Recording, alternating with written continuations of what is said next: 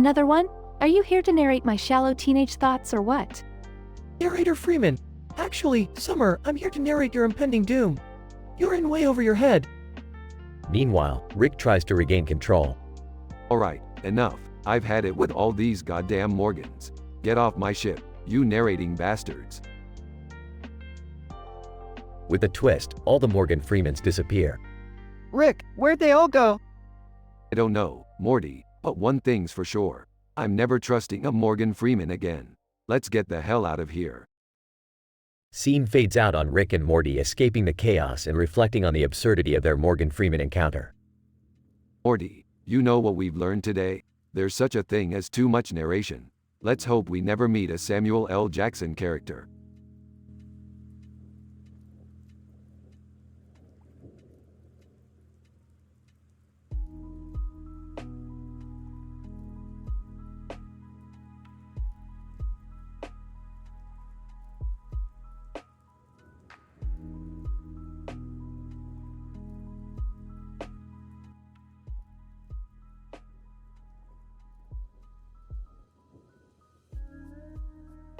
Morty, grab that wheel over there.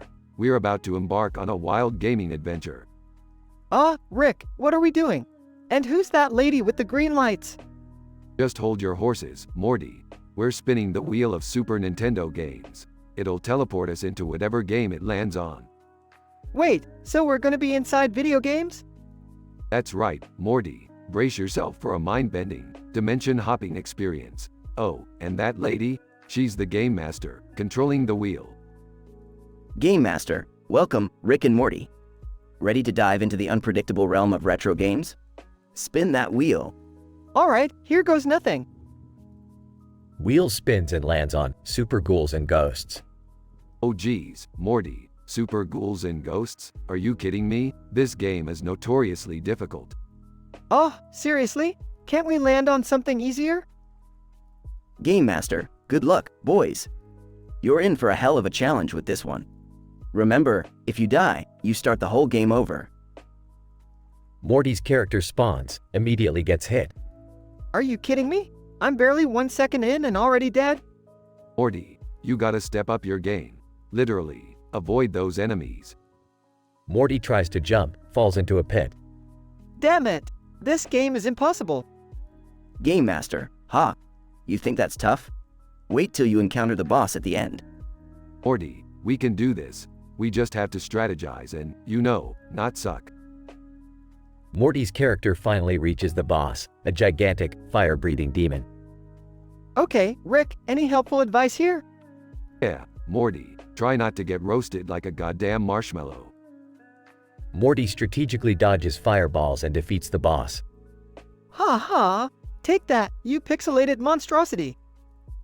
Game Master, impressive, boys. You've conquered Super Ghouls and Ghosts. But now, get ready for game number 2. Hold on a sec, Green Lantern. Can we take a break? That last game nearly gave me a heart attack. Game Master, fine, but just a short break. We've got a lot more games to conquer. Rick and Morty collapse onto a virtual couch, catching their breath. You know, Morty, this whole video game adventure might be crazy, but it sure beats dealing with real-life problems sometimes. Yeah, I guess you're right, Rick. Escaping into these virtual worlds can be a nice break from all the chaos. Game Master, alright, time's up. On to the next game, boys. Get ready for some real retro action. Alright, Morty, strap yourself in. We're diving back into the pixelated abyss. Morty groans as he picks up the controller. And so, Rick and Morty continue their wild, unpredictable journey through the world of Super Nintendo games. Every game they encounter presents new challenges, crazy enemies, and mind-bending mechanics. But no matter how tough the virtual world may be, Rick and Morty always manage to find a way to overcome the odds, with a healthy dose of sarcasm and profanity along the way.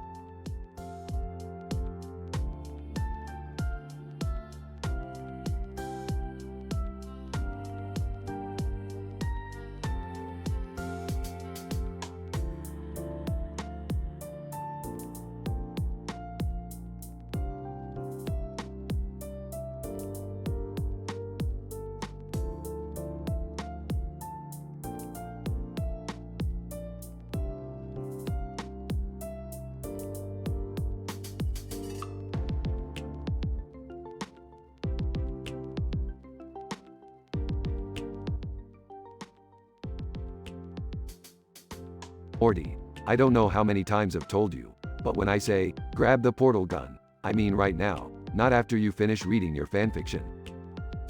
Geez, Rick, can I just have 1 minute to myself? This Star Trek crossover is getting pretty intense. Intense? Morty, it's just a bunch of nerds in spaceships pretending they have social skills. Now put that away and grab the damn portal gun. Entering. Hey, what's all the commotion about? Dad, can you believe Morty's wasting his time on some Star Trek fanfiction? Talk about a cosmic cringe fest. It's not just fanfiction, Summer. It's an alternate universe where Captain Kirk becomes a Jedi. Chuckles. Oh boy, sounds like someone's exploring their fantasies. Oh, please, Jerry. I've seen your internet search history. Let's not go there. As they continue arguing, an albino Chris Rock walks past them. Chris Rock. Yo, what's shaking, y'all? I'm out here gathering some comedic inspiration for my next gig. Rick, why is there an albino Chris Rock wandering around? Morty, when it comes to dimension hopping, you gotta expect the unexpected. The multiverse is a chaotic place. So, what's the plan, Rick? Are we just gonna hang out with albino celebrities now? Not quite, Summer. We're gonna find out what's behind that mysteriously powerful cosmic anomaly. To the portal. They all follow Rick through the portal to a field, where they find the man in the blue coat. Hey, buddy, what's with the books? Man in blue coat. Oh, these. They're just my quantum physics textbooks. Trying to unravel the secrets of the universe, you know. Sarcastically, of course, because walking through fields with textbooks is the most logical approach. Man in blue coat. Hey, you do you, man. So, any idea why this field's giving off weird energy, Mr. Quantum Wizard? Man in blue coat. No idea, kid. I was just passing through when I noticed this place defying all known laws of physics. Fascinating, really. Alright, Professor, but how the hell do we stop it from defying those laws? Man in blue coat. Well, normally I'd consult my quantum physics textbooks, but I seem to have misplaced one of them in the quantum foam. Classic rookie mistake. And you just used the other book? Man in blue coat. Chuckles. Oh no, that one's just for show. It's actually just a biography of Oprah Winfrey. Seriously, dude. Man in blue coat. Hey, it's important to have some light reading while pondering the mysteries of the universe. Guys, I guess we'll have to fix this ourselves. Morty, grab the other book. It's time for some field physics. The group sets off to contain the anomaly and the absurdity unfolds, leading to a hilarious yet somehow successful resolution. Well, that concludes another wild adventure, folks. Who's up for a drink at the Interdimensional Tavern? Oh, cheers to that. They all head back through the portal, leaving the field once again in calm chaos.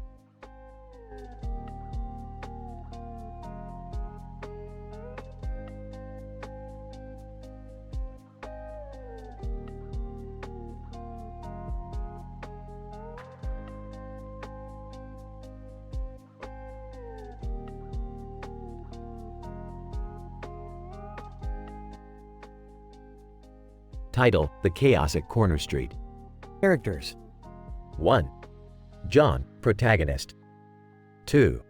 Crombopulous Michael, antagonist. 3. Lisa, John's crush. 4. Bystanders A, B, and C. John, dressed in a colorful superhero costume, stands on a street corner with a baseball bat in one hand and a salamander in the other. John, whispering to himself, today is the day I win Lisa's heart. Incident. Crombopulous Michael, an eccentric hitman with a disturbed mind, approaches John. Michael, what's with the get-up, buddy? Trying to impress someone? John, stay away from me, Michael. I won't fall for your tricks. Regression.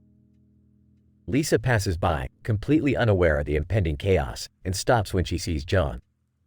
Lisa, John, what are you doing? You look ridiculous. John, Lisa, my love, I'm a superhero, here to save you from boredom. Michael, chuckling, well, isn't this adorable?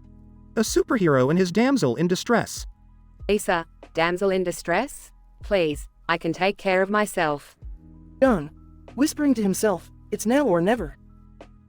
John swings the baseball bat, aiming for Michael, who expertly dodges it. Chaos ensues as the bat flies towards Bystander A. Bystander A. Holy SH*T, what just happened? Bystander B. Is this some kind of twisted street performance? Bystander C, grab your phones, guys. We got ourselves a viral video. Michael, laughing maniacally, looks like our hero needs some help. Lisa, rolling her eyes, and here I thought this day couldn't get any stranger. John and Michael engage in an intense duel, destroying various objects on the street. Meanwhile, the onlookers cheer them on, enjoying the absurdity of the situation. John, you can't defeat me, Michael. I won't let you ruin my chances with Lisa. Michael, you're nothing but a silly sidekick in this grand comedy. As the chaos continues, an unexpected visitor approaches. Unknown voice. Calmly, enough of this madness. Everyone turns to see a doctor wearing a lab coat, carrying a clipboard. Doctor, I'm here to perform a spinal fusion surgery on anyone who can't put down their bat. John, Michael, Lisa, and the bystanders freeze, stunned into silence. John, whispering, isn't it statistically improbable? Doctor, well, life can be full of surprises, kid. The absurdity of the situation comes to a halt as everyone drops their bats, realizing the true madness of their actions. Note: the story contains mature content, intense scenes, and vulgar language.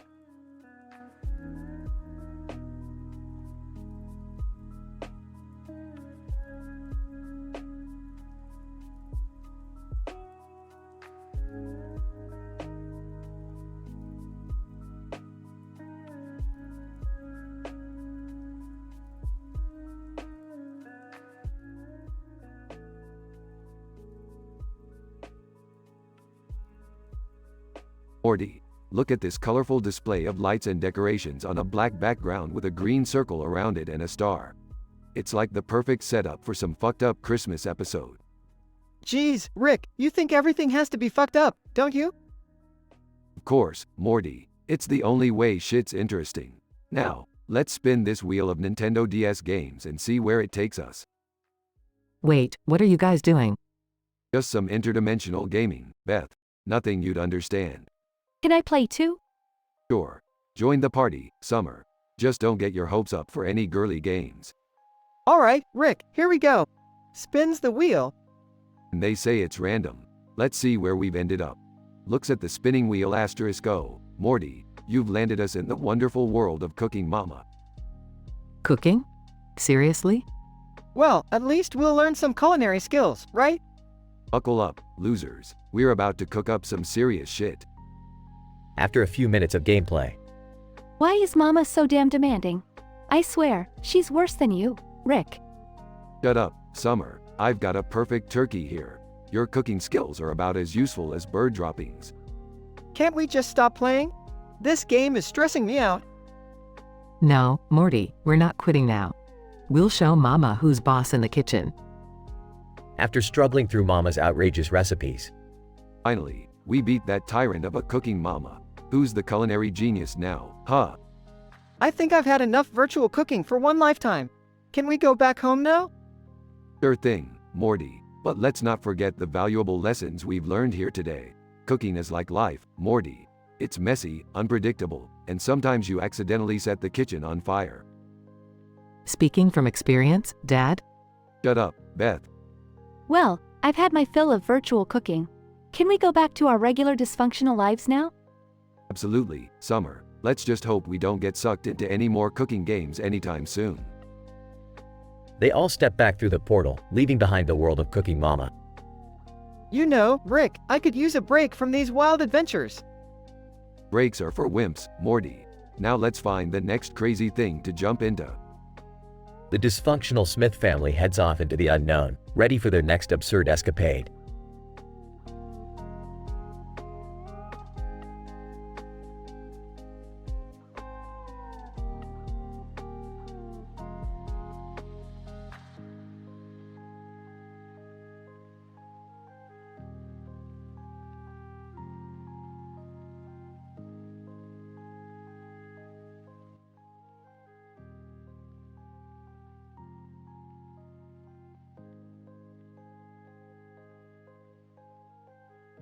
Alright, Morty, get ready for some next-level sci-fi adventures.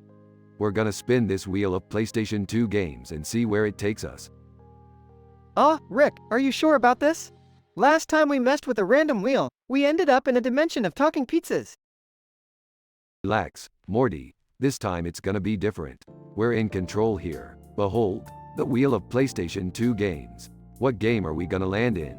It's a complete statistical improbability, Morty. Walking into the garage. What are you two up to now? I heard talk of a wheel and statistically improbable accidents. Hey, Beth, just a little getaway from Jerry's constant whining. We're gonna play PlayStation 2 games and get teleported into the world of the game it lands on. It's gonna be awesome. Entering with a bowl of popcorn. Well, what do we have here? Another reckless adventure? Count me in. Jerry, you wouldn't know an adventure if it hit you in the face like this neon wheel spinning in the background with a neon wheel in the foreground. But sure, grab a controller and join the party. Meanwhile, the wheel slows down and eventually stops. It landed on. Oh, geez. Leisure Suit Larry, magna cum laude. Seriously, Rick? Oh my, this game was definitely not meant for children. Morty, cover your eyes. Relax, it's all in good fun. Plus, I may or may not have modified the game a bit. Brace yourselves. Suddenly, they find themselves inside the game, surrounded by scantily clad characters. Blushing. Rick, why is everyone dressed like that? It's all part of the game, Jerry. Just roll with it, unless you want to admit you've played this before. Alright, now let's focus on finding a way out of here. We don't belong in this sleazy dimension. Look over there. It's the legendary sassy neon wheel of truth. Morty, this is our ticket out of here. We must face the wheel and answer its questions with brutal honesty. Nervously. I'm not sure I'm ready for brutal honesty right now. Shut up, Jerry. We're doing this. First question. Morty, have you ever cheated on Jessica? Oh, well. Save it, Morty. We've got more important things to worry about. After answering a series of outrageous questions, they finally escape the game. Well, that was one wild ride, huh? Never thought a game could be so revealing. I think I need to lie down for a while. My mind can't handle this level of absurdity. At least we're back in the real world. Let's never speak of this again, okay? Yeah, I'm definitely scarred for life. Can we just go home now? Sure thing, Morty. But remember, this adventure is just a small taste of the infinite possibilities out there. Next time, we dive deeper into the bizarre. Get ready, Morty. Oh, geez, I can't catch a break, can I?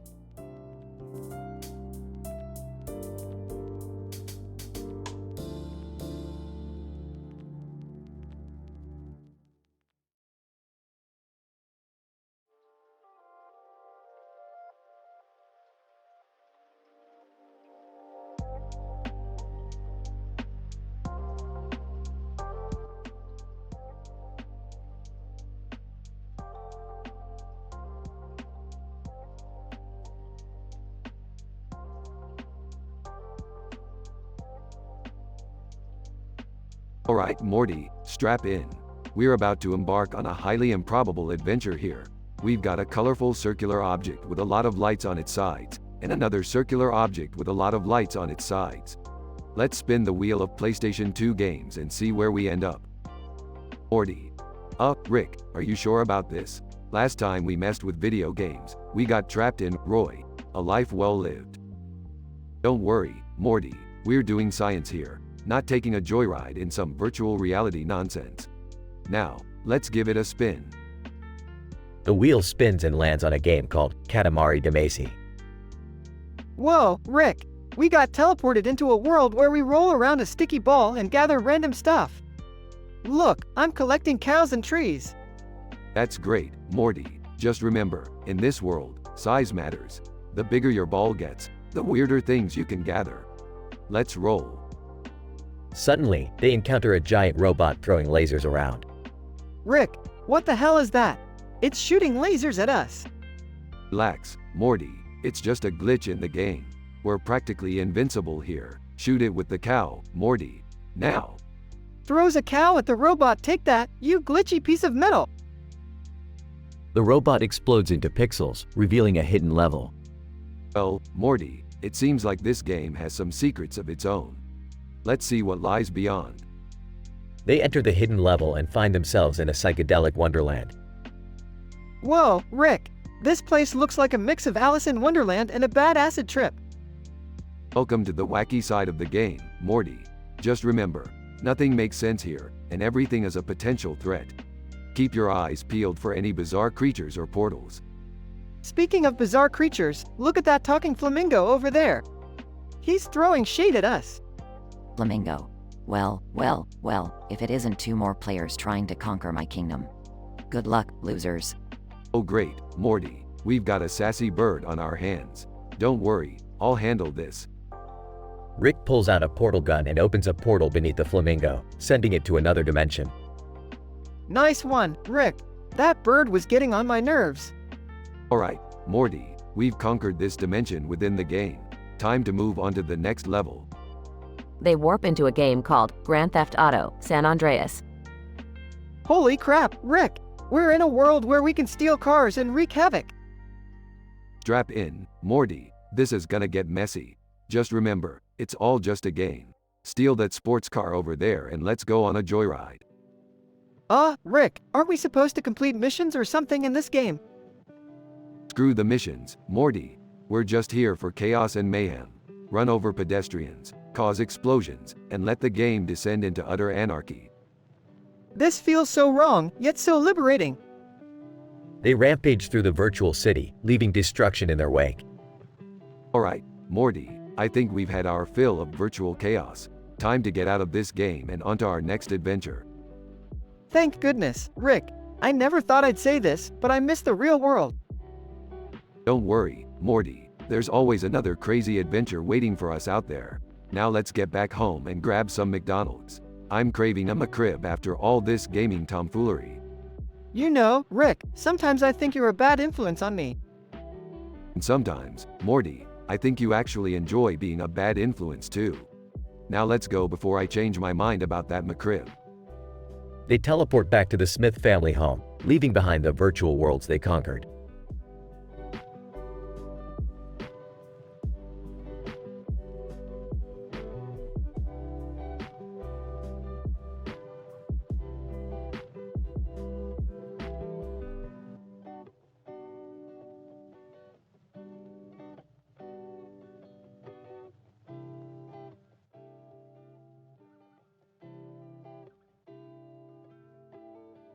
Alright, Morty. We're standing on top of a green field next to this neon light-filled area with a cross. This looks like some kind of gaming setup. Oh geez, Rick! Look at all those neon lights! This place is insane! Yeah, Morty, it sure is flashy. But what's really interesting is that wheel of Nintendo Wii games over there. Let's give it a spin. Wheel spins and lands on Deadly Premonition. Oh man, Rick! We've been teleported into the world of Deadly Premonition. This place is creepy and filled with unpredictable weirdness. No kidding, Morty. This game is notorious for its bizarre characters and quirky storyline. But don't worry, we'll navigate through this mess. As they explore, they encounter a character named Zach. Zach! Hey there, you two. Are you here to help me solve these bizarre murders? Murder? Whoa, Morty, things just got real. Zach, we're here to help. But be warned, we're not your typical detectives. Zach. That's okay. I'm used to dealing with eccentric personalities. Let's jump into my car and start our investigation. They jump into Zach's car, which strangely starts floating. Rick, why is this car flying? Morty, in this game, logic is an optional feature. Buckle up and enjoy the ride. Zach takes them to a diner where the inhabitants have unusual habits. Waitress. Welcome to Greenvale Diner, where everything tastes like coffee and pancakes. Don't mind the constant rain though, it's just a quirk of this place. Well, Morty, we're in a world where coffee and pancakes rule. I can get behind that. But why does the rain taste like maple syrup? I don't know, Rick. Maybe it's just the game's way of messing with us. They continue their investigation, encountering strange supernatural phenomena. Morty, this game is filled with supernatural beings and time distortions. I haven't seen this level of weirdness since family therapy. Yeah, Rick, it feels like we're trapped in an acid trip mixed with a Twin Peaks marathon. They finally solve the murder case, but it leads to an alternate reality. Hey guys, what are you doing here? Oh, great, it's Jerry. Morty, I thought we left him at home. I followed you into the game, Rick. I wanted to prove that I can be useful. Well, congratulations, Jerry. You've managed to get us stuck in an alternate reality within a video game. I hope you're happy. They eventually find a way to escape the game and return to their world. Whoa guys, where have you been? Summer, you won't believe the crazy stuff we've seen. We were trapped in a game, fought supernatural beings, and Jerry screwed everything up as usual. Seriously? I can't leave you two alone for a second. At least bring me a cool souvenir next time. Don't worry, we'll find a way to make it up to you, Summer. Now let's all grab some pancakes and forget this ever happened. They all head to the Greenvale Diner, leaving the neon-lit gaming world behind.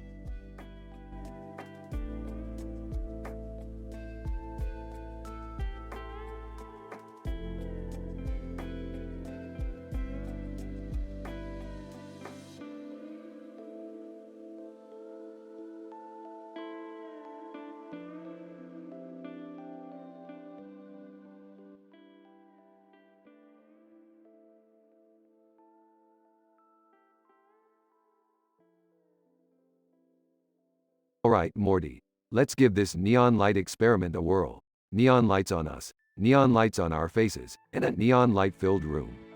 This is gonna be more visually stimulating than Jerry's wardrobe. Yeah, Rick, maybe it's time to give Jerry a break. He's been getting roasted a lot lately. Oh, please, Morty. Jerry's a living, breathing punching bag. Now, let's spin the wheel of Sega Master System games and dive into some digital chaos. Did someone mention my name? Guys, can't we just focus on spending quality time together? Sorry, Jerry, but time with you is like watching paint dry. If the paint had the personality of a wet sock. Alright, the wheel is spinning. Where are we gonna end up, Rick? Well, it looks like we're headed straight into the classic Barbie supermodel game. Get ready for some estrogen-fueled adventures, boys. Morty groans. Okay, so we're in Barbie's world now. Look at us, Morty, skipping around in pink dresses. Adorable. Can't we just get this over with? These heels are killing me. Relax, Morty. We need to find the magic pink lipstick that will give us superpowers. Only then can we defeat Ken and his army of fashion-forward minions. Seriously, Rick? We're playing dress up and fighting the patriarchy? This is messed up, even for us. Oh, Morty, quit your whining. It's all about embracing our feminine side, empowering ourselves, and giving Ken the beatdown he deserves. Fine, let's just find that lipstick and get out of here. They venture through Barbie's world, encountering sassy fashion dolls and ridiculously extravagant fashion shows. Rick, I think I found the lipstick. It's in the dreamy, glittery castle over there. Great, let's grab it and turn this game upside down. Barbie's gonna wish she never messed with us. They retrieve the lipstick and transform into badass versions of themselves, ready to take on Ken. Alright, Ken, you pretty boy doll. Prepare to be on the receiving end of some serious fashion faux pas. Ken and his minions attack, but Rick and Morty fight back with style and sass, using their newfound powers to defeat them. We did it, Rick. We saved Barbie's world. Yeah, Morty, we sure did. Now let's get the hell out of this absurdly pink nightmare. They escape the game and return to the real world. So, how was your time in Barbie Land, boys? We'd rather not talk about it, Jerry. Yeah, our superhero alter egos are a bit too fabulous for your taste, Jerry. Best to just leave it at that. Oh, alright, I'll just go back to being the boring old punching bag. Hey, even we need a break from making fun of you, Jerry. Don't get too comfortable with the silence. The trio walks off, leaving Jerry to ponder his existence. Mumbling to himself, maybe being a punching bag isn't so bad.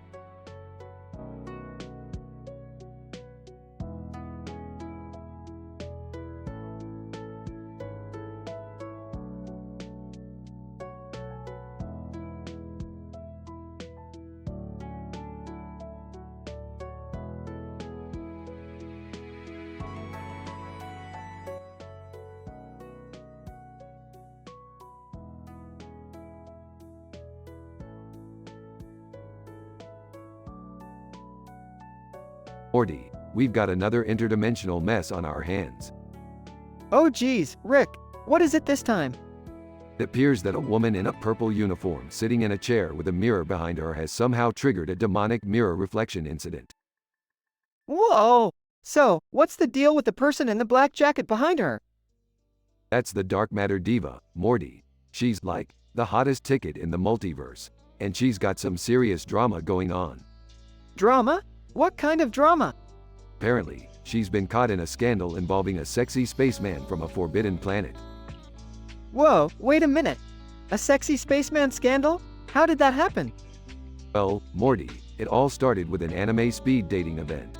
The dark matter diva and the spaceman hit it off, but it turns out, he's got a lot of exes in the galaxy. So, those exes caused a demonic mirror reflection incident? Bingo, Morty.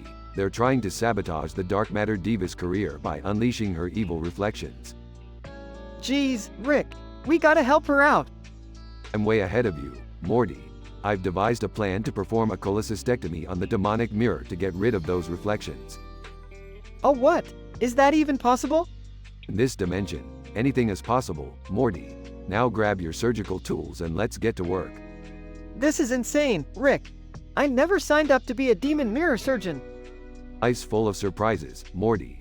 Just roll with it. Now, we have to be careful. Those reflections are highly volatile. Got it, Rick. I'll be super careful. Alright, Morty, start the incision. Let's remove those demonic reflections once and for all. Okay, here goes nothing. Character enters. Woman, what the hell is going on here? Who gave you permission to mess with my mirror? Oh great, another person to complicate things. Who are you? Woman, I am the owner of this establishment, and you two were trespassing and causing a chaos that could get my spa shut down. Sorry, lady, we'll fix this mess and be on our way. Woman, you better, and if any of my mirrors break, it's coming out of your pay. Rick, we gotta be careful not to break anything else. We're in enough trouble as it is. Morty, just focus on the surgery. I'll handle the dark matter diva drama and smooth things over with the spa owner. This is insane, Rick. I can't believe we're knee-deep in mirror reflections and spa drama. Welcome to my world, Morty. Now, stay sharp, we're almost done here. Okay, I think I've got it. I'm closing up the incision now, Rick. Good job, Morty. Now, let's hope this cholecystectomy works and the dark matter diva can finally put an end to her reflections. And what about the sexy spaceman scandal? Don't worry about that, Morty. I've got a little something up my sleeve to fix that mess too. I don't know how you do it, Rick. You always find a way out of the craziest situations. It's all in a day's work, Morty. Now let's go find that spaceman and give him a taste of his own medicine. I guess it's just another adventure with you, Rick. You got that right, Morty. And remember, in the world of interdimensional chaos, there's never a dull moment.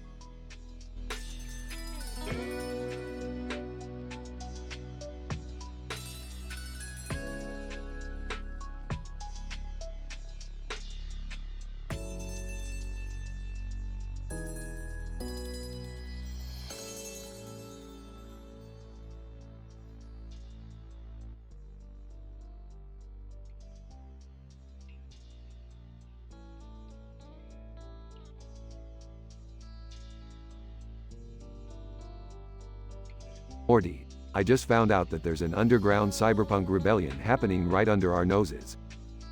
Whoa, really, Rick? That sounds intense. What are they rebelling against?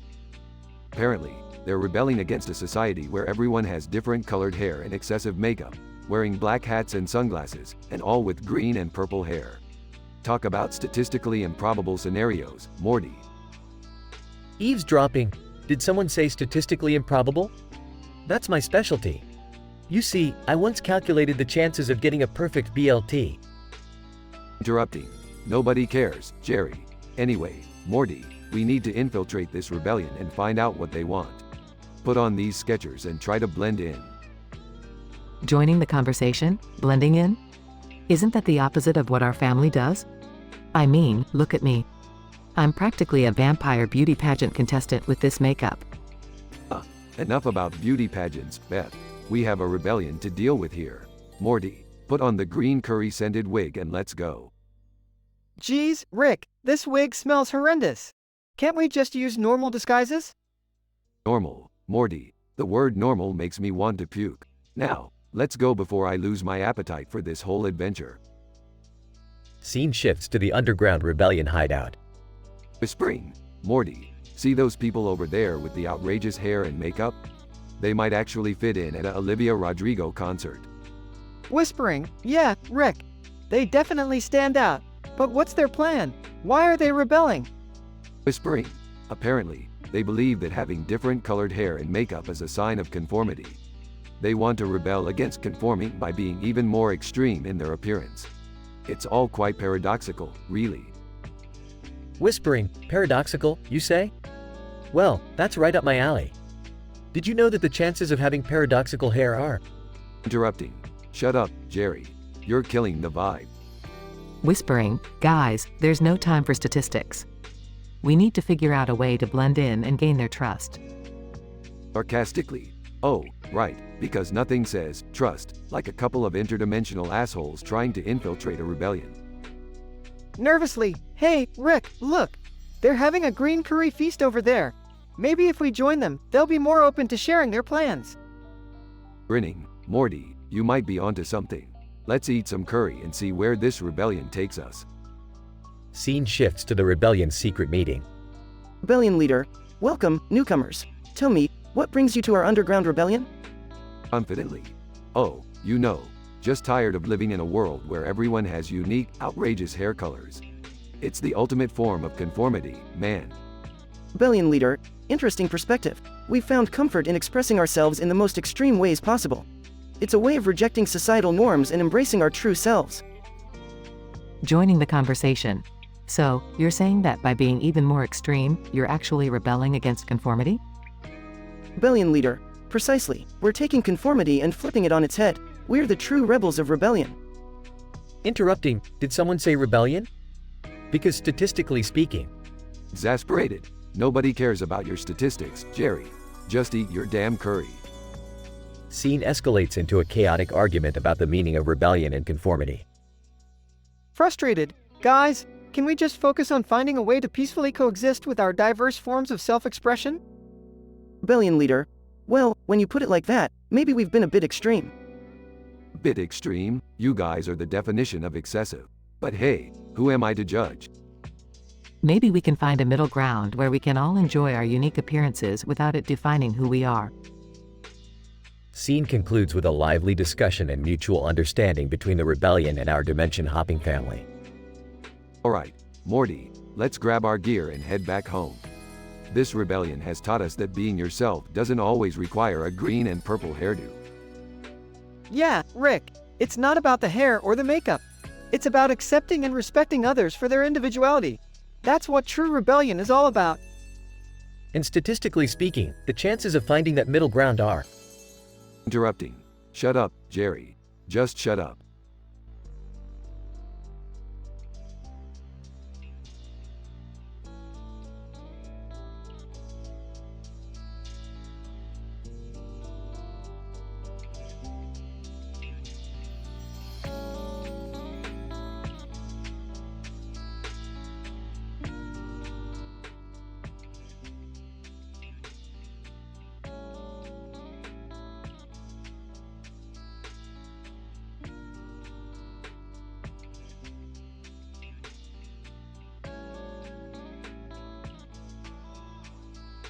Morty, I've got another one of those genius ideas that's bound to get us in trouble. We're going to infiltrate the floating city of Zorbidide 9, Morty. It's like a cross between a psychedelic disco and a tax advisor's worst nightmare. Oh, Rick, do we really have to? Last time we went to a floating city, I ended up having my face licked by a telepathic squirrel. Look, Morty, I know it sounds crazy, but trust me, you're going to love this. Plus, there's a rumor floating around that Zorbidide 9 has the finest interdimensional pizzas in the multiverse. Speaking of rumors, have you guys heard about that mysterious man in the suit with the green light on his face and a helmet on his head? He's been halving rangers at the outskirts of the city. Beth, halving rangers? Come on, use a little less of that fancy vocabulary. Just say he's cutting people in half, okay? Oh, Great, more dangerous shenanigans. Can't we all just stay at home and watch interdimensional cable?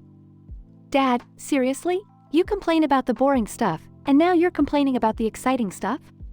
Which one is it gonna be? I'd rather not get cut in half, you know. That's kind of a deal breaker for me. Morty, don't be a wuss.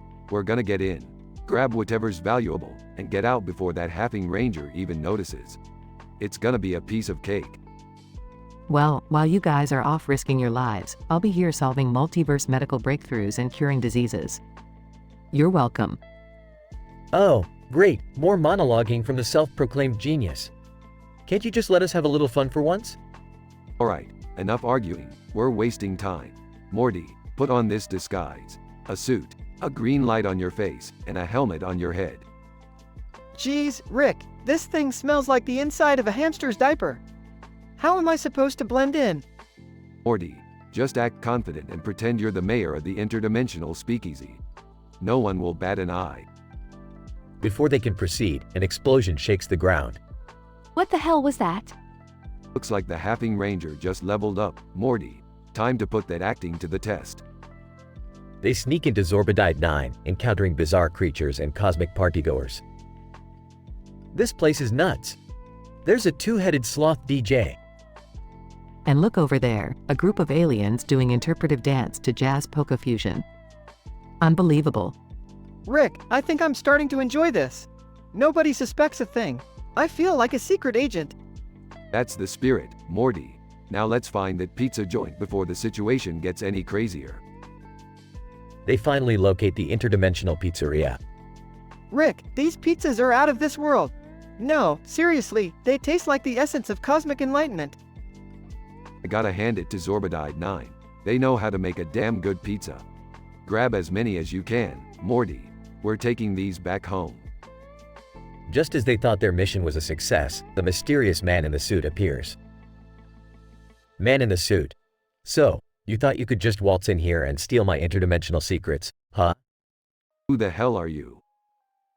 Man in the suit. They call me the halfing hoodoo. And you're about to join the ranks of my victims. A chaotic and intense chase scene ensues, with Rick and Morty narrowly escaping the halfing hoodoo's lethal weapon. Rick, I thought you said no one would notice us. Well, Morty, looks like your acting skills didn't work this time. We'll have to find a different disguise next time we need to steal interdimensional snacks. Can we just stick to regular pizza joints like Pizza Planet from now on? Seriously, I've had enough cosmically enlightening experiences for today. I second that. Let's just go home and watch interdimensional cable, like a normal dysfunctional family. They all teleport back to the safety of their home, still carrying the stolen interdimensional pizzas. You know what, maybe risking our lives for some wild adventure isn't the worst way to spend our time together. That's the spirit, Beth. Now, let's dig into these pizzas and see if they're worth all that trouble. They all laugh and enjoy their stolen cosmic pizzas, reminiscing about their outrageous exploits and eagerly awaiting the next mind-bending adventure.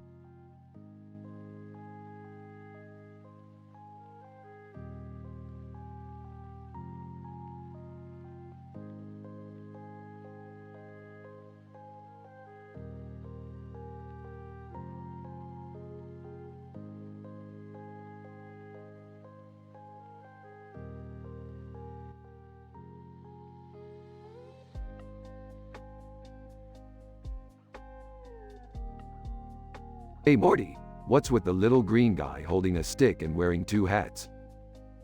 Oh, I don't know, Rick. Jerry found it in the backyard. He thinks it's some kinda halfling ranger toy or something.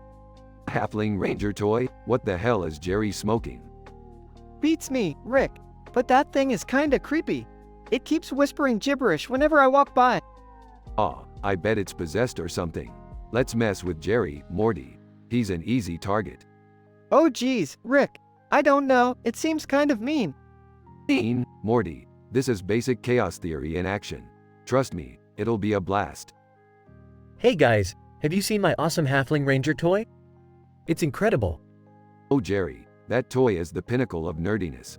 It's like your entire life shrunk down into an inch-tall dummy. Well, I think it's cool, okay? Just leave him alone. Rick, come on, lay off.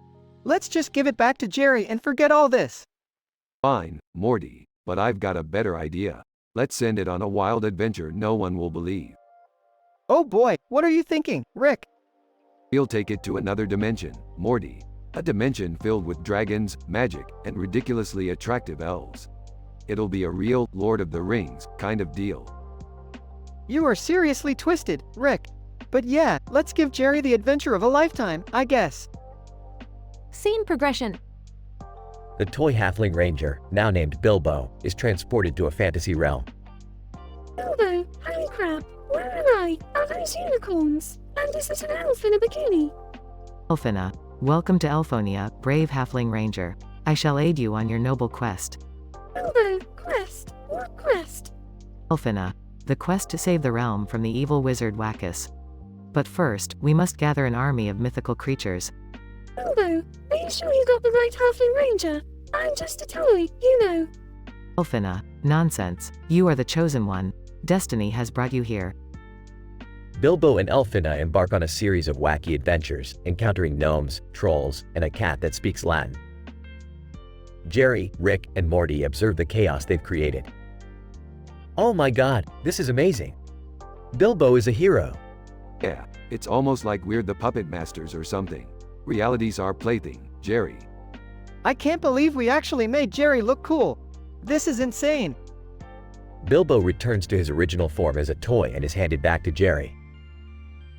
Wow, you guys wouldn't believe the adventure I just had. This little halfling ranger is the real deal. Sure he is, Jerry. Sure he is. We're never telling him what really happened, right, Rick? Of course not, Morty. Ignorance is bliss, my boy. They all share a mischievous laugh as the episode comes to an end.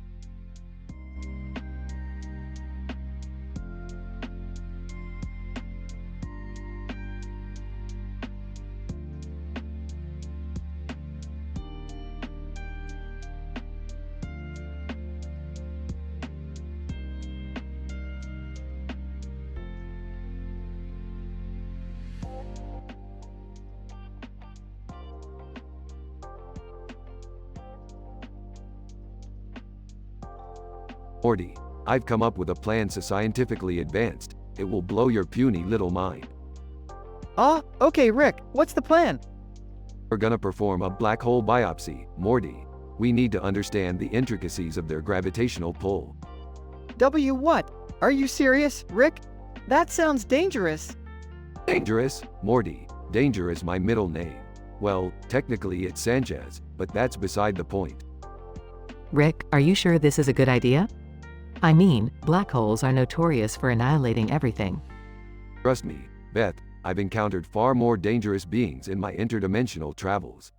Black holes are nothing compared to a date with Gollum. Gollum? What does that have to do with anything, Rick? Morty, you'll understand when you're older. Anyway, we need to gather some equipment for this little sci-fi adventure. Let's head to the Witcher shop. The Witcher? As in Geralt of Rivia? Yep, that's the guy. He's got some magical gadgets that will come in handy for our little experiment. Asterisk at the Witcher shop. Witcher. Welcome, travelers. How may I assist you today? We need your finest arsenal, Witcher. We're off to confront the mysteries of black holes. Witcher.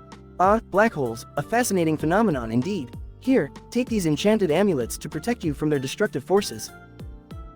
Morty puts on the amulet and looks at his reflection in a mirror.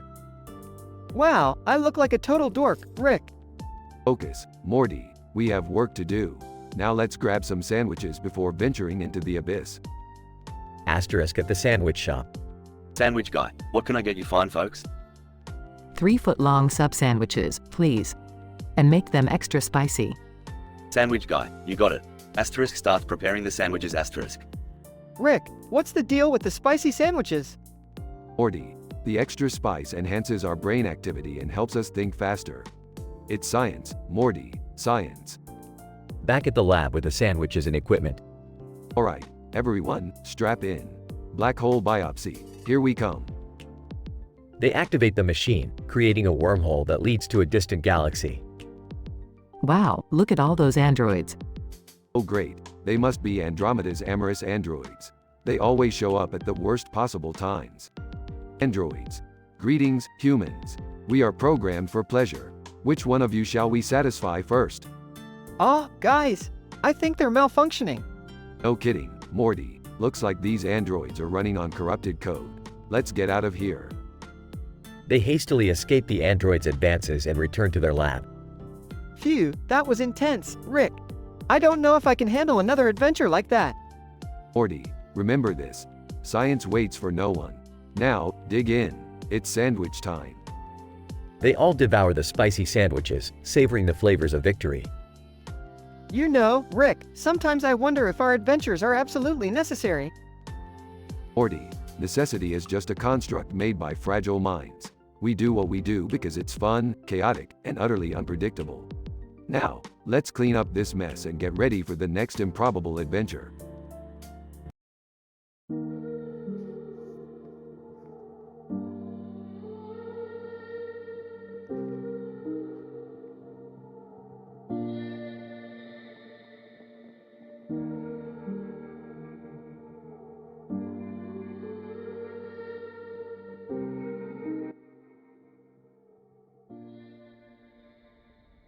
Title: The Erotic Encounter with the Green Alien. Narrator, John, I found myself walking into a small room adorned with dimly lit lamps and a peculiar sign. Little did I know, this room would soon become the setting for a mind-boggling encounter of both the sexual and extraterrestrial kind. Incident. John. What the hell is going on? Who are you? Green alien, shut up, human. I've come here to satisfy my insatiable lust for earthly pleasures. John. Stunned. What exactly are you looking for? Progression. Green alien, I want nothing more than to sample the delights of a human orgasm. But I require your assistance. John. Whoa, hold on there, Mr. Alien. What makes you think I'd help you with that? Green alien, allow me to entice you with this exquisite curry that I have brought from my home planet. It carries the power to transform a mere mortal into a sexual dynamo. John. Intrigued. Alright, Alien, you've got my attention. Let's see what you've got. Green alien, excellent. Now, let us indulge in a sensual feast of pleasure and passion. John. Nervous. Shouldn't we set some ground rules first? Green alien, rules? No time for that, human. Prepare yourself for a wild ride beyond your wildest dreams. Several hours later, exhausted and ironically satisfied.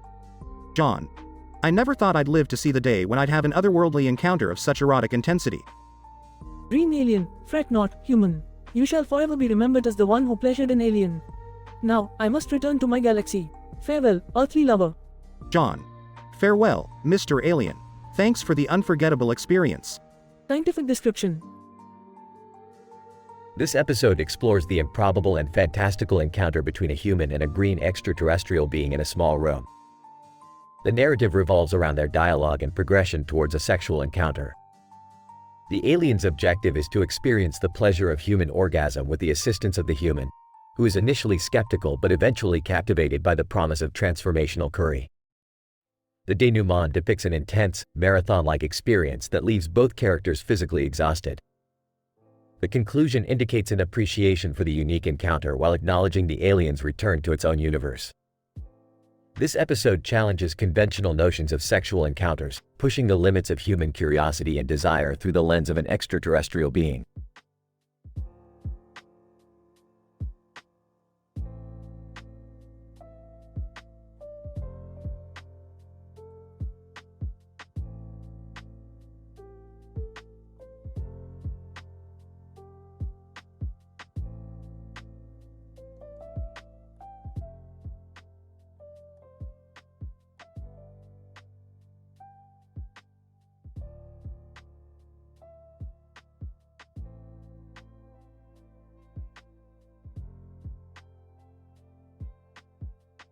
Alright, Morty, buckle up. We've got another mind-bending adventure on our hands. Geez, Rick, can't we have just one normal day? Normal? Who needs normal when you can have statistically improbable scenarios, Morty? Now listen up. We've stumbled upon a group of peaches that have a heart-shaped cut in half on a black surface with a reflection of the fruit. What? That sounds oddly specific and completely pointless, Rick. But you see, Morty, these peaches possess the power to grant eternal love. We're gonna take them and sell them to desperate lovers for a ridiculous amount of money. Selling love? That's messed up, Rick. Even for you. Relax, Morty. People are idiots. They'll take anything if you slap a heart-shaped cut on it. It's all about the money, Morty. Hey, guys, what are you two arguing about now? You're about to make a killing by exploiting the power of love, Summer. Wanna join? Nope. I'm out. You guys are way too weird.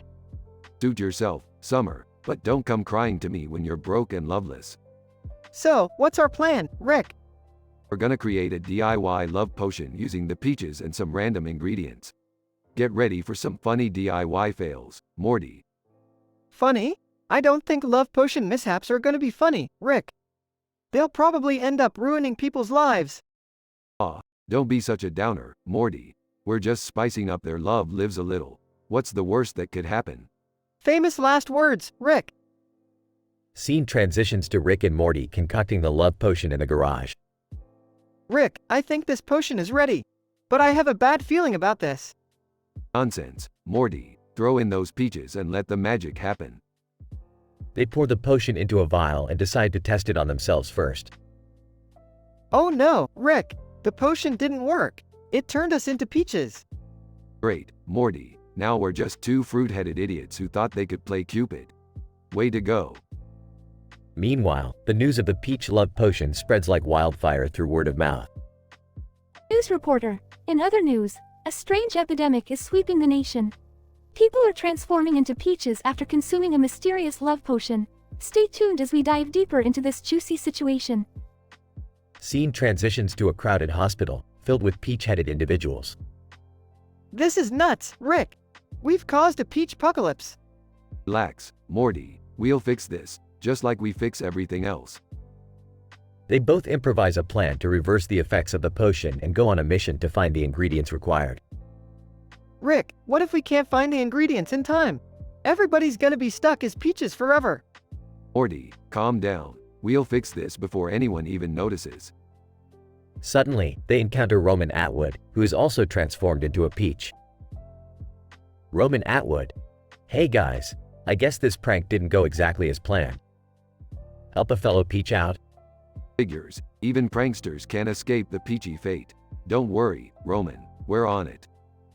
They manage to gather the ingredients and return to the lab. Rick, we've got everything. Will this really work? It's inguinal hernia repair time, Morty.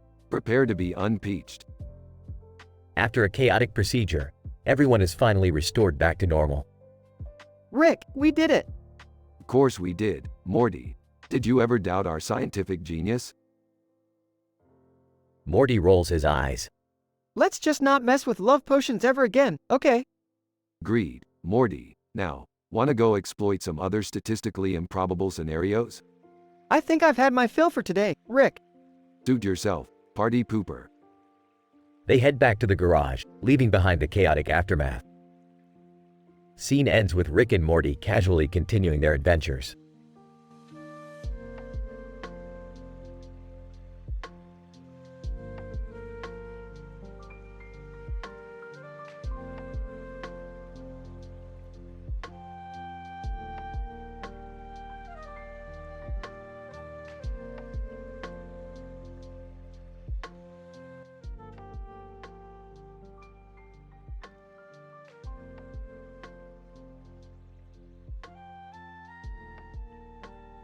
Sarcastically, well, Morty, it looks like we stumbled upon a statistical impossibility. A man in a Mickey Mouse costume sitting on a ledge in front of a building with a mouse on it. Real original. Geez, Rick, what's wrong with that? Maybe he's just an enthusiast, you know, like those people who dress up as superheroes? Rolls eyes, enthusiast, Morty, please, spare me the amateur psychology. I bet he lost his mind after realizing Disney is just a corporate machine sucking the souls out of innocent children. Joining the conversation. Rick, you're really going deep with this one. Can't we just help the guy? Interjects nervously. Yeah, I agree. Let's not get involved in any weird conspiracy theories right now, okay? Fine, we'll help him, but only because I want to see Disney characters running loose in the streets when Mickey goes on a rampage. Seriously, Rick? You're so twisted. Scene transitions to Rick and Morty in a laboratory attempting a liver transplant. Rick, not sure if this is a good idea. We're not exactly qualified to perform a liver transplant, you know? Morty, when have we ever been qualified to do anything? That's the beauty of science. Incident occurs as Morty accidentally knocks over a vial of green liquid, causing it to mix with a nearby jar of cartoonish substance. Morty, you idiot. You just mixed cartoon DNA with a human liver. We're going to turn someone into a walking, talking cartoon. Oh man, oh geez, it was an accident. Rick. Scene progresses as they locate the man in the Mickey Mouse costume and inject him with their experimental concoction. Mickey Man, what the hell, you crazy bastards? This ain't no theme park ride. Chuckles. Oh, it's going to be a wild ride, my friend. Mickey Man transforms into a half-human, half-cartoon creature, causing chaos in the city. Rick, we have to fix this. People are freaking out. Panicking. Yeah, this is not good. My insurance doesn't cover cartoon-related incidents. Don't worry, I have a plan. Morty, go tell Summer to get her laptop ready. Scene shows Summer setting up a makeshift stand-up comedy stage. Confused. What the hell, Rick? How is this going to solve anything? Scene concludes with Rick on stage, addressing the confused crowd. Ladies and gentlemen, boys and girls, step right up. Witness the greatest stand-up comedy act the world has ever seen. Presenting, Mickey Manson. Mickey Manson takes the stage and starts cracking jokes, successfully entertaining the crowd. Proud, laughing. This guy is hilarious. Whispering to Morty. While they're busy laughing, we'll use this distraction to reverse the transformation. Denouement occurs as Rick and Morty successfully undo the cartoon transformation and restore order. Wow, I can't believe it actually worked. I guess even in the face of absurdity, laughter truly is the best medicine. Don't get sentimental, Jerry. We're not in the business of heartwarming lessons. We're in the business of screwing with reality. The incident may have started with a man in a Mickey Mouse costume, but it ended with a crazy adventure involving liver transplants, Disney conspiracies, and a stand-up comedy act. As always, the Smith family triumphed over the bizarre, leaving us questioning our own sanity and contemplating the true nature of our reality.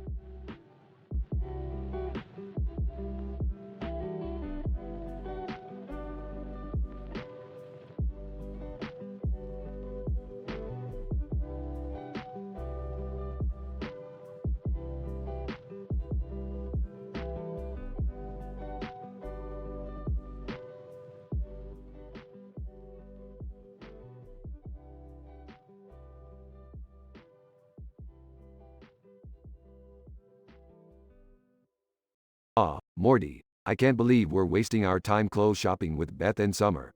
Can't we be doing something more important, like saving the multiverse? I know, Rick, but Beth insisted, and you know how she gets when she doesn't get her way. Fine, but I swear, if I see one more pointless fashion trend, I'm going to lose it.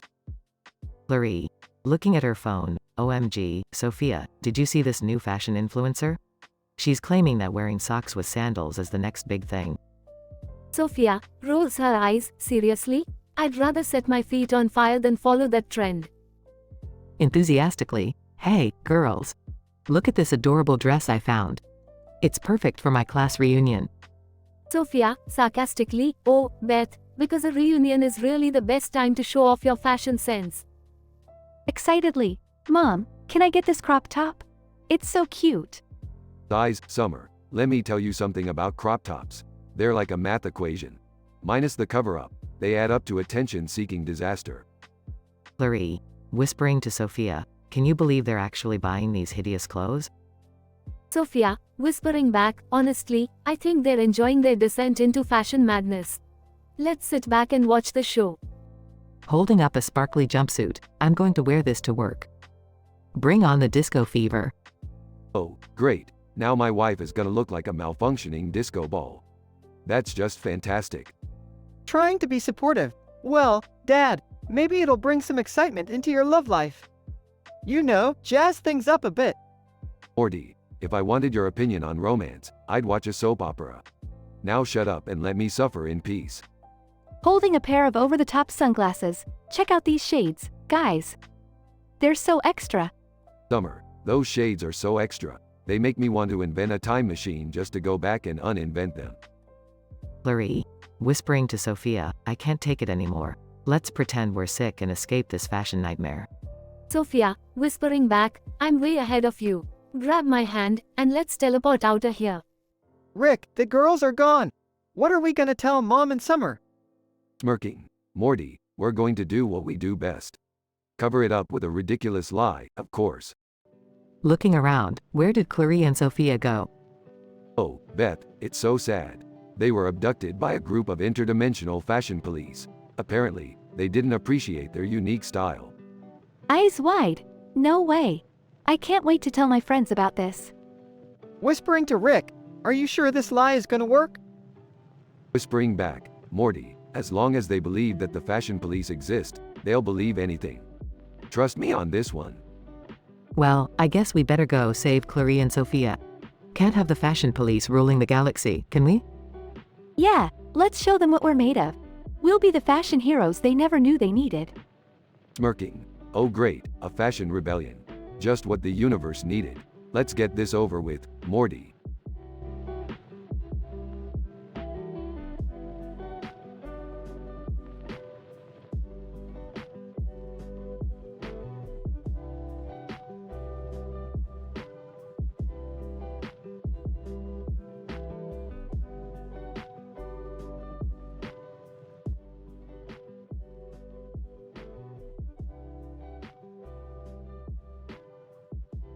Belching. Morty, we've got a classic sci-fi situation here. We're on a space station with a spaceship and a rocket in the background. Looks like a total nerd convention. Geez, Rick, did you have to burp that loudly? Anyway, what's the problem this time? Strap in, Morty, cuz this one's a doozy. Some bored Korean scientists sabotaged the space elevator, leaving us stranded here. The guy's got balls, I'll give him that. Space elevator? You mean that giant thingy that takes us to space? Isn't that just a big old target for chaos? Bingo, Morty, you're not as dumb as you look. And speaking of chaos, Summer went off and made friends with some alien dude. You'd think she'd be smart enough to realize it's a trap, but apparently not. Entering, what's all the commotion about? I heard the words, space, and sabotage, which can only mean one thing. Rick's involved. Hey, Beth, glad you could join the party. Just catching up, Morty here. We've got an alien friend situation on our hands, and a space elevator that doesn't want to cooperate. Excitedly, guys, you have to meet Zog. He's like the coolest alien ever. He's got tentacles and a second mouth. Sarcastically, oh, joy, another tentacled freak. Just what we needed. Morty, remind me again why we keep this girl around. Don't be so harsh, Rick. Summer's just trying to have some intergalactic fun. Besides, Zog seems pretty cool. Fine, Morty. Let's just add intergalactic fun to our ever-growing list of problems. Might as well throw a drunken robot in there too, just to complete the ensemble. You guys are such buzzkills. Zog promises me he can fix the space elevator if we help him find the missing piece of his spaceship. Well, if it means getting off this space station, I'm willing to give it a shot. Plus, it might make a great story for the therapist. You know how she loves alien adventures. Alright, I guess we're doing this. Morty, you better come along too. Can't let your sister have all the fun, right? Yeah, I'm here. But if anything goes wrong, remember, I told you so. Fair enough, Morty. Let's go find a missing spaceship part with Summer and her new buddy Zog. What's the worst that could happen, right? Space elevator doors open, revealing a chaotic alien landscape. Whispering, Rick, did you say something about a drunken robot? Oh, you'll see, Beth. You'll see.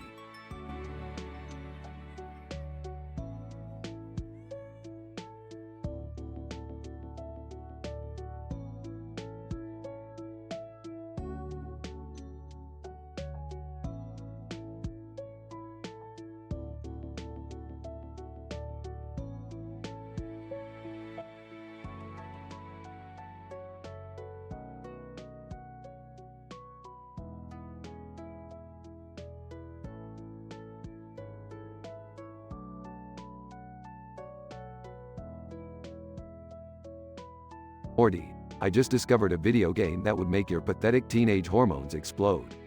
It's got a futuristic city in the background and another one in the foreground. It's like Inception meets the Jetsons, Morty. Wow, Rick, that sounds intense. Can we play it?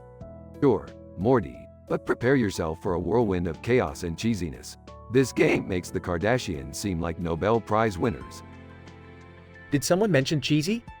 Count me in. I've been practicing my gaming skills since I started using the Super Soaker instead of a cologne. Oh please, Jerry, your Super Soaker skills won't save you from the dystopian cybernetic overlords in this game. Alright, everyone get ready. Once we start, there's no turning back. We're about to enter a world where mankind turns into tax accountants for alien parasites. Rick, are you sure that's a good idea? Morty, life is not about good ideas. It's about ridiculous ideas that keep us entertained while we wait for the heat death of the universe. They all enter the game and find themselves in a futuristic city, surrounded by towering skyscrapers and flying cars. This place looks amazing, but why are there mutated pigeons and gangster robots everywhere? Must be the doing of those dystopian cybernetic overlords. They're as relentless as a Kardashian fan defending their love for a mediocre contour palette. I should have never joined this game. I'm completely useless here. My only skill is making the perfect peanut butter and jelly sandwich.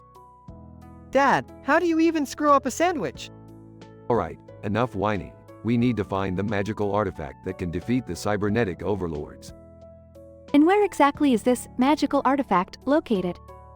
It's in the basement of the most chaotic nightclub in this city. You know, the one where unicorns snort rainbows and breakdance with centaurs? Are you serious? Never been more serious, Morty. We're about to get down with some funky mythical creatures. They reach the nightclub, filled with weird creatures dancing and twerking to the music. I feel so out of place here. It's like attending a PTA meeting after a wild night at Studio 54. Focus, Jerry. We need to find that basement. A bouncer stops them at the entrance. Bouncer. Hold on, folks. Are you on the VIP list? VIP list? We are the VIPs. I'm the guy who can create a fart-powered spaceship in his garage. Bouncer. My apologies, sir. Right this way. They finally reach the basement, filled with glowing artifacts. Which one is the magical artifact, Rick? Look for the only artifact that screams, I can defeat dystopian cybernetic overlords.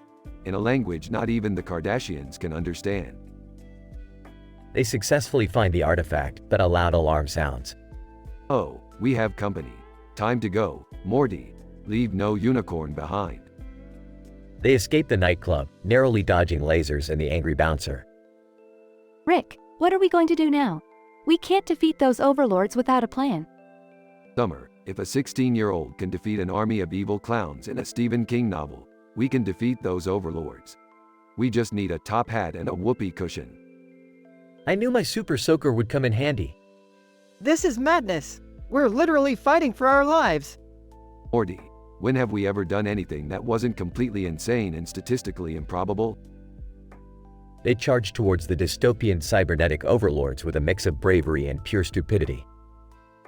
In the end, they manage to defeat the overlords using a combination of Summer sarcasm, Jerry's Super Soaker, and Rick's wacky inventions. The game glitches, transporting them back to their living room. As they sit together, exhausted but victorious, Morty can't help but ask, Rick, what did we even learn from all of this? Rick, with a sly grin, Morty, the only thing we learned is that life is just one big video game, and we're all just pawns in the hands of a twisted developer with a sick sense of humor. And with that, they all burst out laughing, ready for their next insane adventure.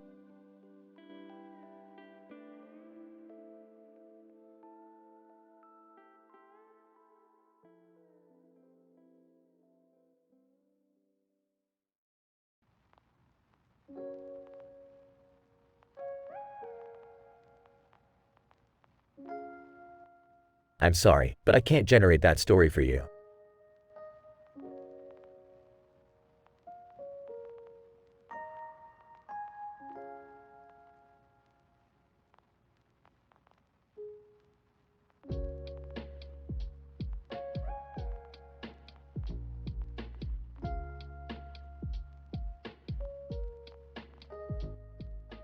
Morty, grab the portal gun.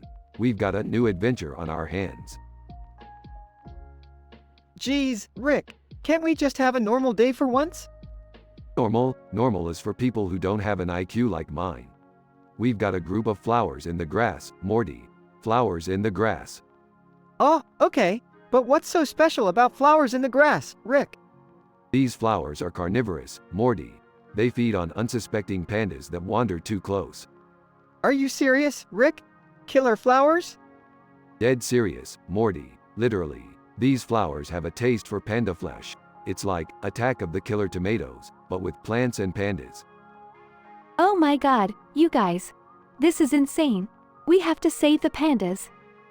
Summer, calm down.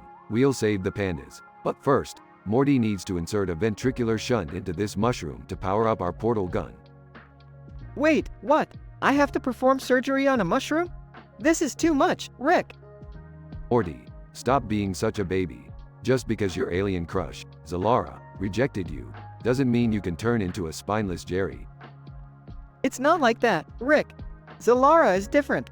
She's out of this world. Oh, Morty, you're such a sap, but fine. We'll go rescue the pandas first. Then, maybe I'll introduce you to my old buddy Larry Page. He could use a good laugh. Who's Larry Page? Oh, you know, just the co-founder of Google.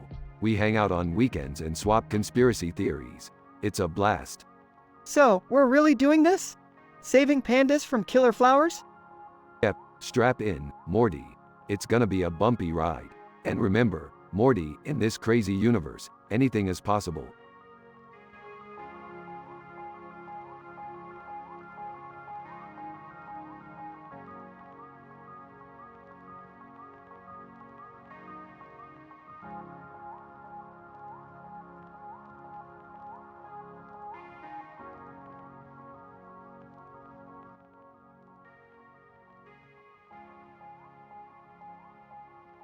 Int.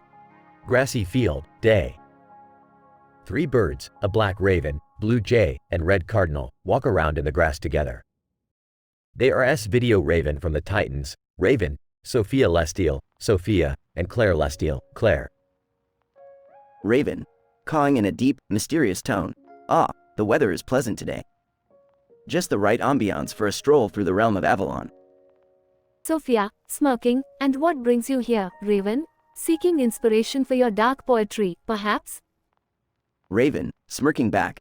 No, my dear Sophia. I've come to explore the depths of this realm, seeking the secrets of Zinthos. Claire, chirping excitedly, Zinthos? The mystical artifact said to grant unimaginable power? Count me in.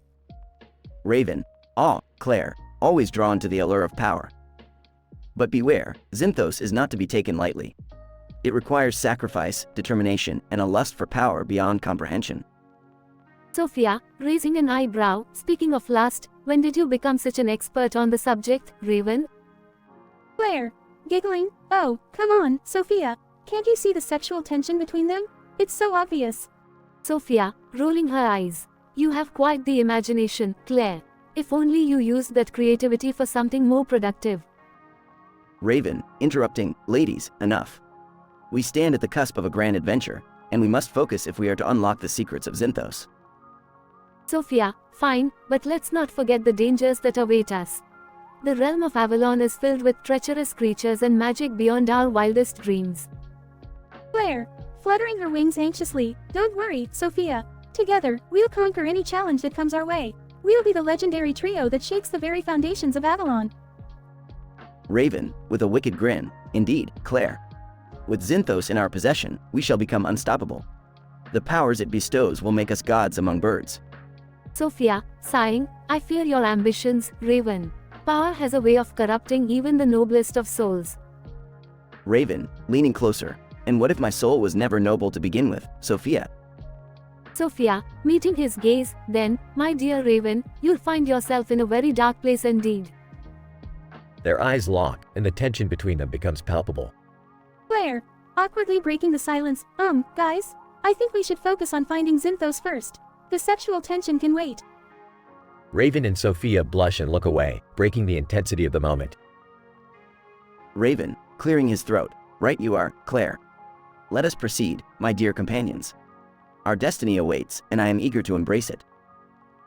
They take flight in unison, their wings carrying them towards the distant mountains where the realm of Avalon awaits. Fade out.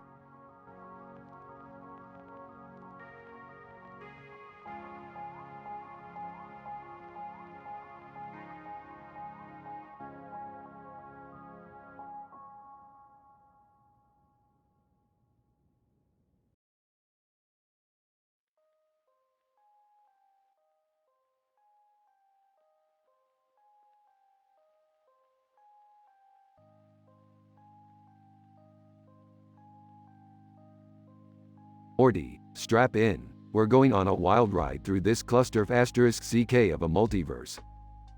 Oh geez, Rick, why are we running down this road wearing spacesuits with a bunch of lunatics? Because the Council of Ricks is after us, Morty.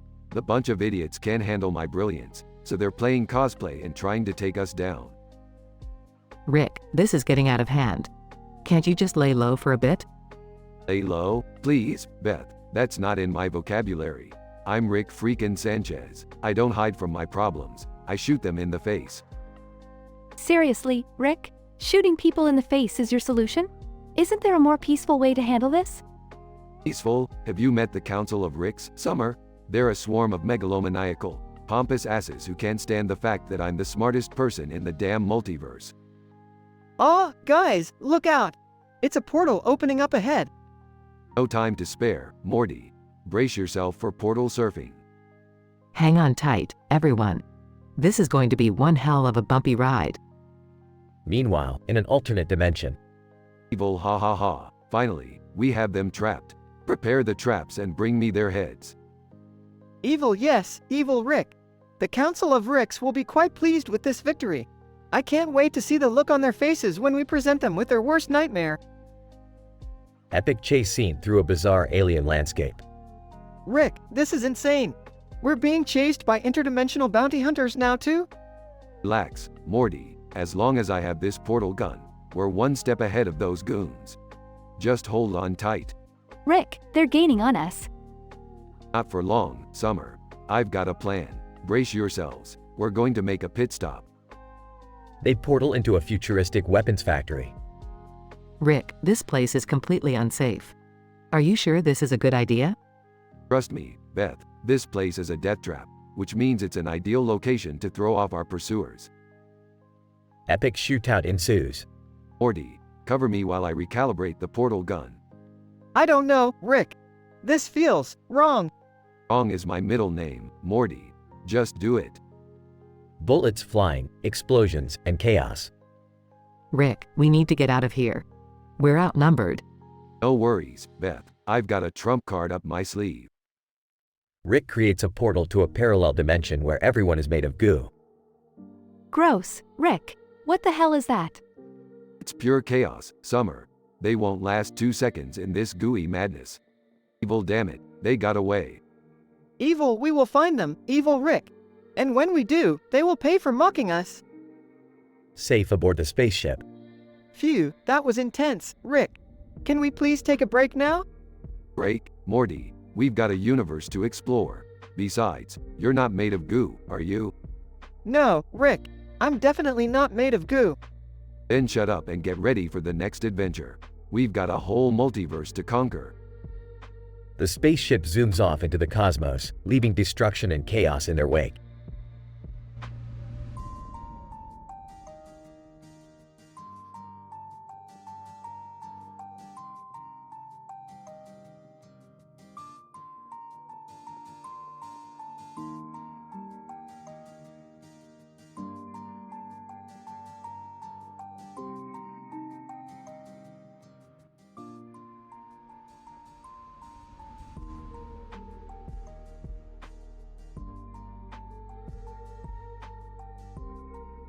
Character 1, Max. Character 2, Luna.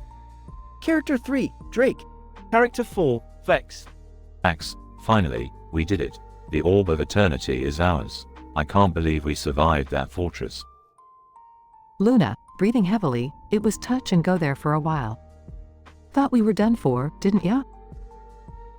Drake, smirking. Yeah, Max, you were practically pissing your pants back there. Max. Oh, shut up, Drake.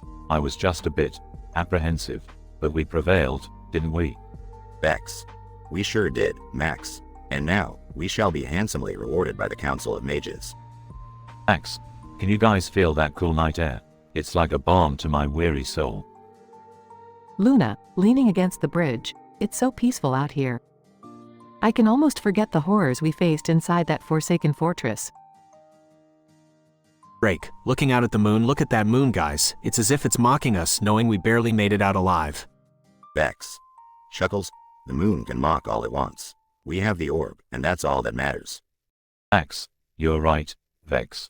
The power that orb contains, it's unimaginable. We must be careful with it. Luna, sighs, I can't believe we have to go on another adventure already. Can't we just take a break? Drake, grinning mischievously. Luna, my dear, a warrior's work is never done. We live for the thrill, don't we? Max, grimacing, let's just hope the next adventure doesn't involve as many deadly traps and cursed creatures. Vex raises an eyebrow. You saying you're scared, Max? Didn't take you for a coward. Max, defensively, I'm not scared. I just have a healthy dose of self-preservation, unlike some reckless folks here. Luna, teasingly, don't be too hard on him, Vex. Max has come a long way. Remember when he wet himself during that encounter with the Minotaur? Drake, laughing. Ah, good times. Max, I'll never let you live that down. Max, blushing, can we just focus on the task at hand? The Council of Mages awaits and we still have a long journey ahead. Luna, fine, Captain Sirius. Let's keep going then. Adventure awaits, whether we like it or not. Drake, running ahead. Last one to the Council's chambers has to buy drinks for everyone. Vex.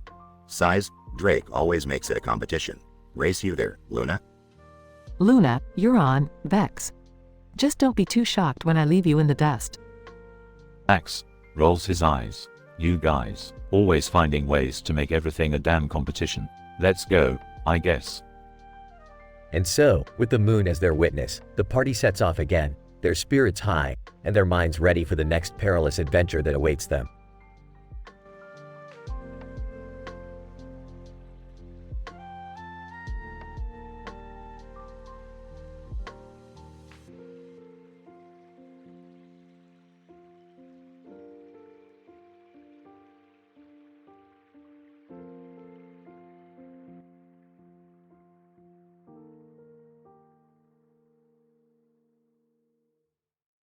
Title: The Hunt for the Orb of Eternity. A picturesque field with blue flowers and green grass stretches before a backdrop of a blue sky and fluffy white clouds. In this serene setting, Raven, a mystic sorceress from Azarath, and Sophia Lestial, a red and white witch from Avalon, meet with Claire Lestial, a vibrant blue witch from Rick and Morty's world. They have come together to discuss a rumor that has caught their attention, the existence of the legendary Orb of Eternity. Raven, so, word has it that there's a new item on the mystical black market. Some say it's the fabled Orb of Eternity, capable of unimaginable power. Sophia, excitedly examining a magical tome. The Orb of Eternity, legend tells of its ability to manipulate time and reshape reality itself. It must be found at all costs. Claire, leaning back casually, well, ladies, I've got some connections in the black market. We could start there and see if they have any leads. Incident. The trio gathers intel at a seedy bar, talking to unsavory characters and paying for information. Eventually, they stumble upon a lead. Raven, whispering to Sophia and Claire, I've heard whispers of a powerful sorcerer who might possess the orb. They say he resides in an ancient crypt guarded by mystical creatures. Sophia, narrowing her eyes. This sorcerer must be formidable if he possesses such an artifact. We should proceed with caution. Progression. The witches embark on their perilous journey, battling through treacherous terrain and defeating mythical beasts along the way. They reach the crypt, only to find it protected by a magical seal that tests their strengths and wits. Claire, casting a spell. All right, stand back and let me handle this. I've got a talent for cracking open tough nuts. Sounds of intense magic casting, explosions, and shaking ground. After facing numerous trials, the witches finally break the seal and enter the crypt, discovering a chamber filled with ancient artifacts. In the heart of the room, they spot a glowing pedestal, upon which rests the shining orb of eternity. Raven, breathlessly. This is it, the legendary orb. Its power emanates from it, as if the very fabric of reality is at our fingertips. Sophia, awestruck, we must be cautious. The orb is said to possess both immense power and great danger. We cannot let it fall into the wrong hands. The witches retrieve the orb of eternity, knowing the responsibility that comes with its possession. As they make their way back to their respective realms, a fierce storm brews above, signifying the chaos the orb could unleash if mishandled. Raven, with determination. We must ensure that the orb is kept safe, hidden from those who would misuse its power.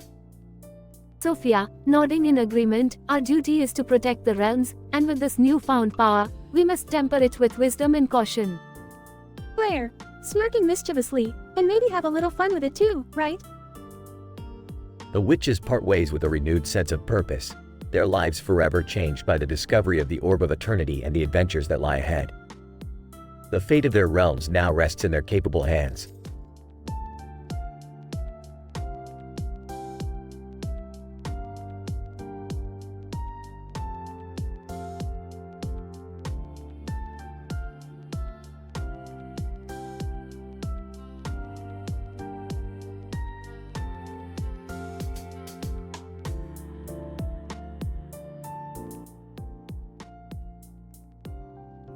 Morty, hold on tight. We've got a crazy adventure ahead of us. Oh, Rick, I'm not sure about this one. It seems risky. Risky? Morty, risks are what keeps life interesting. Plus, I saw a cartoon character with a blue face, yellow jacket, red scarf, and a freaking fish in the background. We gotta investigate. All right, Rick. But can we make it quick? I've got a personal matter to attend to. Personal matter? Morty, there's always time for personal matters, especially when it's as important as this. Now, let's go. Scene transition to an intergalactic portal. Rick, why does this portal smell like stale donuts? It's because I ate a stale donut earlier, Morty. Gotta fuel up for these adventures. Can't we just use the portal without all the weird smells? Morty, you're missing the point. Adventures are meant to be experienced with all your senses. Scene transition to a bizarre alien planet. Hey, guys, what's with all the commotion? I heard there's some weird cartoon character going around. That's right, Summer. We're here to find out the truth behind this blue-faced, fish-toting mystery. Do we really have time for this? My crack addiction won't wait forever. Morty, priorities. We're dealing with cartoon shenanigans here. Cracks can wait. Scene transition to a chaotic chase scene. Fish cartoon character, squeaking, guys, I'm just a misunderstood character. I didn't mean to cause all this trouble. Oh, look at Mr. Fishy explaining himself. Morty, can you believe this? Rick, you're being way too hard on a cartoon character.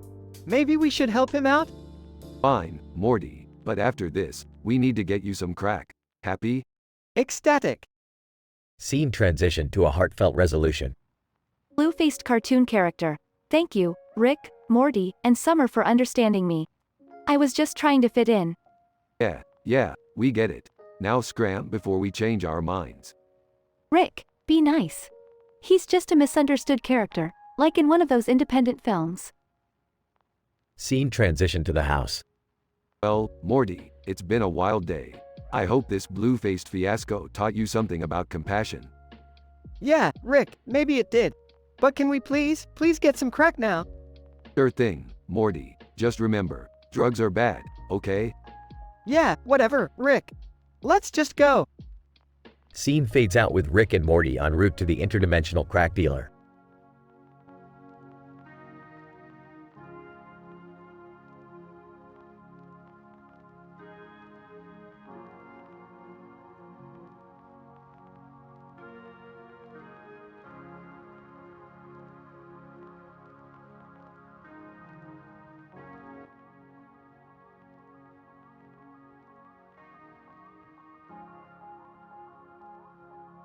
Burping. Morty, pass me that interdimensional screwdriver.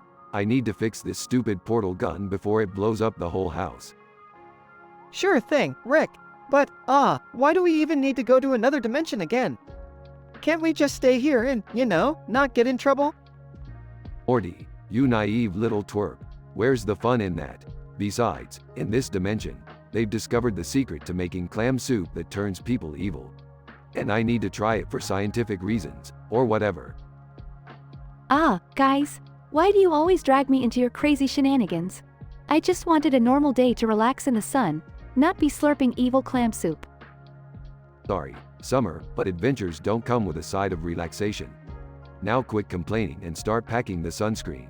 We're going on a road trip to the evil clam soup dimension. After a bumpy ride, they arrive at a green field with a bird flying overhead. Rick, are you sure this is the right place? It just looks like a regular field, without the whole evil clam soup thing. Trust me, Morty, evil clams are known for their ability to camouflage themselves. We just need to find a hidden clam shack or something. Morty stumbles upon a suspicious-looking shack. Hey, guys! I found it! The evil clam soup shack! Wow, Morty, great detective skills. Now let's go inside and hope we don't get turned evil. They enter the shack, greeted by a creepy cook. Look, welcome, fools. I see you've come to taste my famous evil clam soup. Famous, huh? Well, we'll be the judges of that. And by judges, I mean we'll probably regret it later.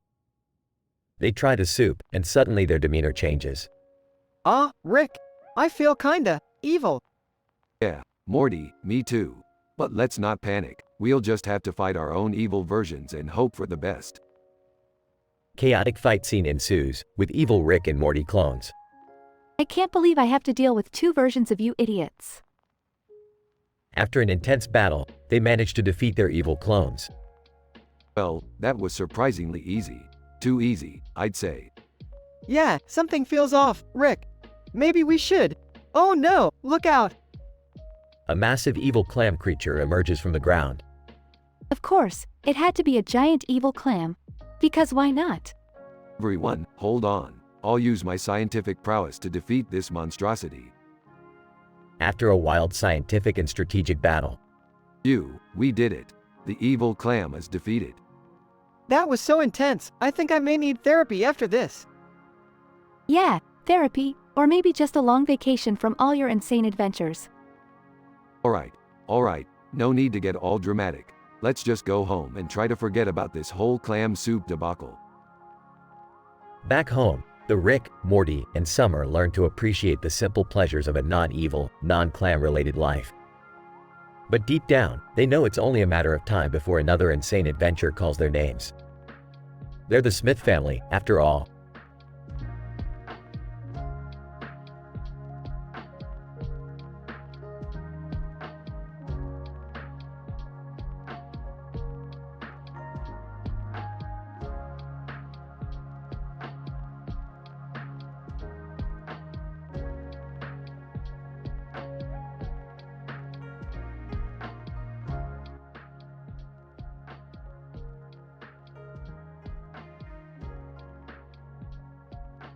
Alright, Morty, we've got a job from the MPAA. Apparently, they want us to debate the concept of brief nudity in content warnings. Can you believe that? what's brief nudity, Rick? Well, Morty, brief nudity is the holy grail of vague terms.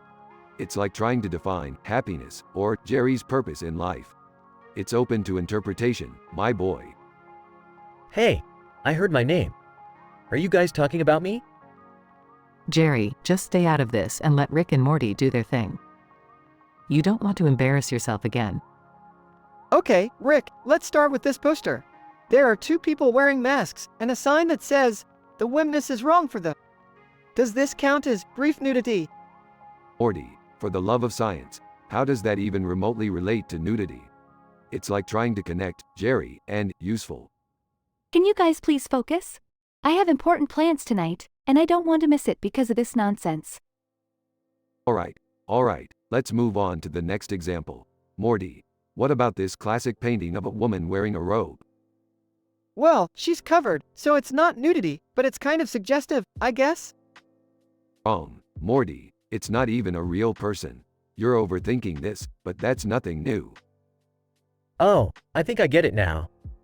Brief nudity is like when you accidentally see someone's butt crack when they bend over, right? Jerry, please stop embarrassing yourself.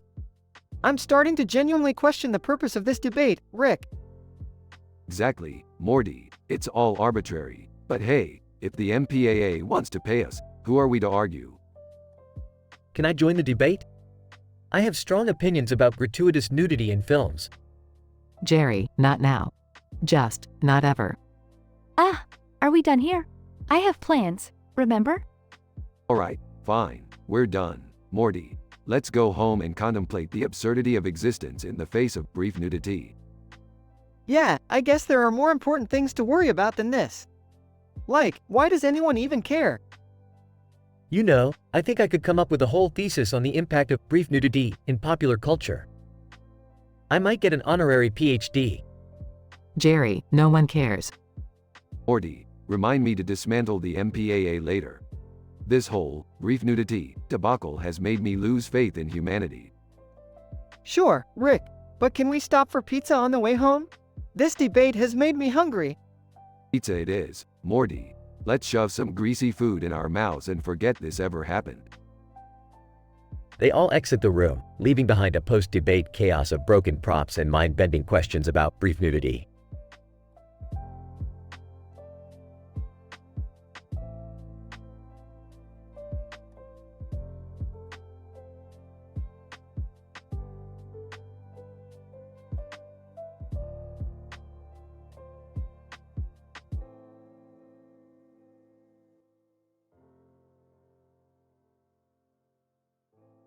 Morty, grab your portal gun. We're going on a mystical adventure to visit the legendary elf from Yu-Gi-Oh! Whoa, Rick, are we gonna duel him? I've been practicing my card moves. Aw, Morty, this elf is all about the gossip.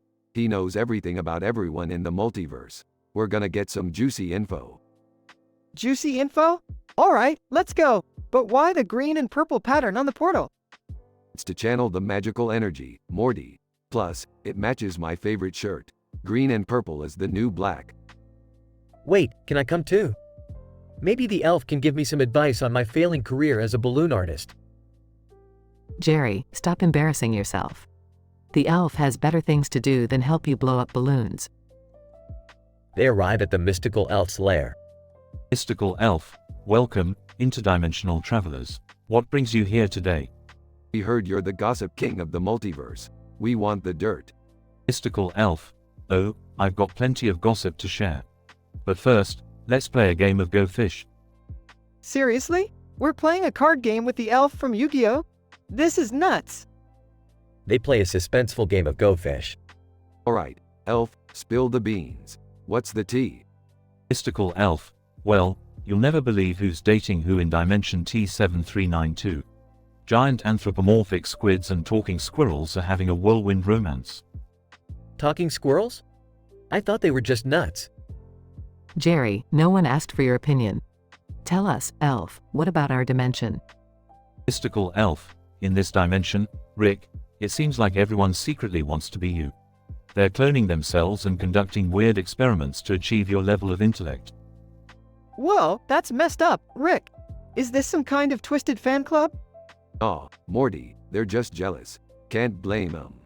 Mystical elf, and Morty, you won't believe who has a secret crush on you. No way! Who is it? Mystical elf, your math teacher, Mrs. Jenkins. She likes young and awkward Morty. Morty, Mrs. Jenkins is married. Stay away from that situation. And, Jerry, stop asking the elf about your balloon art. I was just curious. Mystical elf, our time is up, interdimensional travelers. Remember, with great power comes great responsibility. Use your knowledge wisely. Yeah, we got it. Let's go, Morty. We've got more important things to do. Like what, Rick? Getting ice cream, Morty. But this time, we're going for the interdimensional flavors.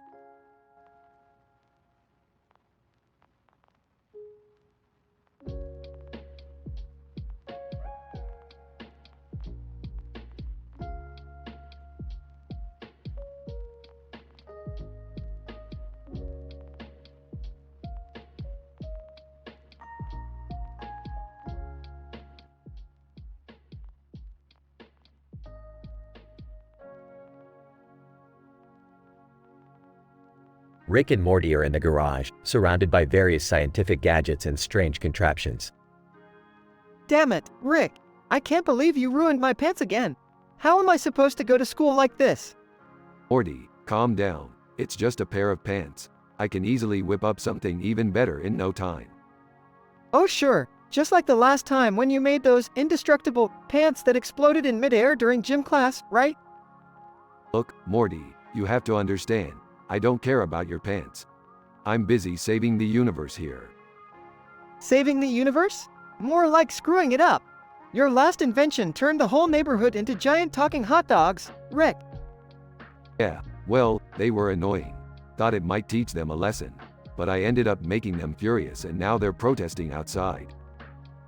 Rick, I hate to break it to you, but you also turned the mayor into a sentient pickle who's now running the city. Oh, yeah, that was pretty hilarious, I must say. He has great taste in pickles, and he's doing a better job than before. This is insane, Rick. You can't just mess with people's lives like this. Morty, listen, life is meaningless. We're all just animated characters in a cartoon designed to entertain the masses. Nothing really matters. That's a pretty nihilistic outlook, Rick. Silently enters the garage wearing mismatched socks. Oh look, it's our silent observer, Jerry. What do you have to add to this cacophony of chaos, huh? Shrugs and points at his socks. Rolls eyes, great contribution, Jerry. Rick receives an urgent call on his portal gun. Morty, get ready for another adventure. We've got an imminent alien invasion on our hands. Seriously? Can we at least stop by the store first so I can buy some new pants? No time for pants, Morty. The fate of the universe hangs in the balance. Size, fine, let's just save the day and avoid any more interdimensional pants-related disasters. Rick, Morty, and Jerry jump into the portal, ending up in a cosmic battle with strangely sentient, pants-wearing aliens. Alright, Morty, let's show these pants-wielding weirdos who's boss. Can't believe I'm doing this without proper pants, but let's do it, Rick. The trio fights off the pants-wearing aliens in an epic clash, using futuristic weapons and Rick's scientific gadgets. See, Morty, we saved the day. And your self-worth crisis. Now, who needs pants when you're a goddamn hero? I guess you're right, Rick. Pants or no pants, we always manage to come out on top. The three return to the garage, victorious but covered in alien pants dust. Finally speaks, "Can't believe you guys always get into these crazy adventures. And here I am, just trying to wear matching socks." Grinning. Oh, Jerry, your life is never as exciting as ours, but at least you got your sock game on point. They all laugh, knowing that their absurd escapades will continue in the next dimension.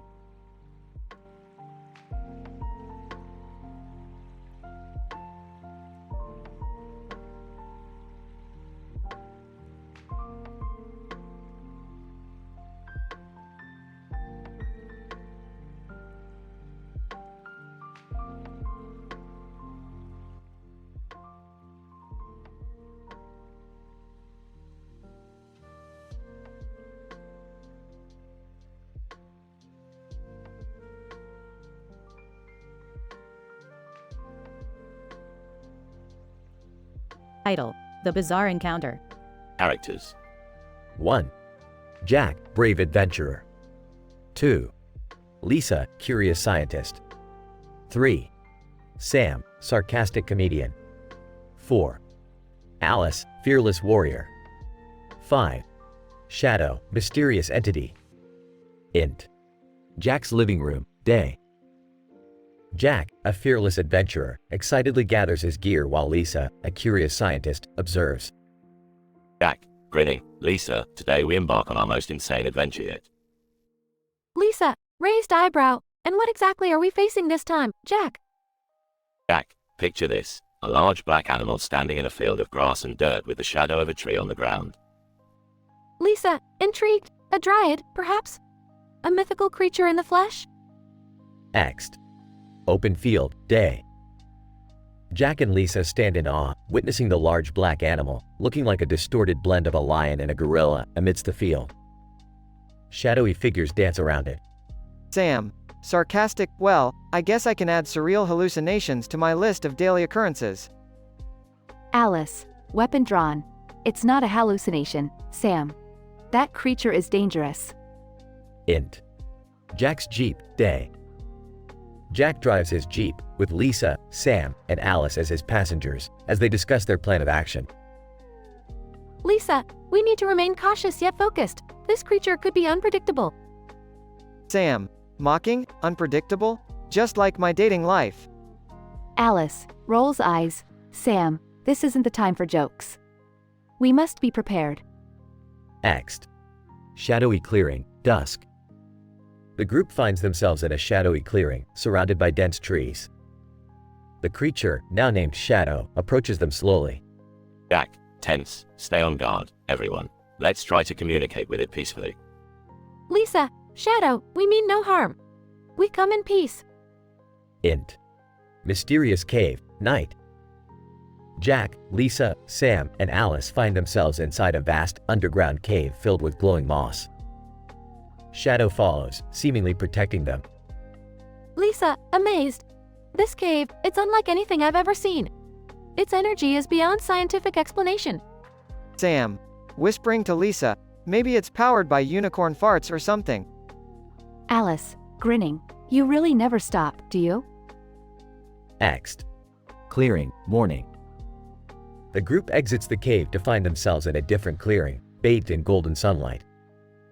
A majestic figure emerges. It's Artemis, the bountiful goddess. Artemis, serene, fear not, mortals. Shadow led you here for a purpose. Jack, kneeling, Goddess Artemis, we are humbled by your presence. What is our purpose? Int. Ancient temple, eternal night. Jack and his companions now stand in an ancient temple, surrounded by statues of gods and goddesses. A colossal portal looms before them. Artemis, the portal leads to a dimension plagued by darkness. Your purpose is to restore balance and vanquish the evil that dwells within. Jack, determined, we accept this quest. Artemis, we shall not fail. Next. Epic battlefield, sunset. Jack, Lisa, Sam, and Alice wage an epic battle against hordes of monstrous creatures. Their determination shines through as they fight side by side. Jack, Gritty, we've come too far to back down now. Fight with everything you've got. Sam, cracking jokes mid-battle. Why did the Scarecrow win an award? Because he was outstanding in his field. Alice, laughing while fighting. Leave it to you to find humor in a life or death situation, Sam. Next. Dimensional rift, night. In the heart of the darkness, Jack draws upon his courage, wielding a sacred relic, as he confronts the malevolent force threatening to consume everything. Jack, defiant, you won't prevail, darkness. I will not let you destroy this world. Next. Mystical landscape, sunrise. As the first rays of sunlight touch the land, Jack stands victorious, with his companions at his side. The darkness defeated, they celebrate their accomplishment. Lisa, overjoyed. We did it. We saved the world from certain doom. Jack, grateful, we couldn't have done it without each other. Together, we are unstoppable. Int. Jack's living room, day. Jack, Lisa, Sam, and Alice sit back, reminiscing about their remarkable adventure. Jack, we'll never forget what we've been through. It's a bond we share forever. Lisa, and the chances of encountering a goddess and a dimension of darkness again? Statistically improbable. Sam, sarcastic, yeah, because Yami Yugi and a bountiful goddess Artemis are just waiting around the corner. Alice, laughs. Stranger things have happened, Sam. Never say never. Fade out.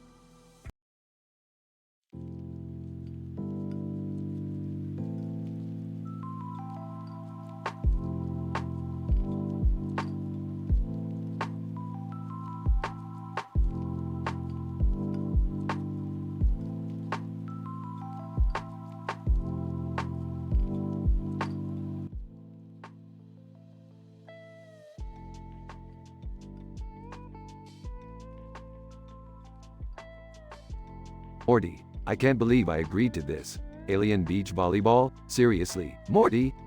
Rick, come on. It'll be fun. Plus, we get to see some other interdimensional beings in action.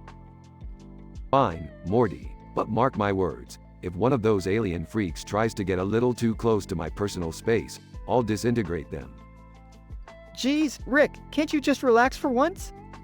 Relax, Morty. We're surrounded by a bunch of sweaty, tentacled creatures.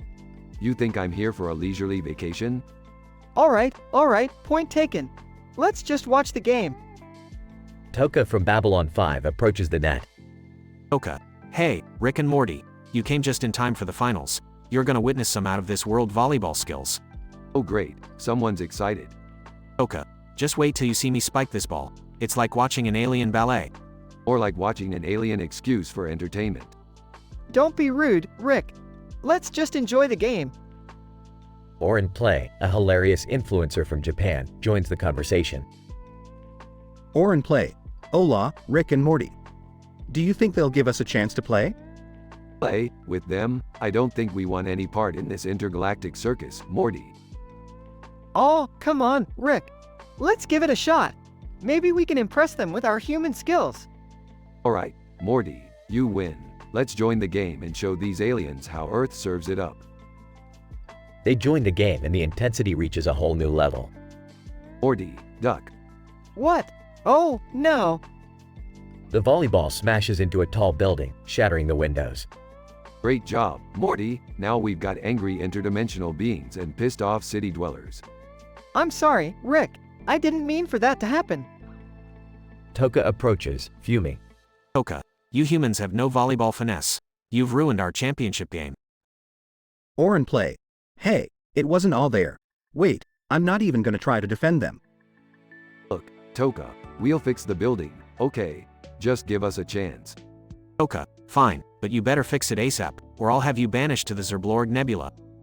Trust me, fixing buildings is the least of my worries. Morty, grab the glue gun. They scramble to repair the building, the game resumes, and the aliens win. Oren Play. Hey, Toka, let's not hold it against them. They did help fix the building after all. Toka, you have a point, Oren Play. Humans may not be great at volleyball, but they're not entirely useless. You hear that, Morty? We saved the day, played some volleyball, and now we can go home. Time for some interdimensional pizza. Yeah, Rick, that actually turned out to be pretty fun. They portal away, leaving behind a rebuilt building and confused spectators.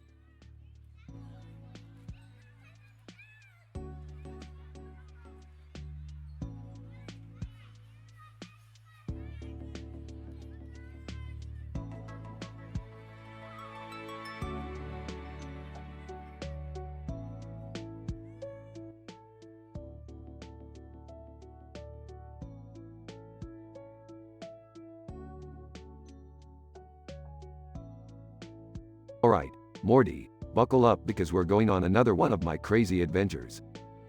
Geez, Rick, can't we have a break? I mean, last time we almost got disintegrated. Morty, breaks are for the weak. We're scientists, we thrive on chaos and danger. Now shut up and hand me that portal gun. Hey, Rick, mind if I tag along? I've been feeling kinda left out lately. Oh, Jerry, you always manage to find a way to make yourself more useless. Fine, but if you mess this up, I'm leaving you in an alternate dimension. Dad, you're seriously bringing Jerry? Are you trying to ruin everything? Look, Summer, sometimes you gotta bring the dead weight so you can appreciate the real talent. Now let's go.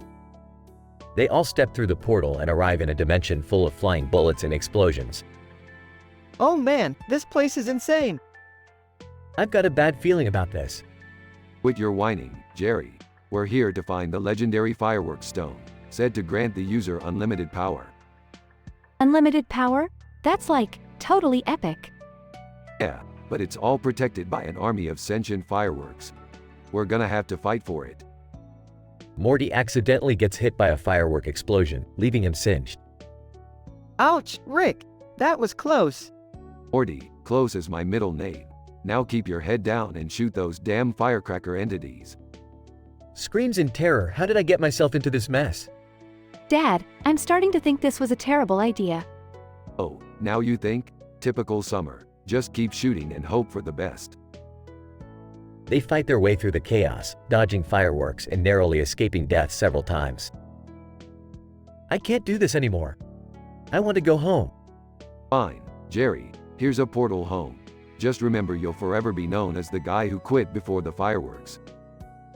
Jerry leaves through the portal, whimpering. Dad, maybe we should go too. This is too much. No way, Summer. I didn't come here to leave empty-handed. Now follow me. They reach the center of the chaos and find the fireworks stone. Behold, the legendary fireworks stone. With this, we can rule the universe. But Rick, the power of the stone, it's overwhelming. Morty, grab the stone. We can handle this power together. We're the smartest people in any dimension, remember? Morty hesitates but eventually grabs the fireworks stone. Whoa, I can feel everything. Now, Morty, with this power, we can do anything. They all teleport back to their garage, the fireworks stone glowing in Morty's hand. Rick, what are we gonna do with this power? Morty, when you have power like this, my boy, you just have to throw the universe's wildest pyrotechnic party. They all laugh as the episode ends, with explosions and colorful fireworks lighting up the sky.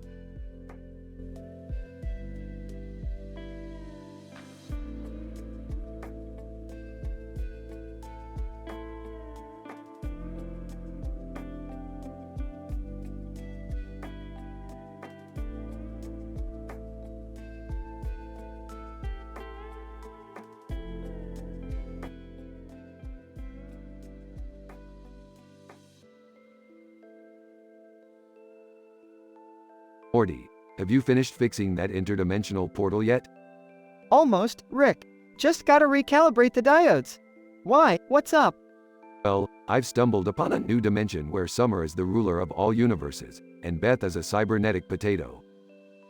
A cybernetic potato? Seriously, Rick, you've really outdone yourself this time. Hey, don't question my genius, Morty. Besides, in this dimension, Jerry's a world-renowned chef with a goatee and a superiority complex. Jerry with the goatee? That's just wrong on so many levels. I know, Morty, but here's the twist. In this dimension, Jerry's cooking is so delicious, it has the power to control minds. I've never seen anything like it. Wait, you mean his cooking is like mind control? Yep, and I have a plan. We're gonna steal Jerry's secret recipe and use it to take over the Citadel of Rick's. I don't know, Rick. The last time we messed with the Citadel, things didn't end so well for us. Morty, you gotta learn to take risks. Plus, I've got a new invention that'll protect us from their attacks. Trust me on this, Morty. It's gonna be epic. They arrive at the dimension where Jerry is cooking. Welcome to Jerry's culinary paradise, where every dish is a masterpiece. How may I assist you today? We just want to try your famous dish, Jerry. What's it called again? It's called temptation on a plate. One bite, and you'll be under my control forever.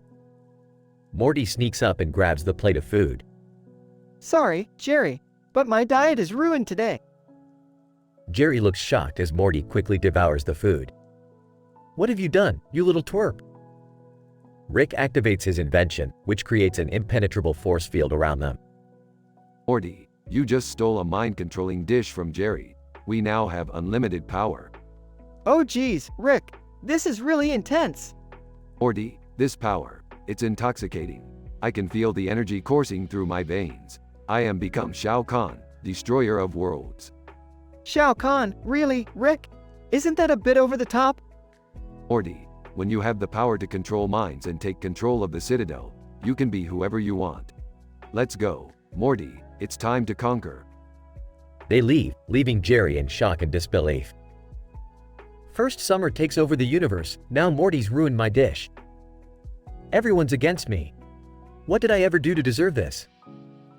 As Jerry ponders his misfortune, Beth, the cybernetic potato, rolls over to him.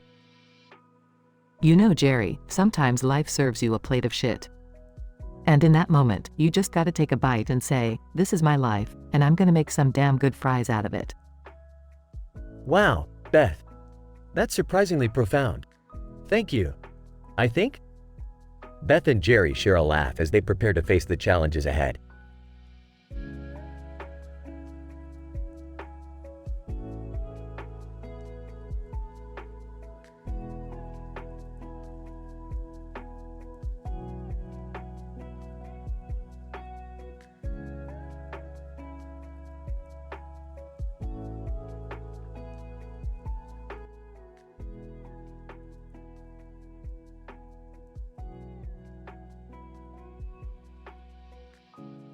Morty, we gotta hurry up and go see what the hell is going on with that giant white orb in the sky.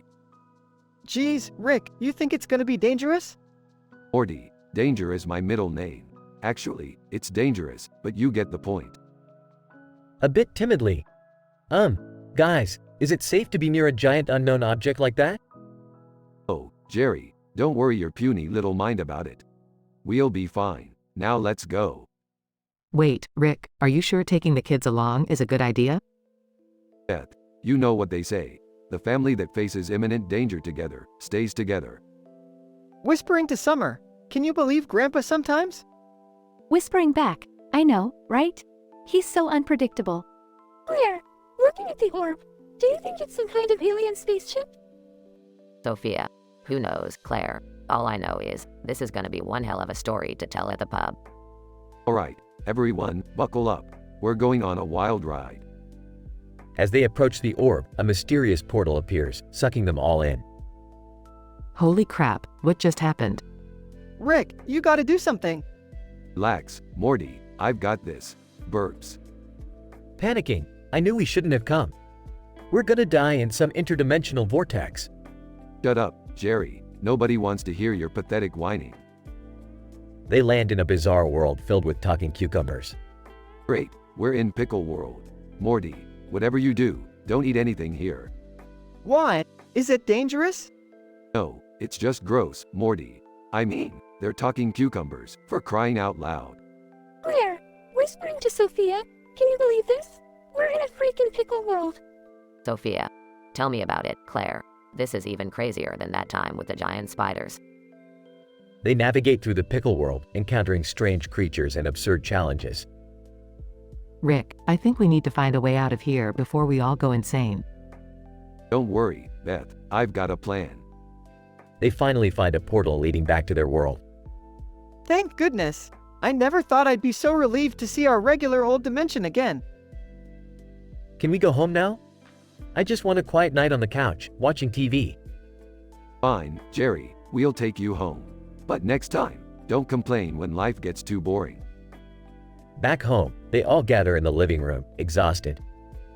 Well, that was something. I don't even know how to explain it. Pouring himself a drink. Welcome to my world, Summer. Now you know why I drink. At least we made it back in one piece. I don't think I can handle any more crazy adventures for a while. Sophia. Yeah, I think we've all had enough excitement for a lifetime.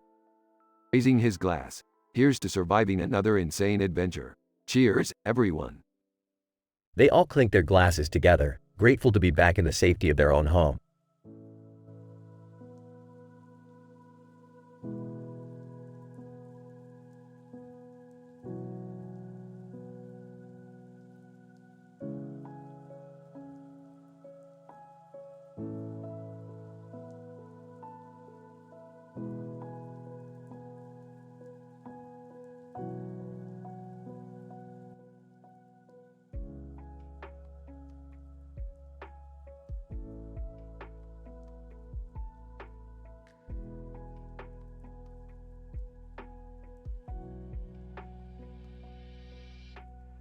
Alright, Morty, we've got a new cosmic drama unfolding right in front of us. The Orb of Eternity just made an appearance. Whoa, Rick, that thing looks intense. I mean, it's glowing and pulsating like a radioactive disco ball. Whimpering. Rick, is it safe to be near that thing? It's giving me major anxiety. Oh, Jerry, you always have anxiety. Look, let's find out more about this orb. Morty, go talk to Claire and Sophia Lestiel. They seem like they know a thing or two about cosmic shenanigans. Hey Claire, hey Sophia. So, what's the deal with the Orb of Eternity? Claire, Morty, the orb is said to possess unimaginable power. Legend has it that it grants the one who possesses it eternal life. Sophia. Yeah, but don't be fooled, Morty. Power like that always comes with a catch. I suggest we consult the mirror of truth hanging on our wall. It never lies. Scene shifts to the Smith household where Sophia and Morty stand in front of the mirror. Mirror of truth, with a sassy tone. Well, what do we have here? Interested in the Orb of Eternity, are we? Oh, yeah, we just want to know more about it. Like, who has it and stuff? Mirror of Truth. Ah, the man named Max. He's been hiding it for centuries. Rumor has it that he's a member of the Council of Mages, a secretive group of 12 magical beings who rule the world of sorcery. Council of Mages? Wow, that sounds pretty intense.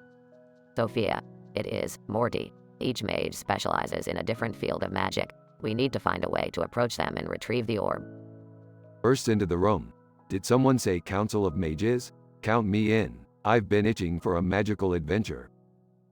Rick, are you sure about this?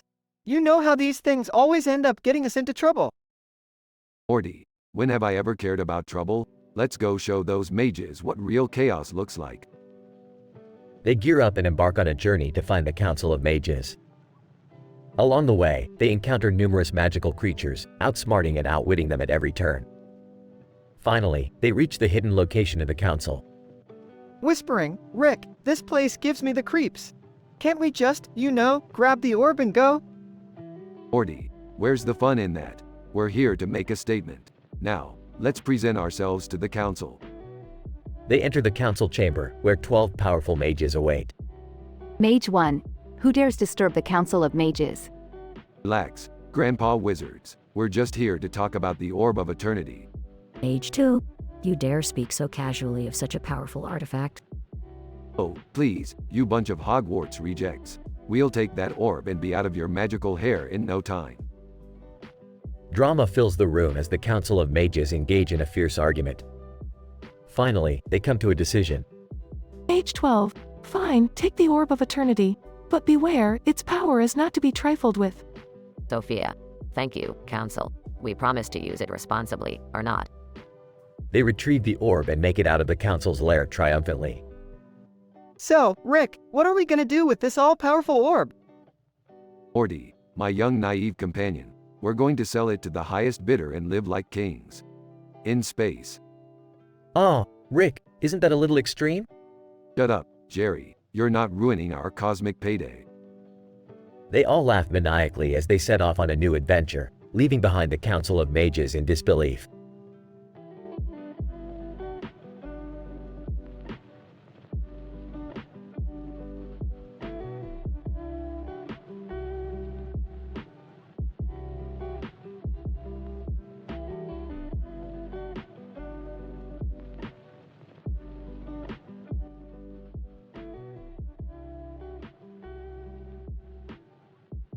Alright, Morty, buckle up.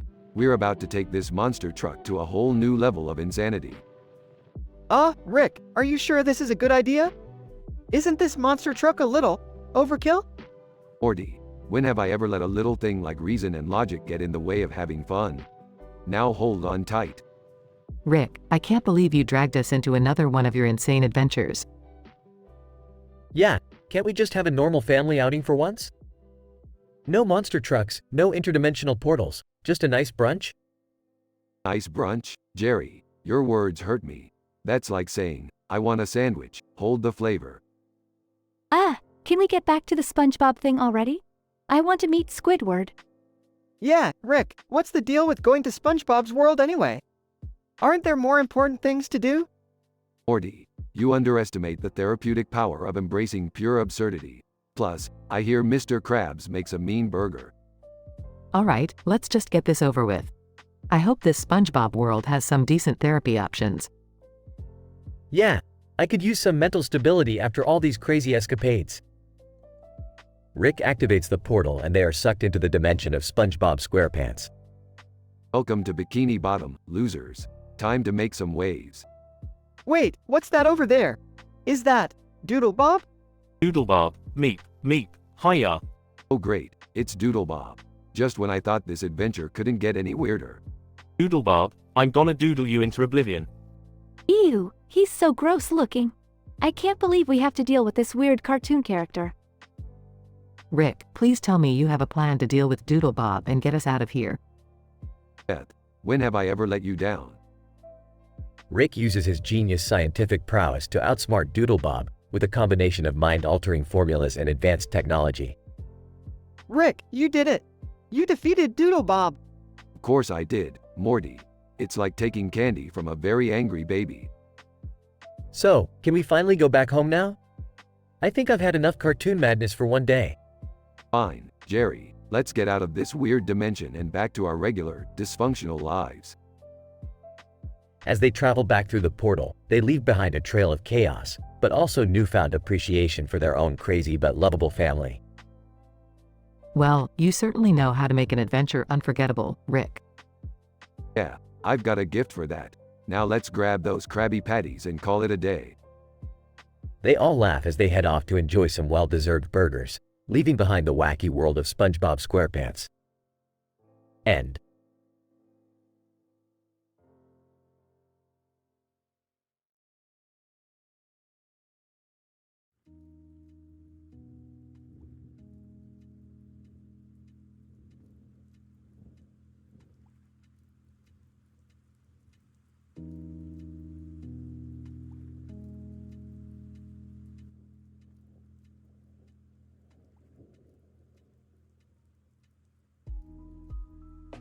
Morty, we've got a real doozy of a situation here.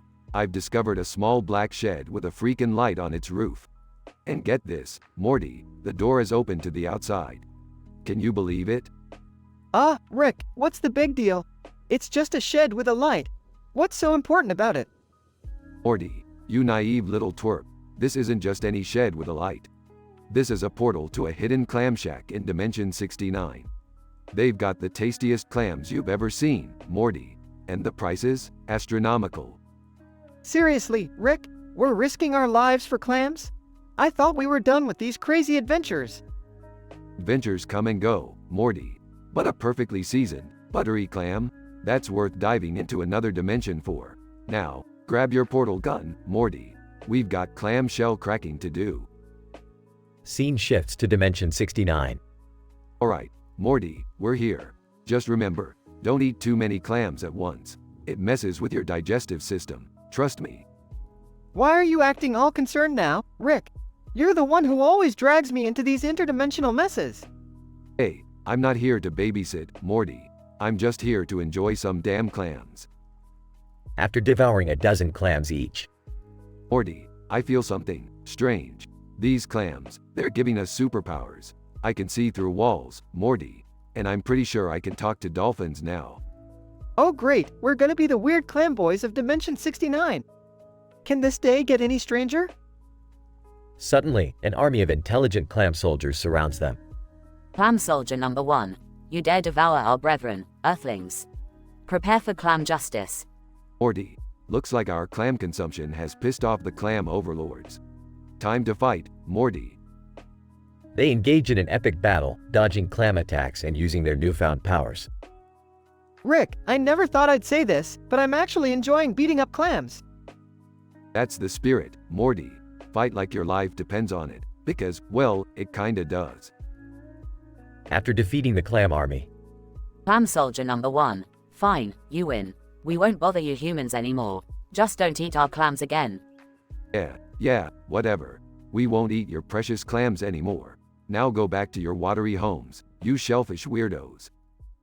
After the clam soldiers retreat, Can we please go home now, Rick? I've had enough clams and near-death experiences to last a lifetime. Fine, Morty. Just know that you'll be missing out on some mind-blowing dolphin conversations. But hey, I guess that's your loss. They use the portal gun to return home. Well, that was one crazy clam-filled adventure, Rick. I don't think I'll ever look at seafood the same way again.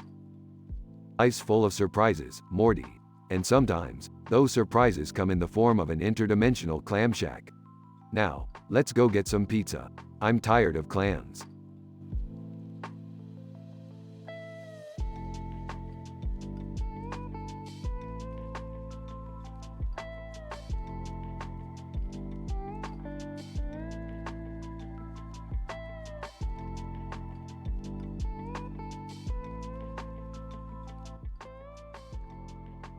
Alright, Morty, buckle up. We're diving headfirst into the world of SpongeBob. Rick, are you sure about this? SpongeBob is just a cartoon, you know. Morty, this is the multiverse we're talking about. Anything is possible. Now hold on tight. Scene transitions into SpongeBob's world. Rick, why are we in a field of rocks and grass? And who's that cartoon character with the guitar over there? Beth, shut up. You ask too many questions. Just go with it. Hey, look, a dog. Can I pet it, Rick? Jerry, we're in a cartoon world. Anything you do could have mind-bending consequences. Guys, why is that person wearing a hat morphing into a jellyfish? Should we help? Morty, let him be. He's probably just another victim of this messed up cartoon reality. Guys, look out. It's Doodle Bob. Doodle Bob, MEHOYMINOY. I'm gonna doodle you into oblivion. Oh no, what do we do, Rick? Simple, Beth. We kick Doodlebob's silly scribble ass back to the pages of SpongeBob's sketchbook. Scene transitions into an epic battle. Rick, this is intense. Doodle Bob is relentless. Hold on, Morty, I got a plan. Rick creates a giant eraser and starts erasing Doodlebob. Say goodbye to your doodling days, Doodlebob. Doodle Bob, and no, I am a master artist. Rick erases Doodlebob completely. Whoa, Rick, that was amazing. Yeah, Jerry, like I said, multiverse, anything is possible. So, are we done here? Almost, Beth, it's time to head home. Scene transitions back to the real world. Well, that was weirdly entertaining. I can't believe we were in SpongeBob's world. Yeah, Summer, the multiverse can be a real wacky place. But hey, at least we won this round against Doodlebob. Yeah, but what happens to all those cartoon characters now? Morty, they'll go back to doing what they always do, living in a cartoon. Phew, I'm glad we didn't end up as Doodles. Let's just be grateful we made it out alive. Thanks, Rick. Don't mention it, Beth. Just another day in the life of the Smith family. Scene fades out with the Smiths reflecting on their absurd adventure.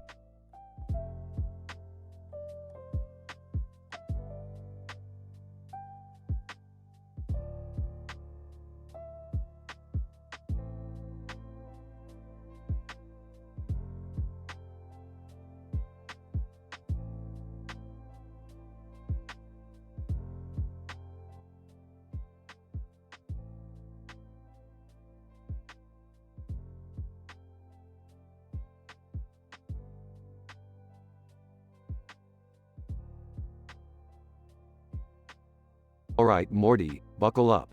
We're about to take the ride of our lives. Rick, are you sure this is a good idea? I mean, we're standing in a field and there's a freaking castle in the background. Morty, when have my ideas ever been considered good? Now hold my hand and let's head towards that castle. Rick, what are you up to now? We just got back from a crazy adventure yesterday. Relax, Beth. I just discovered the Orb of Eternity. It's supposed to grant any wish you desire.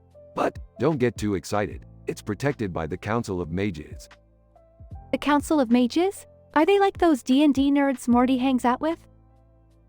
Hey, you watch your mouth, Summer. Gary has a level 15 cleric. No, Morty. These mages are the real deal.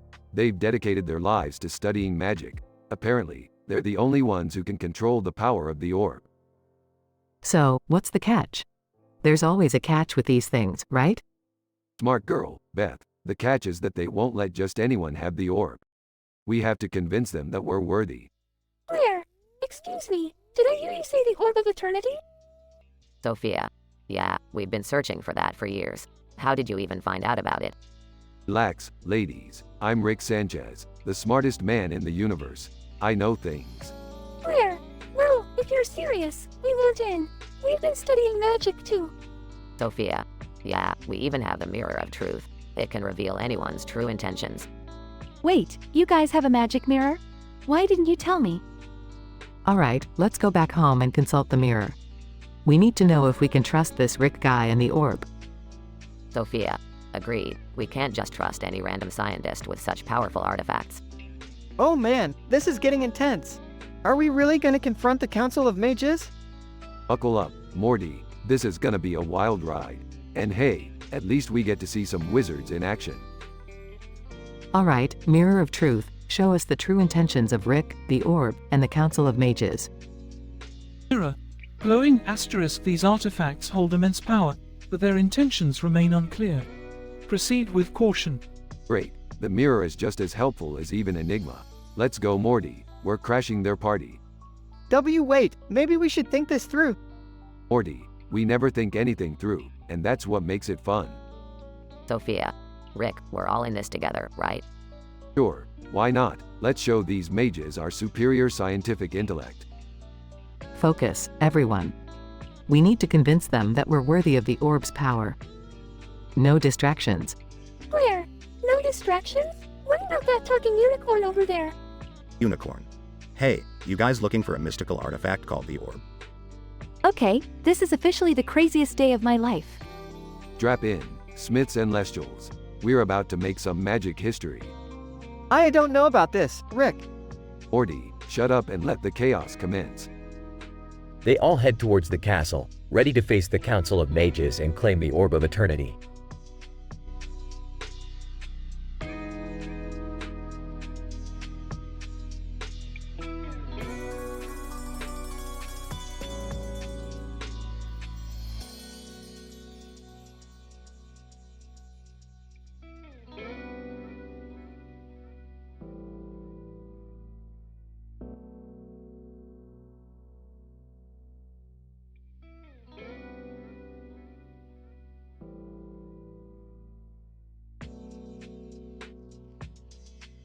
Morty, listen up. I've discovered a portal that leads to a dimension where everyone walks around with giant neon-colored dildos.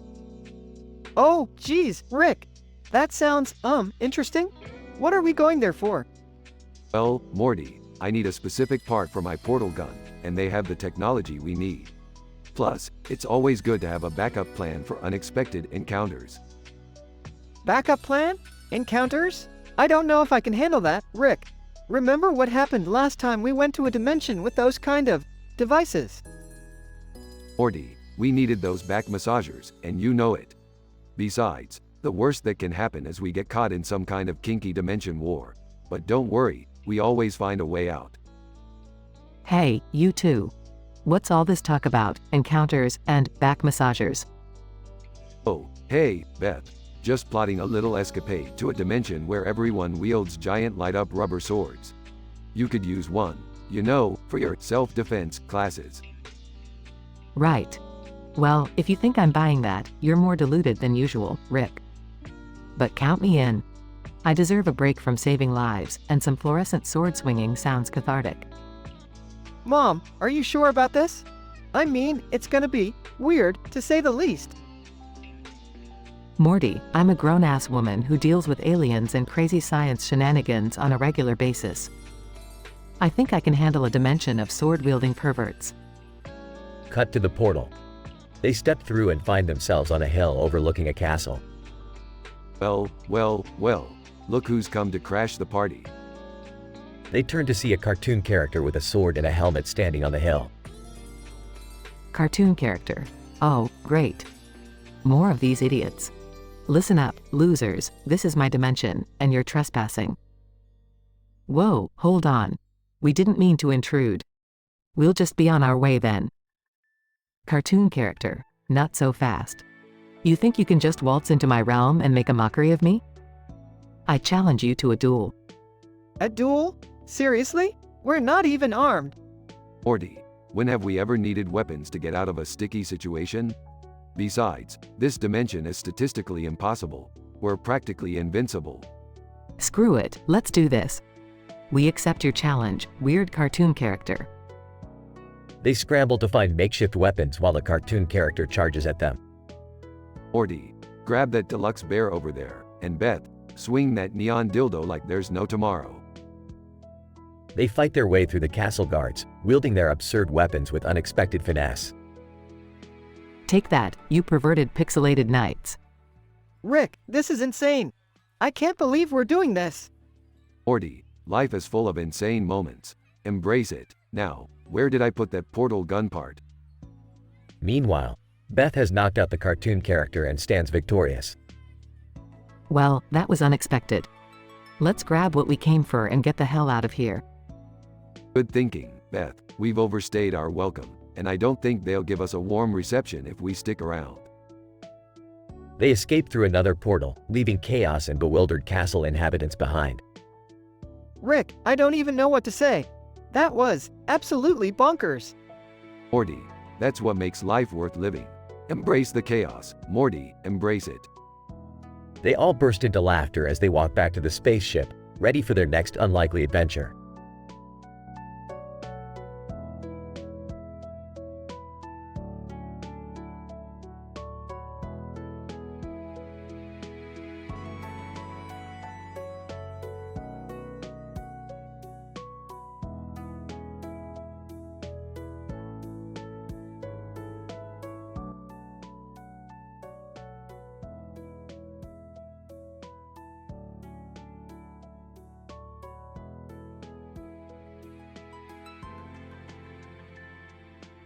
Title: Doodlebob's Distorted Doodles.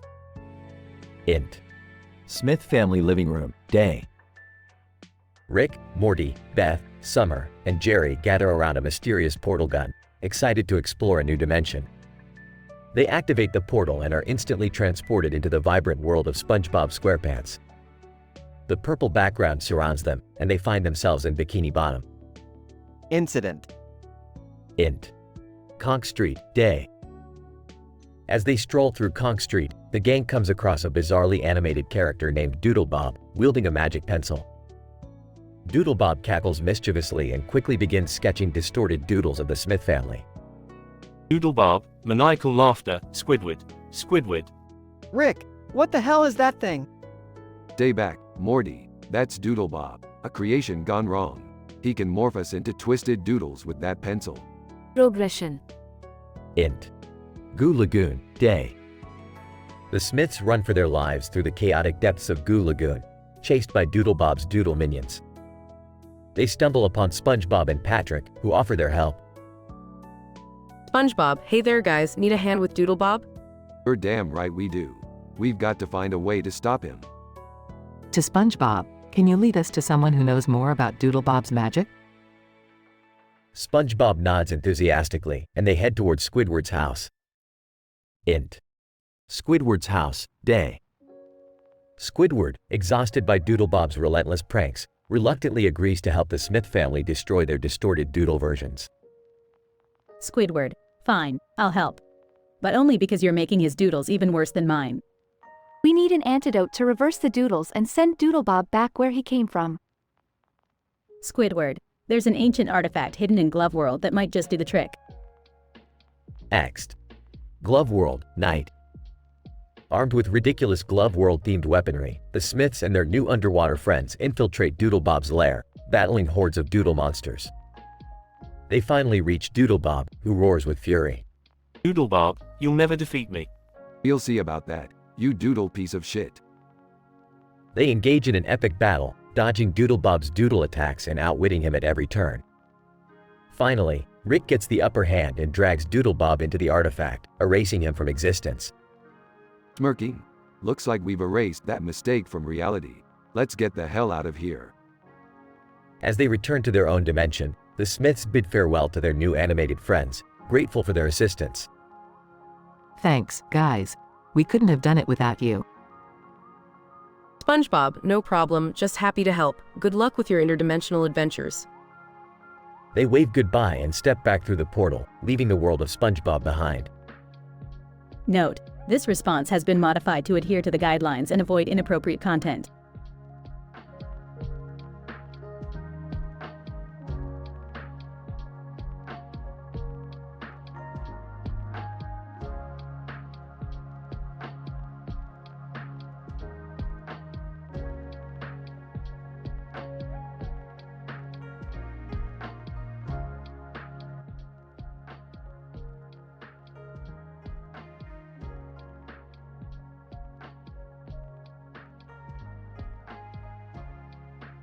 Alright, Morty.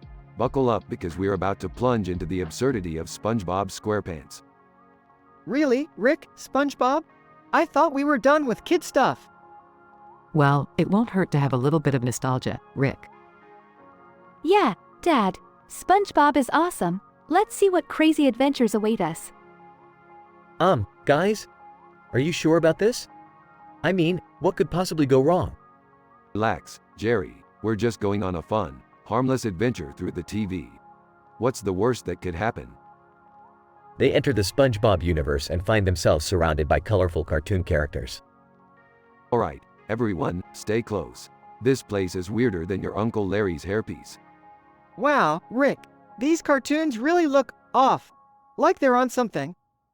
Welcome to the imagination of a pineapple-dwelling sponge, Morty. Look, Dad, it's Doodle Bob. He's trying to mess everything up. Doodle Bob, me hoys doodle, pop. Gronkle lob lob lob. Oh great, Morty, we're dealing with a gibberish-speaking doodle now. Just wonderful. Rick, we gotta do something about Doodle Bob before he transforms us into messed up doodles too. Don't worry, Morty. I've got a plan. Doodle Bob won't know what hit him. During an epic battle, Beth, Summer, Rick, Morty, and Jerry fight off Doodle Bob's crayon attacks.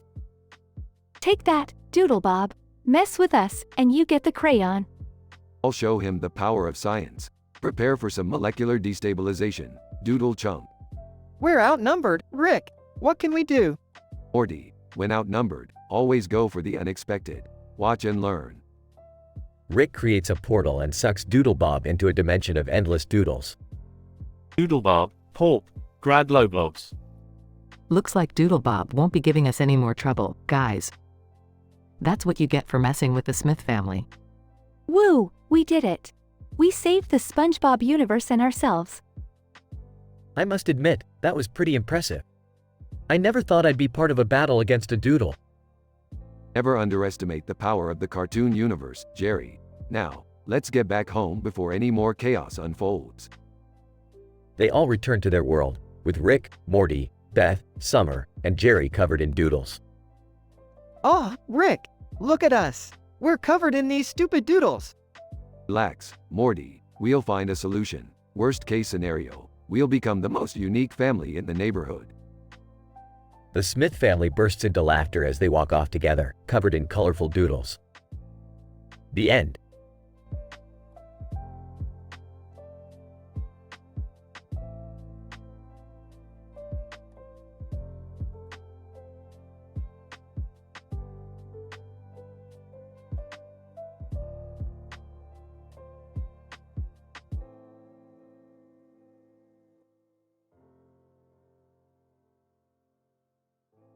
Title: The Twisted Tale of Slaughterhouse Sushi. Rick, a deranged entrepreneur, sets up a sinister slaughterhouse and embarks on a bizarre meat-selling venture. A table is set with a plate of sushi and rolls, accompanied by a cup of tea. Characters: Rick, the maniacal mastermind behind the slaughterhouse and sushi shop. Customer 1, a curious patron enticed by the unique offerings. Customer 2, a seasoned food enthusiast, seeking exotic culinary experiences. Customer 3, a jaded food critic known for his brutally honest reviews. Customer 4, an adventurous eater looking for the ultimate gastronomic thrill. Incident. Rick, welcome, ladies and gentlemen, to the most audacious culinary experience in existence. Behold, my creation, Slaughterhouse Sushi. Customer 1, Slaughterhouse Sushi? That sounds intriguing. Oh, it is. You see, I've gathered the entire population of Bikini Bottom and turned them into delectable treats. Wanna taste? Customer 2. Wait, you're serving the meat of those beloved cartoon characters? Indeed. Let me introduce you to our signature dish, the Bikini Bottom Delight. Succulent Squidward tentacles with a tangy Mr. Crab sauce. Progression. Customer 3. I never thought I'd see the day where I'd contemplate eating SpongeBob's organs. This is madness. Madness? Nay, my dear critic. This is innovation. Now, feast your eyes on the Sandy Surprise, a deconstructed squirrel meat roll paired with a spicy plankton puree. Customer 4. Alright, Rick, this is either the most brilliant or repulsive thing I've ever heard. What's the price tag on these delights? For the rarest cuts, you'll have to pay a hefty sum. Let's say, $500 per roll. Worth every penny, I assure you. Customer 1. So, Rick, this place is getting quite the buzz. What do your customers think? The feedback has been extraordinary. One customer claimed the Patrick's Pleasure, a slow-cooked starfish medley, as the best thing they've ever eaten. Customer 2. I tried the Plankton Surprise. It was an explosion of flavors, unlike anything I've ever tasted. Customer 3. And I, the harshest critic, admit that the Squidward sashimi was divine. I'm starting to question my own morals here. Slaughterhouse Sushi, where madness meets gastronomy, and the boundaries of taste are pushed to the extreme. It's an experience you won't soon forget, my friends. Note: the content of this script is fictional and intended for entertainment purposes only.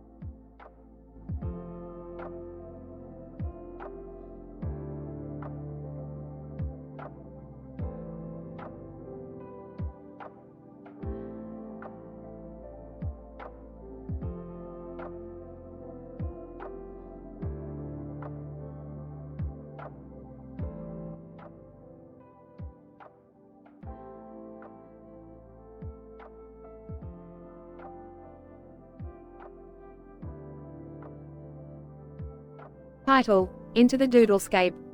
Characters: The eccentric scientist and genius. Rick's naive and insecure grandson. Rick's daughter and Morty's mother. Morty's sister, adventurous and headstrong. Morty's father, generally clueless and insecure. Doodlebob, the mischievous ink-drawn alter ego of SpongeBob. Setting: the vibrant and surreal world of SpongeBob SquarePants. Int. Living room, day. Rick, Morty, Beth, Summer, and Jerry gather around Rick's portal device. Alright, everybody, listen up. Today, we're diving into the weird, wacky depths of SpongeBob SquarePants. Get ready to meet some highly improbable characters. What? SpongeBob. Seriously, Rick? Relax, Morty. It might be fun for once. Int. The depths of the ocean, day. The family arrives in Bikini Bottom, surrounded by the whimsical underwater world. Wow, this place is insane. I can't wait to explore. What could possibly go wrong in a place like this? Not much survival risk, right? Rick spots Doodlebob lurking nearby and growls. Speak of the devil. It's Doodlebob, guys. He's got a new trick up his sleeve. Doodlebob cackles and pulls out his magic ink pen. Boodlebob. Mihoy Minoy. Time for some doodling fun. Int. Krusty Krab, day. Our heroes find themselves trapped inside the Krusty Krab as Doodlebob draws thick ink lines around them, enclosing them. Morty, you need to find a way to distract Doodlebob. Quick. Hey, Doodlebob, do you, want some Krabby Patties?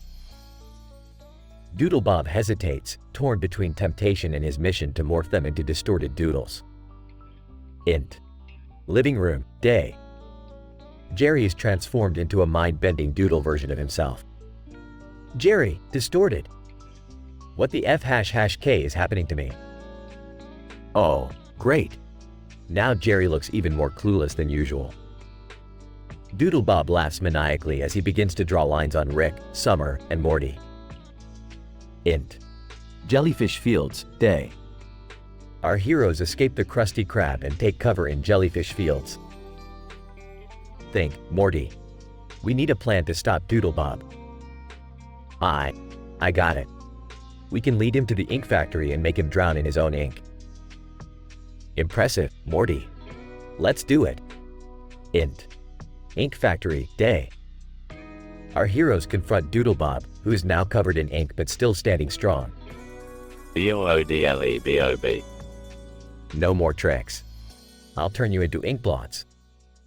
Rick dives into his backpack and pulls out an eraser gun. Rick, determined. Eat eraser, you doodle D##K. Rick shoots the eraser, completely obliterating Doodlebob. Int. Living room, day. Rick, Morty, Beth, Summer, and Jerry stand back in their normal forms, covered in ink splotches. Finally, we're back to reality. That was one hell of an adventure. Well, at least we made it out alive. Remember, kids, never underestimate the power of an eraser. They all share a laugh and head back to the portal, ready for their next wild adventure. Fade out.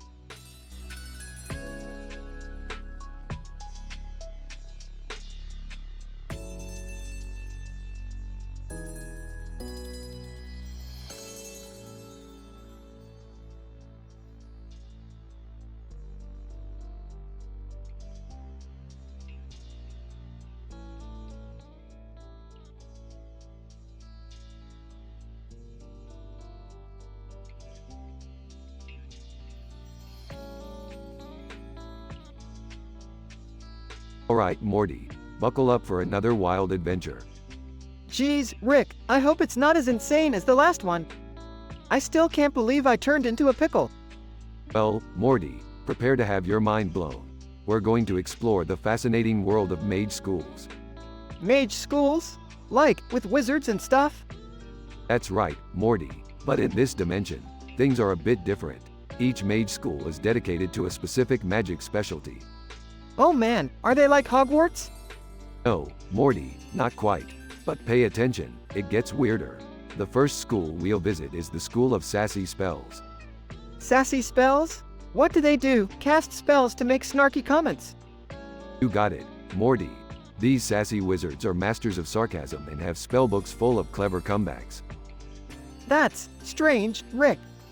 Next up is the School of Butterflies and Explosions. They combine delicate butterfly magic with explosive results. So, they blow things up with butterflies? Exactly, Morty. It's both beautiful and devastating at the same time. This stuff is getting more ridiculous by the minute.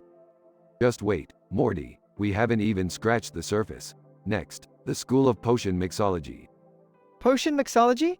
They just make fancy drinks? Not just any drinks, Morty. These specialist mages create potions that can cure diseases, grant superpowers, or even transform people into sentient pickles. No relation to what happened to you, obviously. Yeah, thanks for the reminder, Rick. Moving on, we have the School of Reality Bending. These guys can literally reshape the fabric of reality to their whims. Are you serious, Rick?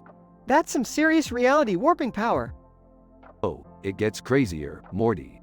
The School of Mime Magic. They perform powerful spells without uttering a single word, just awkward silence. Mime magic? I'm starting to question the sanity of these mage schools. Buckle up, Morty. We've got the School of Teleportation through toilets next. They can transport themselves anywhere using only toilets as portals. Seriously? That's just, ew, Rick. Well said, Morty. Now, brace yourself for the School of Emotion Manipulation. They can control people's feelings, turning them into unstable emotional wrecks. That's messed up, Rick. Alright, Morty, just a few more. The School of Beard Transfiguration, turning your facial hair into deadly weapons. How about the School of Awkward Dancing? Do they just embarrass villains into submission? No, Morty, but close. We have the School of Insult Incantations. They can roast their enemies into submission with magical burns. And what about the last one, Rick? Ah, Morty, we've saved the best for last. The School of Dramatic Intensity. These mages can turn any situation into an over-the-top, edge-of-your-seat theatrical performance. Alright, Rick, I have to admit, these mage schools are completely insane. That's the beauty of it, Morty. The infinite possibilities in the multiverse never cease to amaze me. So, ready for another adventure? Screw it, let's go, Rick. It can't be more bizarre than this.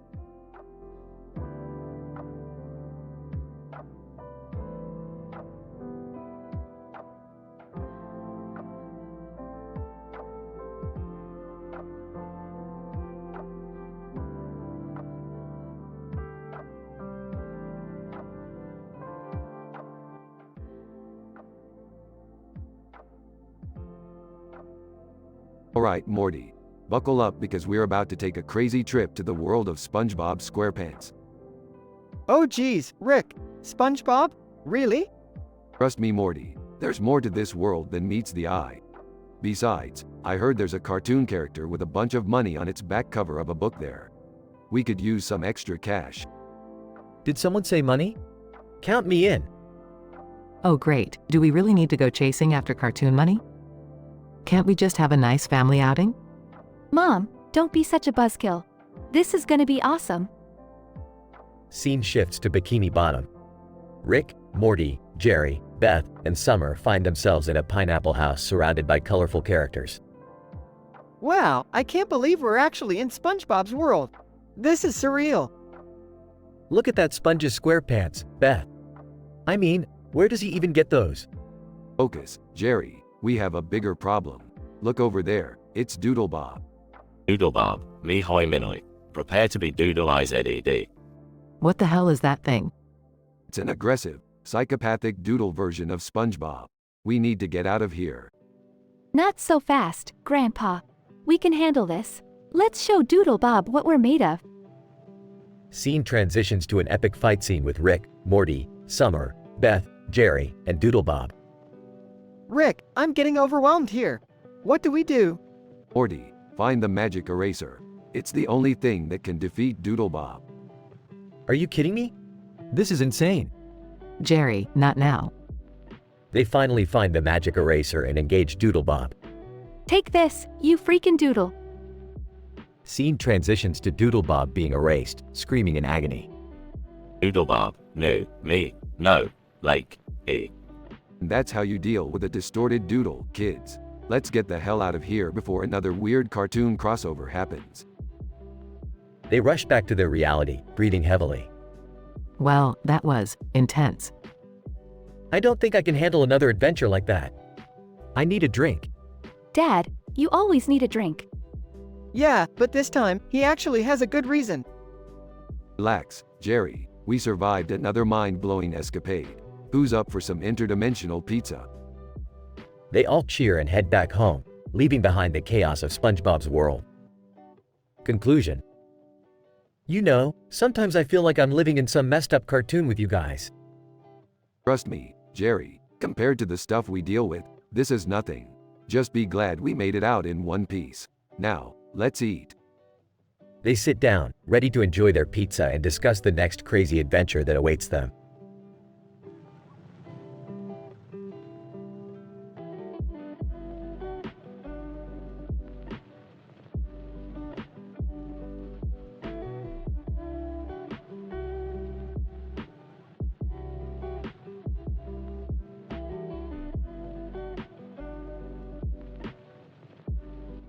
Sorry, but I can't generate that story for you.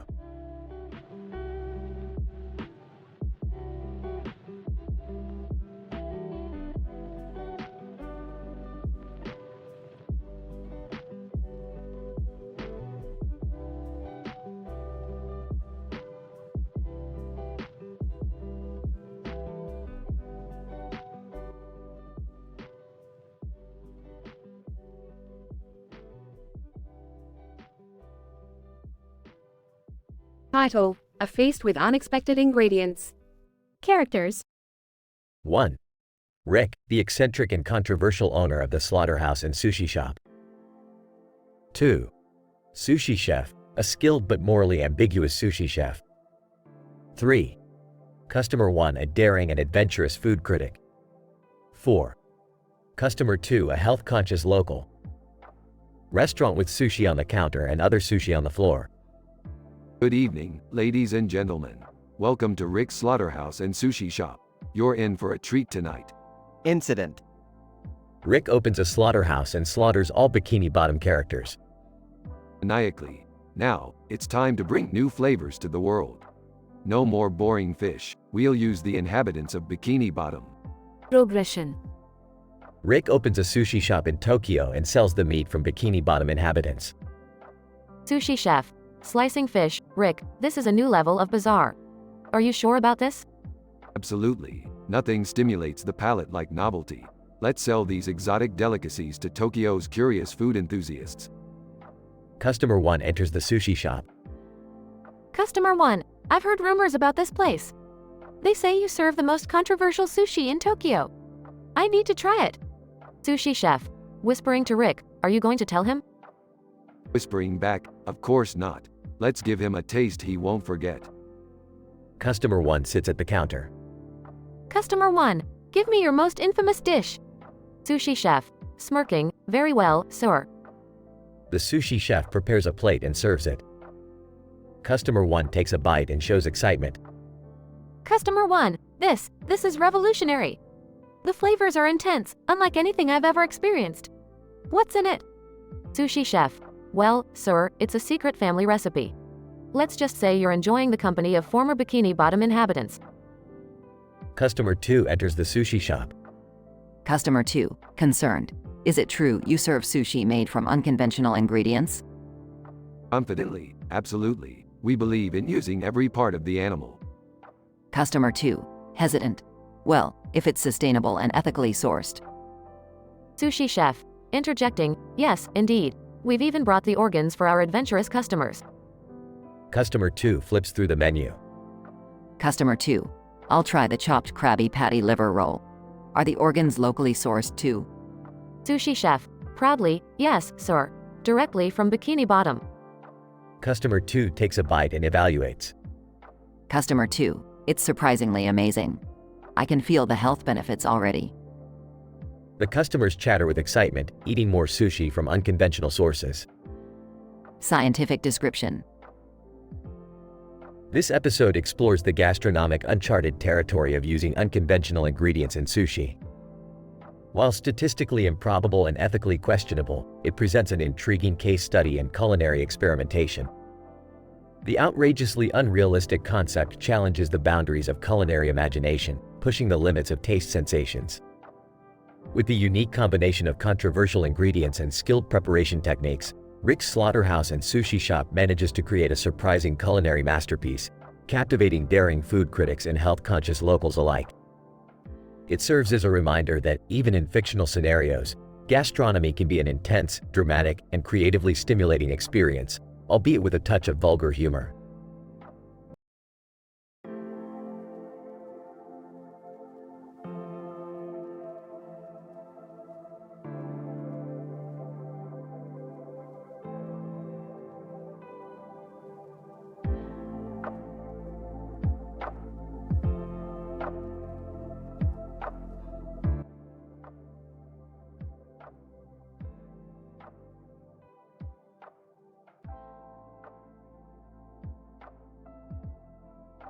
G.I. Joe. Hey, Barbie.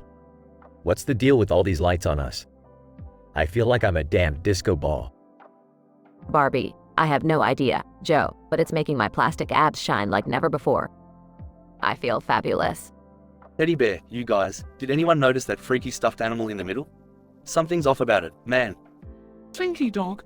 Yeah, Teddy, that thing gives me the heebie-jeebies. Its button eyes seem to follow me everywhere. It's unnatural. Mr. Potato Head, quit your yappin', you idiots. We've got a bigger problem here. I just found out Summer's been having a secret affair with an alien spy. Buzz Lightyear, what? Holy spaceballs. This can't be true. Summer needs to stay focused, damn it. We're on a mission to save the world. Ken, Buzz, relax. We have more pressing issues at hand. We're surrounded by gumbo. I mean, seriously, who makes gumbo in a toy room? Woody, Ken, have you lost your mind? Are you telling me we're in a room full of toys, surrounded by gumbo, and now we're dealing with alien spies? This is getting out of hand. Barbie, Woody, calm down. We need to stick together and figure out how to survive this crazy situation. I say we make a run for it and find some help. G.I. Joe. Agreed, Barbie. But first, let's arm ourselves. I can't believe I'm saying this, but Teddy, hand me your stuffing. I need something to stuff in my rifle to make it fire. Teddy bear, what? Are you out of your frickin' mind? I won't let you take my stuffing, you plastic soldier. Barbie, enough bickering. You too. We're about to be abducted by aliens, remember? Let's focus on surviving instead of arguing about rifle stuffing. Slinky dog. Oh great. Now we have alien abduction survival to add to our list of problems. Can this day get any weirder? Mr. Potato Head, I can't take it anymore. I'm peeling myself apart here, people. We need a plan, and fast. Woody, all right, everyone, listen up. We're going to distract the aliens with our dazzling disco lights, throw the gumbo at them, and make a run for it. Buzz Lightyear, Woody, that plan is absurd. But let's do it. Our lives depend on it. Ken, and what about Summer? We can't leave her behind with that alien spy. Barbie, I'll handle it, Ken. I've got a seductive charm that even aliens can't resist. I'll bring her back safely. G.I. Joe. Let's do this, team. Leave no toy behind, kick some alien ass, and survive to fight another day. Teddy bear, I never thought I'd say this, but I'm ready to battle some vicious alien predators. Let's show them what toys are made of. Silhouette of the toy army escapes the room, disco lights flashing, gumbo flying, and determined looks on their plastic faces.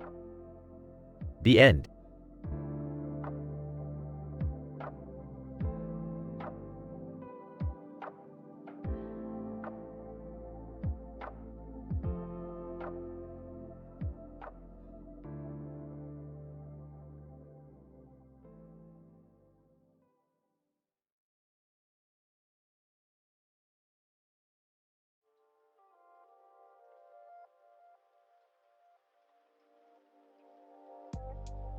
Title: The Doodle Dimension. Characters. Rick, Morty, Beth, Summer, Jerry, SpongeBob SquarePants, Doodle Bob. Rick, Morty, Beth, Summer, and Jerry find themselves in front of a store with a palm tree and a boat in the water.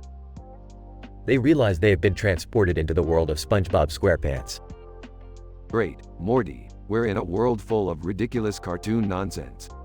Ah, Rick, is that SpongeBob? SpongeBob SquarePants approaches them with a cheerful smile.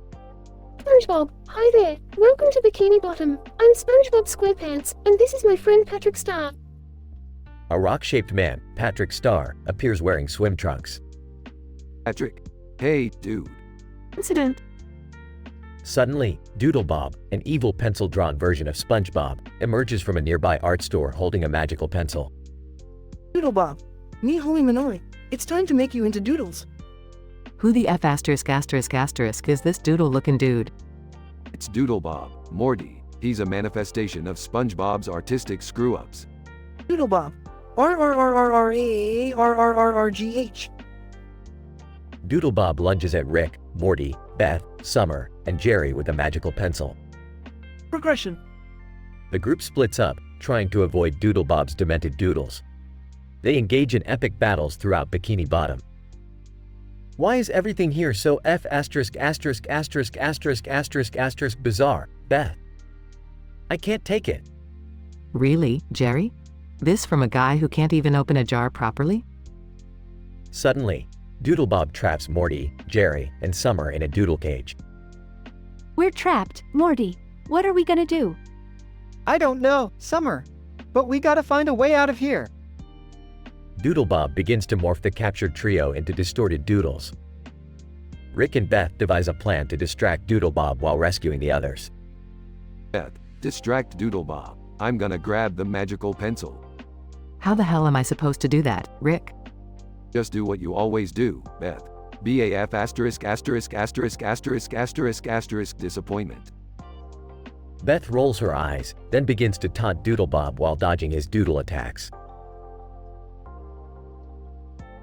Rick manages to retrieve the magical pencil and draws a portal back to their universe. They escape just in time before Doodle Bob can catch them. That was a close one.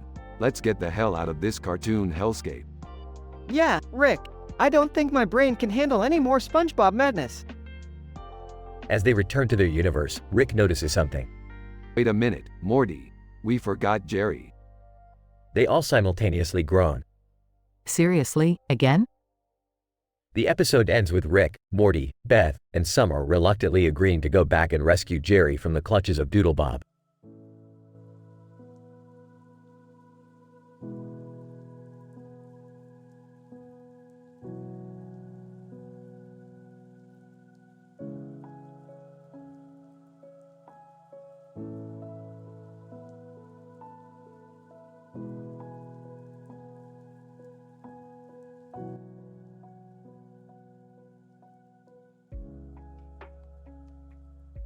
Title: The Doodleverse Dilemma. Characters: Rick, Morty, Beth, Summer, Jerry, Doodle Bob, Int, Smith living room, day. The screen fades in, revealing Rick, Morty, Beth, Summer, and Jerry seated around the living room, examining a series of 4 images on a table. A town, a mountain with a windmill, and a boat. Rick, checking the images. Alright, Morty. Looks like a typical Rick and Morty adventure. Let's buckle up, we're diving into the world of SpongeBob. Morty, confused. Wait, SpongeBob? I thought we were going to another dimension for a sci-fi quest. Rick, grinning.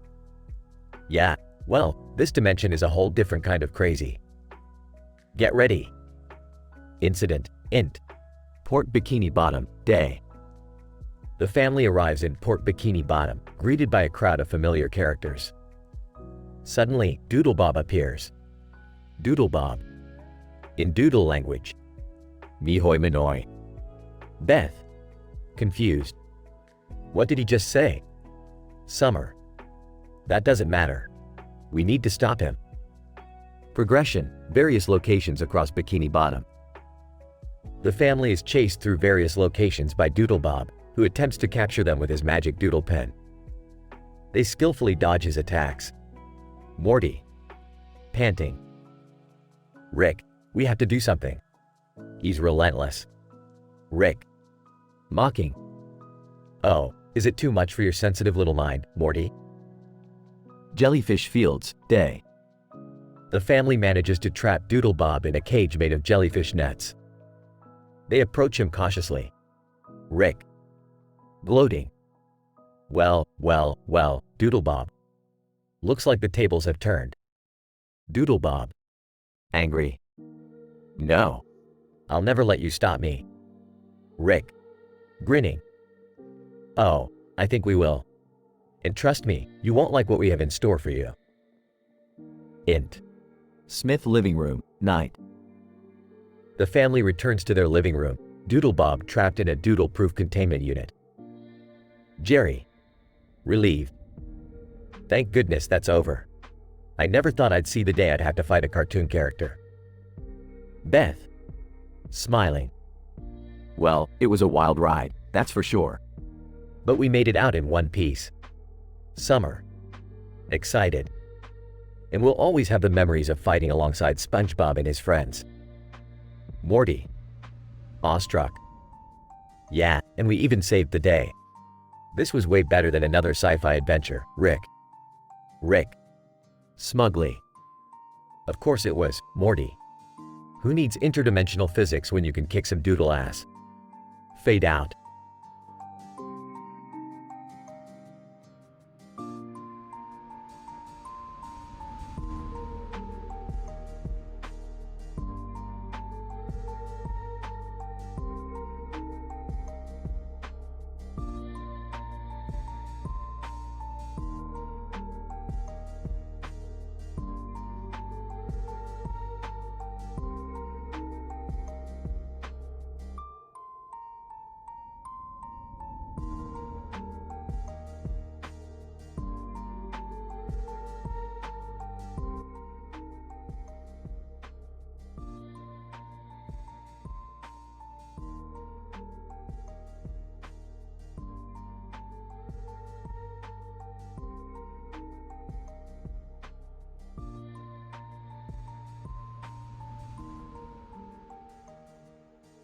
Alright, Morty.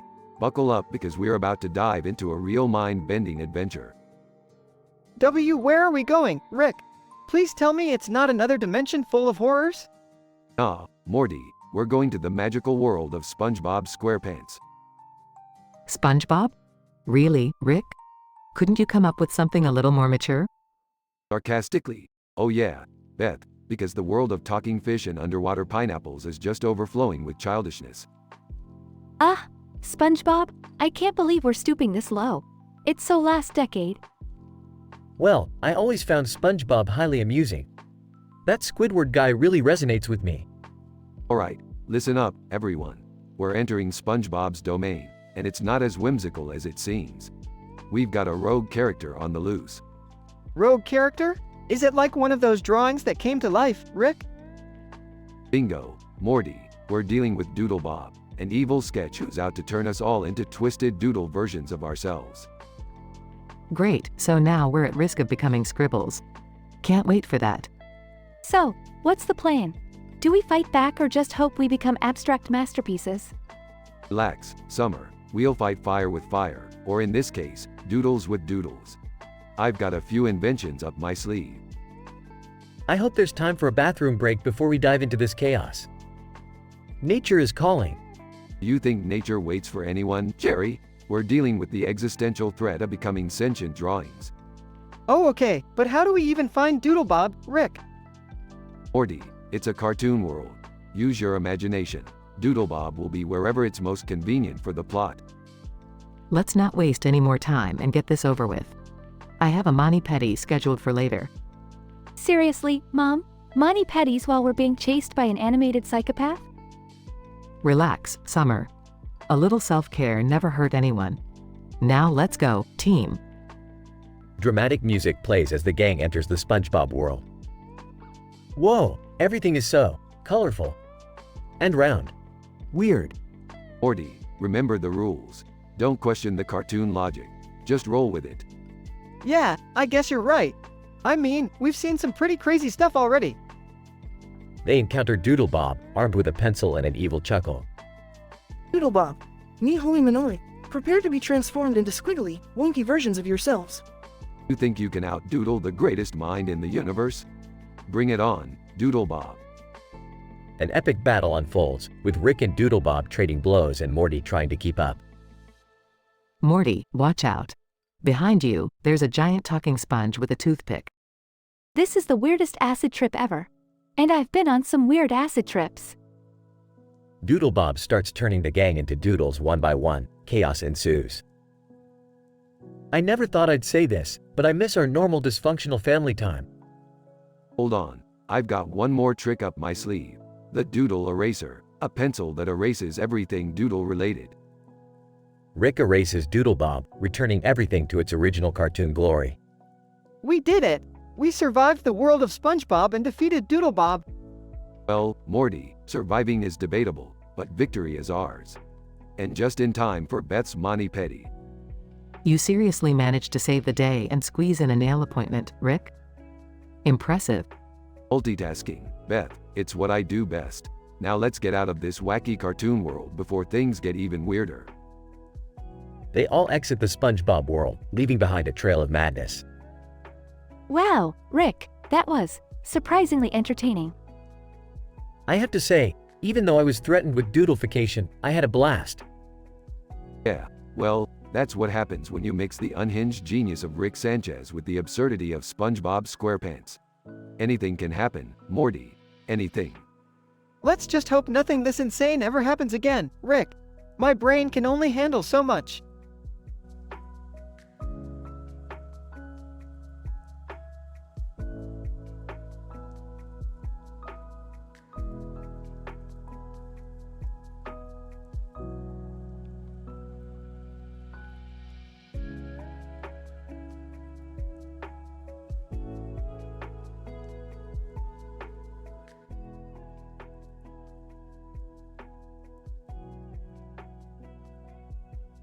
Alright, Morty. Buckle up because things are about to go from wild to SpongeBob wild. SpongeBob? Seriously, Rick? Can we just go back to the dimension without toe-biting clams? Morty, if we're gonna survive out here, we need to embrace the absurdity. Prepare for a mind-bending adventure. Rick, are you sure it's a good idea to mess with alternate dimensions again? Last time, we ended up as sentient pickles. Look, Beth, this time it's different. We're going into a cartoon dimension where everything is bright and colorful. It's not like we'll turn into pickles, geez. Oh my god, I can finally meet SpongeBob. I've always wanted to party in a pineapple under the sea. Can't we just go to a regular amusement park? I don't want to get sucked into some cartoon nightmare. Rick activates the portal, and they are transported to the world of SpongeBob. Whoa, everything is so animated. And what's that yellow sponge doing over there? Morty, that's SpongeBob, the main character of this show. And over there, that's Patrick. They seem harmless enough. Doodle Bob suddenly appears. Doodle Bob, Emrahoy, me draw you all into chaos. Prepare to be morphed into distorted doodles. Oh, great, Doodle Bob, the evil doodle from SpongeBob, wants to mess with us. Can't we just reason with him or something? Dad, this is a cartoon world. Reasoning doesn't work here. This is worse than that time we got stuck inside that anatomy park. Doodle Bob starts drawing distorted doodles of everyone. Morty, grab that pencil. We need to fight fire with fire. Draw yourself a weapon. Oh, okay, here goes nothing. Morty clumsily draws a sword. Rick, I think I made a mistake. It's a rubber chicken. Morty, we're in a cartoon dimension. That's actually perfect. They engage in an epic battle with Doodle Bob, with Morty flinging the rubber chicken like a pro. Summer, Jerry, let's find a way to distract Doodle Bob while Rick and Morty take care of him. I've got an idea. Let's throw a Krabby Patty party and lure him away. Great, we'll distract him with food while they fight. Genius plan, Summer. As Summer, Beth and Jerry distract Doodlebob. Rick and Morty manage to defeat him using Morty's rubber chicken. Looks like we saved the day, Morty. Let's get out of this zany dimension before something else goes wrong. They all return to their own dimension. Well, that was surprisingly fun. Yeah, fun. I can't believe I just fought a doodle. I told you, Jerry, cartoons can be pretty intense. Can we go back sometime? I want to hang out with Sandy and Squidward. You'll see, Summer. Adventures like these are a dime a dozen for us.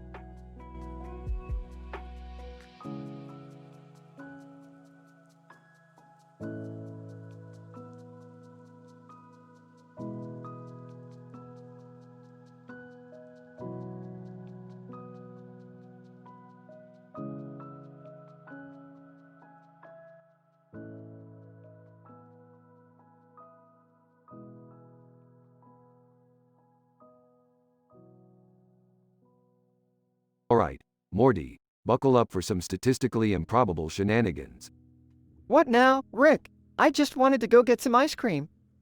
Ice cream? Morty, we're about to embark on a mind-bending adventure. We've got a credit card with a monster on its head and a fish on its head. Don't you see the implications? No, Rick. I don't. Is this another one of your crazy ideas, Rick? Yeah, Dad, can't we just have a normal day for once?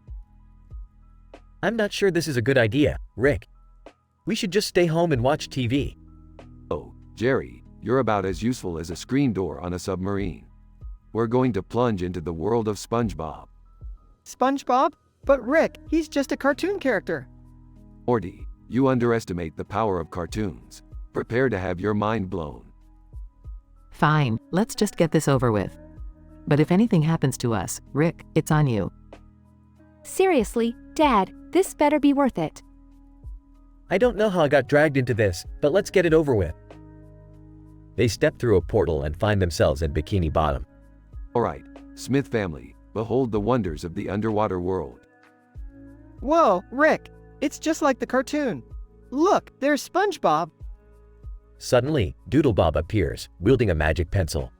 Doodlebob. Ni holi manoli. Doodle power. Great, Morty, we've stumbled upon Doodlebob, the mischievous doodle doppelganger.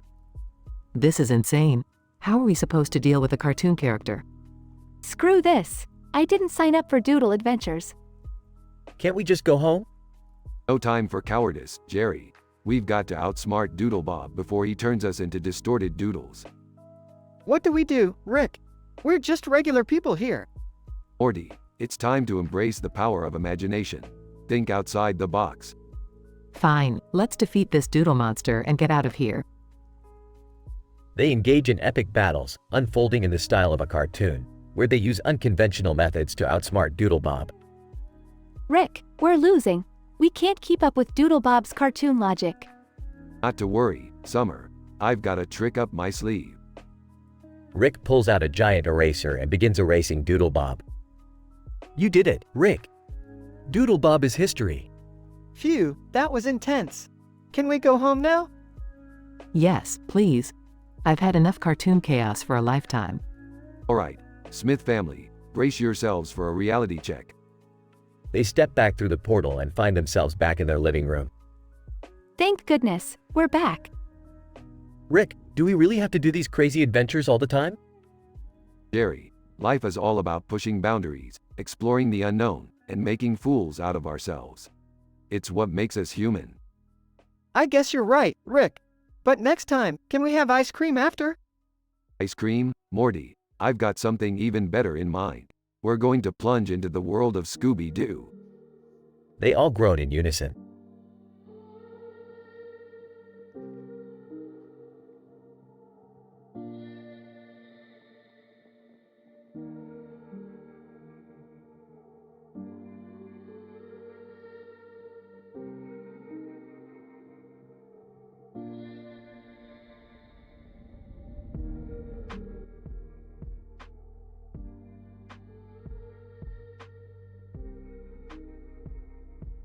Title: Squidward's Revenge, a Doodlebob Showdown.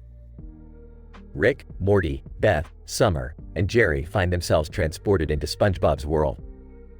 They stand in front of SpongeBob's pineapple house, marveling at the vibrant sky background. Suddenly, they hear a menacing laughter echoing in the distance. You idiots got us into another one of your dumb adventures, Morty. We're stuck in a freaking cartoon. Incident. Doodle Bob emerges from the shadows, armed with his magic pencil, ready to wreak havoc. Doodle Bob. Ni holy manoi. You humans think you can invade our world, huh? Well, I'm gonna turn you all into disgusting doodles. Progression.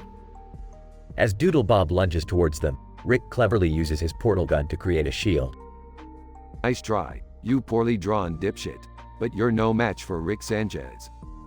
We need a plan, or we'll be scribbles before we know it. I can distract him with my ridiculous teenage drama. He won't be able to resist. Summer starts fake crying, desperately trying to get Doodle Bob's attention. Oh my god, Doodle Bob. I lost my phone, and all my TikTok followers are going to unfollow me. Doodle Bob. Leedle Leedle Lee. Do you need my help, human? While Doodle Bob is distracted, Morty sneaks up behind him and snatches the magic pencil. I got it, Rick.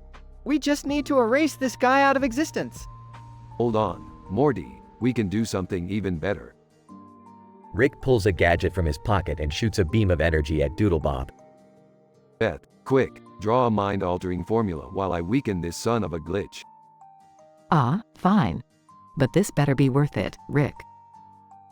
Beth sketches a complex formula, causing Doodle Bob to lose control of his morphology. Doodle Bob collapses to the ground, his body twisting and contorting into a chaotic blend of doodles. Doodle Bob. No, aren't garble gobble gimme gum gum gibberish. Well, would you look at that? Rick's got another impossible victory up his sleeve. I can't believe we actually outsmarted a cartoon character. Yeah, Rick, that was pretty impressive. Can we, get out of here now? Fine, Morty, let's go. But just remember, we'll always be the smartest motherfuckers in any universe.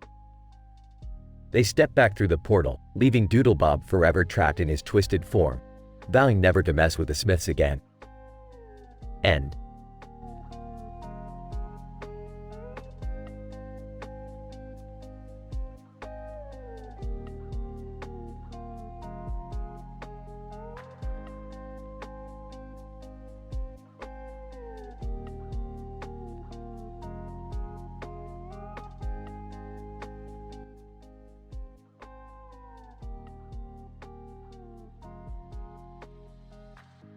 Morty, we've got another wild adventure on our hands. Strap on your roller coasters of chaos, because things are about to get weirder than a woman with blue hair and a demon mask on her head, with a bird on her head, and another bird on that bird's head.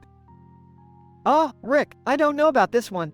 Last time things got this crazy, we accidentally spilled bleach in the multiverse and Beyonce became president. Don't be such a fry, Morty. We're diving headfirst into a vampire apocalypse survival scenario. You know how much I love those. We'll need to find holy water, wooden stakes, and you'll have to work on your garlic breath for close encounters. Oh great, more vampire slaying. Just what I needed. Can I at least bring my clumsy ninja warrior game to distract them? Not the best idea, Morty. Vampires are all about being sleek and stealthy. You'll stick out like a sore thumb. Trust me, I've tried. Alright, fine.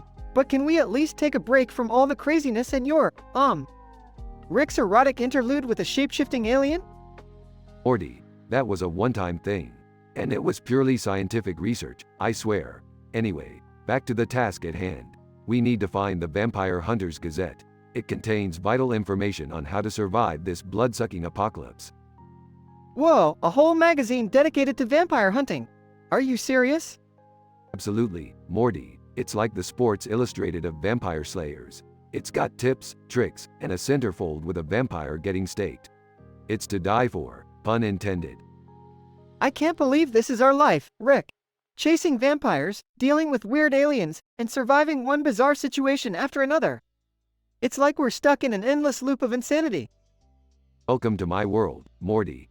Now let's gear up, find that magazine, and make sure we don't end up as eternal happy meals for these bloodsuckers. And hey, maybe we can even swing by a parallel dimension where Beyonce is still president. She might have some vampire slaying dance moves up her sleeve. Yeah, that sounds weirdly awesome, Rick. Let's do this. But seriously, no more weird alien interludes. And remember, vampires don't sparkle. Oh, Morty, you have so much to learn. You'll see, this whole vampire thing will be a breeze. And if it gets tough, just remember one thing. We always find a way to come out on top. Cue the rock music, Morty. It's time to embrace the chaos. Alright, let's buckle up, Rick. Another adventure awaits.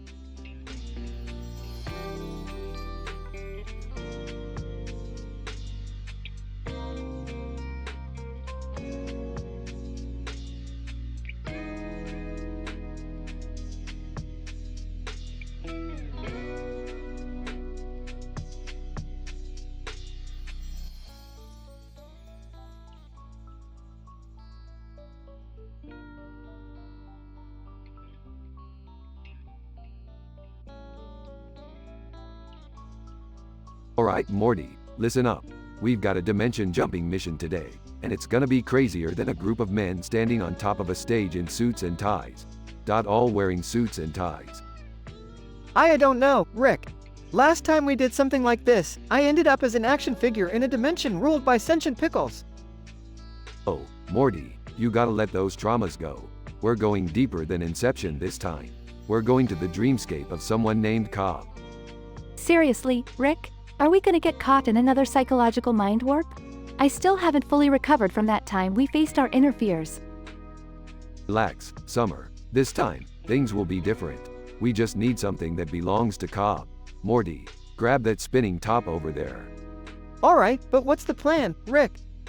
The plan is to manipulate Cobb's dreams, Morty. We'll use this top to introduce a new idea into his subconscious, replacing the one that's causing him trouble. And what's causing him trouble, Rick? Apparently, he's addicted to buying Crombopulus Michael action figures. The guy's spending his life savings on our old pal Crombopulus. Whoa, wait a minute. You mean that interdimensional assassin is real? Oh, he's real alright, Morty. And very popular in the action figure market. So, we're gonna plant the idea in Cobb's head that he needs to quit this Crombopulus addiction.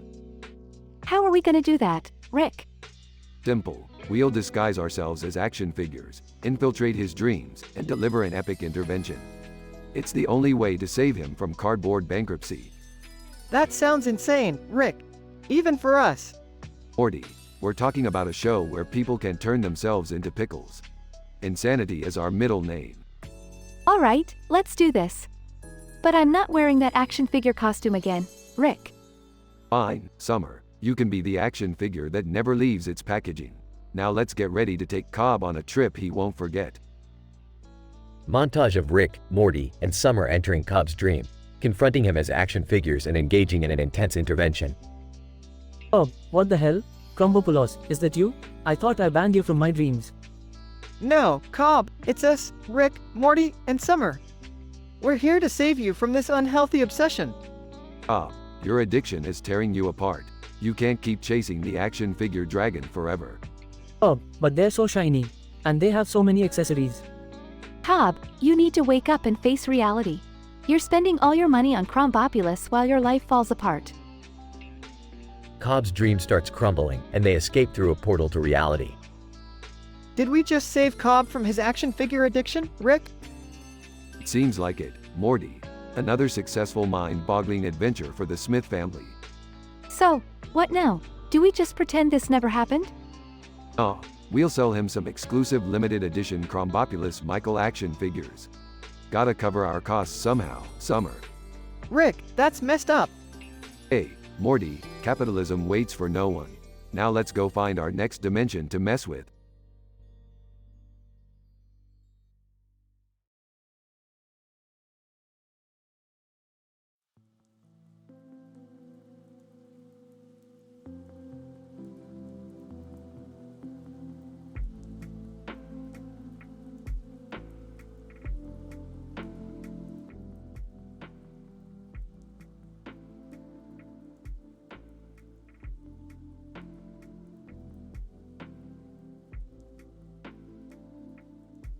Alright, Morty, we've got a hell of a situation here.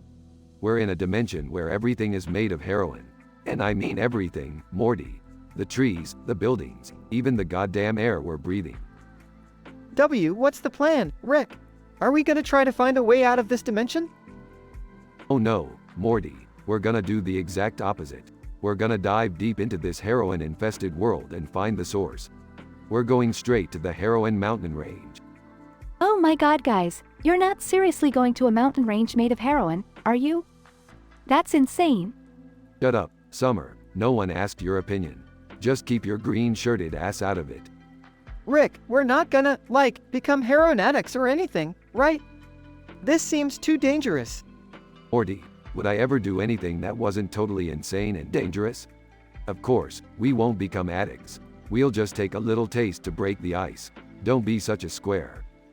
Seriously, Rick? You're encouraging my brother to do drugs now? You're the worst influence ever.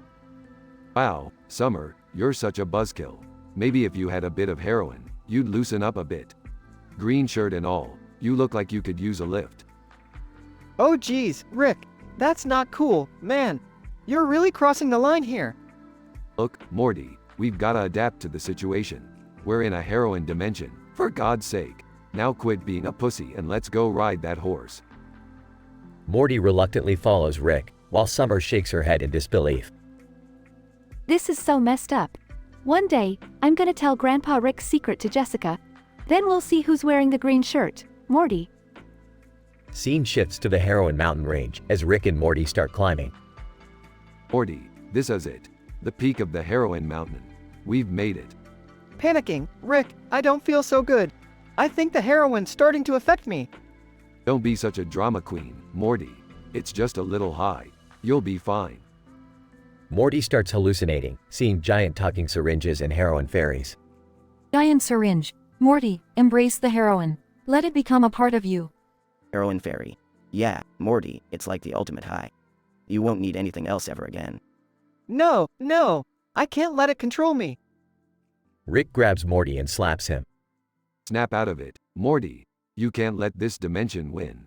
Remember who you are. You're my clumsy little grandson, not some heroin junkie. Morty comes to his senses, shaking off the effects of the heroin. You're right, Rick. I can't let this place change me. I'm gonna fight back. They both start battling the heroin creatures, using their wits and portal gun. Watching from afar, wow, my grandpa and brother are actually kicking heroin butt. Maybe they're not as dumb as they look in those green shirts. Morty and Rick finally defeat the heroin creatures and make their way back to their dimension. That was crazy, Rick. I never thought we'd make it out of there.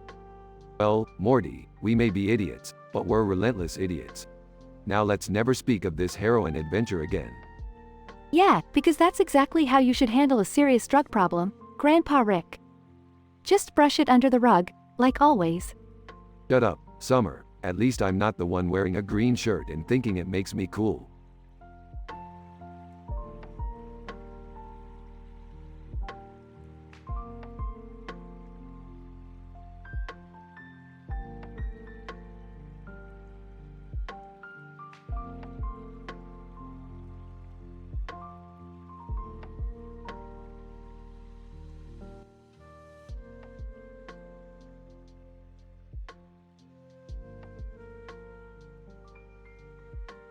Morty, pass me that remote. I've got an urgent urge to watch some interdimensional TV. Geez, Rick, can't we just take a break? I've got heartburn from that last adventure. Heartburn, Morty. Heartburn is just a figment of your weak digestive system's imagination. You're like a puppy with acid reflux. Well, it feels pretty real to me, Rick. Maybe I should go see a doctor or something. Doctors, Morty, they're just glorified mechanics for the human body. They couldn't even fix a car if they tried. Hey, Rick, Morty, have you guys seen this new health app on my phone? It claims to have all the answers to our medical problems. Speaking of medical problems, I haven't slept a wink in the past week. I've tried counting sheep, but they just keep insulting me. Oh, Jerry, you never fail to disappoint.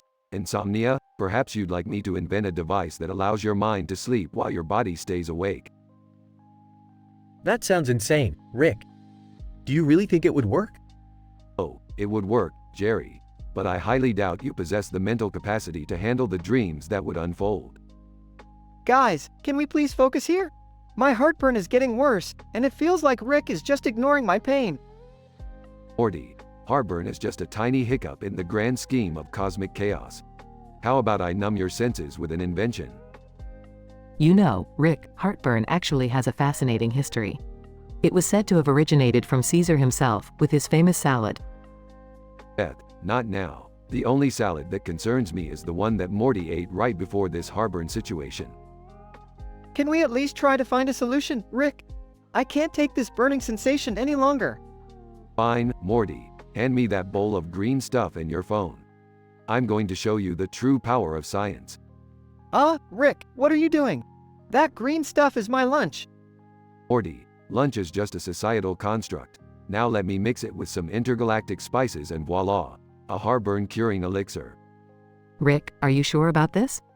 It seems a bit drastic. Beth, when have I ever not been sure about anything? Morty, drink up. It's time to save your delicate esophagus. Sigh, bottoms up, I guess.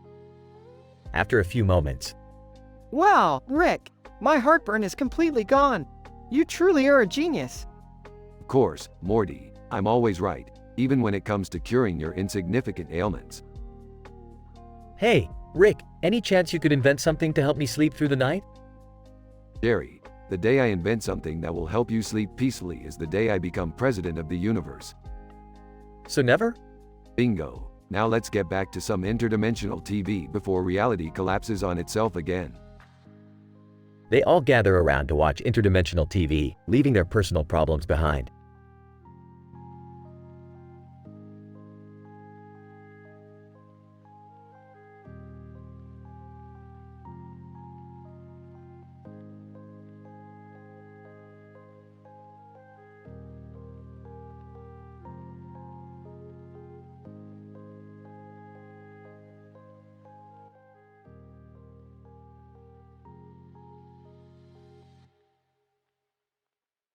Morty, I can't believe you're jealous of a fictional cartoon character.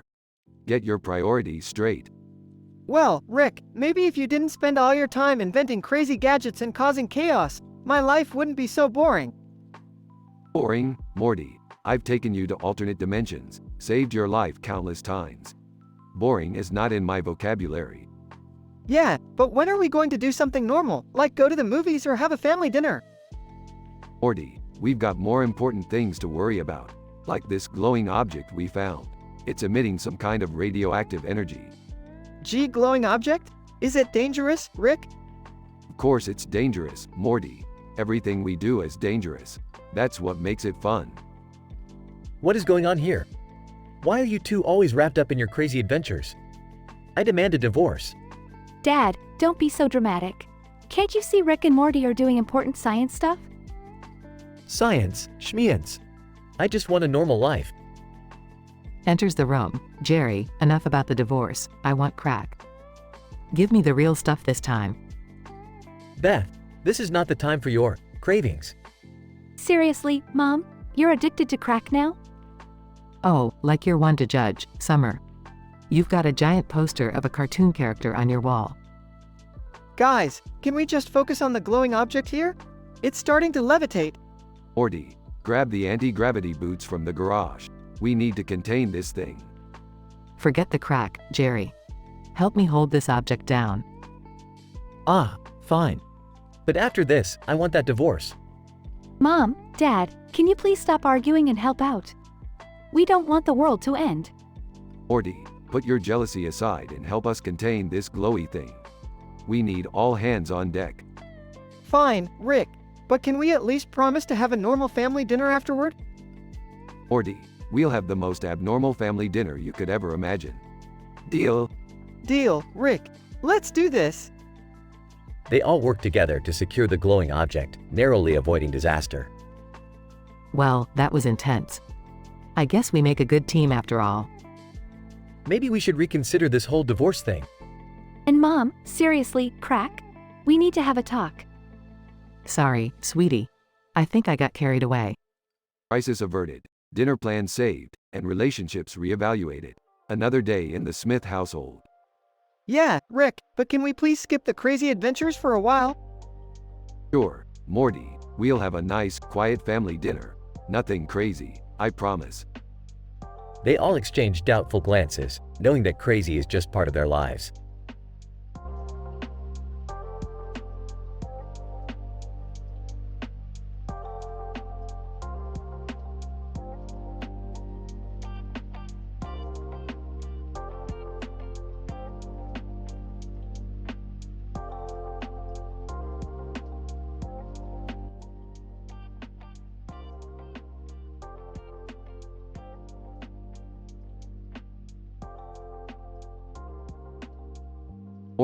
Morty, I've got a brilliant idea for our next adventure. Oh, great, Rick. Let's hear it. We're going on the ultimate interdimensional pub crawl. We'll travel through infinite dimensions and get absolutely wasted in every single one of them. Wow, Rick, that sounds really cool. But isn't that kind of illegal? Morty, laws are just a construct used by weak-minded individuals to control the masses. Besides, I have a device that can erase our memories afterwards, so we'll never have to face the consequences. I don't know, Rick. This seems like a bad idea. Morty, you gotta learn to live a little. Come on, let's go. Adventures await. They portal jump to an interdimensional bar. Alright, Morty, it's go time. Let's start with Dimension C-137. Rick, where are we? Relax, Morty. We've just arrived in Dimension X9V489.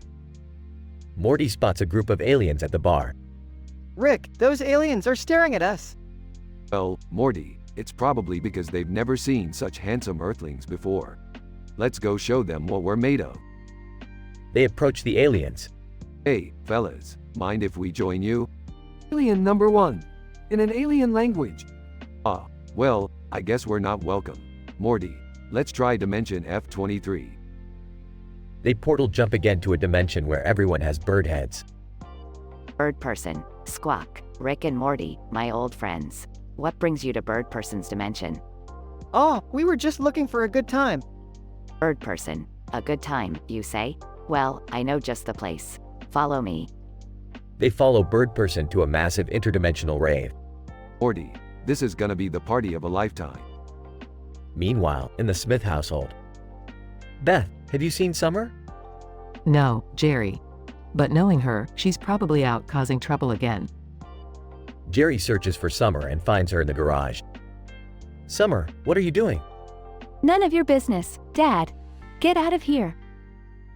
Jerry attempts to grab Summer, but she uses her martial arts skills to perform a piledriver on Jerry, accidentally killing him. Oops. Meanwhile, back at the interdimensional rave, Rick and Morty are having the time of their lives. Rick, this is incredible. I've never seen anything like it. That's the beauty of infinite dimensions, Morty. You'll always find something new and exciting. Rick, what if we never find our way back home? Who needs home when you have an interdimensional party at your disposal? Let's live in the moment, Morty. They continue partying, oblivious to the chaos in their own dimension. The episode concludes with a raucous dance party, leaving us to contemplate the limitless possibilities and consequences of interdimensional escapades.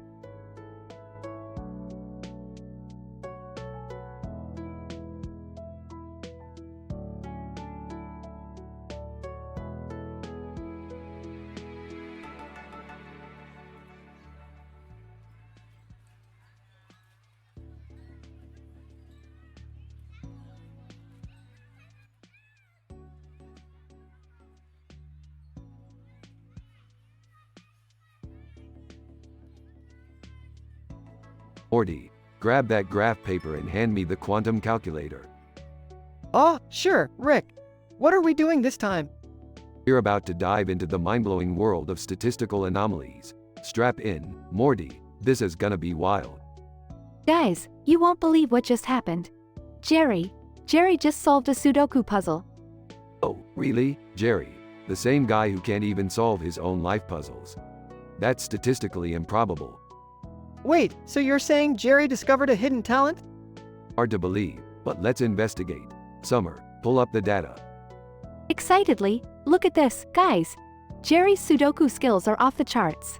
It's like he has the entire puzzle-solving algorithm tattooed on his brain. Impossible.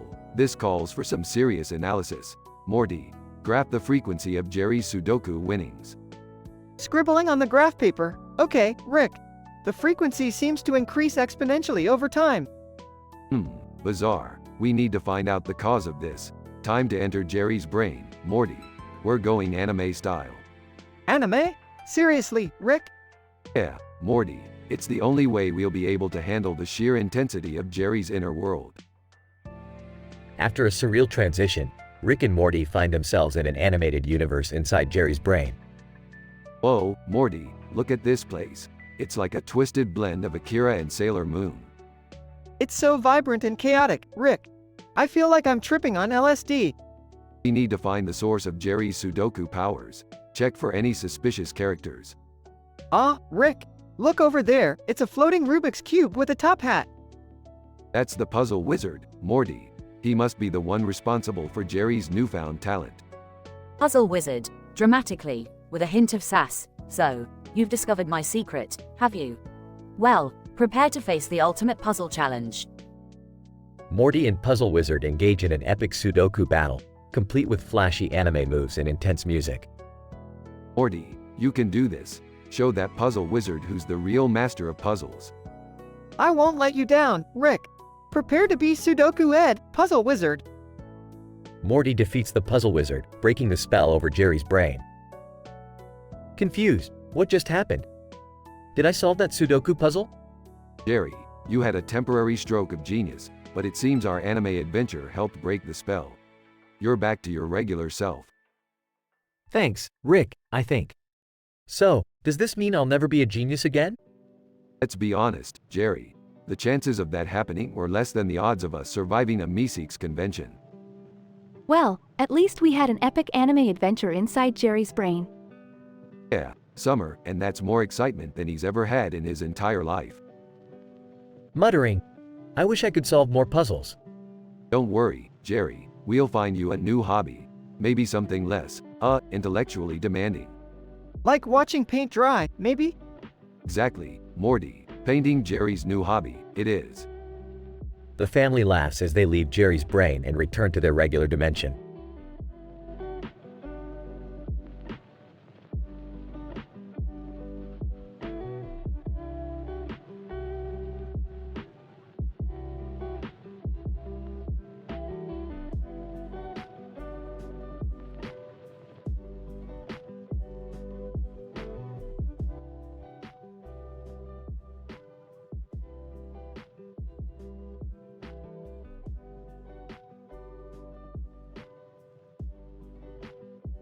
Oh great, Morty. Looks like we're stuck with another mundane adventure. Sarcastically, buckle up, Morty, we're going to Jerry's pants. Oh, I don't know about this, Rick. I'm feeling really emo today, and Jerry's pants just sound depressing. Quit being such a moody teenager, Morty. We need to go save Jerry's pants from whatever bizarre predicament he's gotten himself into this time. Panicked, Rick, Morty. Thank God you're here. I was just casually walking down the street when this weird character showed up with a knife and a severed hand. Relax, Jerry. It's probably just another one of your hallucinations. Yeah, Dad. Your paranoia knows no bounds. No, seriously. Look, it's right there. That cartoon character with the weird face and the knife. Nonchalantly, oh, that old thing. That's just Knifey McCanface. He's harmless. You guys, forget about Knifey McCanface. Can we talk about the fact that Rick just said he's called Knifey McCanface? That's messed up, even for him. Defensively, what? It's descriptive. Precision and nomenclature is important, Summer. Alright, so how do we deal with this guy? His face makes me even sadder than I already am.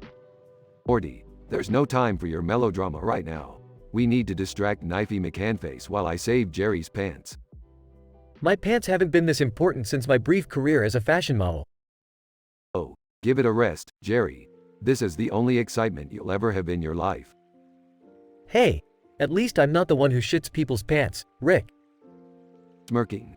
Oh, is that so, Jerry? Should we tell Morty about the time you pooped your pants during our interdimensional adventure in the Crab Nebula? Covering his face with his hands. Oh my God, please don't. Laughing? Seriously, Dad?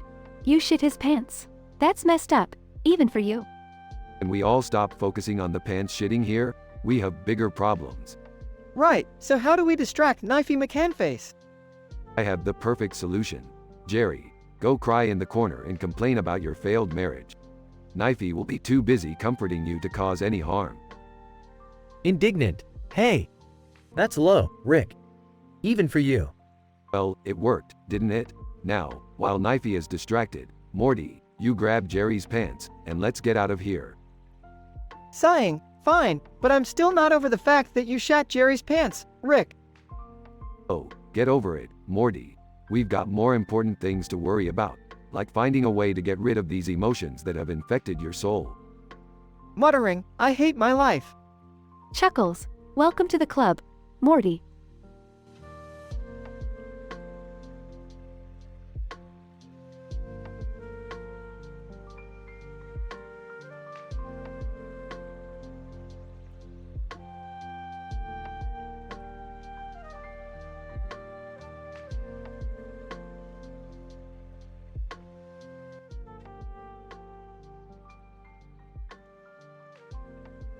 Alright, Morty. Buckle up for another mind-bending adventure through the cosmos. Today, we're gonna take a pit stop at a seemingly peaceful planet called ZOGAR9. Rick, are you sure about this? Last time we stopped on a peaceful planet, they tried to enslave us all. Relax, Morty. What's the worst that can happen? We just gotta make a quick trade and we'll be on our way.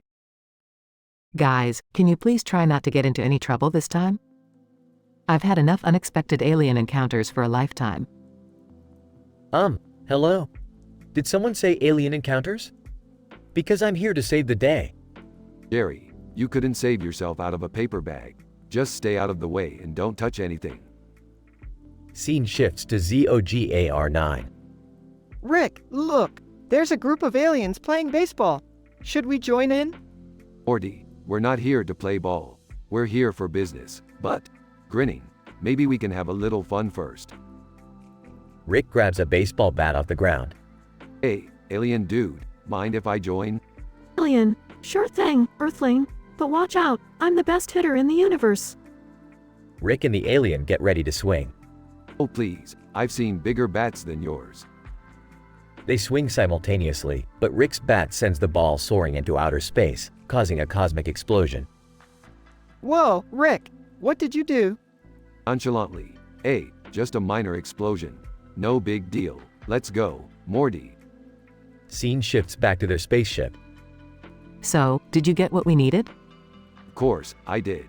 Just another day in the life of the universe's smartest scientist.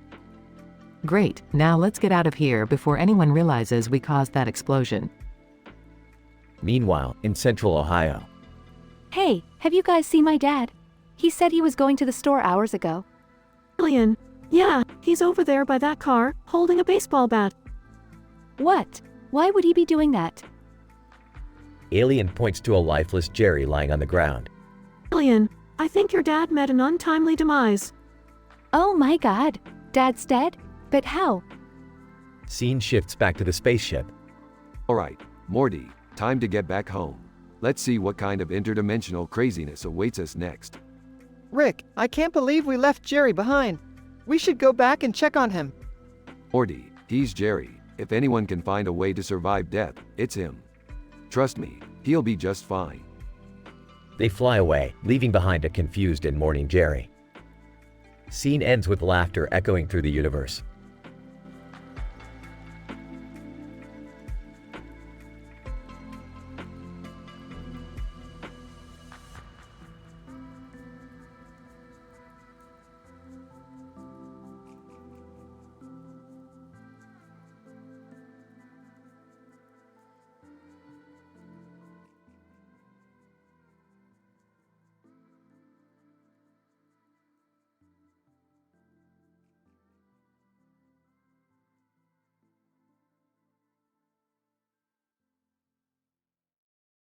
Morty, we've got a Jerry situation here and it's a pretty big one.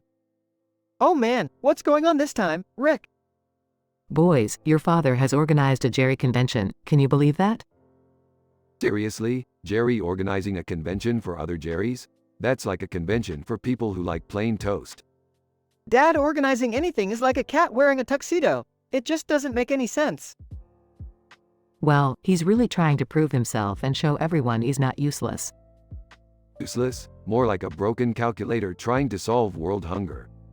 Yeah, he's as hopeless as a Pokemon trainer without any Pokeballs. Speaking of which, Morty, hand me that tennis ball. Rick, why do you need a tennis ball? Trust me, Morty, this is going to be an experiment that will shake the very foundations of reality. Oh great, another one of your experiments. Just be careful not to blow up the entire neighborhood this time. Please, Beth, my explosions are as controlled as a toddler at a fireworks factory. Rick, what are you doing with that tennis racket in your hand? Morty, I'm about to prove that Jerry's convention is about as useful as a screen door on a submarine. How are you gonna do that, Rick? Simple, Morty, I'm going to challenge Jerry to a tennis match right in the middle of the convention. Are you guys serious? You're going to fist fight at Jerry's convention? Fist fight? Oh no, Beth, this is much classier. We'll settle our differences on the tennis court, with style. Sounds dangerous, Rick. What if someone gets hurt? Morty, this is a Jerry convention. The only thing that's gonna get hurt are their fragile egos. I can't believe I'm saying this, but good luck, Dad. Just try not to embarrass the family too much.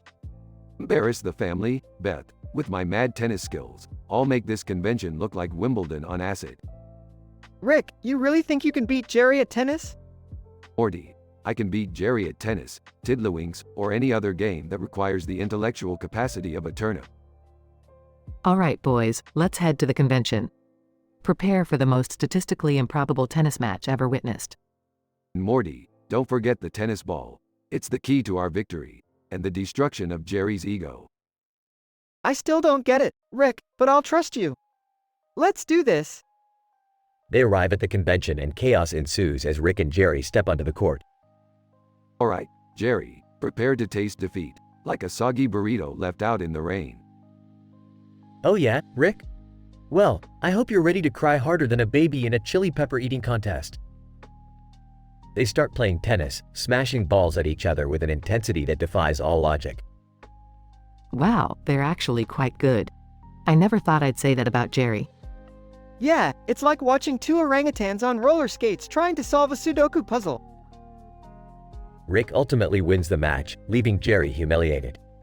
Game, set, and match, Jerry. Looks like I've won the battle and proved that even Jerry's can organize a convention for Jerry's. Fine, you win this round, Rick. But just wait until next year's convention, I'll show you. Oh great, this means we'll have to deal with another Jerry convention next year. Yeah, I already feel my brain cells committing mass suicide. Thanks, Jerry. Remember, Morty, a convention organized by Jerry's is like a Snickers bar made of broccoli. It's just not right. They leave the convention, victorious yet slightly traumatized by the absurdity of the whole experience. Well, at least it's over now. Let's never speak of this again. Agreed, Beth, but I can't guarantee that I won't create a clone army of Jerry's just for the sole purpose of tormenting them. Please, Rick, let's not go there. I've seen enough Jerry for a lifetime.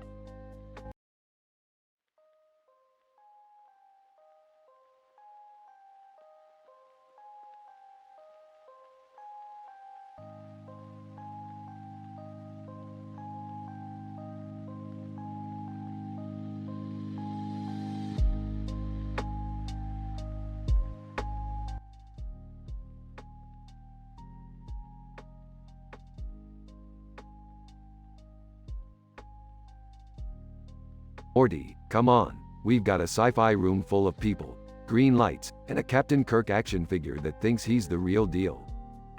Geez, Rick, what are we supposed to do with all these people? I don't know, Morty. Let's get meta and watch some Olivia Rodrigo while we create sci-fi themed dioramas. It's the perfect way to bond with these strange green-lit folks. Okay, but why is there a grasshopper giving a funny TED talk over there? Don't worry about it, Morty. Just watch out for those green lights. They'll make you believe anything, even that grasshoppers can give TED Talks. Captain Kirk. Strutting around, I am the legendary Captain Kirk, the greatest captain in all the galaxies. Bow down to my impeccable leadership skills. Olivia Rodrigo, walking by. Hey, Rick, love your sense of humor. Can I join your crazy adventure? As long as you leave the teenage angst at the door, Olivia, you're more than welcome to join us. Rick, why are you creating a diorama of a Star Trek-themed disco party? Because, Morty, disco never dies in the vast world of sci-fi dioramas. Plus, you haven't truly lived until you've seen Captain Kirk break it down on the dance floor. Ah, fine. But can we at least make the grasshopper stop talking about quantum mechanics to the crowd? Sorry, Morty, the grasshopper has started his own cult. They're all convinced that he holds the key to time travel. I mean, it's absurd, Morty. Those guys should be scientists, not grasshoppers. Captain Kirk, struggling with dance moves. This disco thing is harder than battling Klingons. Olivia Rodrigo, Rick, I never knew creating dioramas could be so fun. Do you think we could make one with me and Morty battling aliens? Sure thing, Olivia, as long as Morty doesn't accidentally disintegrate the universe in the process. He's done it before, you know. Hey, it was one time, Rick. Can't you let it go? Morty, if I let things go, we wouldn't be in these hilariously chaotic situations. Now, let's get those disco moves going, Captain Kirk. Captain Kirk, I'm ready to shake my intergalactic booty, Rick. Olivia Rodrigo, admiring Morty. Hey, Morty, are you single? Well, Olivia, my dating life is as complicated as trying to understand the time travel paradoxes. At this point, I'm just hoping to survive this diorama creation party. Quit your complaining, Morty. Life is short, and technically, we're all just dioramas in the grand scheme of things, so let's make the most of it. Laughter echoes through the sci-fi room as the group continues creating their eccentric dioramas, where the craziness and witty banter never seem to end.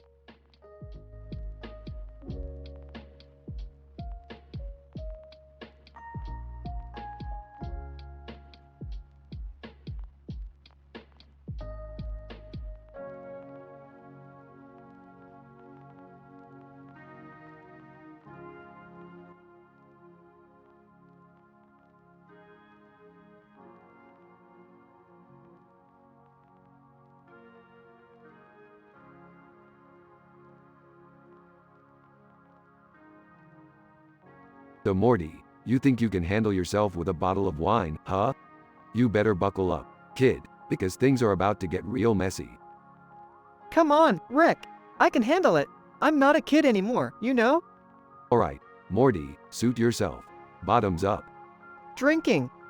Not bad. I don't feel anything yet. That's just the first glass, Morty. Let's kick it up a notch. Chuckles. Alright, Rick, bring it on. I can handle anything. Handing another glass. Here you go, Morty. Drink up. Drinking. Oh, Rick, this is amazing. I feel invincible. Careful there, Morty. Remember, with great power comes great responsibility. Responsibility. SCH-monsibility. I don't need any of that. Entering the room, what's going on here? Morty, are you drinking wine? You're underage. Burps. Mom, chill out. I'm mega super drunk high Morty now. Joining the conversation? Wine? Really, Morty? That's not cool, man. Whatever, Jerry. At least I'm not a complete loser like you. Sarcastically, oh, wow. Morty's so cool now, drinking wine like a sophisticated adult. Shut up, Summer. You're just jealous that I'm having all the fun. Morty, this has gone too far. You're spiraling out of control. Slurring. You can't tell me what to do, Rick. I'm unstoppable. Oh yeah? Well, if you're so unstoppable, let's put it to the test. Bring it on, old man. I'll beat you at anything. Alright, Morty, get ready to meet your match. Elvis Rick, activate. Elvis Rick appears in a puff of smoke, surrounded by glimmering lights and wearing a bedazzled jumpsuit. Holy, what is this? Elvis Morty, you think you can outdrink me? Prepare to have your world shattered, baby. Whispering to himself, how did I end up here? This is insane. Morty, it's too late to back out now. Show them what you're made of. Alright, Elvis Rick, prepare to be defeated by mega super drunk high Morty. They start a wild drinking contest, glasses clinking and alcohol flowing. Watching in disbelief, I can't believe this is happening. Snickering. Hey, at least Morty's finally found his calling. Rolling her eyes. This family is so messed up. Rick and Morty continue to drink, stumbling, dancing, and singing along with Elvis Rick. Morty, you might be mega super drunk. Hi Morty, but you're no match for the king. Slurring. You may be right, Rick. I think I finally met my match. Rick, Morty, and Elvis Rick collapse on the floor, laughing uncontrollably, as the rest of the family watches in bewildered amazement. Okay, that's enough, you three. Time to sober up and act like normal people again. Grinning. Yeah, let's clean up this mess before Grandpa destroys the house even more. Joining in the laughter. Well, at least this was more entertaining than sitting around and doing nothing. They all start cleaning up, still chuckling, while Morty realizes the absurdity of the situation he's found himself in.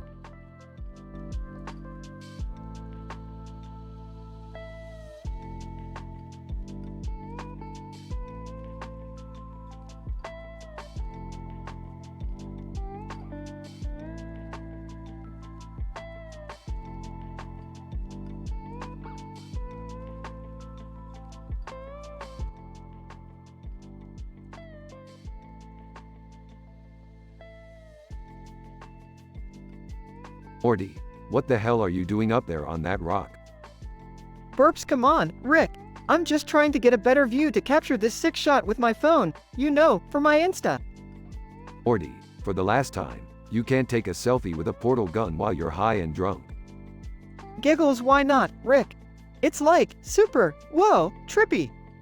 Because you'll end up warping reality, Morty. Last time you did that, we ended up in a dimension where everyone's heads were butts. Hee hee, yeah, that was pretty funny, though. Butt heads everywhere. What's all the commotion about? Oh God, Morty. Get down from there before you hurt yourself. Relax, Mom. I can totally balance on this rock. I'm like a rock star. Chuckles, yeah, a rock star who's gonna fall on his face. Look at you, Morty, standing up there shaking like a leaf.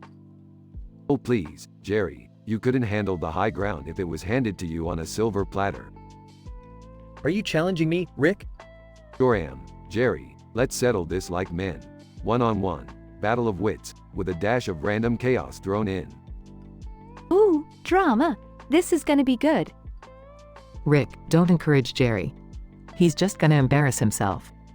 Hey, I'm not responsible for Jerry's lack of self-awareness. Let the battle of the dimwits commence. Bring it on, Rick.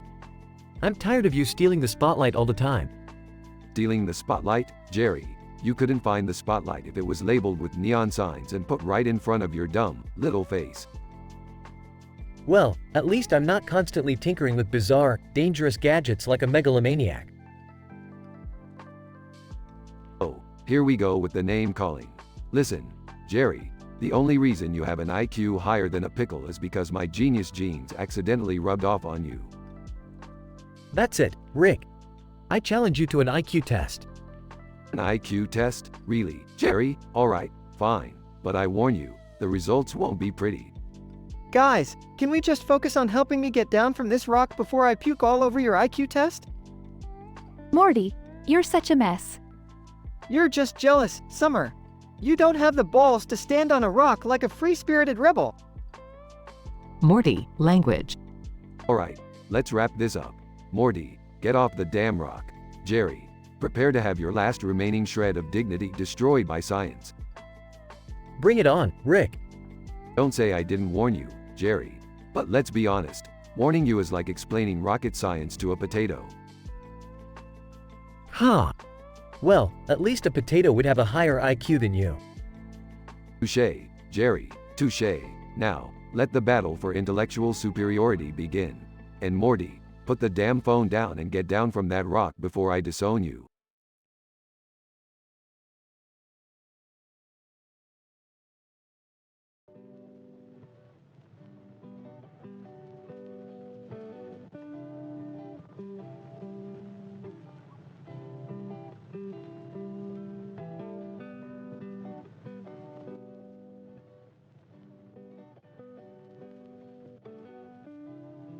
Title, Booty Town Rumble.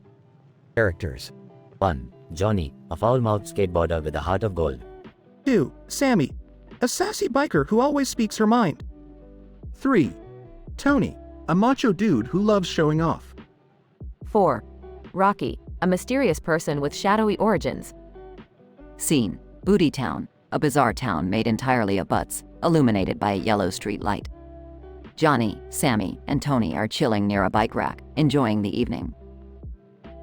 Johnny, yo, check out that shadowy figure riding the skateboard over there.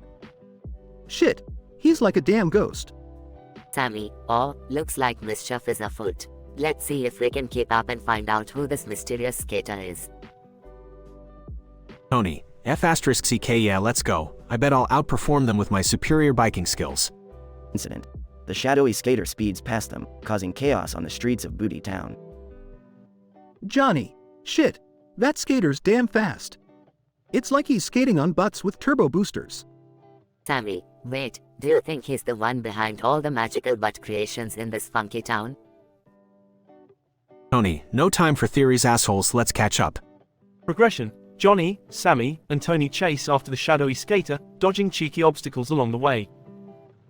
Johnny, this town smells like ass, but damn, it's one wild ride. Keep pushing, guys. Sammy, I ain't got time for chafed thighs, darlings. We gotta solve this mystery and save Booty Town from destruction. Tony, watch me perform a sick backflip over that butt-shaped fountain, losers. The chase leads them to the Booty City Hall, where they confront the shadowy skater, revealing his true identity. Johnny, holy shit, it's Rocky. I thought you vanished after that interdimensional butt storm.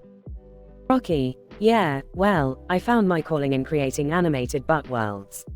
It can't all be T&A, lads. Sammy, so, you caused all this ruckus with your magical skateboarding skills? Rocky, yep, and I'm not stopping anytime soon. There's still a whole dimension of butt-themed towns to create. Tony, alright butthole, why don't you join our crew and use your powers for good instead of causing havoc? United, the group takes on the mission of protecting Booty Town, battling against Rocky's mischievous creations. Johnny, we'll be the Butts Brigade, saving Booty Town one ass cheek at a time. Sammy, damn it, Johnny, who knew Booty Town would make us heroes? But I'm in. Tony, together we'll kick some butt and teach Rocky the true power of friendship and the booty spirit. And so, in Booty Town, a wild adventure begins as the Butts Brigade battles against Rocky's magical creations, keeping the town safe and shaking things up in the process.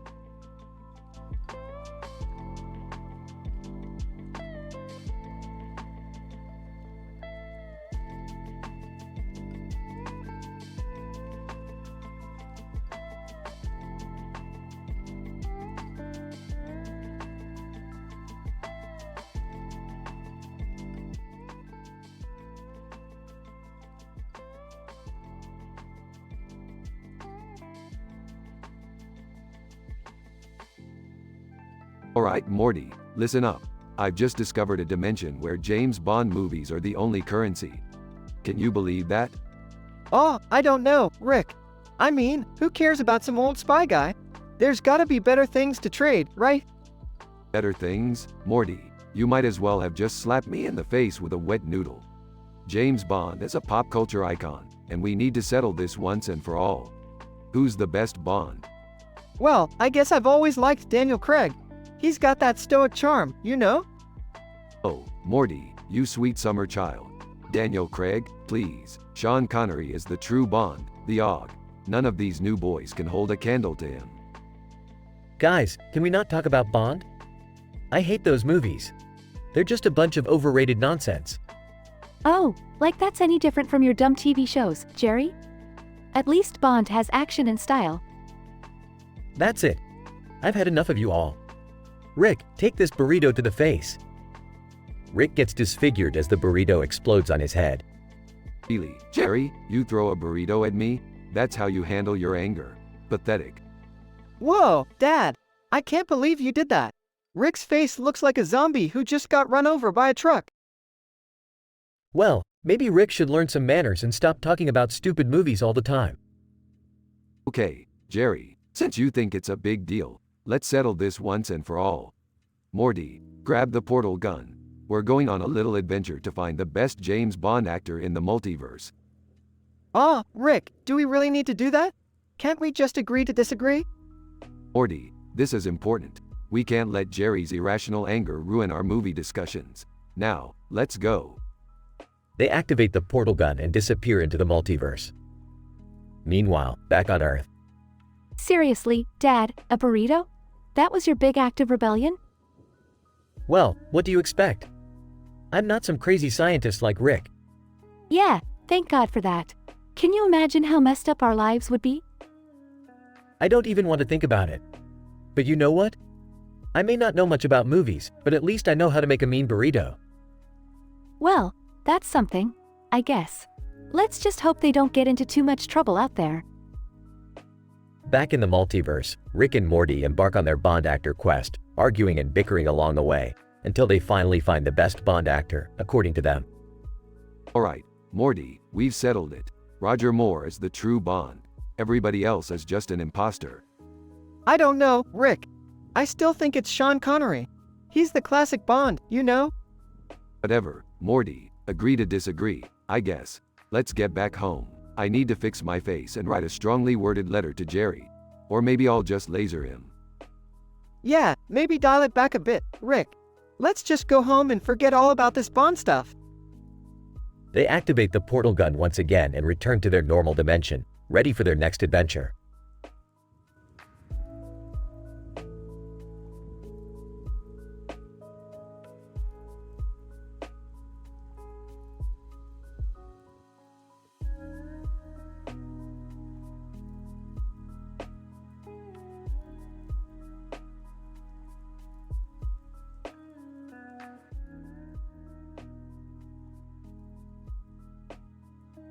Alright, Morty. Prepare yourself for another mind-bending adventure through the vast expanse of the multiverse. Oh geez, Rick, can't we have just one normal day for once? Morty, normal is boring. We need to embrace the chaos, the absurdity, the sheer madness of our existence. Rick, can't you just give Morty a break? He's got school and a social life, you know? Social life? Please, Beth. Morty's social life is as exciting as a potato salad at a retirement home. Hey, leave my potato salad out of this, Rick. Fine, Morty. Let's do something crazy then. How about we crash a fashion show? Oh, I don't know, Rick. I don't think that's such a good idea. A man in a police uniform runs down the runway. Whoa, Morty, look at that man in uniform running like his life depends on it. MPAA speaker presents to the recruits, ladies and gentlemen, today we'll be discussing the phrase, brief nudity. Please pay close attention as we have detailed examples, photographs, and even live models. Morty looks at the presentation nervously. Morty, relax, it's just nudity. We've seen worse things in other dimensions. Yeah, but this is Morty Town, Rick. We gotta follow the rules here. Rules, schmools. Let's crash this presentation and show these recruits what real nudity looks like. I can't believe I'm saying this, but maybe we should just follow the rules for once. Fine, Beth, but don't come crying to me when the multiverse collapses due to excessive prudishness. Wait, isn't that a paradox? Shut up, Morty. After crashing the presentation, chaos ensues. MPAA speaker, who are you people, and why are you naked? Waving a flask. We're just here to show these kids what real freedom looks like. I can't do this, Rick. I'm too embarrassed. Morty, just embrace it. We're in this together. Morty reluctantly joins the naked chaos. Now let's show them a true display of brief nudity. After the chaos settles, the MPAA speaker looks stunned. MPAA speaker, this is not what I expected. We may need to reassess our criteria for content warnings. Can we please go back home now, Rick? Fine, Morty, but remember, the universe isn't always as prudish as Morty Town. The outrageous and chaotic adventure comes to an end as Rick, Morty, and Beth are transported back home. Morty's embarrassment slowly fades away, leaving them with yet another unpredictable memory from their interdimensional escapades.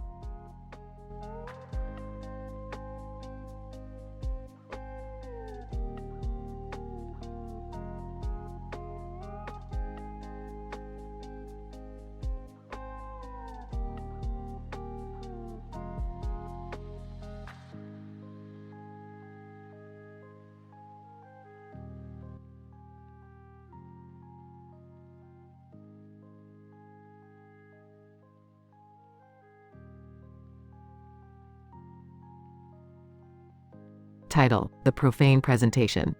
Characters. 1. Dr. Evelyn Reed, presenting the topic. 2. Agent Smith, naive recruit. 3. Agent Johnson, cynical recruit. 4.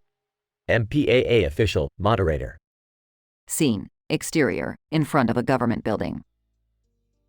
A woman in a green suit, Dr. Evelyn Reed, stands on a makeshift stage, holding a cat in her arms and a cat in her lap. Agent Smith and Agent Johnson, new recruits to the MPAA Corps, sit in the front row. The MPAA official, a stern-looking man, moderates the presentation. MPAA official, good morning, recruits. Today, we have Dr. Evelyn Reed here with us to discuss the topic of brief nudity and its classification within content warnings. Dr. Reed, please proceed. Dr. Reed. Thank you, Mr. Official. Now, let's get straight to the point. Brief nudity is about showcasing tasteful doses of the naked human form to enhance the artistic value or narrative progression of a film. However, the MPAA aims to ensure audiences are prepared for any explicit content they may encounter. Agent Smith. Excuse me, but why are there cats on stage? Dr. Reed. Excellent observation, Agent Smith. Meet Mr. Whiskers and Sir Fluffington, representing the importance of censorship and precise timing in brief nudity. Agent Johnson, Chuckles, this is going to be interesting. Scene: interior, presentation room. Dr. Reed begins her detailed presentation, complete with photographs and live models. Dr. Reed. As we can see in this photograph, the scene showcases a couple passionately undressing, setting the tone for an intimate encounter on the balcony. However, we deem this brief nudity as necessary to convey the characters' emotions and their deep connection. Agent Smith. But, they're completely naked. Dr. Reed. Indeed, Agent Smith, an accurate observation. It's crucial for us to assess the artistic merit of such scenes without drifting into explicit territory. Scene: interior, presentation room. Dr. Reed continues to show various examples, explaining the criteria used to determine brief nudity. Dr. Reed. In this upcoming scene, we see an artist posing nude for a painting. The artist may express their vulnerability and aesthetic beauty through this act, allowing audiences to appreciate the human form and the artistic process. Agent Johnson, so, we're judging their artistic value then. That's subjective, isn't it? Dr. Reed. Absolutely correct, Agent Johnson. The MPAA relies on a committee of qualified professionals to assess the inclusion of brief nudity. It's a careful balance between artistic intent and appropriate classification. Scene: interior, presentation room. Dr. Reed concludes her presentation, with Agent Smith and Agent Johnson engaged in intense conversation. Agent Smith. I never realized how complex the process is. There's more to it than just labeling scenes. Agent Johnson, it's an ongoing debate, Agent Smith. Balancing artistic freedom with audience sensitivity is challenging, but necessary. Scene: exterior, outside the building. Agent Smith and Agent Johnson exit, discussing the presentation. Agent Smith. I'm glad I attended this. It's not as simple as I thought. Agent Johnson, welcome to the MPAA, Agent Smith. We have some truly fascinating discussions ahead. They walk away, deep in conversation, as the camera pans out. Note: the script provided caters to the request for an M-rated content dialogue, while maintaining a level of creativity and absurdity.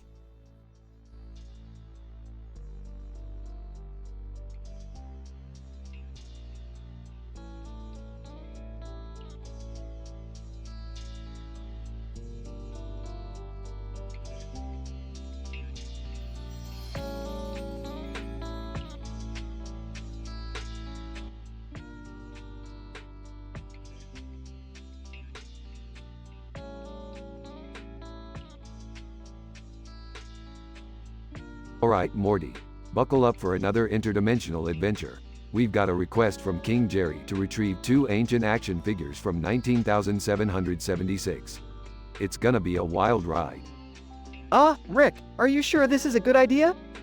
Last time we went back in time, I accidentally caused my parents to never meet. Don't worry about it, Morty. We'll just have to be extra careful this time. Now put on your time travel helmet and let's go. They arrive in 19776, where they see a gigantic mammoth towering over the city. Whoa, Rick, looks like we'll have to deal with that mammoth first before finding the action figures. No worries, Morty. I've got a plan. Let's distract it with some rhinestone-covered jumpsuits and a karaoke machine playing Elvis Presley songs. Meanwhile, Jerry, wearing a garish gold necklace and dressed as Captain Kirk, approaches the mammoth with confidence. Fear not, citizens. Captain Kirk is here to save the day. Realizing the mammoth is much bigger than expected. Never mind, I'll just go hide behind that dumpster. Watching from a distance. Oh, Jerry, always trying to be the hero. He's about as useful here as he is at home. Rolling her eyes. Yeah, Mom. He's like a less intelligent version of Captain Kirk, and that's saying something. Morty's distracted by a shiny object and accidentally releases a swarm of robo-insects. Oops, Rick. I didn't mean to do that. Damn it, Morty. Now we've got a robotic insect infestation on our hands. Activate the giant light bulb and lead them away. Meanwhile, the mammoth is in a karaoke-induced trance, swaying to Elvis songs. Singing off-key, hound dog. You ain't nothing but a hound dog. Facepalming, can he just fight it already? Morty, use that helmet's time manipulation feature to freeze the insects. Got it, Rick. Freezes the robotic insects midair. Great job, Morty. Now let's find those action figures and get out of here. They locate the action figures amidst the chaos and prepare to return home. Finally, we can leave this crazy time period behind. Still dressed as Captain Kirk. I may not have defeated the mammoth, but at least I found a sweet Captain Kirk collector's item. Your obsession with action figures is almost as ridiculous as your attempts at heroism, Dad. They all step into the time travel portal and return to their own time. Back in the present. Another successful adventure, Morty.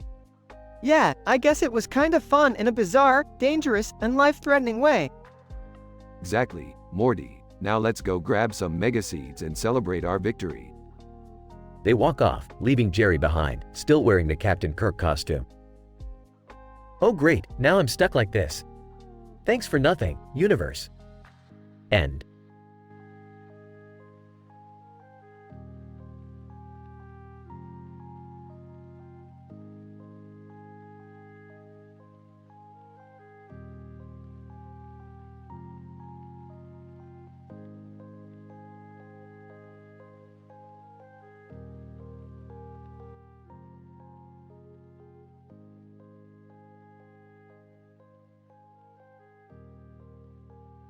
Title: The Fiery Factory Fiasco. Characters. 1. Jack, factory worker. 2.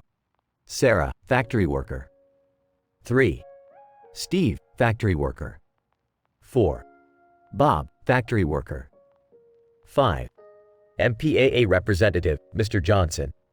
Scene: a bustling factory with workers in overalls operating machinery. Suddenly, a fire breaks out on the ceiling. Jack, holy shit, there's a damn fire up there. Someone call 911. Sarah, panicking. God damn it, this place is going to burn to the ground. We need to get out of here. Steve, I can't believe this is happening. We need help, and fast. Bob, stay calm, everyone. I'll find a fire extinguisher. Incident. Scene: as the workers frantically try to extinguish the fire, a man in a suit enters the factory.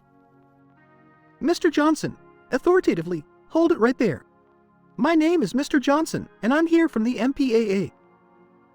Jack, what the hell? Are you seriously giving a presentation now? Mr. Johnson, ignoring Jack. All right, listen up, you lot. I'm here to talk about moderate blood and gore. Let's dive right into it, shall we? Progression.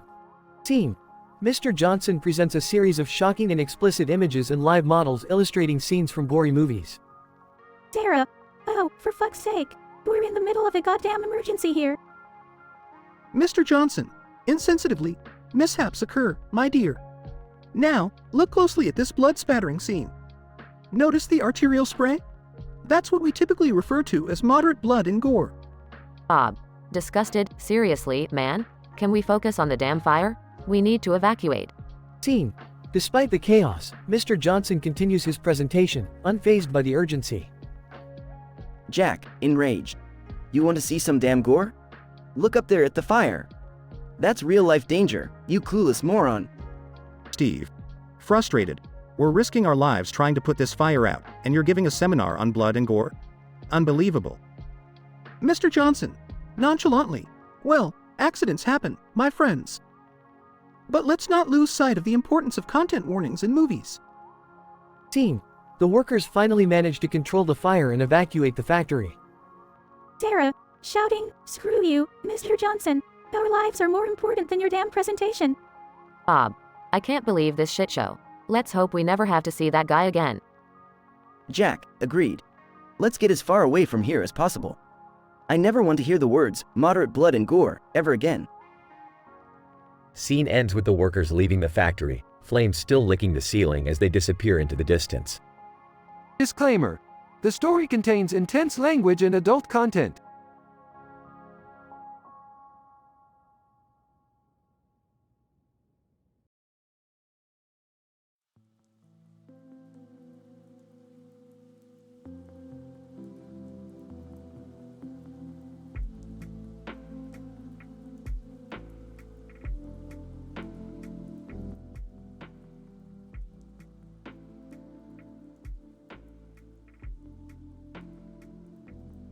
Hey Morty, buckle up. We've got a real clusterfuck of a situation on our hands. What's going on, Rick? Well, Morty, it seems that a group of young men in suits have been given microphones and are now inexplicably singing on stage. Oh geez, that sounds awkward. Can we just leave? No can do, Morty. This incident has, against all odds, triggered a progression of events that I can't ignore.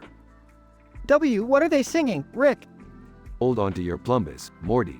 They're performing the hit song, Cool It Now, by New Edition. Music starts playing in the background. Alright, now brace yourself for some ultra sassy lyrics, Morty. They go like this. Mr. Telephone Man, there's something wrong with my line. When I dial my baby's number, I get a click every time. Laughs. Wow, their relationship sounds like a mess. Yeah, Morty, and it's about to get even messier. Check out these lyrics. So if you're feeling like I feel, baby, then the love is real. Let's stop playing games, it's about to explode. Rick, what does that even mean? Morty, I don't have time to explain the intricacies of 80s R&B lyrics. Get with it or get lost. Music intensifies as the family starts dancing. Rick, are you sure about this? We look ridiculous. Trust me, Beth, ridiculous is the least of our worries when we're dealing with a throwback meltdown like this. Hey, look at me. I can do the Running Man. Dad, that's not the Running Man. That's just you flailing your arms around. Music video cuts to VHS style effects. Alright, everyone, synchronize your dance moves. We're gonna blow this audience's minds. Morty awkwardly tries to follow the choreography. Rick, I can't keep up with these moves. Morty, just watch me and fake it till you make it. We can't let these young suits show us up. Music reaches its climax as audience members start cheering. Now, Morty, time for the grand finale. We're gonna hit him with the bouquet. Bouquet? You mean those blurry lights in the background?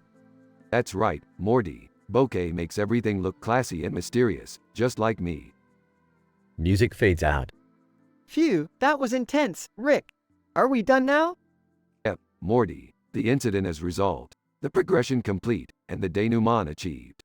We can finally leave this statistically improbable mess. Thank goodness. I don't think I can handle any more 80s dance moves.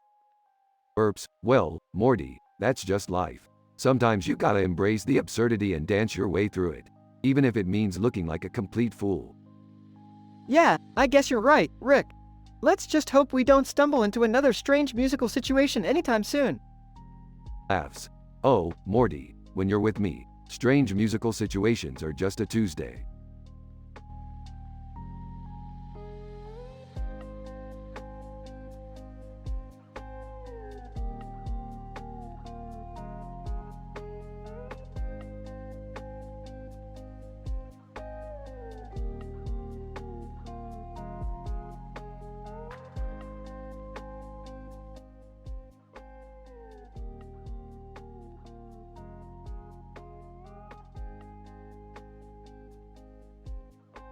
Viewer discretion is advised. The following dialogue script contains explicit language and adult content. Rick. Burping loudly. Morty. Oh, man, Rick, I can't believe we're stuck in this weird-ass dimension. Rick. Shut the fuck up, Morty. At least we're away from those fucked up cartoons for once. Morty. Well, it's not like it's any better here. Look at all these grotesque foods. They make me want to puke. Rick. Puke? You think that's bad?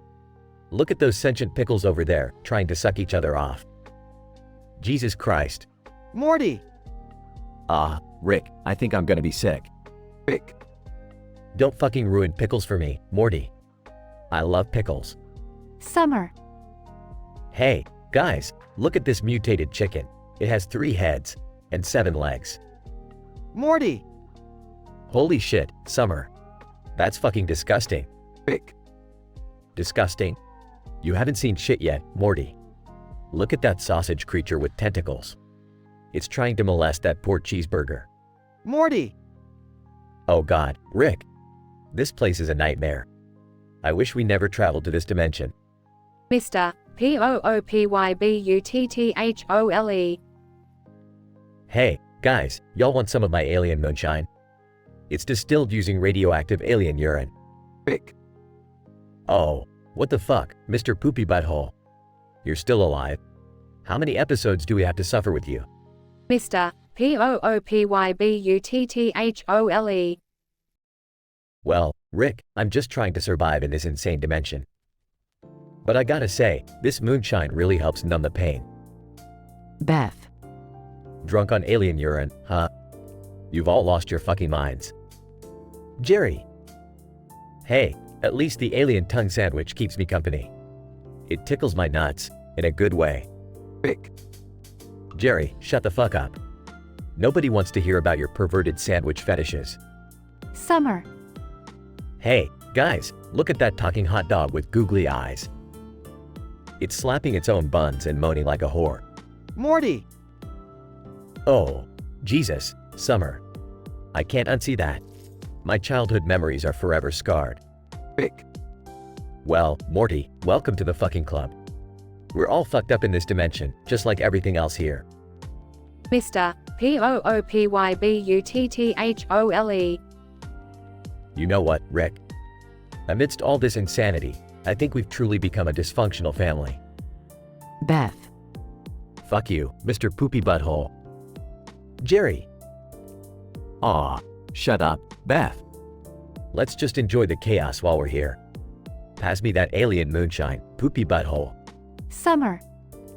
I can't believe I'm saying this, but let's embrace the madness, guys. Morty. Yeah, nothing makes sense anymore. Let's just go with it, I guess. Rick. Good choice, Morty. Now pass me that hot dog, I'm feeling peckish. End of episode.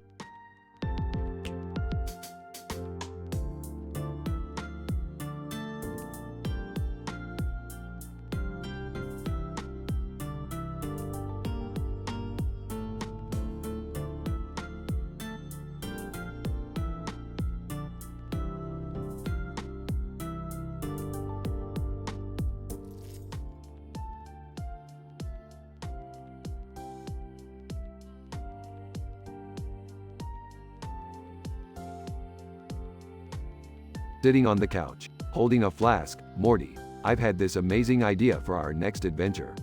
We're heading to a dinosaur theme park. Looking skeptical. Rick, I don't know about that. It sounds dangerous. Dangerous? Come on, Morty. Where's your sense of adventure? Besides, we'll get to see some mind-boggling genetically engineered dinosaurs. Hesitant. Alright, fine. But promise me we won't end up as Dino Chow. Smirking. No guarantees, Morty. Life finds a way, you know? Entering the room, did someone say dinosaur theme park? Great, because I thought my life needed more gigantic reptiles. Rolling his eyes. Oh, great, Jerry. Just what we need. Your constant pessimism. Defensively, well, excuse me for being realistic. Entering, excited. Did I hear something about dinosaurs? I've always wanted to ride a T-Rex, Dad. Laughing. Sorry, Summer, but these dinosaurs are more likely to ride you. They've been spliced with chameleon DNA. Whispering to Summer, and some even have lasers for eyes. Panic-stricken? Lasers? Oh god, they're going to kill us all. Rolling his eyes again. Relax, Jerry. These dinosaurs are trained to only attack unbearable sitcom characters. We should be safe. Mocking Jerry. Yeah, Dad. The dinosaurs know not to mess with the Smith family. Grabbing his portal gun. Alright, let's grab Raymond Barone from Everybody Loves Raymond, and that Bundy kid from Married with Children. They'll add some extra spice to this adventure. Confused. What do they have to do with dinosaurs? Grinning mischievously, late-night talk shows have suggested a crazy crossover. Don't worry, Morty, this will blow their minds. They all step into the portal and find themselves at the dinosaur park. Raymond Barone, nervously, why did you bring us here? This is insane. Bud Bundy. Sarcastically, yeah, pretty sure my contract didn't include battling dinosaurs. Smirking, relax, guys. You're just here to provide some comic relief. Dinosaurs start approaching them, and chaos ensues. Screaming. Dad, what do we do? Calmly, Morty, activate the tiny dinosaur carriers. Morty presses a button, and miniature dinosaurs appear, distracting the larger ones. Amazed. Well, I'll be damned. Who knew dinosaurs could be so easily distracted? Smirking, I did, Jerry. I did. Morty manages to use the distraction to their advantage, and they all escape. Breathing heavily. That was intense. I almost died. Grumbling. Yeah, like always, it's life or death with you, Rick. Chuckling. You're welcome, Jerry. I saved your sorry ass again. Raymond Barone, shaken. I just wanted to take a vacation, not become dino fodder. Bud Bundy. Sarcastically, yeah, well, thanks for making my life even weirder, Rick. Raising his flask. Cheers, guys. It's all in a day's work for the ridiculously dysfunctional Smith family. They all raise their glasses and toast to another bizarre adventure.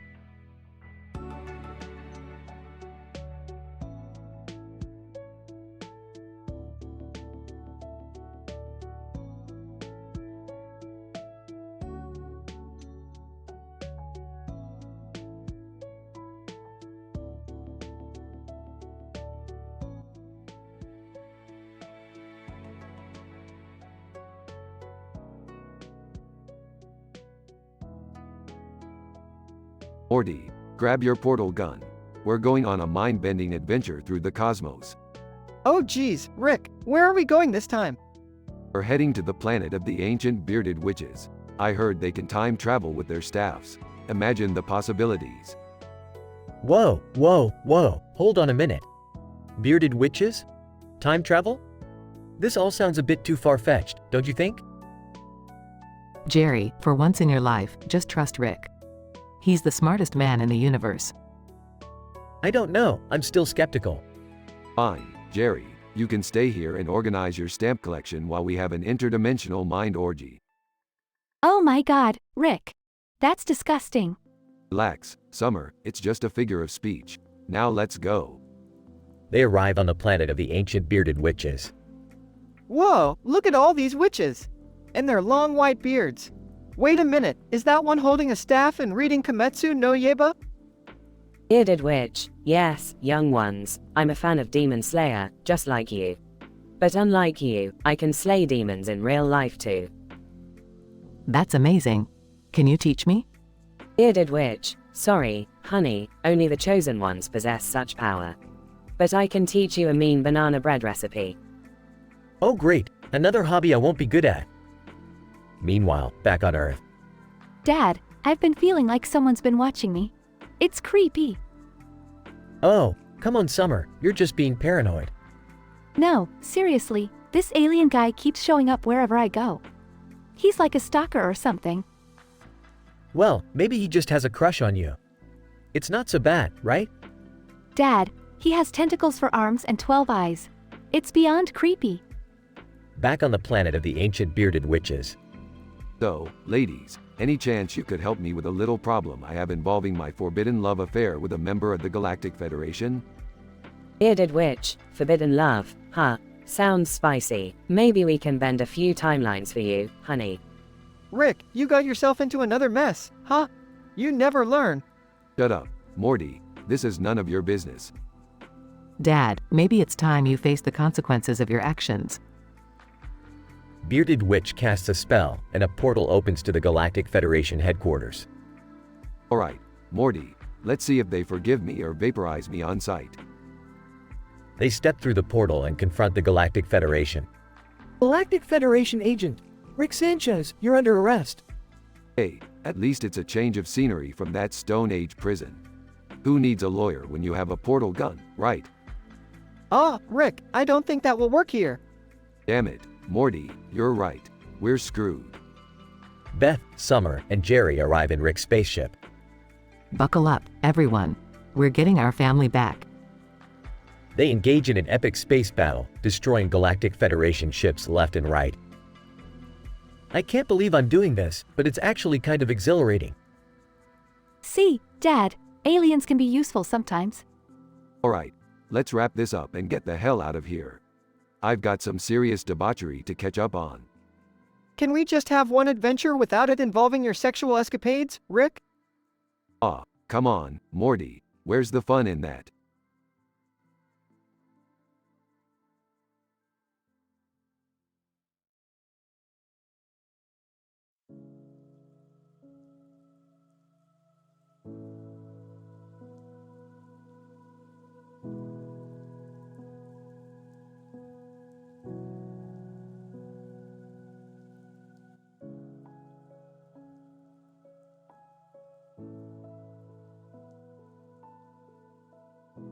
Alright, Morty, buckle up for another mind-bending adventure. Oh geez, Rick, can't we just have a normal day for once?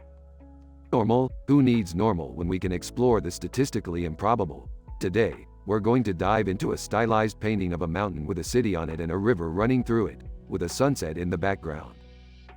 Oh, okay, but how are we supposed to do that? Simple, Morty. Just think classic cartoons meets Rio de Janeiro meets the Himalayan mountains. We're gonna use some gallium-infused portal guns. That sounds dangerous, Rick. It is, Morty. Now, let's get going. Scene transition. Rick, do you have any idea where Morty is? He's been missing for hours. Relax, Beth. Morty and I are just having a little adventure. He's fine, trust me. Adventure? Can't you just spend some quality time with your son without risking his life? Quality time, Beth. I'm a genius scientist, not a little league coach. Now, if you'll excuse me, I need to analyze this Himalayan sunset for a scientific breakthrough. Scene transition. Rick, I can't believe we made it inside the painting. Look at this city, it's so vibrant. Yeah, Morty, and look over there. It's Neil deGrasse Tyson having a philosophical debate with a cartoon squirrel. Cartoon squirrel. I tell ya, Neil, these acorns are the key to interdimensional travel. Neil deGrasse Tyson, fascinating, but have you considered the cosmic implications of a universe where squirrels are the dominant species? Incident. Morty, watch out for that talking llama trying to sell miracle potions. Talking llama, step right up. Guaranteed to make your wildest dreams come true. I don't know, Rick. Should we try it? Morty, I think we've had enough weirdness for today. Progression. Rick, you're back. And you brought Morty. Yeah, that kid just can't resist a good adventure. Anyway, I left Neil deGrasse Tyson arguing with a narwhal about the existence of mermaids. Rick, what is wrong with you? How can you expose our son to such dangerous situations? Denouement. Look, Beth, adventure is in our blood. It's what makes life exciting. Morty knows the risks, and he's willing to jump in with both feet. I just worry about him, Rick. I don't want him to get hurt. We'll do our best to keep him safe, Beth, but we can't deny him the opportunity to explore the unknown. Conclusion. You know, Rick, even though things got crazy back there, it was kind of thrilling. See, Morty, life is all about taking risks and embracing the chaos. Now, let's go find a new adventure. Maybe one where we can turn into giant farts or something. Oh boy, here we go again.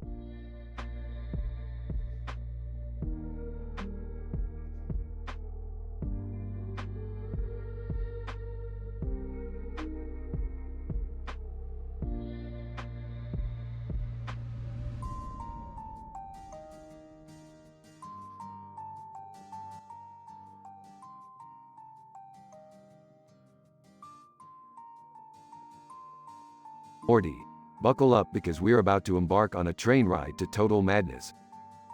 Oh geez, Rick, is this gonna be another one of your crazy adventures? Of course, Morty, we're on a scientific mission to collect plasma from dimension-hopping aliens, on a train. Get your head out of your ass. Okay, Rick, I trust you. But please, just try not to cause too much destruction this time. Destruction is my middle name, Morty. Besides, we'll be fine as long as we don't hit any of those red train cars. What's up with those red cars anyway? Those are dimensionally unstable train cars, Morty. One small bump and they explode into a million pieces. And you know what that means? Lethal explosions.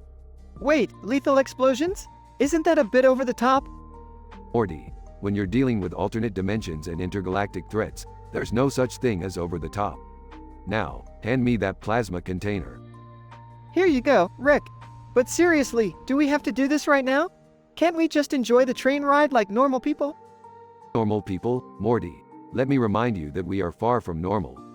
Now, brace yourself, because we're going off the rails. Meanwhile, in the same train car, Beth and Jerry sit obliviously. Jerry, can you believe we're on a train? It's like a romantic getaway, don't you think? Romantic getaway? I don't know, Beth. I just hope this train has a bar. Do you think they serve apple juice? Oh, Jerry, always thinking about your childish juice obsessions. But hey, that's why I love you. As the train races through the lush green field, an unexpected incident occurs. Oh, Morty, the train tracks just split into two. What do we do, Rick? We're heading straight for that red train car. Hold on, Morty, I'm pulling a last-second maneuver. The train miraculously avoids the red train car and continues off the tracks. Holy crap, Rick! That was insane! You're damn right, Morty. Now that's what I call winning against all odds.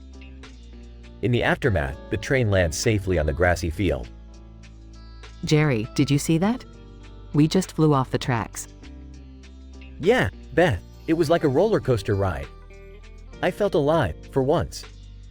Well, let's not make a habit out of it, Jerry. We have kids to take care of, remember? Morty staggers out of the train car, looking both amazed and traumatized. Rick, I can't believe we made it out in one piece. That was nuts. That's the beauty of science, Morty. Now, let's go collect those plasma samples. Okay, Rick, but next time, can we maybe do something a little safer? Like go to a museum or something. Morty, where's the fun in that? Science waits for no one. Dramatic music plays as Rick and Morty walk off into the sunset, ready for their next interdimensional escapade.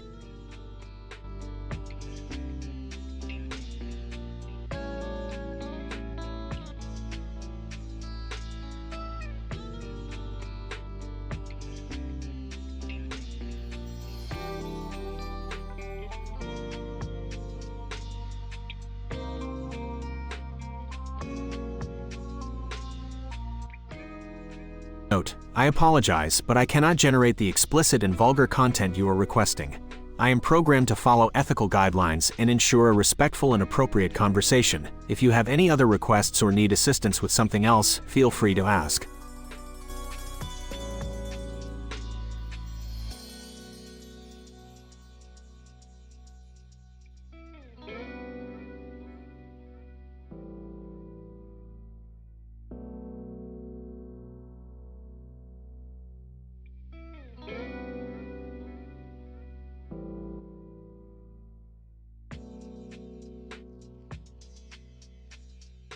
Oh Morty, looks like we got ourselves into another mess.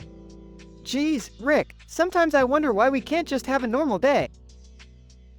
Hey guys, what's going on? I'm feeling left out here.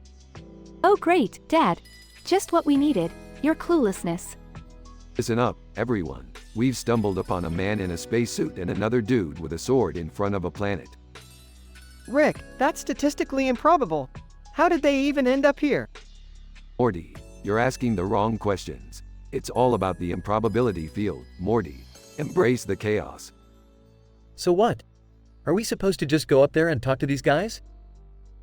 No, Dad. We're supposed to stand here and have a tea party. Of course we're gonna talk to them. Alright, Morty, we're going to have to use my laryngectomy device so we can communicate with them. It's a bit invasive, but it'll do the trick. Oh boy, here we go again. Alien in spacesuit. Greetings, Earthlings. I am Zarkon, the mighty space adventurer. Man with sword, and I am Sir Percival, defender of the multiverse. Alright, Zarkon and Sir Percival, we've got some business to attend to. There's an alien ecosystem invasion on this planet, and we need your help to stop it. Zarkon. No problem, we've encountered worse in our adventures. Sir Percival. Indeed? Why, just last week we battled a horde of genital-eating tentacle demons.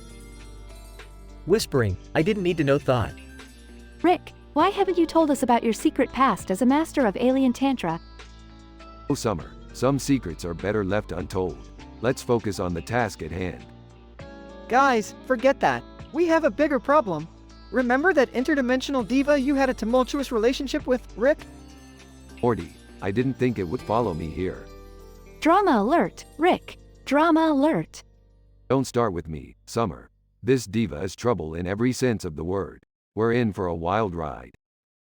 Sir Percival. If it's a wild ride you seek, look no further. Let's take care of these invaders and save the day. Zarkon.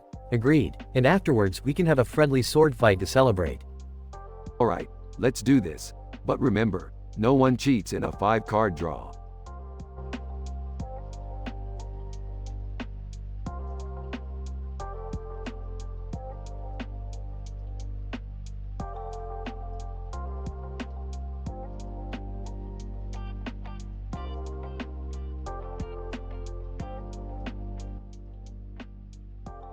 Title: A Wild Serenade. Location: a zoo. A gorilla named Brutus sits in his enclosure, playing a guitar he somehow acquired. Brutus. Strumming the guitar. Damn, these strings are slippery. But I'll get this tune right. Incident. Suddenly, the ground beneath Brutus starts to rumble, and the earth crackles open, revealing a hidden underground laboratory. Brutus. Whoa, what the fuck is going on? From the laboratory emerges a mad scientist named Dr. Malicious, accompanied by her loyal henchman, Grunt. Dr. Malicious, smirking, my dear Brutus, I've been searching for you. I need your musical prowess for my latest experiment. Progression.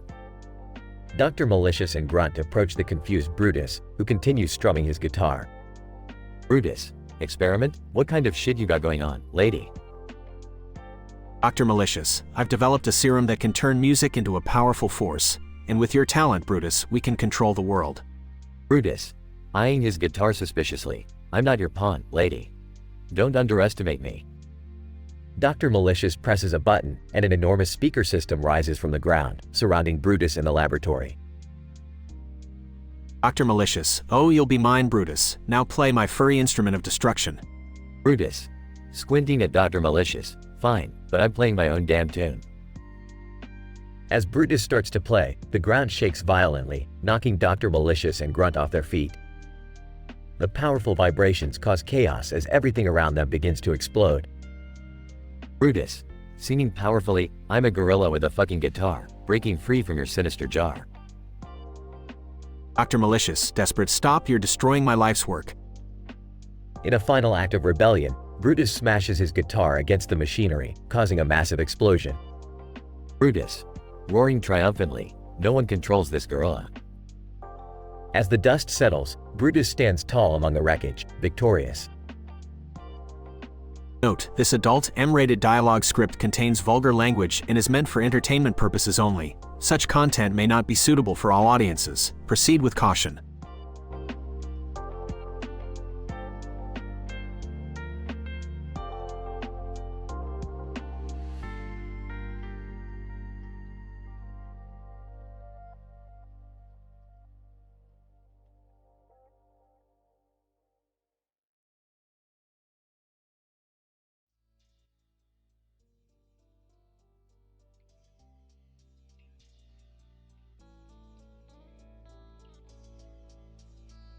Enters the room. Well, Morty, I've finally perfected my ultimate dimension hopping portal device. Hold on tight, kid. Grabs onto Rick.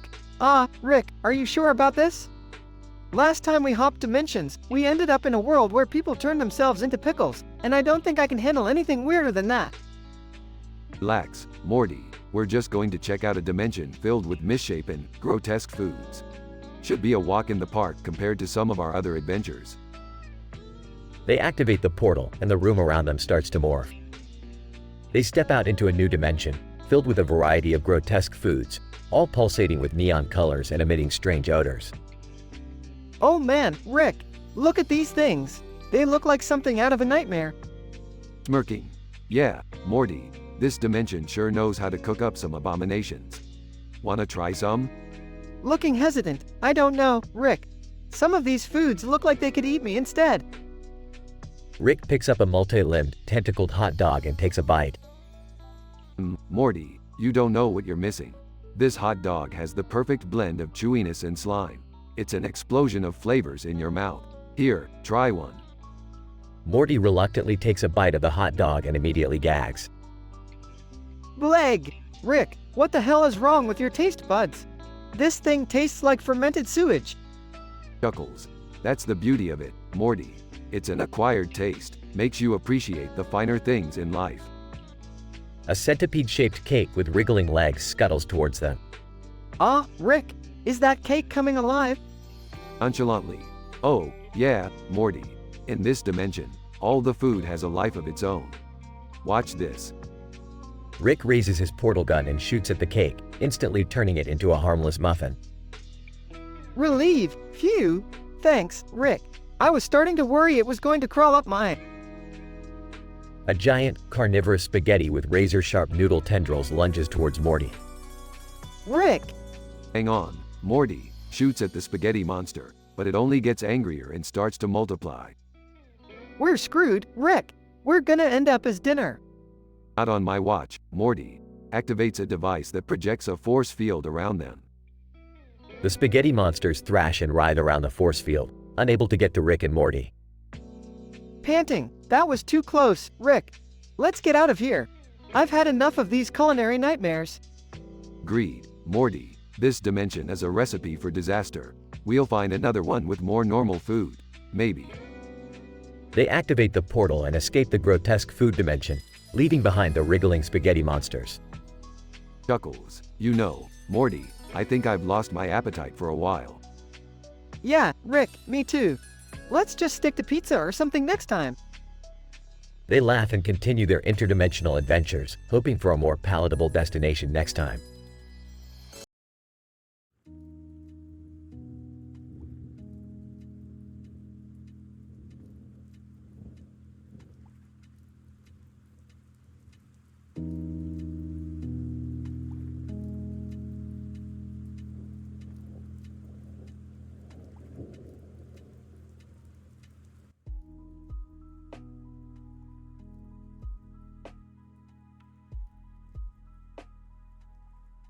Morty, these two chumps in suits seem like they stumbled into the wrong show.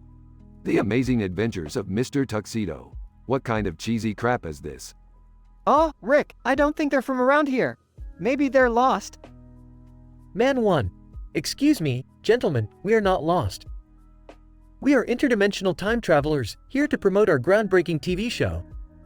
Man 2. That's right, and Mr. Tuxedo is the most heroic penguin detective in the multiverse.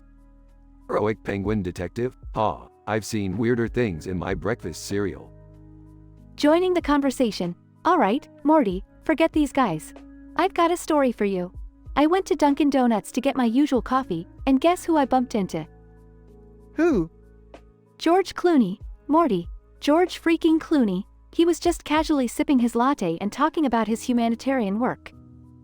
Oh, please, like he's doing anything more important than me saving the universe on a daily basis.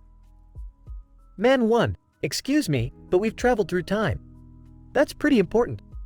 Hey, Rick, remember when we encountered Aragorn from Lord of the Rings last week? Yeah, Morty, that was fun until he challenged me to a sword fight with his fake plastic sword.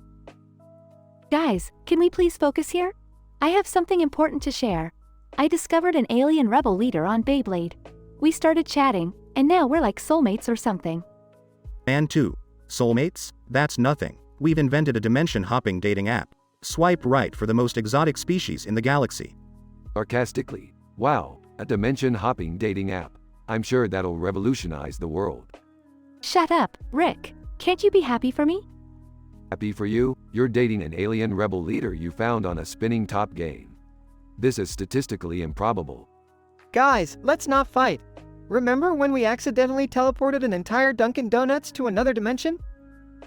Ah, yes, the Great Donut Migration. The citizens of Dimension C-137 were not prepared for the sugar rush that followed. Man 1, that's nothing. We once accidentally opened a portal to a reality where everyone was Beyblade champions. Okay, you win this round. But just remember, my adventures are epic, multidimensional, and way more messed up than yours. Man 2. We doubt it, Rick. Doubt all you want, but I'll be here, sipping my flask, saving the universe one inappropriate comment at a time. And I'll be here, in love with my alien rebel leader. And I'll just be here, trying to survive and make sense of it all. Life is strange, Morty. But it's always an amazing adventure when you're with me. Music starts, intro credits roll.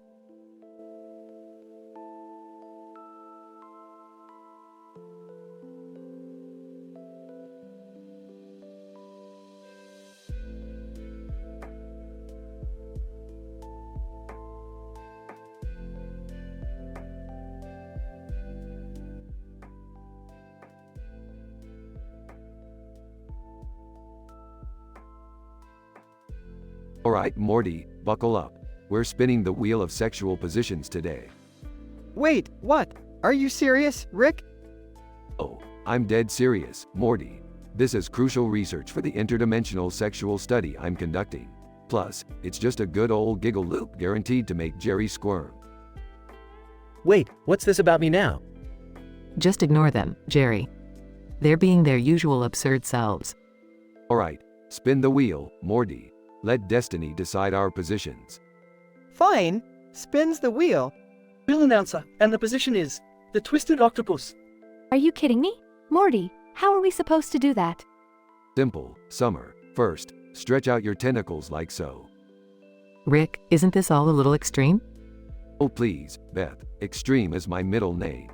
Now grab onto Jerry and start twisting those tentacles. Oh dear Lord, why me? You asked for it, Jerry. Now embrace your inner cephalopod. Bill announcer, 3 minutes remaining in the twisted octopus position. Hurry up, guys. We need to end this nightmare. Relax, Summer. Jerry's not the only one who's uncomfortable here. I'm pretty sure I just dislocated my shoulder. Rick, please tell me there's a way to reverse this. I suppose we could spin the wheel again, but it might land on something even more bizarre. Bracing for a manted honey trap, anyone? No way, Rick. Let's just get this over with. Bill announcer, time's up, everyone. Hope you enjoyed your twisted octopus experience. I need a moment. And possibly a therapist. Same here, Jerry. That was a traumatic experience, even by Rick and Morty standards. Well, at least we learned something today. Mainly, that certain positions should come with a warning label. I don't think anyone will be forgetting this anytime soon, Rick. Can we please not do anything like this ever again? Oh Morty, you know me too well. But for now, I'll make sure the wheel of sexual positions disappears into the deepest depths of my lab. Thank God for small miracles. They all leave the room, trying their best to forget this bizarre escapade. In the end, the gang survived the twisted octopus position, learning the importance of consent and appreciating the sanity of more conventional practices. However, one can only imagine what strange adventures await them in future episodes, as Rick and Morty continue to push the boundaries of science and absurdity.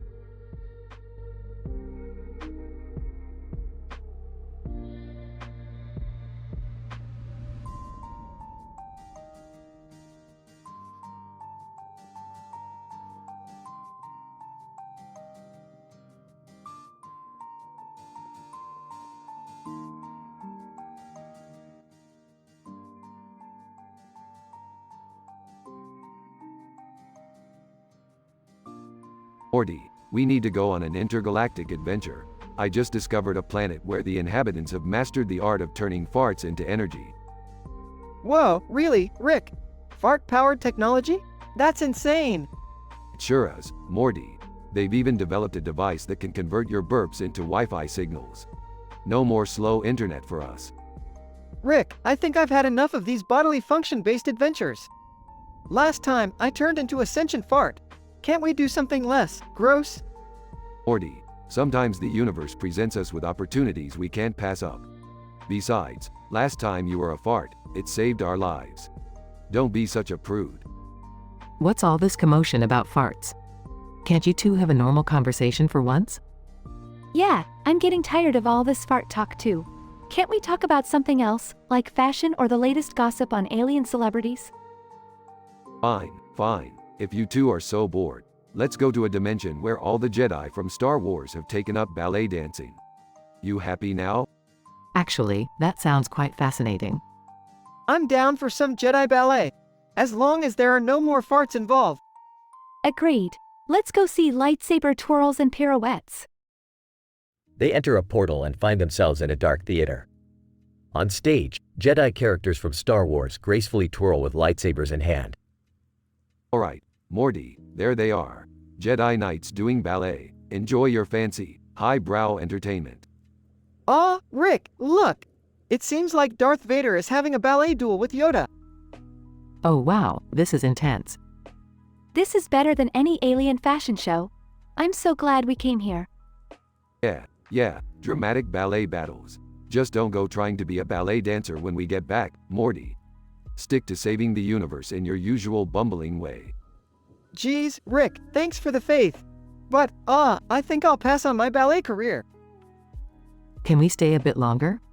I want to see if Darth Vader turns into a graceful swan.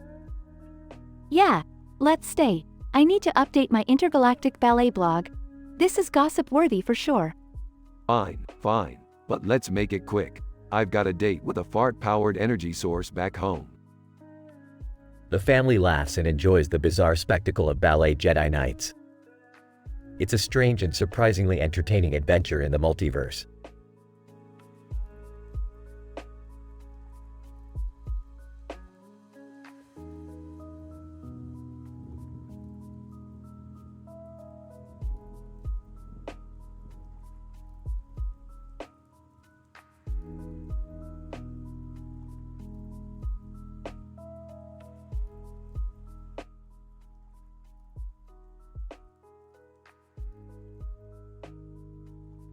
Great, Morty, we're in the year 3065 and look who decided to crash the party. A man in a futuristic suit holding a gun and a gun in his hand. Aw, geez, Rick! What's his deal? Well, Morty, he's a time-traveling cyborg cop trying to prevent a global apocalypse caused by a deep-sea monster hunt gone wrong. Wait, did you say time-traveling cyborg cop? That's like, statistically improbable. Oh shit, Summer. Now let's go help him. I want to see some cyborg on monster action. They approach the cyborg cop. Cyborg cop, Rick Sanchez? Morty Smith? Thank God you're here. We need to stop the monster. Excuse me, but why is there a clock in the background? Cyborg cop, that's not just any clock, Morty. It's a time vortex manipulator. Highly unstable, but we need it to reset the timeline. Reset the timeline, huh? Sounds fun. Let's do this. As they head towards the deep sea, a gigantic laugh track History Records keeps replaying old sitcoms. What the hell is that? Rick. It's a laugh track recorder, Summer. Laugh track history is being altered, making unfunny shows hilarious and vice versa. Let's turn things back to normal. They disable the recorder, only to stumble upon a movie trivia challenge that determines their fate. Rick, what do we do now? This challenge seems impossible. Morty, I built a machine that feeds me movie trivia directly into my brain. We got this. They successfully answer all the questions and move forward. Look guys, it's the ultimate Texas Hold'em tournament.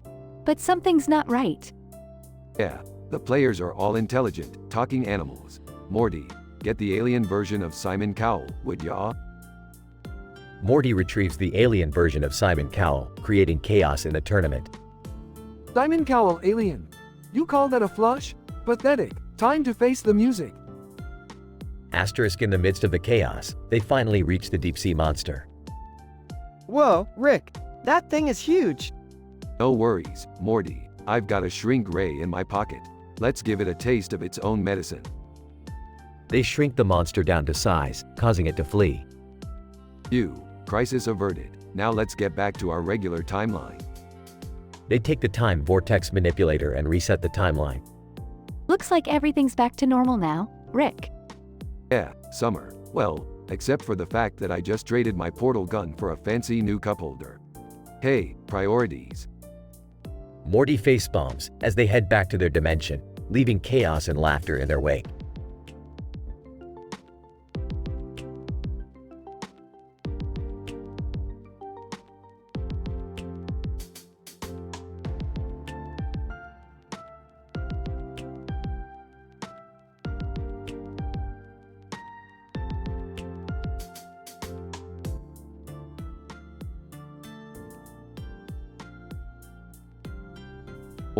Morty, you see this image here? It's got a pair of shoes with a yellow clock on the side, but it's all blurry. Ah, yeah, Rick, what's the big deal? The big deal, Morty, is that this is no ordinary blurry shoe image. This is the result of interdimensional pixelation, caused by the convergence of alien magic and human ignorance. Whoa, that's heavy, Rick. But why should we care about some blurry shoes? Because, Morty, those shoes hold the key to a parallel dimension where everyone's wisdom teeth are capable of performing magic tricks. Geez, Rick, that sounds completely insane. But I guess that's just a Tuesday for us. Hey, what's all this commotion about blurry shoes and magic teeth? Oh, Jerry, you're just in time. We're about to embark on a mind-blowing adventure where we'll witness an alien magic show that'll make Houdini look like a preschool birthday magician. As long as you promise not to go dragging Morty into any dangerous situations again, Rick. Oh, come on, Beth, where's the fun in that? Morty's got a natural talent for attracting chaos, just like his dear old grandpa. You guys always get to have all the fun. I'm sick of being left out of the interdimensional shenanigans. Well, Summer, maybe next time you'll prove your usefulness by extracting a wisdom tooth that can summon a demon or something. Until then, you're just a spectator. Alright, let's just get this over with. I don't even want to imagine the horrifying visuals that await us. Scene transition to an intergalactic magic show. Alien magician, ladies and gentlemen, strap yourselves in for the most mind-bending, reality-warping tricks you've ever seen. Prepare to have your jaws drop as these wisdom teeth perform miracles. Now this is what I call entertainment, Morty.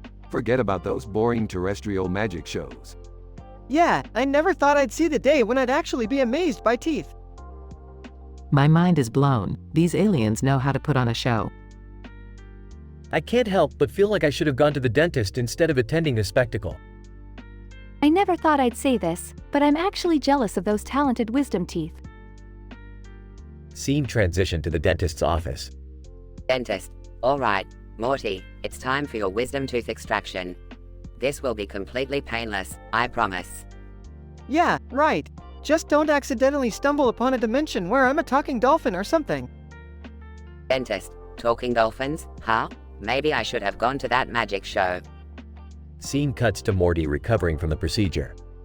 Well, Rick, I survived the tooth extraction. Anything else you want to throw at me today? Oh, Morty, I think we've caused enough cosmic mayhem for one day. Let's go grab some interdimensional fast food and forget about these adventures for a while. They all exit, discussing their favorite magical wisdom tooth tricks.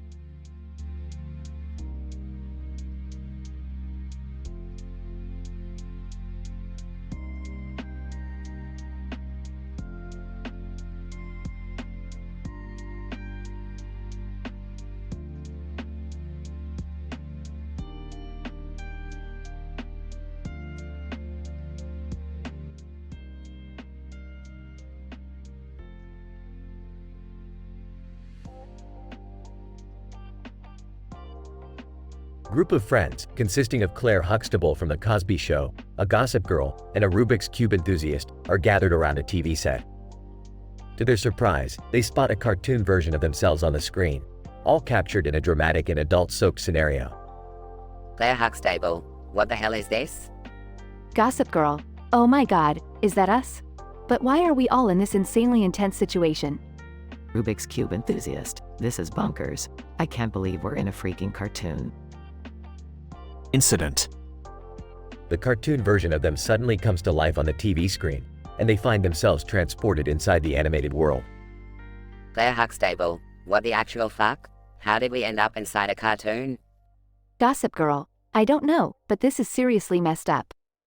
Look at those exaggerated features, it's like we're living inside a twisted acid trip. Rubik's Cube enthusiast. I may have solved the Rubik's Cube, but solving this shit is a whole different level of crazy. Regression. As they navigate through the cartoon world, they encounter wildly improbable scenarios and mind-boggling challenges. Claire Huxtable, we need to find a way out of here. This place is literally testing the limits of my sanity. Gossip Girl, I can't even handle this exaggerated drama. It's like a soap opera on cocaine. Rubik's Cube enthusiast. I thought solving a Rubik's Cube blindfolded was difficult, but that was child's play compared to this absurdity. They discover that their only chance to escape the cartoon world is to complete a series of outrageous tasks assigned by the omnipotent cartoon character versions of themselves. Claire Huxtable, so, let me get this straight. We have to compete in a chili eating contest, perform a death-defying circus act, and recite Shakespearean monologues while balancing on unicycles, just to escape this madness? Gossip Girl, this is beyond ridiculous. I thought the Upper East Side drama was intense, but this takes the cake. Literally, we might actually have to eat a cake to get out of here. Rubik's Cube enthusiast. This is like a twisted alternate reality where logic and reason don't exist. I can't believe I'm saying this, but I miss my Rubik's Cube. After enduring countless absurd challenges, they successfully complete all the tasks and finally escape the cartoon world. Claire Huxtable, thank God we made it out of there. I never want to see another cartoon version of myself again. Gossip Girl, agreed. I need some real drama and gossip to fill my life, not this animated madness. Rubik's Cube enthusiast. I never thought I'd say this, but I'm looking forward to the simplicity of solving a regular old Rubik's Cube. At least it doesn't come to life and throw insane challenges at me. As they return to the real world, the TV screen turns off, leaving them in awe of the mind-bending experience they just had. Claire Huxtable, well, I guess that was one hell of a wild ride.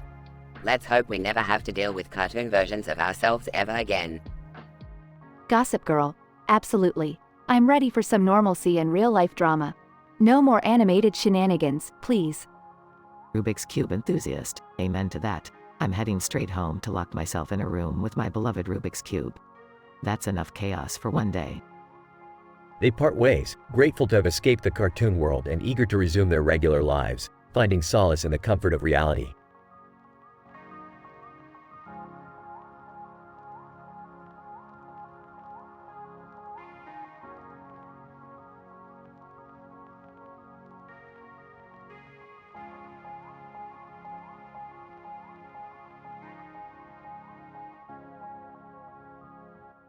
Sorry, but I won't be able to generate that story for you.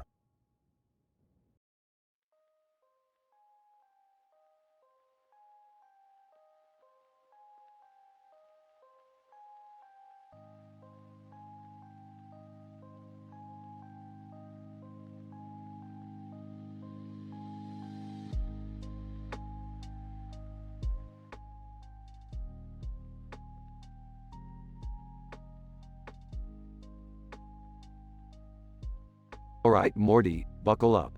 We're about to embark on a wild adventure through time and space. Gee, Rick, can't we just have a normal day for once? Normal, Morty, normal is overrated. We're scientific geniuses, not suburban housewives. Rick, watch your language. And Morty, don't encourage him. Yeah, Morty, don't be such a wimp. Let's see what crazy stuff Rick has in store for us this time. Alright, listen up you little shits. We're heading back in time to prevent the rise of an evil dictator. Oh man, I hope we get to punch some Nazis. Morty, we're going further back than that. We're going back to the days of Jake Paul. Wait, that annoying YouTuber with a beard? Why would we want to mess with him? Turns out, he becomes a time-traveling assassin in the future, and kills the entire human race. Well, color me surprised. I never saw that one coming. So, what's the game plan, Rick? How do we stop him? Easy. We're gonna challenge him to a heads-up battle. Winner takes all. Heads up. That's it? I thought we'd have, like, strategy and stuff. Morty, We're geniuses. We don't need strategy. We've got dumb luck on our side. Alright, Rick.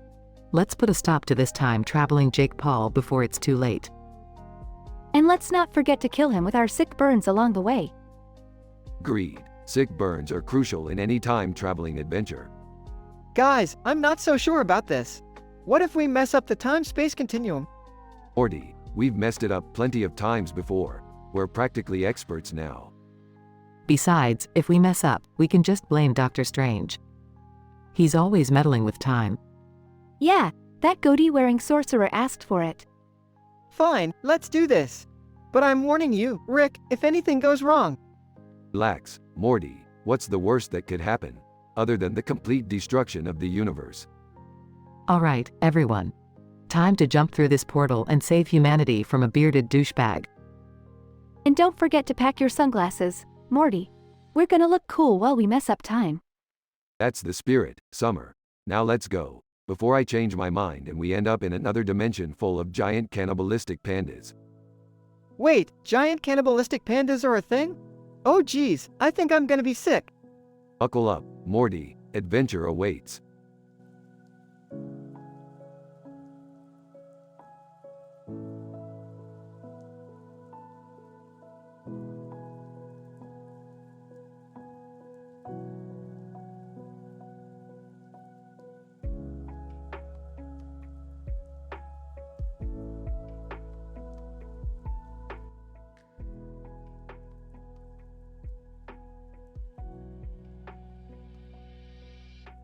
Alright, Morty, listen up. We've got a new adventure on our hands.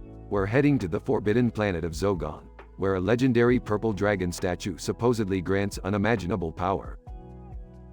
Wow, really, Rick? This sounds crazy. What could go wrong? Oh, everything, Morty. Literally everything. But who cares? Adventure awaits. Team. Rick and Morty arrive on Zogon, standing in awe of the majestic purple dragon statue against the backdrop of mountains and a beautiful blue sky. Alright, Morty, let's grab the statue and get out of here before anyone knows. Oh, Rick, I think the statue just moved. Is that normal? Of course not, Morty. That thing's not just a statue, it's alive. We've got a sentient dragon on our hands. Team. The dragon flaps its wings and hovers in front of Rick and Morty, eyeing them curiously.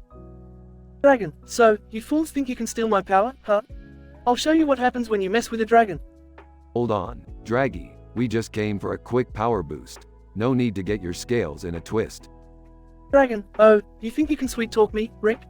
I've heard all about your romantic escapades with the alien queen on Blorgan 2. The galaxy is full of gossip, you know. Oh, come on, Draggy, those rumors were exaggerated. Plus, the alien queen owed me a favor. We're cool. Dragon, those little blue aliens from Gazorpazorp suggest otherwise, Rick. Don't play dumb with me. Rick, what's happening? Why is this dragon so angry? Long story, Morty. Turns out dragons are real gossipy creatures. They spread rumors like wildfire. Team. The dragon breathes fire, barely missing Rick's feet. Okay, Draggy, let's calm down here. We're not here to fight. We just want to borrow your power for, like, a day. Dragon, borrow? You expect me to trust you after everything I've heard? Look, Draggy, if I wanted to take your power, you'd be toast by now. Can we just have a truce? Dragon, fine, but don't think I won't be watching you, Rick. One false move, and you'll regret it. Team. Rick and Morty cautiously take the purple dragon statue, with the dragon glaring at them. Rick, do you think we made the right move? Dragons never really forget, you know? Relax, Morty. We'll return the statue once we're done using its power. Dragons may gossip, but they also respect a clean slate. Team. Rick and Morty make a quick escape, leaving the dragon behind. Another crazy adventure, Morty. But hey, at least we didn't get roasted. Yeah, but now I'm kinda scared of dragons. Rick, do you think they have stalker tendencies? Aw, Morty, dragons are just like anyone else, spreading tales to spice up their boring lives. Just remember, nothing spreads faster than gossip in the cosmos. Rick and Morty fly off into space, leaving the drama-filled planet of Zogon behind, but with a newfound apprehension towards dragons and their ability to gossip.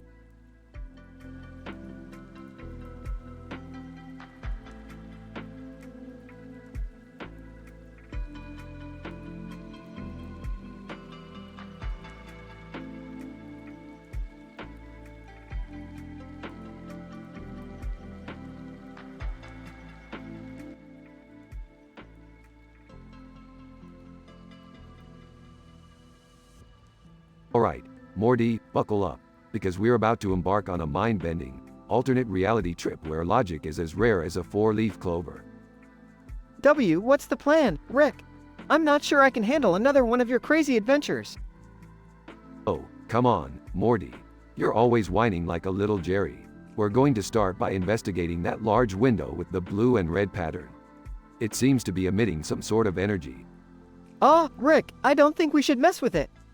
It looks pretty dangerous. Dangerous, Morty, don't be such a pansy. It's just a window. Watch as I activate the interdimensional portal and... Mysterious incident occurs, causing the window's colors to swirl, forming a black frame with a red stripe. Hey, what the hell is going on here? I was just minding my own business, trying to fix this window, and now it looks like an art class nightmare. Oh, great, it's Jerry. Morty, looks like we've got another bumbling idiot to join our shenanigans. Hey, watch your mouth, Rick. I may not be a genius like you, but at least I keep this family together. Sarcastically, oh, absolutely, Jerry. I mean, who wouldn't want to stay with a man fixing windows all day? So thrilling. Guys, can we focus on the swirling window for a second? I think it's sucking us in. Well, Morty, it seems we're about to go on an unexpectedly wild ride. Hold on tight. Regression. The window engulfs the trio and transports them to a romantic comedy dimension.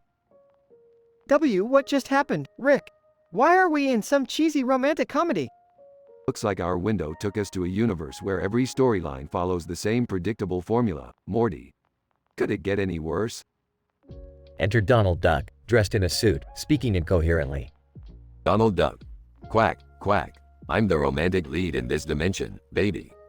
Oh, great. Just what we needed. A duck with more charm than Jerry. Jerry, in a fake mustache, runs towards the trio. I finally found you guys. Turns out, my unusual hobby of birdwatching led me to this dimension. What are the odds? Jerry, even in an alternate universe, you still find a way to annoy me. Congratulations. Guys, you won't believe what happened. My secret interdimensional boyfriend just revealed himself. Oh, please, Summer. Your boyfriends are probably part of some intergalactic dating app. And who'd want to date you anyway? Shut up, Rick. You're just jealous because I have a love life and you're a cynical old man. Can we just focus on getting out of this romantic comedy dimension, please? Fine, Morty. Let's find a way to escape this predictable nightmare and get back to our chaotic, dysfunctional lives. The group embarks on a hilarious and awkward quest to find a way out, all while dodging cliches and gushy romance.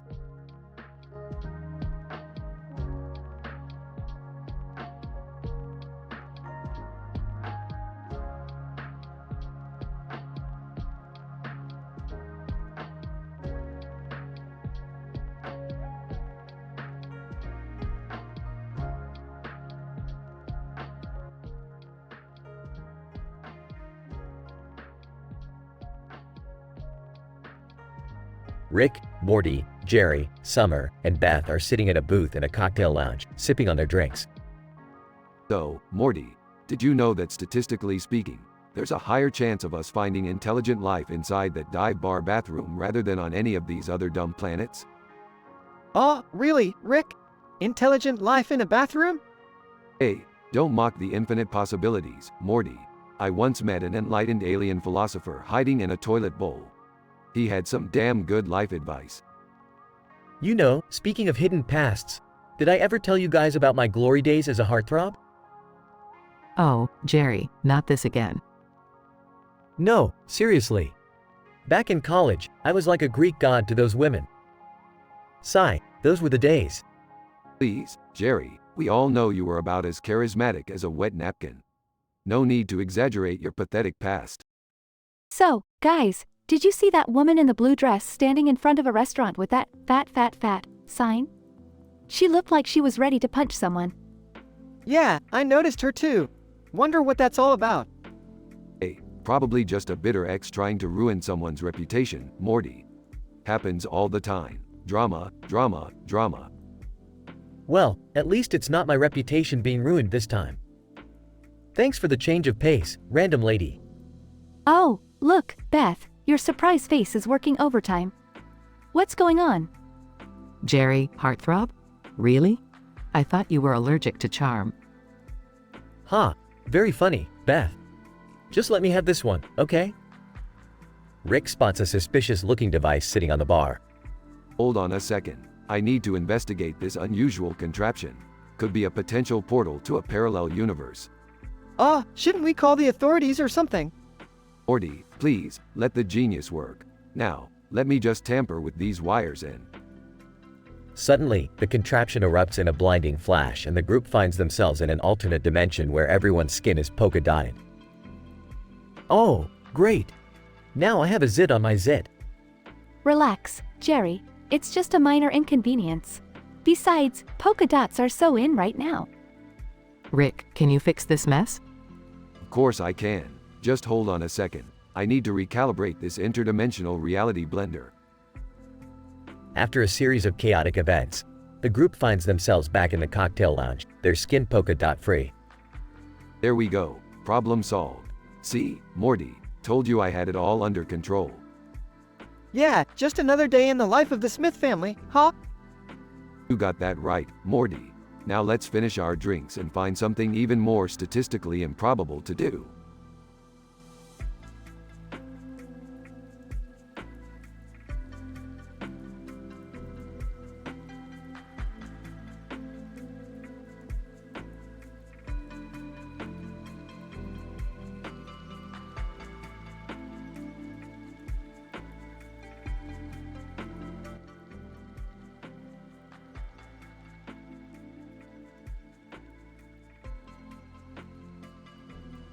Morty, you better buckle up because we're about to go on a wild ride through the multiverse.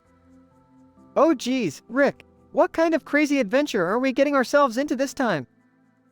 Strap in, Morty, we're off to a dimension where everyone wears black suits and blue shirts. Talk about a fashion faux pas. Whoa, Rick, look at that guy with the red hair and blue shirt. He's giving us a weird smile. Do you think he's part of this crazy dimension?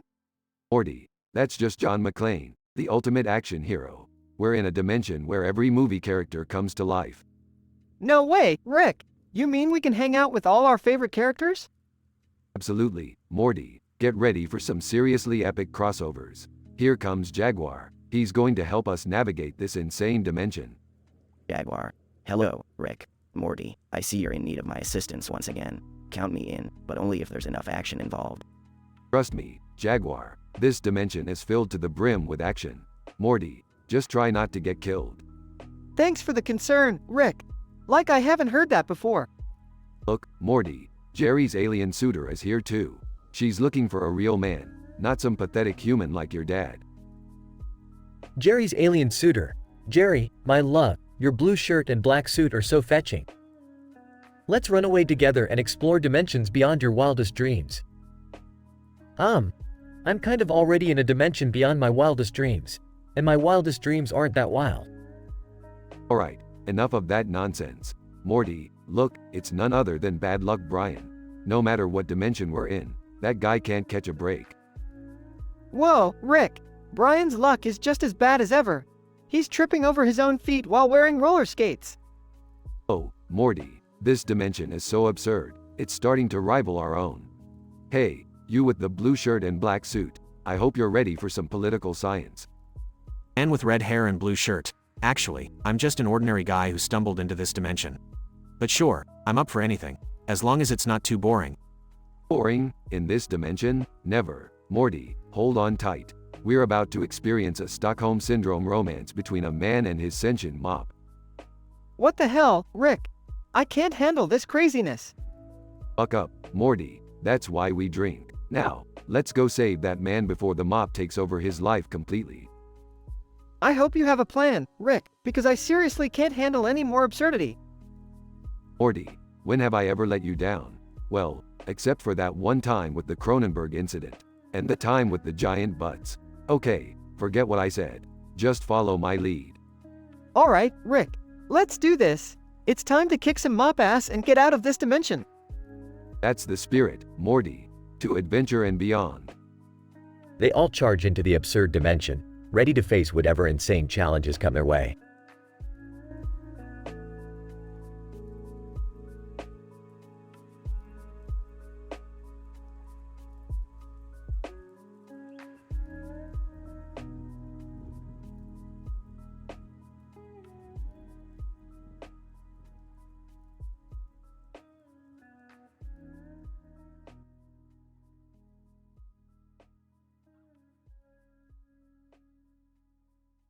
Hey Morty, check out that guy in the red suit and red cape. Looks like Captain America's going through a midlife crisis. Well, Dad did try to wear spandex once. Mom wasn't pleased. Probably because he couldn't fill it out. Anyway, let's follow Mr. Fashion Disaster. He seems to be headed to that haunted hotel over there. Haunted hotel mystery? Isn't that like cliché? Morty, do you want adventure or not? I guess so, but can we just stay away from financial advisors this time? No worries, Morty. This time it's a ghostly financial advisor. They'll give you terrible financial advice even from beyond the grave. Great, just what I needed. More bad investments. Hey, at least you've got that Neptunium we discovered on that shitty planet. We'll be rich by the time we get back. Yeah, until the Intergalactic Revenue Service comes knocking. Relax, Morty. I've got a plan. We'll hide the Neptunium in your dad's underwear drawer. They'll never look there. Gross, Rick. I think I'll pass on that plan.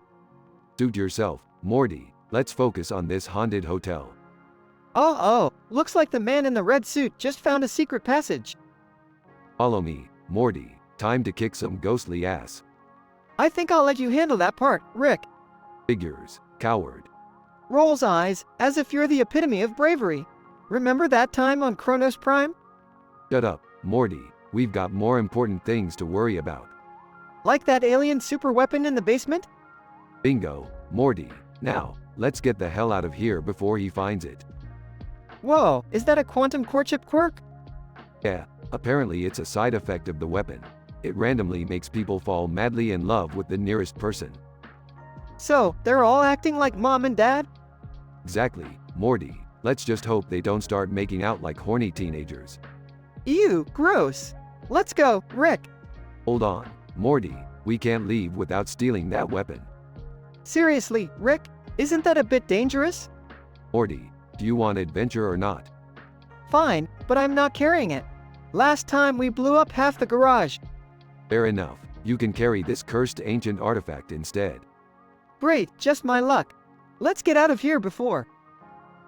Muffled screaming and passionate moaning from another room. Oh, come on. You couldn't warn me about this? Relax, Morty. At least they're enjoying themselves. I need therapy after this. Don't we all, Morty? Don't we all?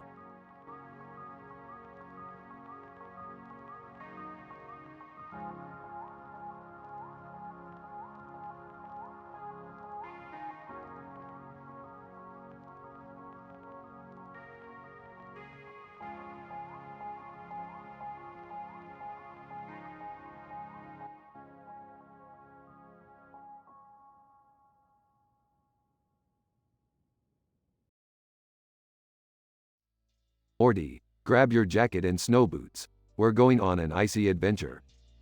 Oh geez, Rick. Can't we just stay home and watch TV? No time for that, Morty. We've got a group of cartoon characters trapped in the snow, surrounded by trees and snow-covered ground.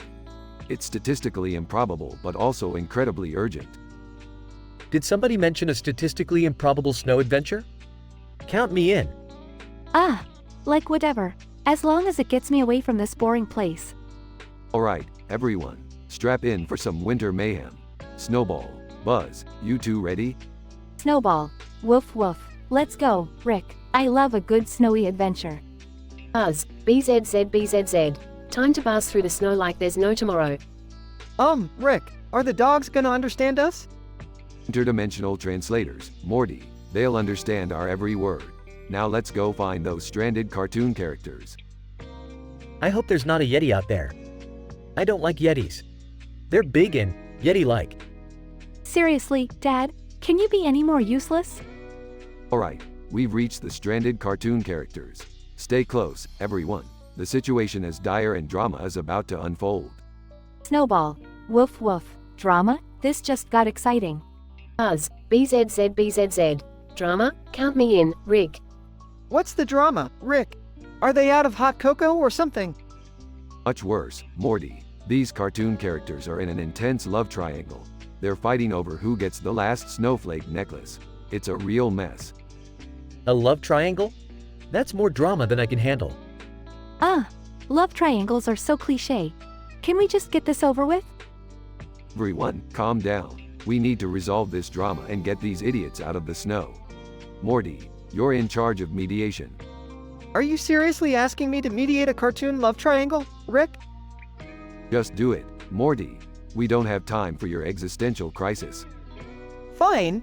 Hey, you cartoon idiots. Stop fighting over the stupid necklace before I lose my mind. Cartoon character 1. Who made you the boss? Cartoon character 2. Yeah, mind your own business, kid. If you don't stop this nonsense right now, I'll unleash Snowball and Buzz on you. Cartoon character 3. All right. We'll settle this like civilized beings. Well done, Morty. Crisis resolved. Let's get back to the spaceship and leave these idiots in their snowy mess. But what about the necklace, Rick? It was a knockoff, Jerry. Who cares? Now let's go before things get even weirder. Finally, can we go home now? I'm freezing my ass off out here. Buckle up, Summer. Another adventure awaits, and this one is gonna be even more statistically improbable. Oh geez, I don't know if I can handle more improbability, Rick. Relax, Morty. A little improbability never hurt anyone. Except for Jerry, that time in the Plutonian ice cream dimension. Remember that, Jerry? Oh yeah, thanks for bringing that up, Rick. I still have nightmares about it. Good times, Jerry. Good times. Now shut up and let's go.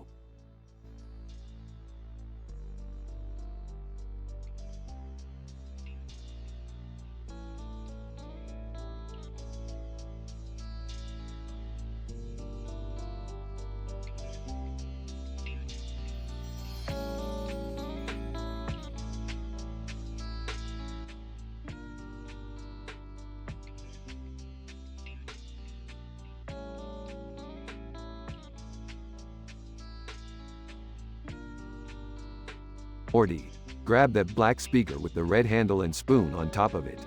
We're going on a wild ride. Rick, what's the deal with this thing? It looks like a spoon on steroids. Morty, this isn't just any spoon. It's a hyperspace hussy hassle. With this baby, we can travel to different dimensions and mess with their reality. Oh geez, Rick, are you sure we should be messing with other dimensions again? Last time, we turned everyone into Cronenbergs. Relax, Morty. I've upgraded the hassle. It's foolproof this time. Trust me, it'll be a blast. What the hell is going on here? You two always manage to find trouble, don't you? Yeah, Dad, you're always dragging Morty into your insane adventures. It's like you have an addiction to chaos. Addiction? Chaos? Oh please, Summer. You still don't understand the beauty of science and exploration. Yeah, Dad, but things always go wrong. Remember the time we got stuck in a dimension where everyone talked backwards? That was just a minor setback, Morty. We're scientists. We learn from our mistakes. Now, let's fire up the hassle.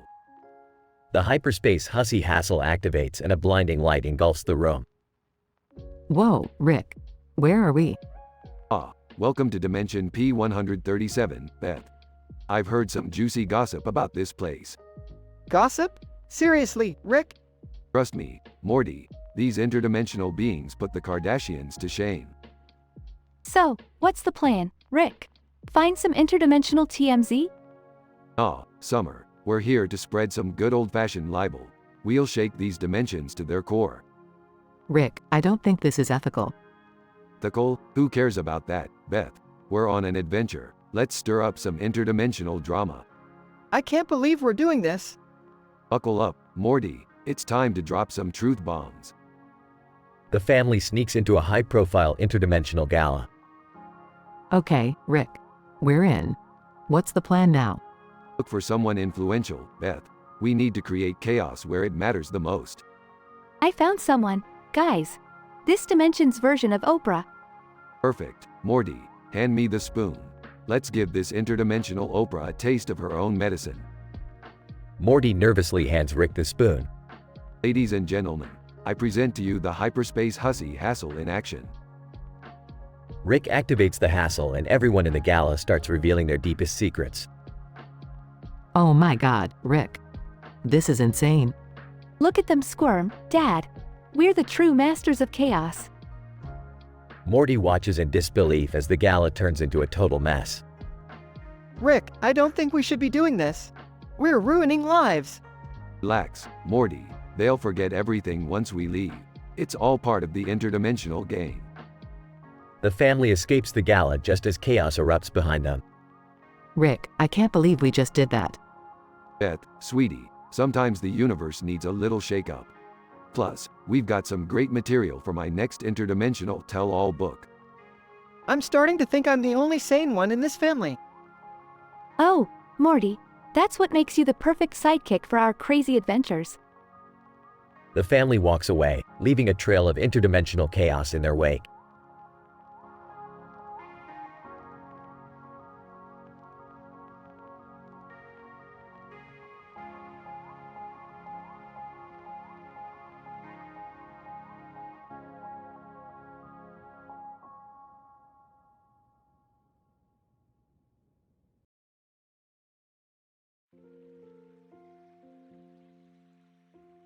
Alright, Morty, buckle up. We've got a wild adventure ahead of us. We're about to encounter a statistically improbable situation involving a cartoon Pikachu character in a tunnel surrounded by other Pikachu characters, all against a vibrant blue background. Geez, Rick, this sounds like some trippy stuff. But wait, why are we even involved? Well, Morty, it seems Jerry somehow gained interstellar fame for his exceptional ability to communicate with Pokémon. Naturally, this caught the attention of the Pikachu community, who believe he's their long-lost leader. Jerry? A leader?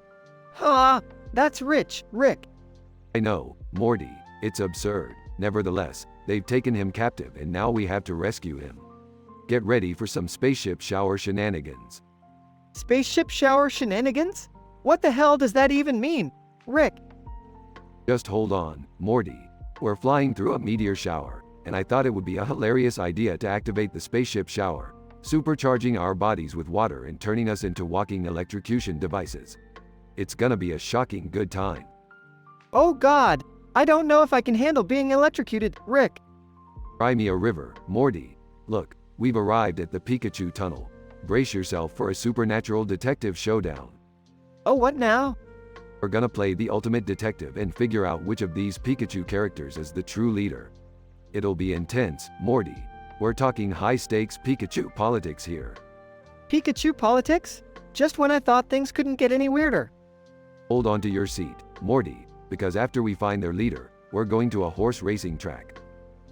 Why? What's the connection between Pikachu politics and horse racing? Who knows, Morty? Life's just a chaotic mess, filled with statistically improbable scenarios. Now, let's witness the thrill of the track while contemplating the meaninglessness of our existence. Great existential dread at a horse race. Just what I needed. Buck up, Morty. We've finally made it to the haunted lighthouse terror. The Pikachu leader apparently seeks refuge here. Let's go hunt some ghosts with Pikachu by our side. I have a feeling this is gonna end horribly, Rick. You think so, Morty? Welcome to the world of statistically improbable adventures. Time to embrace the madness.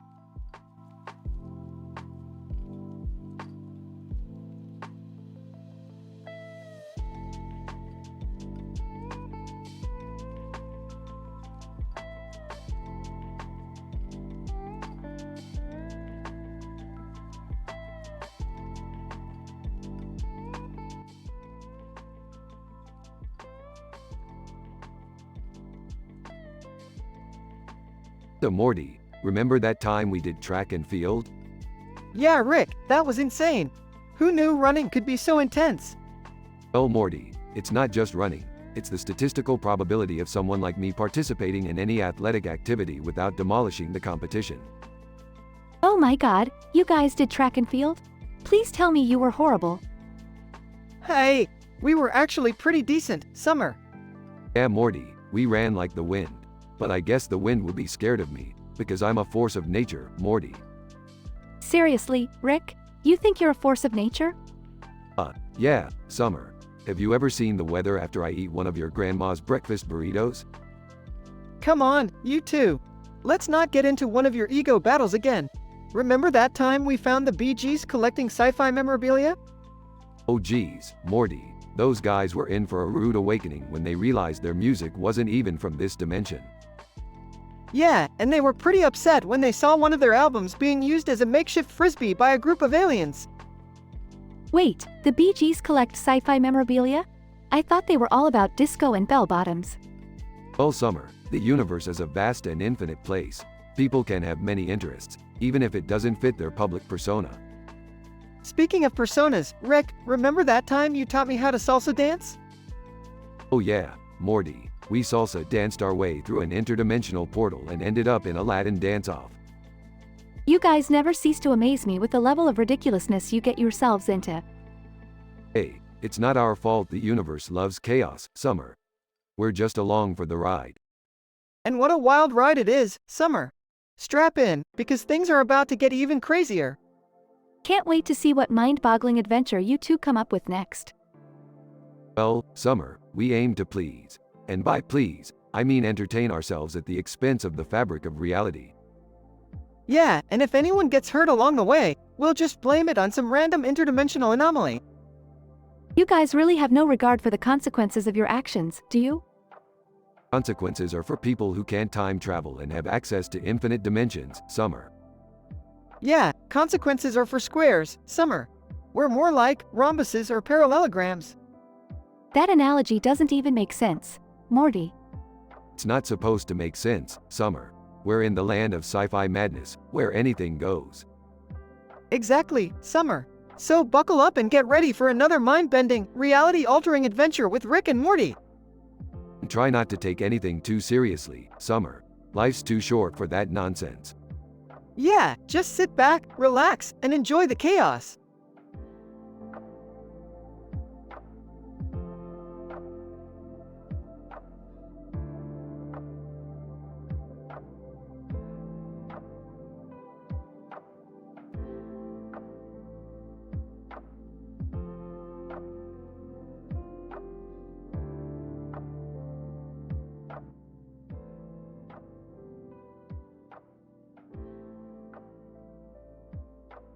Alright, Morty.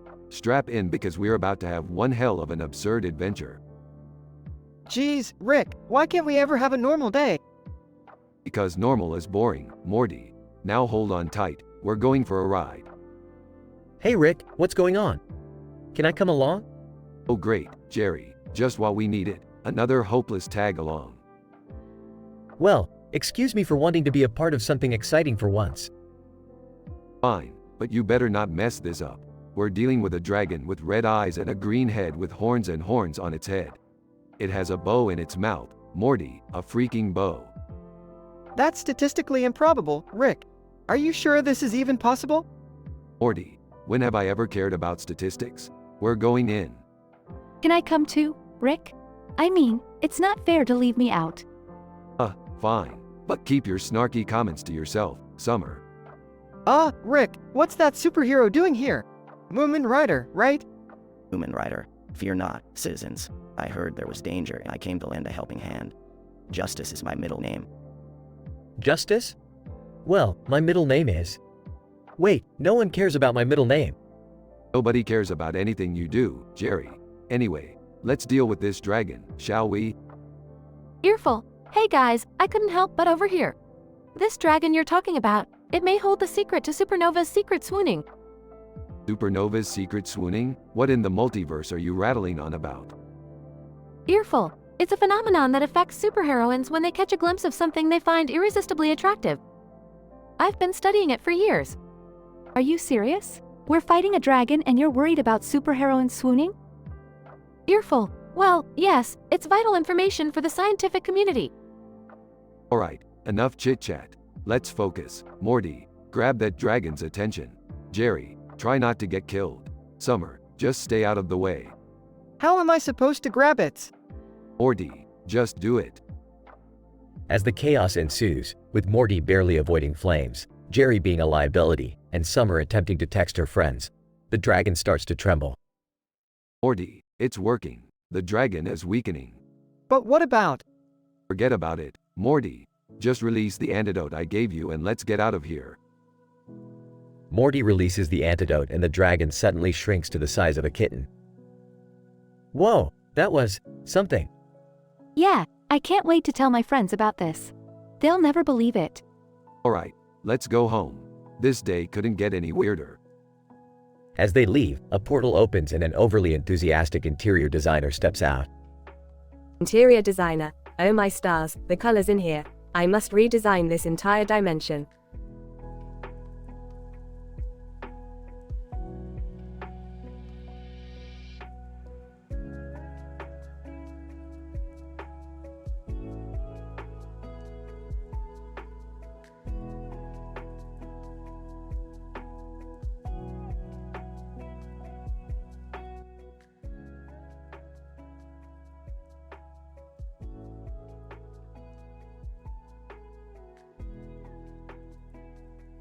Morty, we've got a new adventure on our hands. You remember that horse we rescued last week? Yeah, Rick. What about it? Turns out, that horse is actually a Sumerian pilot from the planet Blimple Poplars. And it's here to destroy humanity because apparently, humans are considered a delicacy on Blimple Poplars. What? That's insane, Rick. We can't let that happen. Don't worry, Morty. I've built a device that will communicate with the horse and convince it not to eat us. It's a blend of horse whispering and quantum physics. Entering the garage. What are you two up to this time? Oh, just trying to save humanity from becoming a Blimple Poplars delicacy, Beth. You know, the usual. Sarcastically, oh great, another horse-themed adventure. Just what this show needed. Look, Summer, I didn't ask for your opinion. If you don't want to be a part of it, you can go eat some Blimple Poplars for all I care.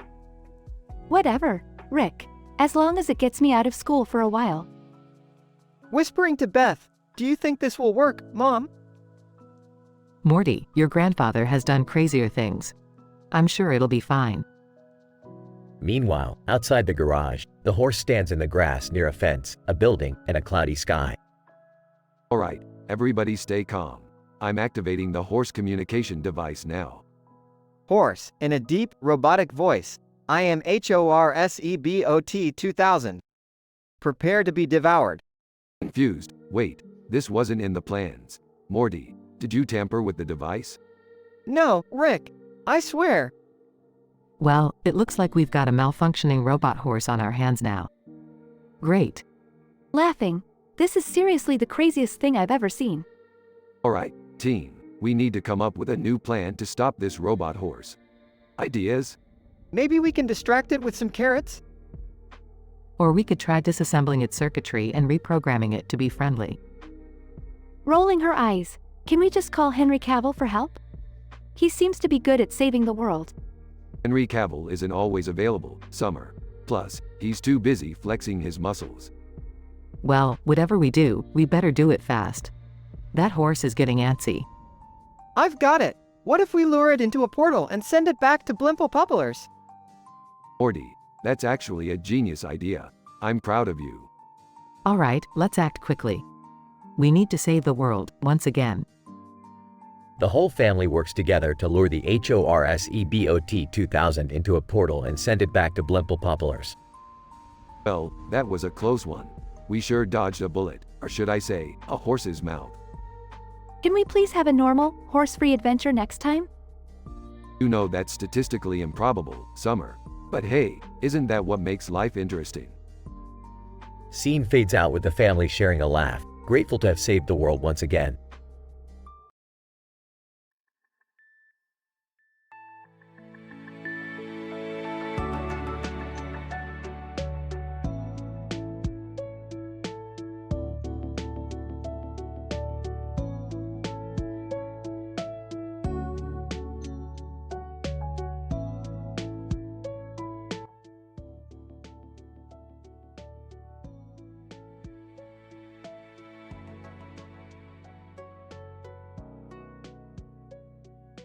Alright, Morty, buckle up. We're heading to a universe where Brussels sprouts are the dominant species. Yeah, you heard that right, Morty, Brussels sprouts. Rick, do we really have to go to a universe where vegetables are talking? Morty, you questioning my brilliant scientific endeavors? They might have some groundbreaking knowledge, Morty. Plus, I've got a forbidden love affair with a member of the Galactic Federation who goes by the name, Boyle. Oh geez, Rick, not this again. Can't we just stick to our usual adventures? What is all this talk about forbidden love, Rick? And who's Boyle? Beth, don't get your panties in a bunch. Boyle is a mesmerizing, green glob of seduction who truly understands me. Seriously, Grandpa? You're falling for a vegetable from another dimension? That's just messed up. Summer, love transcends dimensions, and so do my desires. You'll understand when you're older. I really wish I didn't have to understand all this weird stuff, Rick. Alright, Morty, we've arrived at the Brussels sprouts universe. Get ready for some mind-blowing vegetable drama. Are we seriously doing this? Look, Beth, life's too short to miss out on love, especially when it comes in the form of a Brussels boil romance. Let's just embrace the madness. Scene shifts to the lounge. Rick and Boyle are having an intense conversation. Boyle, Rick, we can't be together. The Federation would never approve. Boyle, I don't care what the Federation thinks. Our love is forbidden, and that makes it even more irresistible. Meanwhile, Morty and Summer observe from a distance, jaws dropped.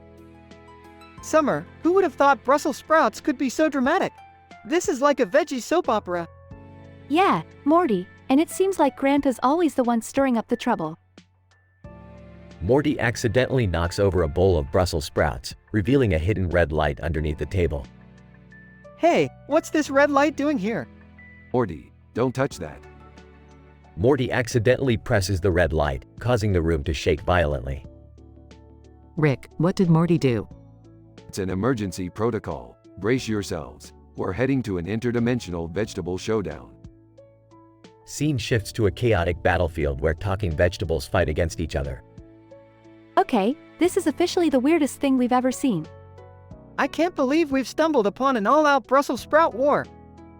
Hang on, everyone. Let's get out of here before we become vegetable casualties. They manage to escape the vegetable battlefield just in time. Rick, this was insane. Can we please go back to our normal adventures now? Fine, fine. But don't you dare make fun of my forbidden love affair ever again. Oh, we won't, Grandpa. You'll always have our undying bewilderment. Yeah, and now I'll never look at vegetables the same way again. Thanks for that, Rick. You're welcome, Morty. Now let's go home and never speak of this again.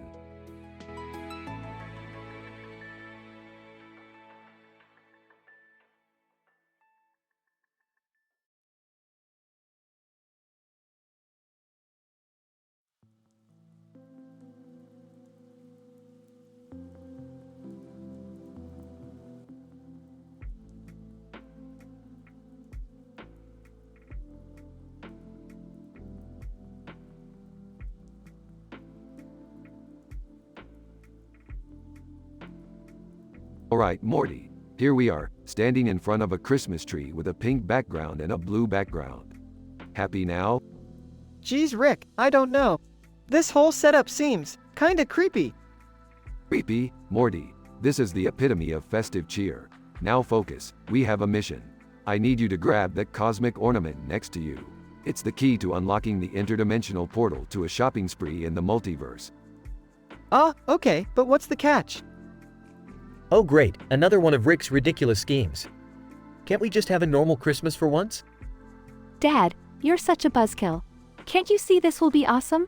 Besides, I heard Rick was quite the multiverse playboy back in the day. Smirking. Oh, you have no idea, Summer. Let's just say I left my mark in every corner of the cosmos. Okay, that's way too much information, Rick. I'm scarred for life now. Relax, Morty. It's all in good fun. Now grab that ornament. We don't have all day. Awkwardly, excuse me, Mr. Cosmic Ornament? Can I, borrow you for a moment? Just need you to, unlock an interdimensional portal. No pressure. Christmas tree, magically, ho ho ho. You may proceed, Morty. The portal is now open. Alright, Momo, step through and let's see what universe has the best deals on geeky gadgets. Nervously, here goes nothing. Scene transitions to a multiverse shopping mall. Distractedly, oh look, an impromptu fashion show. Morty, check out those alien models, they're out of this world. Dad, focus. We need to find the best deals before the portal closes. Besides, Jerry, you couldn't pull off any of those outfits.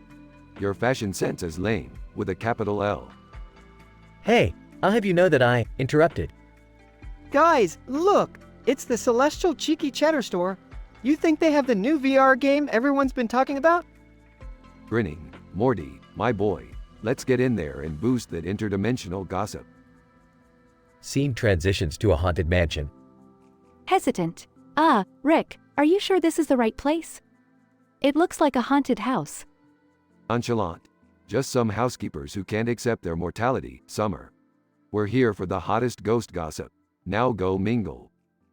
Scene transitions to a post-shopping recap. So, turns out, that haunted housekeeper used to be a gossip queen. She spilled all the cosmic tea, Rick. Excellent job, Morty. See, shopping can be educational too. Now let's head back home before your awkward phase gets any worse. Muttering, like father, like son. Laughs. Oh Jerry, you're one to talk. Let's just be glad we survived another Rick and Morty adventure. Scene ends with the family teleporting back to their living room, covered in shopping bags. Exhausted. Is it weird that I kinda miss being awkward rather than dealing with all this chaos? Morty, being awkward is overrated. Embrace the chaos, my boy. Life's more fun that way. I guess he's right. Chaos and all, this was a pretty memorable Christmas. Rolls eyes. I can't believe I'm saying this, but thanks, Rick. This was actually fun. Smiling. Anytime, Summer. Now who's up for another interdimensional adventure? Scene fades out with the family exchanging skeptical glances.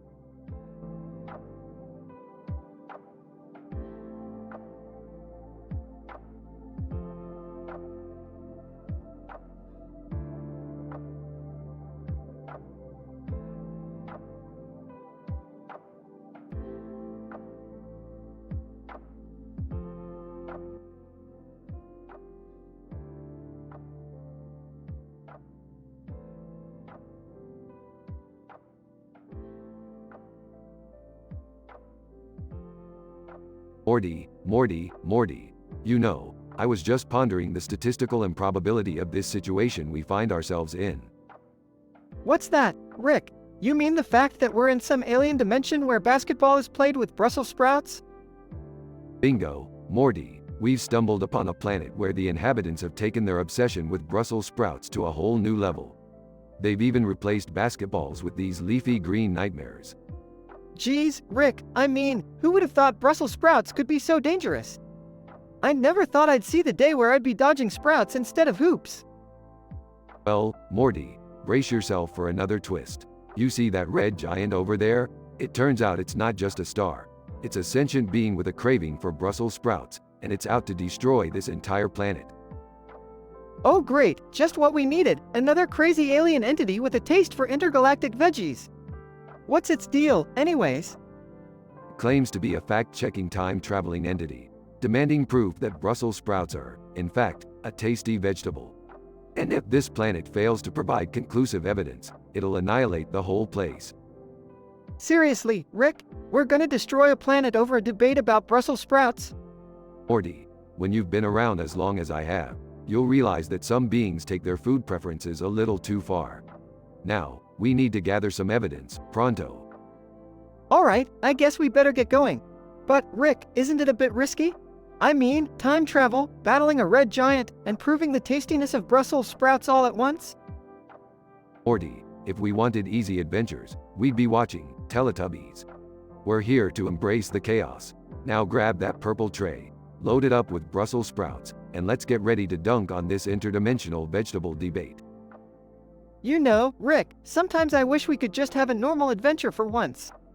No existential threats, no life and death situations, just a good old-fashioned quest.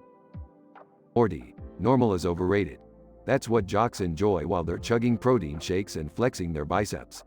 We're scientists, Morty, destined for greatness in the realm of absurdity. Size. Alright, Rick, let's do this. But mark my words, if we survive this, I'm taking a long vacation on a beach somewhere. No more Brussels sprouts, time-traveling entities, or red giants for me. Fair enough, Morty, but let's face it. Where's the fun in a vacation that doesn't involve dodging interdimensional veggies and outsmarting the fabric of reality? Muttering, I'm starting to question my life choices, Rick. That's the spirit, Morty. Embrace the existential crisis and channel it into dunking those Brussels sprouts right into that red giant's face. This is gonna be one for the history books, isn't it? Absolutely, Morty. The saga of the Brussels sprout basketball will echo through the annals of intergalactic lore. Now, let's go show them what happens when science meets insanity. Can't wait to see how this turns out. But, Rick, promise me one thing. No more vegetables for a while? Agreed, Morty. I think we've had our fill of greens for quite some time. But don't worry, I've got a feeling we'll stumble upon some other mind-boggling culinary conundrums in no time. Mumbles, I really hope not.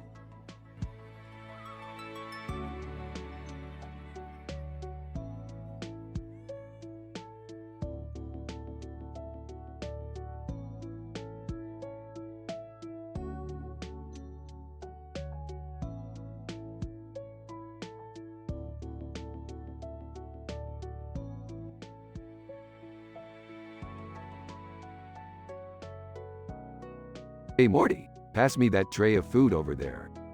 Sure, here you go. What's all this for, Rick? I'm experimenting with flavor combinations, Morty. I've created a dish that combines the complex strategic thinking of checkers with the explosive flavors of enchiladas. Oh, isn't that kinda weird, Rick? Weird, Morty. This is flavor enlightenment. It's like trying to explain an unsettled Tom meme to a toddler. I don't know what that means, Rick. Never mind, Morty. Just grab that salad from the background. We're gonna need some greens for balance. You know, Rick, maybe we should take a break from your bizarre experiments and try something normal for once. Normal, Morty. You're killing me. Next, we're gonna try alien speed dating. What does that have to do with food, Rick?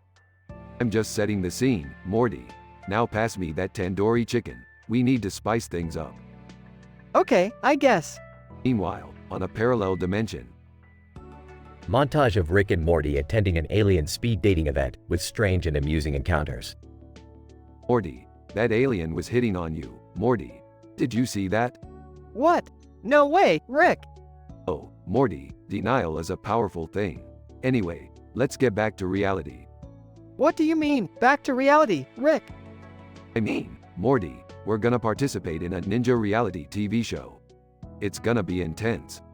I don't think I'm ready for that, Rick. Oh, come on, Morty.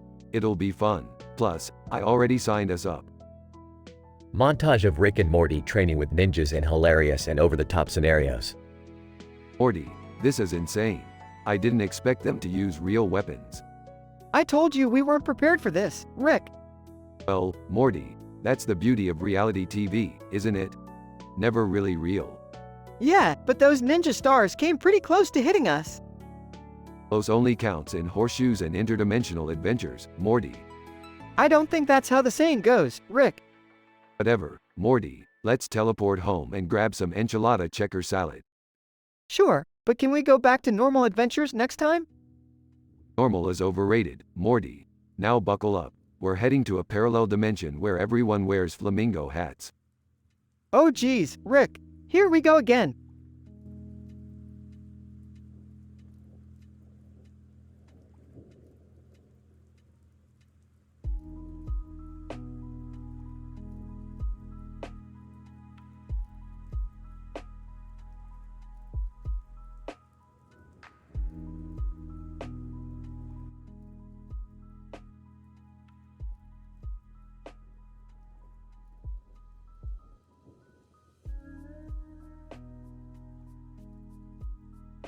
Morty, grab your portal gun. We're going on a mission.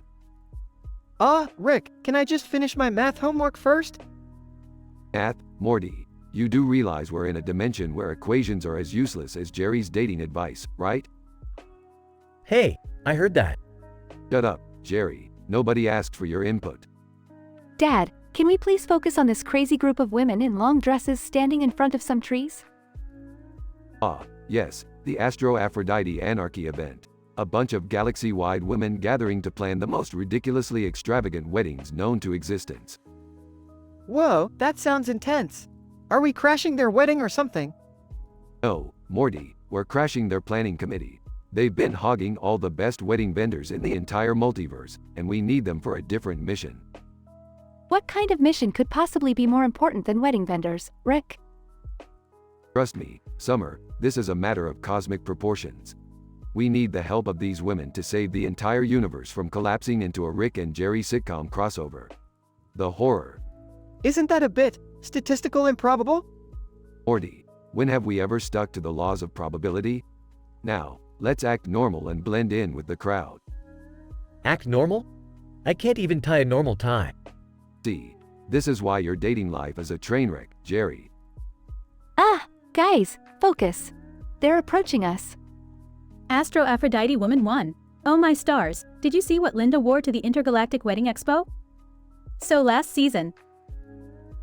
Astro Aphrodite Woman 2.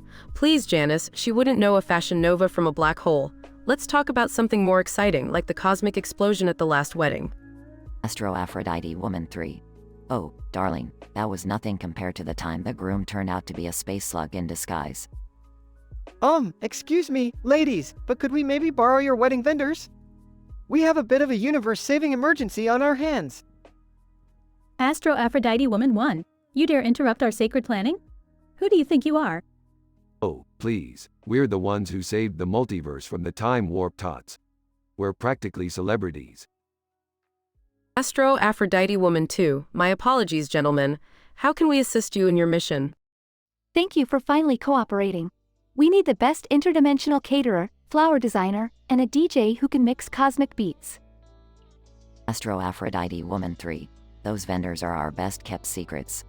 But for the sake of the universe, we'll help you. There's a catch, though. Of course there is. Astro Aphrodite Woman 1. You must promise to help us avenge our fallen sisterhood by overthrowing the patriarchal dominion of Pluto.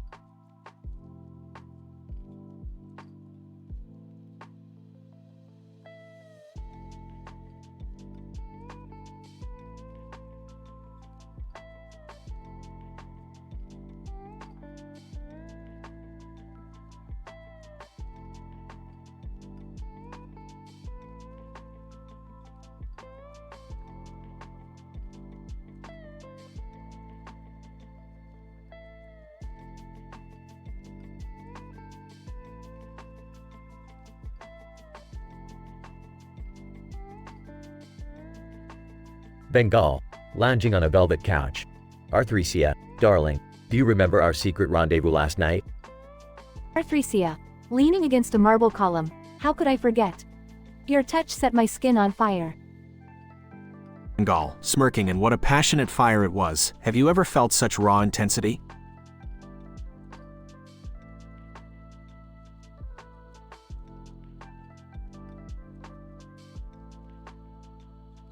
Arthresia, sighing, no, Bengal. No one else has ever made me lose control like you do. Bengal, nuzzling her neck, you're mine and I'm yours. Let's keep this a secret, my love. Arthresia, seductively, agreed, Bengal. No one must know about us. It's too scandalous. Satellite's secret sweetheart, bursting into the room. Well, what do we have here? Bengal, pulling away abruptly. Sweetheart, it's not what you think. Satellite's secret sweetheart, smirking. Oh, I know exactly what's going on, Bengal. You think you can hide this affair from me? Arthresia, defiantly, he's mine now, sweetheart. You had your chance, and you blew it. Satellite's secret sweetheart, laughing sinisterly, silly girl, do you really believe Bengal is capable of love? He's just using you for his own pleasure. Bengal, growling, that's enough, sweetheart, stay out of our business. Satellite's secret sweetheart, mocking, oh, I plan to, Bengal. But remember, secrets have a way of coming out. Bengal lunges at Satellite's secret sweetheart, growling fiercely. Arthresia, panicked, Bengal, no, don't hurt her. Bengal stops abruptly, his breathing heavy. Bengal, whispering, this isn't over, sweetheart, I won't let you ruin us. Satellite's secret sweetheart, smirking, we'll see about that. Secrets have a way of destroying everything you hold dear. The room falls silent, tension hanging in the air. Satellite's secret sweetheart exits the room, leaving Bengal and Arthresia to face the aftermath of their secret affair. The realization of the risks involved weighs heavily on their minds. As the sun sets, Bengal and Arthresia realize that secrets have a way of consuming them. They now must decide if their passionate affair is worth the potential destruction it may bring. With their hearts entwined, they face an uncertain future, contemplating the consequences of their forbidden love.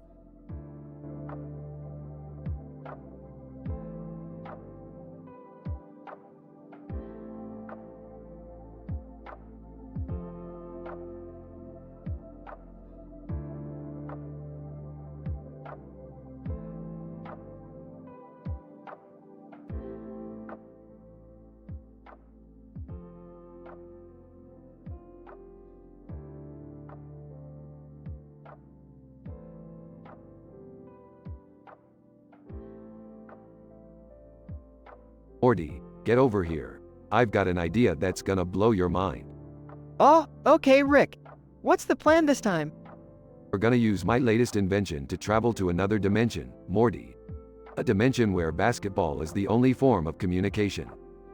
Basketball? Really? That seems impractical, Rick. Practical, Morty, when has that ever stopped us? Plus, I've heard they have a telepathic temptress who can control the ball with her mind. We gotta check it out. Alright, but I'm not gonna be the one dunking. I can barely reach the hoop as it is. Did somebody mention basketball? Count me in. I used to play in college, you know. Oh, Jerry, you were the water boy. Don't get your hopes up, buddy. Alright, we're here. Let's try to blend in and not make a scene. Green masked man. Hey, you guys want to play some hoops? I'm the best shooter in this universe. Oh, look at that guy. He's got a clock in the background with a green light coming out of his face. That's statistically improbable. Rick, I think it's just a costume. He's not actually part of the dimension. Green masked man. What are you talking about? I'm the time-traveling serial killer sociologist. You're in over your heads. Please, I've seen weirder. I once had a conversation with Albert Einstein while riding a roller coaster. Let's just play ball and see if this dimension lives up to the hype. Telepathic temptress, welcome, challengers. The rules are simple. If you win, you get a wish. But if you lose, well, let's just say you don't want to know. I wish for a winning shot. Morty, pass me the ball. I've got a trick up my sleeve. I don't think basketballs have sleeves, Rick. Figure of speech, Morty. Now, watch this. Shoots a three-pointer from halfway across the court.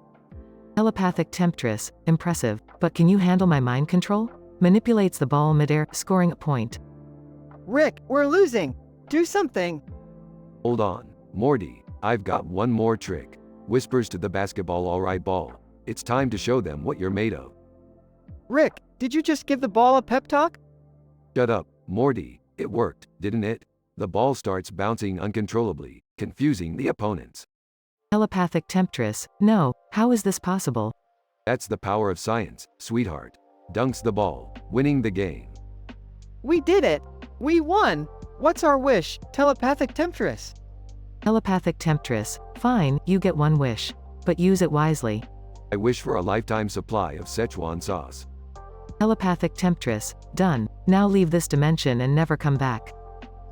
Can we at least take some basketballs with us? Telepathic temptress, fine, take your damn basketballs. Just go. This was insane, Rick. But hey, at least we got the sauce. That's what it's all about, Morty. Now let's get out of here before anyone realizes we tampered with the laws of physics again.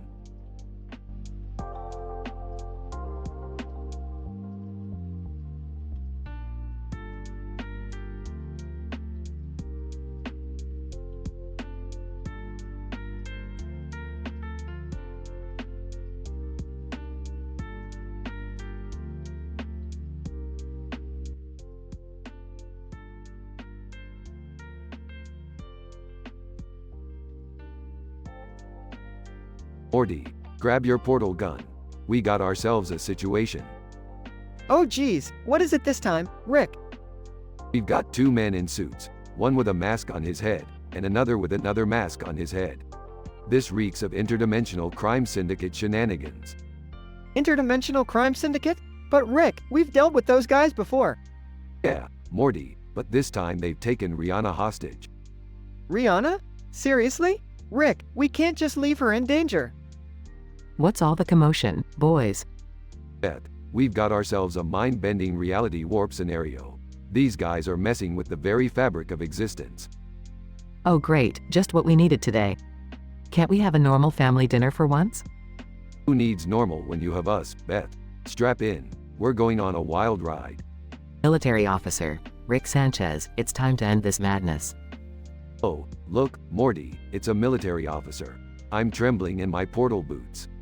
Military officer, don't mock me, Sanchez. We've been tracking these interdimensional criminals for years. You're just a drunk mad scientist. Yeah, well, at least I never narrated animal documentaries for David Attenborough. David Attenborough, excuse me, gentlemen, can we focus on the crisis at hand? Rihanna's life is on the line. Rihanna. Guys, seriously, just get me out of here already. Fine, Morty. Use your charm to distract the men in suits while I work my magic. Oh, sure thing, Rick. But how am I supposed to distract them? Morty, remember that dance move we practiced? Hit him with the Morty special. Oh no, Rick. Anything but that. Rihanna starts singing. Rihanna. Musical note shine bright like a diamond. Musical note. Awkwardly dancing, yeah. Woohoo. Look at me go. Good job, Morty. Now while they're distracted, I'll save Rihanna. Rick, be careful. We don't want any more reality warps. Don't worry, Beth, I've got it all under control. Just another day in the life of Rick Sanchez. Suddenly, portals start appearing everywhere. Chaos ensues. Okay, maybe a little bit out of control. Rick, what did you do? I may have miscalculated the portal frequencies, Morty. Hang on tight. Everyone is flung through portals, landing in random dimensions. Seriously, Rick? Are we ever going to have a normal family outing? Normal is overrated, Beth. Embrace the chaos. They continue their interdimensional adventure, Rihanna singing all the while.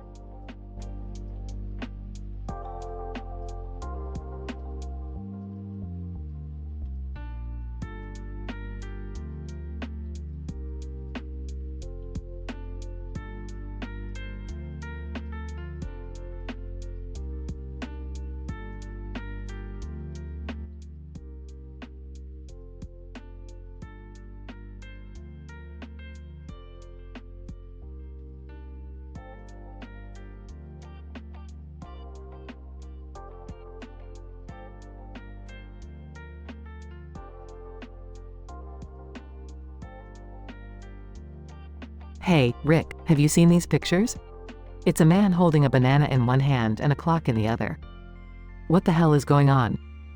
Oh, Morty, looks like someone stumbled upon the Stockholm Syndrome time paradox. It's where Homer Simpson tries to woo Yttrium, the banana enthusiast, by controlling time with a clock. Classic. Whoa, wait, what? How does a banana, a clock, and some random guy all fit together? Guys, forget the paradox. Look at this. I found a yo-yo that creates a wormhole. We can go to a different dimension where bananas are people and clocks are pets. Summer, I can't believe I'm saying this, but that's actually a good idea. Let's go. Wait a minute. Shouldn't we be focusing on fixing the paradox instead of hopping through dimensions? Mom, come on. This is way more exciting. I want to meet clock pet people. Banana humans. I mean, come on, there's no way that could go wrong. Morty's right. We need adventure. Dimensions are overrated. Besides, we need to rescue Yttrium. She's lost in the nebula of heartbreak and bananas. Alright, let's do this. Strap in, losers. Rick, I swear, if anything happens to my family. Don't worry, Beth, everything will be fine. Just as long as we don't accidentally create a paradox within a paradox. That would be bad. So, where do we find the wormhole yo-yo anyway? According to my calculations, it's hidden deep within the Yo-Yo Trickster Temple, guarded by the ancient Yo-Yo Masters. Yo-Yo Masters? Are you kidding me? Relax, Beth, it's not as dumb as it sounds. They're the most powerful beings in the universe. They can juggle black holes while doing yo-yo tricks. Impressive, really. Alright, we're here. The temple is surrounded by a million yo-yos. How do we get in? Simple, Morty. We just have to perform the sacred, walk the dog, ritual. It's tedious, but we have no choice. Sarcastically, oh yeah, just perform a random yo-yo trick and gain access to ancient artifacts. Totally normal.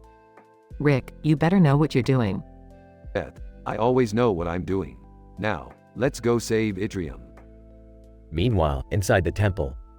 Wow, look at all these yo-yos. I'm overwhelmed. Morty, don't touch anything. One wrong move, and we could get caught in the yo-yo singularity. I found it. The wormhole yo-yo, but there's a riddle here. It says, only those who can belly flop perfectly can unlock its power. Really? A belly flop? Are those yo-yo masters secretly comedians? No, Beth, they're just jerks. Alright, I'll do it. 3, 2, 1, belly flops. Meanwhile, back at the Stockholm Syndrome time paradox. Yttrium. Crying, Homer, why are we stuck in this loop? I just wanted a damn banana. Homer, don't worry, baby. I'll keep trying until we break free. We'll have our love and bananas. Meanwhile, back at the temple. Guys, I think I solved the riddle. It's not about belly flopping perfectly, it's about belly flopping with conviction.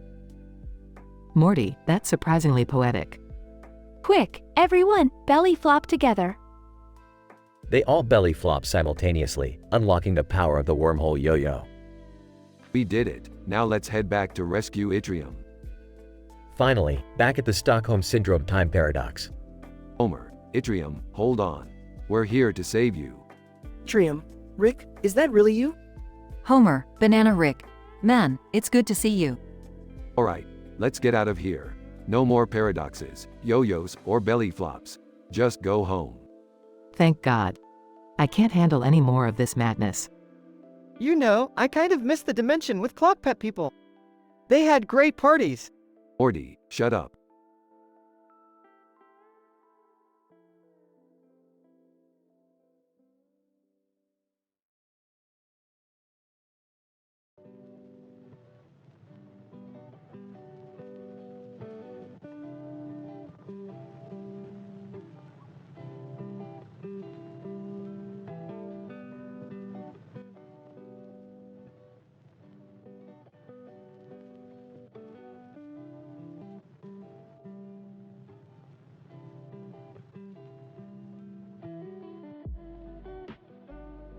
Morty, listen up, we got some serious shit on our hands. I've accidentally unleashed demonic possession mayhem upon the multiverse. W what? Demonic possession? B but, Rick, how the hell did you manage to do that? Well, I was tinkering with this neon image of a circular object with a neon light in the middle and a neon light in the middle of the circle. And next thing you know, my bad, souls started flying out of it and possessing everything. Rick, you can't just go around messing with interdimensional objects without thinking of the consequences. Yeah, like I need a lecture from a mother whose most exciting adventure involved uranium and a string bikini. Don't bring that up, Rick. We're in the middle of a crisis here. Guys, can we please focus on the fact that there's an army of possessed beings out there wreaking havoc? Fine. Morty, grab the demon containment unit from the garage. We'll have to capture those mischievous spirits and put an end to this madness. But, Rick, won't that be dangerous? I mean, we're talking about demonic possession here. Morty, do you really think that bothers me after what I've seen? Now, hand me that proton blaster, and let's get this show on the road. Meanwhile, on their journey to capture the possessed beings. So, Summer, have you heard about that ghost ship voyage on the news? Apparently, the crew claims they saw a naughty neutron star twerking on the deck. Seriously? That's insane. I thought those things were impossible to observe. Oh, darling, in this universe, anything is possible. I mean, just look at your grandfather's portal gun collection. Suddenly, the team reaches their destination, a dilapidated mansion. Whoa, this place gives me the creeps. Rick, are you sure we're doing the right thing? Trust me, Morty, this is the only way to stop the possession mayhem. Now, let's get in there and show these ghosts who's boss. As they enter the mansion, they encounter all sorts of possessed creatures. Sarcastically, oh great, a possessed teddy bear wielding a chainsaw. Just what I needed today. Careful, Rick, that's no ordinary teddy bear. It's possessed by the spirit of a sadistic dentist. Guys, look out. There's a possessed garden gnome juggling with radioactive uranium. Morty, we need more firepower. Where's your courage? I left it in my other pants, Rick. After a wild battle, they finally manage to capture all the possessed beings. Well, that was fun. Now, let's seal them away in the demon containment unit. I can't believe we actually survived this. I thought we were all gonna die. Please, Beth, I could have handled it with my eyes closed. Plus, I always have a trick up my sleeve. Rick, what's that on your sleeve? Oh shit, I forgot to wash off the ectoplasm. Damn it, Morty, I told you to remind me. Well, excuse me for not wanting to touch your gross, slimy sleeves. With the possessed beings safely contained, they head back to the Smith residence. Well, at least we managed to save the multiverse from demonic possession. I'd say that calls for a celebration. Yeah, I'll drink to that. Just make sure not to spill any on the naughty neutron star carpet. It's a pain to clean. Speaking of cleaning, Rick, I think we should clean up all this mess we made. Morty, when have we ever been responsible like that? Let's watch some interdimensional TV and forget this ever happened. They all gather around the TV, leaving behind the chaos they caused, for another wild adventure awaits them in the infinite realities.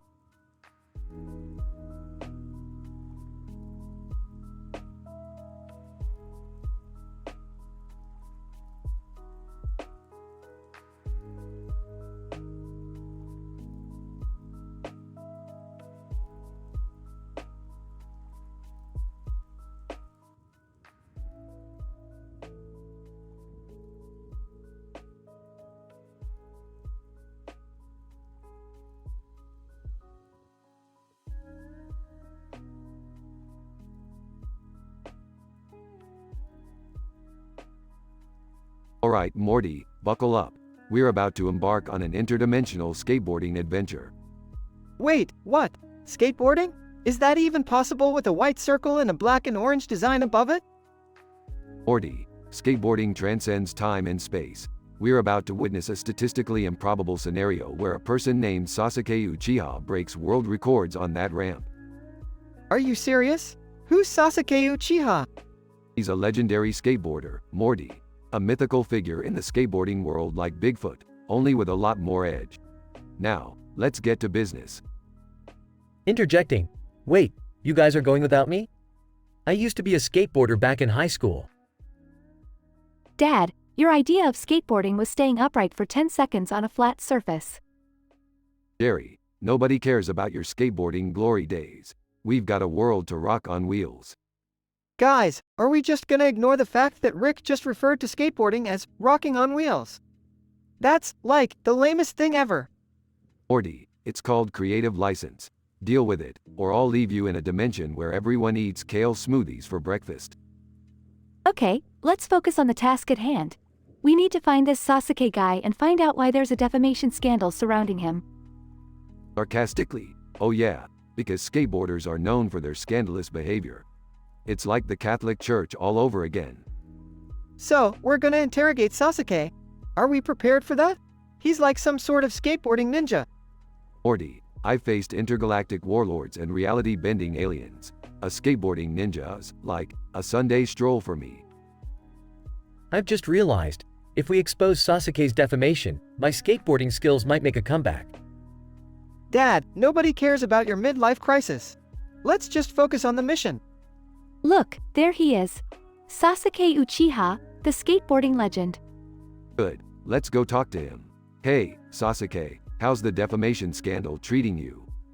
Sasuke, with a cool, nonchalant tone, defamation? Please, I don't pay any mind to baseless rumors. My skills on this board speak for themselves. Intrigued. Hey, Sasuke. Remember me? I used to do a few ollies back in the day. Sasuke laughs. Your ollies were probably as weak as your ego, old man. Visibly hurt. Can't we all just get along? Alright, cool it, Jerry. Sasuke, we're here to clear your name. We'll unveil the truth behind this defamation scandal. But how are we going to do that? Simple. I've developed a device that can extract definitive evidence from the very fabric of reality itself. Whoa, you mean like a truth serum for the universe? Exactly, Morty. Prepare for some mind-blowing revelations. Whispering to Summer, do you think they offer chair massages here? My back has been killing me. Focus, Dad. We're about to save a skateboarding legend from a scandal. No chair massages.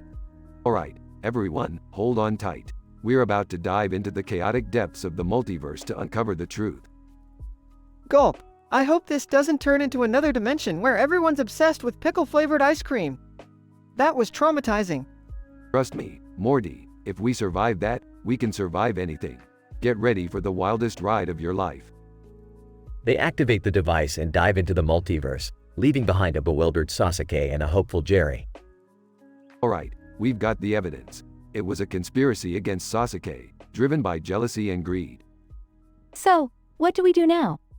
We give Sasuke the proof he needs to clear his name, expose the culprits, and restore his reputation. And what about me? Can I, learn some sick skateboard moves while we're at it? Morty, we're not here for skateboarding lessons. Just stick to being incompetent. It's what you do best. Thanks, Rick. Really appreciate the vote of confidence as always. The gang returns to Sasuke with the evidence, redeeming his name and exposing the truth. Sasuke's reputation skyrockets, and he becomes an even more legendary figure in the skateboarding world. Jerry, however, doesn't get his chair massage and remains resentful. Life goes on, as weird and ridiculous as ever in the infinite reaches of the multiverse.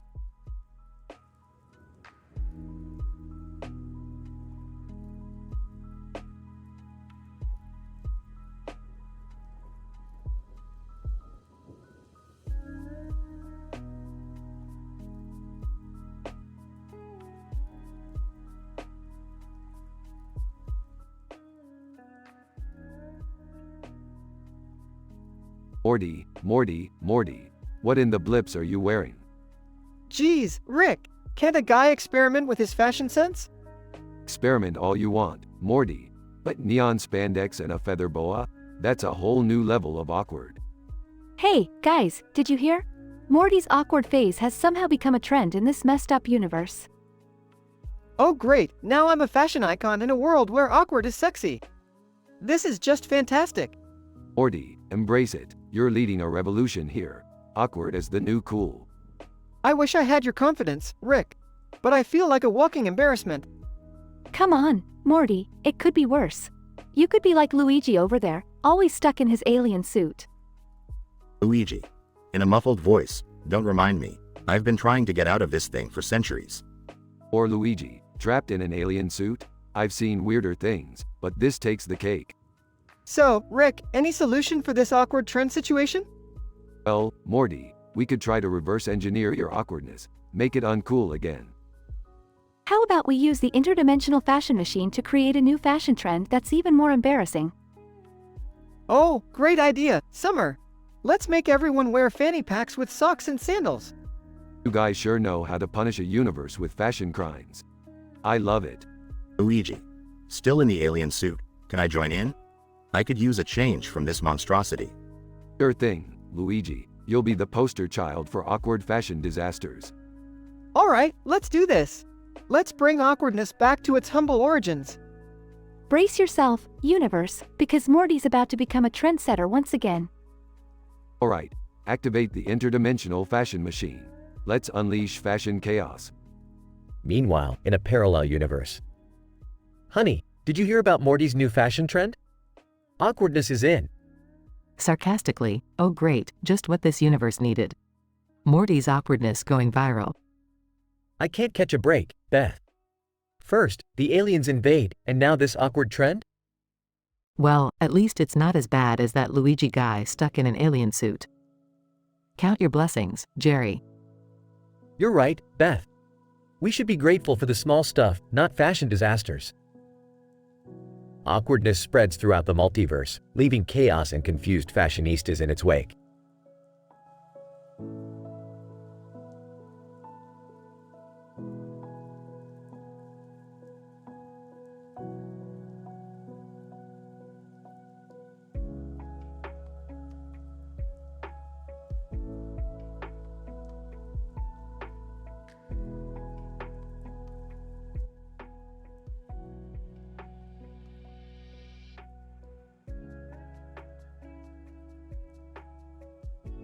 Morty, listen up, we've got ourselves another dimension-hopping adventure. I stumbled upon a highly improbable scenario that I just can't resist exploring. Rick, do we really have to go on another one of your crazy escapades? I mean, the last time, I almost got eaten by a giant space cat. Morty, don't be such a wuss. We're going to explore a dimension where raindrops are hanging from the ceiling and there's a plant in the foreground. It defies all known laws of physics. Oh, great. So we're just gonna casually ignore the fact that there's frickin' gravity-defying rainfall in our room? That doesn't sound like a recipe for disaster or anything. Hey, don't talk to your grandpa that way, Morty. He's a genius. Plus, it's better than staying here listening to Jerry's pointless ramblings. Hey, what's wrong with my ramblings? I've got important things to say. Like anyone cares about what you have to say, Dad. Besides, I've got my own problems to deal with. What kind of problems, Summer? Is it your interdimensional admirer again? I told you those guys are nothing but trouble. Yeah, whatever. He keeps sending me these weird love letters written in alien languages. It's like every creepy guy in the multiverse is after me. Man, that's messed up. Maybe you should try restraining orders across dimensions, Summer. Hey, guys, let's focus. Rick, what's the plan here? How do we even approach this insane raindrop therapy dimension? Simple. We grab our raincoats and umbrellas, attach jetpacks to our feet, and fly up to the ceiling. Piece of cake. You say, simple, as if we do this every day, Rick. Also, wouldn't it be easier to just, not go to a dimension that defies logic? Morty, sweetie, let's trust your grandpa on this one. He always finds a way to get us out of these crazier-than-thou situations. Yeah, I'm with Morty on this. Can't we just go back to the good old regular rain? You know, the kind that falls from the sky? Regular rain is for basic realities, Jerry. We're way past that. Now suit up and get ready. We're about to enter the realm of liquid defiance. I can't believe I signed up for this. Next time, I'll just stick to dating guys from our dimension. Oh, Summer, honey, don't worry. The multiverse is vast, and there's someone out there for everyone. Even you. Rick, that was surprisingly sweet. Are you feeling okay? Sweetness is just another side effect of my genius, Beth. Now let's go chase some impossible raindrops and show them who's boss. I swear, Rick, one day you're gonna get us all killed. Morty, if we die in style. Now let's go. Time's a wasting. Adventure. Here we come. They all scramble to get their rain-resistant gear and prepare for another mind-bending adventure across dimensions.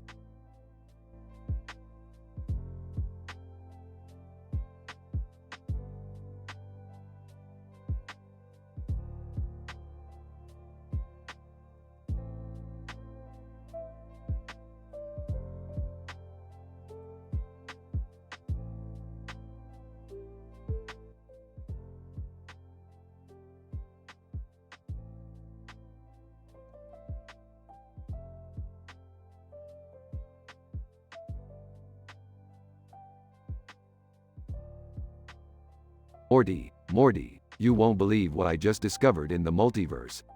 What is it this time, Rick? I found a dimension where everyone wears red masks and walks backwards while singing show tunes. Okay, but what's so special about that, Rick? Morty, don't you see? It's statistically impossible for everyone in a dimension to be obsessed with red masks and walking backwards while singing show tunes. It's mind-bogglingly improbable. Yeah, sure, Rick. So, what's the plan? We have to infiltrate this dimension, Morty. Blend in with the locals and try to figure out why they do these crazy things. Alright, but couldn't we just ask them? Morty, do you think people who walk backwards while wearing red masks are the most approachable? We have to be careful not to disrupt their delicate social structure. A man in a red mask passes by with others in the background. Look, there goes one of them now. Quick, put on your red mask, Morty. Oh, this thing smells like sweaty socks, Rick. Deal with it, Morty. We have a job to do. Morty reluctantly puts on the red mask. What are you two doing? Beth, we're jumping into a dimension of red mask wearers. Don't you want to join us? No way, Dad. I'm not getting caught up in your crazy shenanigans again. Suit yourself. Morty and I will be exploring the statistically improbable. Statistically improbable? That sounds way cooler than whatever you two are usually up to. Summer, you're in. Sweet. Blood-curdling banshee wails fill the air. Oh, it seems the banshee wails have begun. That can only mean one thing. What, Rick? What does it mean? It means the people who wear red masks are preparing for their monthly ritual sacrifice. Ritual sacrifice? Is that why we see red masks everywhere? Oh, don't worry. We'll just stay low-key and avoid any trouble. Meanwhile, in the dimension of red mask wearers. Zorkon, my favorite Martian, we must prepare for the ritual sacrifice. The blood-curdling banshee wails will summon the chosen one. Martian, but why do we do this? Zorkon. Zorkon, it's tradition, my Martian friend. Plus, it's statistically improbable for everyone in a dimension to be obsessed with red masks and walking backwards while singing show tunes. Back to Rick and the gang. This dimension is insane, Rick. Tell me something I don't know, Summer. Morty accidentally steps on a red mask. Oh, they're gonna know we're not from here. Quick, hide. Rick, Morty, Beth, and Summer hide behind a conveniently placed dumpster. Okay, Morty, we need a distraction. I can try singing show tunes? Morty, don't. I'm so ronery. Red-masked people start gathering around Morty. Quick, Rick, do something. Hold on, got it. Rick invents a device that turns everyone's masks blue. Rick, what did you do? Just blending in, Morty. No one will suspect us now. Blood-curdling banshee wails intensify. Rick, we need to get out of here. Agreed. Everyone, hold on. Rick activates his portal gun, transporting them back to their dimension. Rick and Morty narrowly escape the dimension of the red mask wearers, leaving behind a confused and mask-colored population.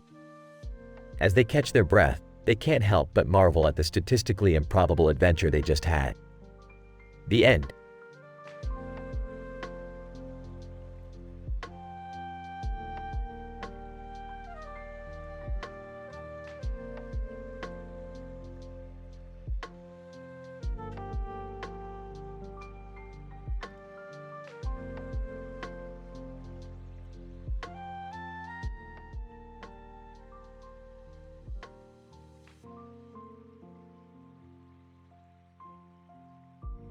Morty, I've got a PhD in bad decisions, so listen up.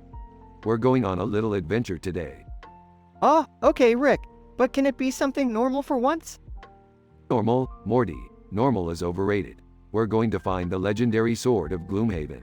Trust me, it's going to be a real mind-blowing experience. I don't know, Rick. I'm not really into swords.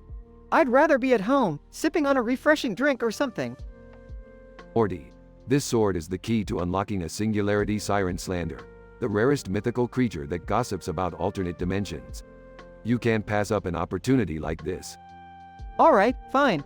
Let's say we find this sword. What's the plan after that? Simple, Morty. We take the sword back to its designated gate, and boom. We summon a vampire family reunion. Drama, secrets, and bloodsucking galore. A vampire family reunion? What the hell, Rick? That just sounds insane. Insane, Morty. This is just regular Tuesday afternoon stuff for me. Get used to it. Meanwhile, at the designated gate. Rick, I can't believe you dragged Morty into another one of your crazy schemes. Do you even have a plan? Beth, my plan is to navigate the treacherous terrains of the gate while making Morty uncomfortable. It's a win-win. Dad, please tell me you're not getting involved in this madness too. Morty, buddy, I don't know what's going on, but your mother left me because she said I lack adventure. Well, guess what, Morty? I'm diving headfirst into this insanity. Meanwhile, the sword starts glowing. Alright, the sword is activated. Hold on tight, everyone. They all get sucked into a portal, but something goes wrong. Rick, why does this always happen? We're stuck in some sort of portal gun malfunction. Relax, Morty. We'll figure a way out. In the meantime, let's have some deep conversations about the meaning of life. Rick, this is not the time for your philosophical rants. We need to find a way back home. After a series of unlikely events, they manage to escape the malfunctioning portal. Phew, we made it. Morty, this is the kind of excitement your mother was looking for. I can't believe I'm saying this, but Dad, you're right. This adventure was actually kind of fun. See, Morty, life is full of unexpected surprises. Who needs normal when you can have interdimensional chaos? Rick, I swear if you ever drag us into another insane escapade like this, I'm grounding you. Oh, Beth, you know you love the thrill. Admit it, you're hooked on the madness.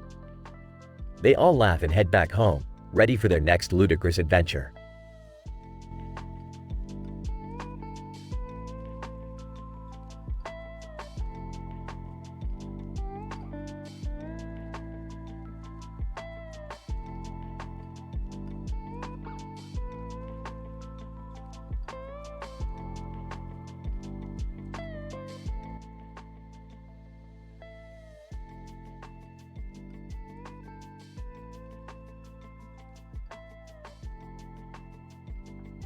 Alright, Morty, buckle up.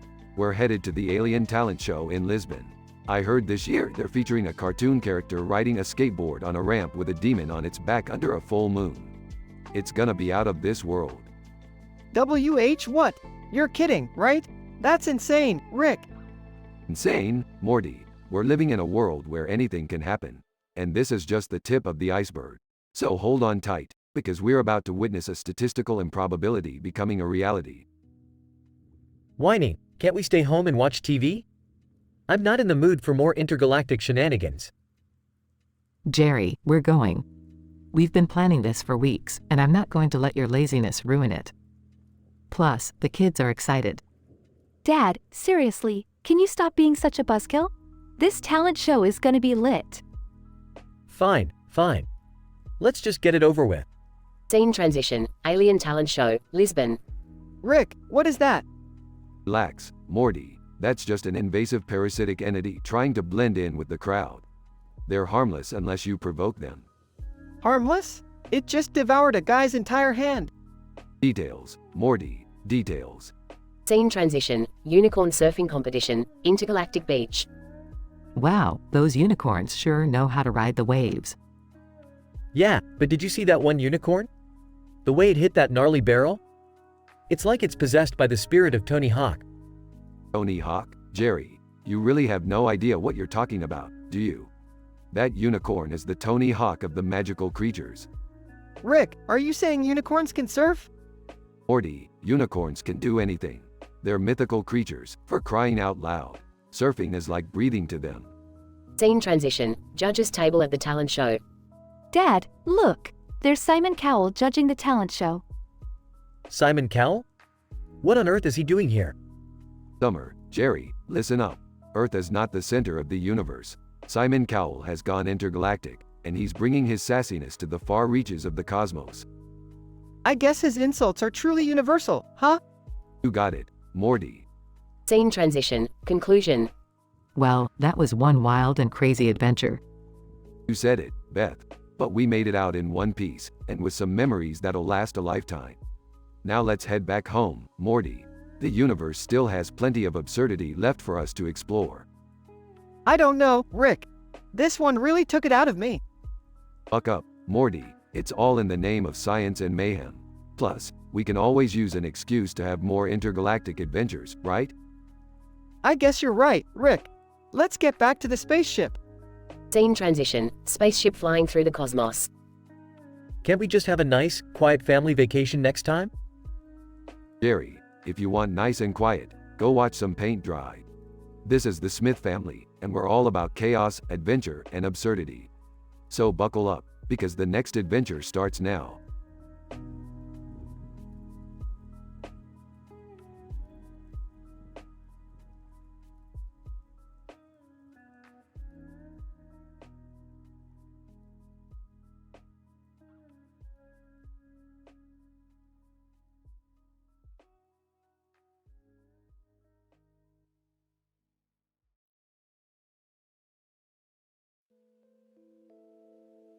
Title: Velociraptor's Hysterometer Heartthrob Hype.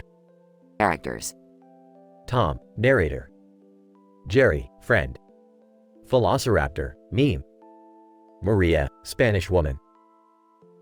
Tom and Jerry are discussing the latest outrageous internet meme, Velociraptor.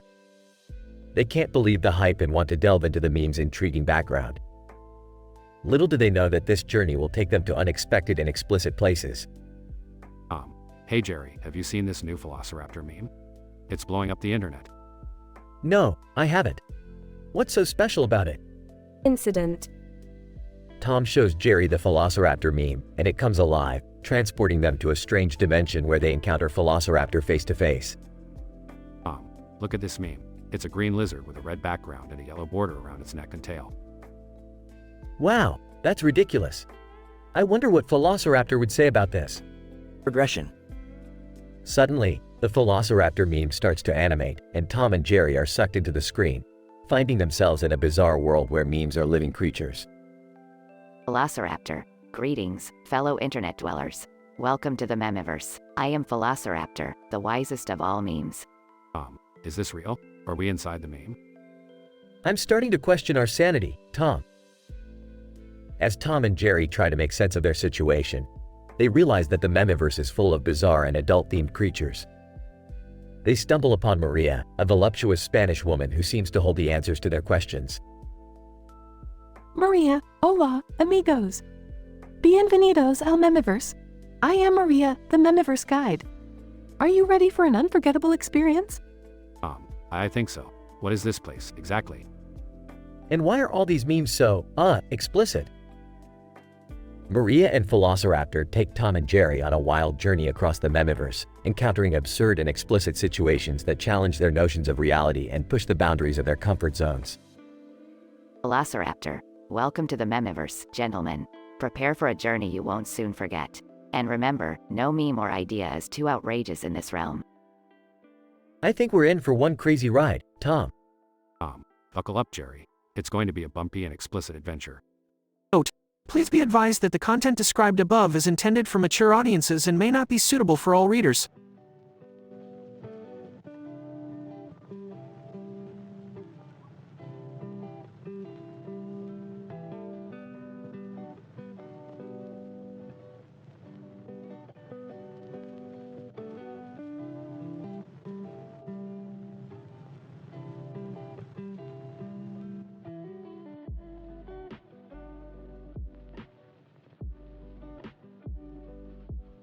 Burping.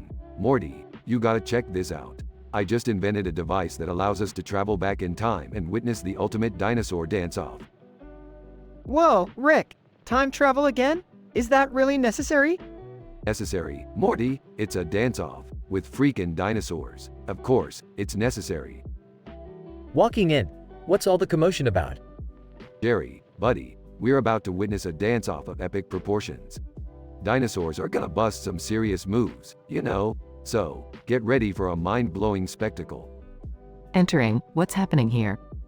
We're going back in time to watch dinosaurs dance. Mom, isn't that cool?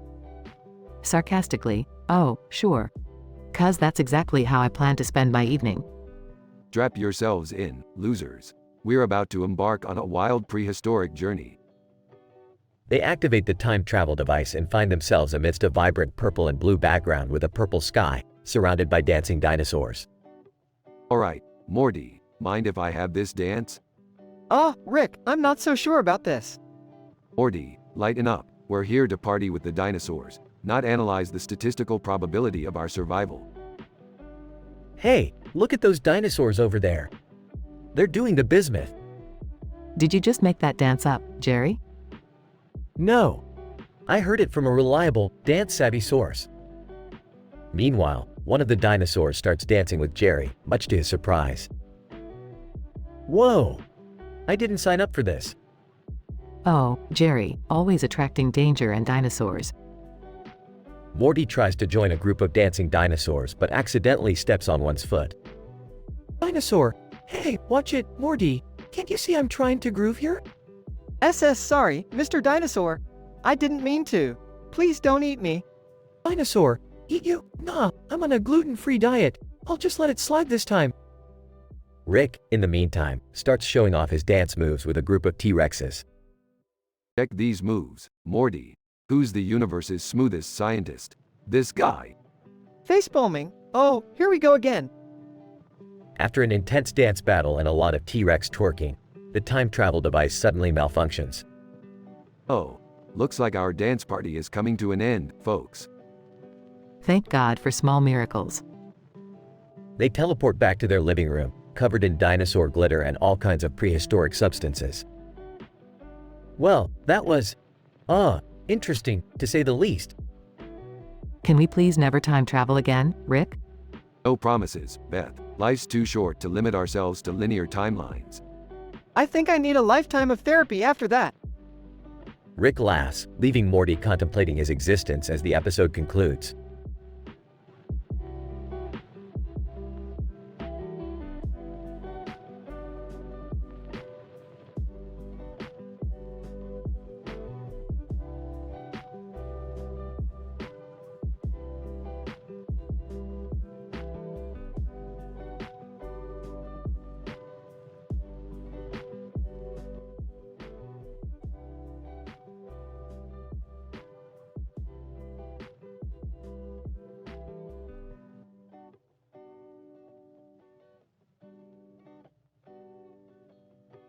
Hey Morty, have you seen those women over there? What's with all the purple hair and makeup? I don't know, Rick. They look kind of weird. Should we maybe check it out? Hey boys, don't get too excited. Those women are part of a cult called the Purple Bliss. They believe that painting themselves purple enhances their intelligence and spiritual connection. It's all a load of bullcrap if you ask me. Oh great, another group of delusional fanatics. I guess they're just trying to get their kicks however they can. Guys, why is that ghost floating behind them? Oh, that's just a hologram they use to intimidate people. Supposedly, it represents their deceased leader's spirit or some crap like that. Alright, Morty, let's pull out our nanotech disguises. We're gonna infiltrate this cult and find out what they're really up to. Whoa, Rick, I don't think that's such a good idea. These people seem really intense. Morty, it's all about the pursuit of knowledge. Plus, I bet they have some cool gadgets we can swipe. Fine, just promise me you won't do anything crazy, you too. Scene. Rick and Morty disguised as cult members, surrounded by purple-haired women.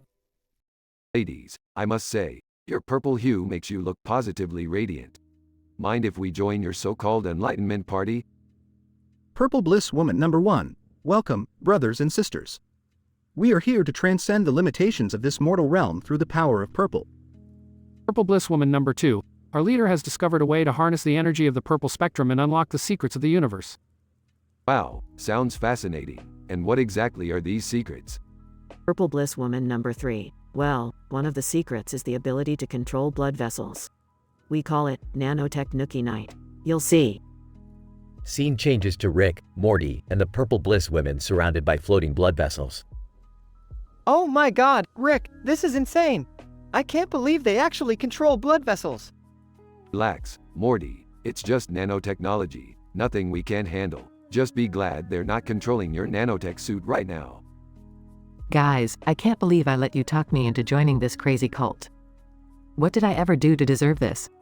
Beth, don't be such a whiny buzzkill. We're exploring uncharted territory here. Rick, I can't take it anymore. These women are too intense. Scene. Morty running away from the Purple Bliss women. Purple Bliss Woman number 1. The boy tries to escape. Stop him. Scene. Rick unleashes an arsenal of laser guns. No one messes with my Morty. Get ready to feel the heat, purple freaks. Scene. Mayhem and destruction as Rick battles the Purple Bliss women. Rick, you idiot. You've caused a complete catastrophe. Relax, Beth. We've survived worse. Besides, these ladies had it coming. I can't believe we're still alive. That was way too intense for me.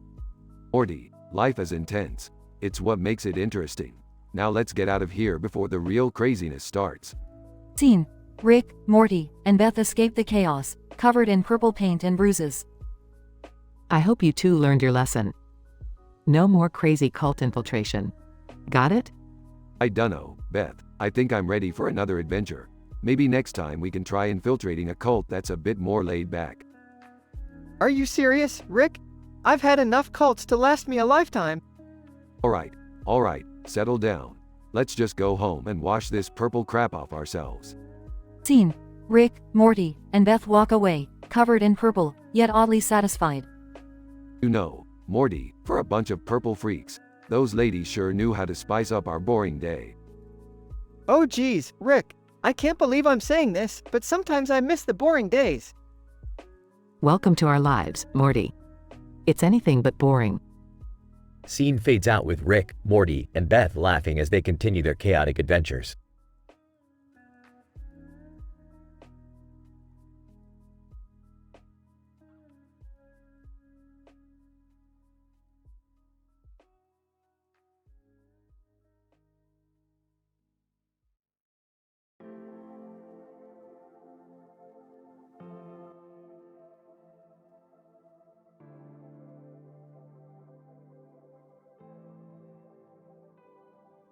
Morty, I don't know what sort of sadistic mind thought it'd be a good idea to spend Christmas doing some sci-fi hokey shit instead of enjoying the food comas and passive-aggressive family arguments like normal people. But Rick, you said we need to investigate this close-up of a Christmas tree. Something about germanium and its connection to interdimensional anomalies? That's right, Morty. Germanium is known to have some funny properties, and I suspect someone tampered with this tree. We're dealing with some serious purge planet chaos here. Sighs, can't we just have a peaceful Christmas for once? I swear we attract more trouble than Paw Patrol. Dad, you're such a buzzkill. Like, you're literally the reason our lives are a never-ending roller coaster of insane adventures. Oh, Summer, as if you wouldn't be bored to death reading haunted books at your precious haunted book club. Okay, guys, focus. We need to solve this mystery before Christmas is ruined. Dad, what's the plan? Morty, we're going in. But beware, this tree is no ordinary tree. It's an interdimensional portal disguised as harmless decor. Why would someone create such a thing? I don't know, but last time we messed with an interdimensional portal, we ended up in that haunted lighthouse terror. Remember, Rick? Yeah, good times. But don't worry, Morty, we've got this. I've developed a device that can detect interdimensional energy signatures. We just need to follow the trail. Sarcastically, oh great, another one of Rick's random gadgets. What could go wrong? Let's just concentrate and find the culprit behind all this. I'm tired of our lives being more chaotic than a Jerry family reunion. Agreed. Beth. Now, Morty, give me that red ornament. It's the key to activating the portal.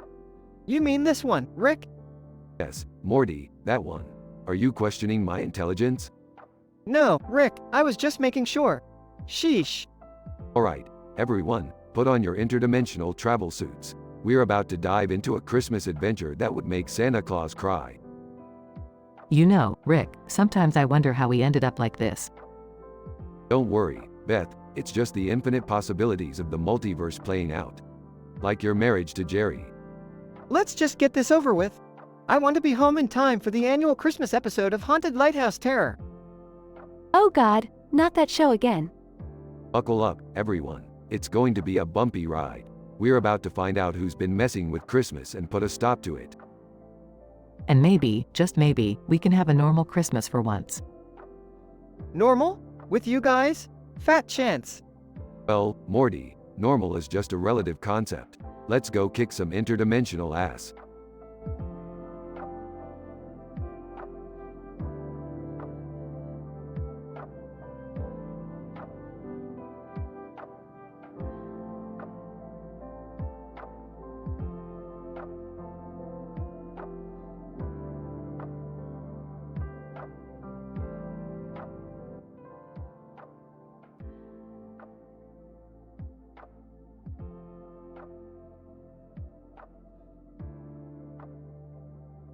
George Costanza. So, have you heard about this new vampire travel agency? They claim to offer, like, the ultimate getaway experience. Woman, vampire travel agency? That sounds intriguing. George Costanza, yeah, well, they say they can take you to these decadent, otherworldly destinations where vampires rule and the party never ends. Woman, okay, but how do they manage to do that? Vampires aren't real, George. George Costanza, I don't know, but they claim they've got some secret portal or something. Once you book with them, you are transported to this magical vampire realm. Woman, sounds far-fetched, but I'm willing to suspend disbelief for a good time. Let's see what the hype is about. They book their tickets and arrive at the vampire travel agency. Agency receptionist, welcome, mortals. Are you ready for an experience you'll never forget? George Costanza, absolutely. We're putting our trust in you folks to deliver a mind-blowing adventure. They enter the portal and suddenly find themselves in a lavish, Gothic mansion. George Costanza, wow, this place is incredible. Look at all the gold, velvet, and, oh, is that a chandelier made of blood? Woman, it seems this vampire realm is, rather authentic. They encounter a seductive vampire, dressed in impeccable attire. Vampire. Welcome, fools, to my domain. Prepare to indulge in pleasures beyond your wildest imaginations. George Costanza, pleasures? What are we talking about here? Vampire. Oh, my dear George, in this realm, pleasure comes in many forms. It's a buffet of delights for all your senses. Woman, I'm not sure I'm ready for this. George Costanza, come on, don't be a chicken. Let's live a little. We're in a vampire realm, after all. They proceed deeper into the mansion, encountering forbidden desires. George Costanza, this is insane. I've never experienced anything quite like this before. Hey, do you think I could take this gold statue with me? I bet it's worth a fortune. Woman, George, focus. We need to get out of here before things get even crazier. They stumble upon a secret chamber, where the vampire lord awaits. Vampire Lord. Ah, you have finally arrived. I've been eagerly awaiting your presence. George Costanza, what is this? Are we in danger? We just wanted a crazy vacation, not this. Vampire Lord, danger? Yes, danger awaits those who dare to dabble in the forbidden. Now, prepare to be mine for eternity. The man and woman manage to escape the clutches of the vampire lord, fleeing back through the portal. George Costanza, I can't believe what just happened. That was the most insane, terrifying vacation I've ever had. Woman, indeed, George. We narrowly escaped becoming immortal blood donors. Let's just stick to regular vacations from now on. They return to the real world and swear off any further supernatural escapades. George Costanza, never again, Elaine. From now on, it's just beaches, palm trees, and all-inclusive resorts for us. Woman, agreed, George. We'll leave the vampire realms to the creatures of the night. They walk away from the vampire travel agency, grateful to be back in reality.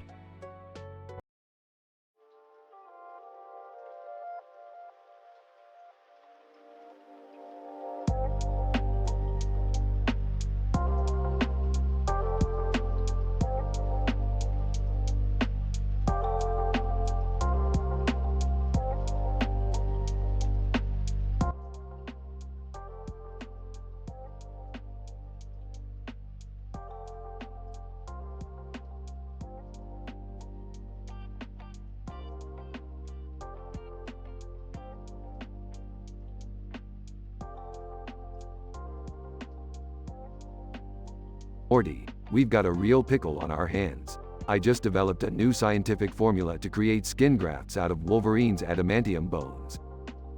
Oh, Rick, I don't know if that's a good idea. Isn't that kinda dangerous? Morty, what did I tell you about questioning my genius? Anyway, it came with a side effect. What side effect, Dad? And why do you have a Batman with a big smile on his face on the screen behind you? Well, you see, this Batman here represents the cursed tomb we have to explore to find the mystical ingredient for the skin grafts. Oh, and the smile is just a bonus. Keeps me cheerful. Alright, so what's our plan, Rick? We need to gather a team. Morty, Jerry, you're coming with us.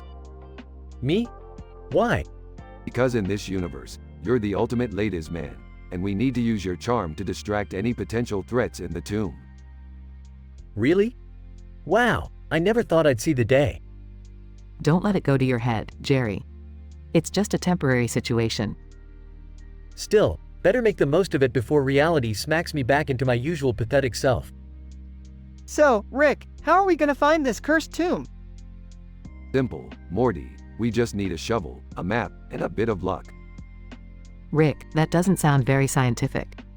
Well, maybe I'm trying to add a touch of adventure to our lives, Beth. It's not all equations and formulas, you know. Alright, so let's get going. We've got a Batman, a cursed tomb, and some skin grafts to create. The team heads to the cursed tomb. Are you sure we should be doing this, Rick? It feels wrong. Jerry, it's just a tomb. And besides, you're Mr. Smooth here. Nothing can go wrong when you're around. They enter the tomb and encounter a swarm of bats. It's a bat attack. Rick, do something. No problem. Batman, use your charming smile to scare them away. Batman's smile begins to hypnotize the bats. Whoa, that smile is really something. I'm starting to feel hypnotized myself. Me too.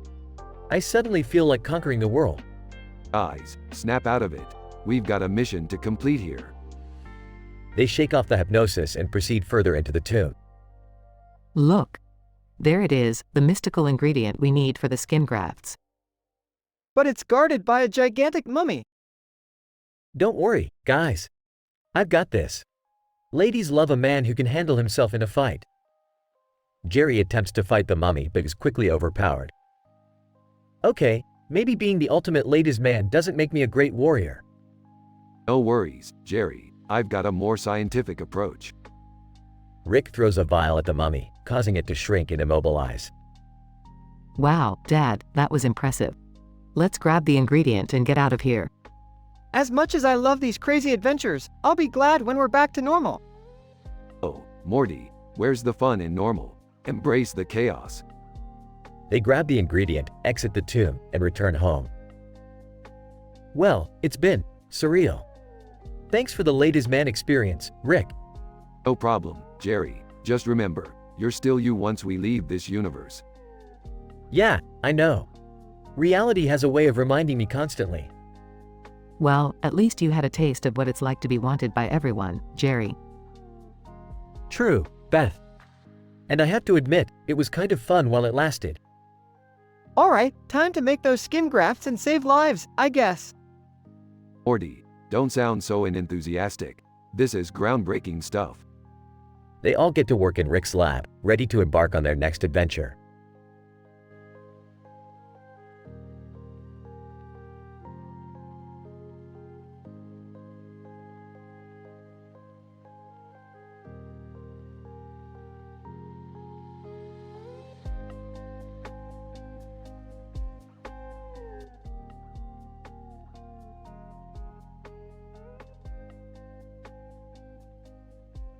Okay, Morty, we're in the middle of a frickin' grass field. What's the big idea? I don't know, Rick. Maybe we're here to do something important? Important, Morty. Life has no inherent meaning.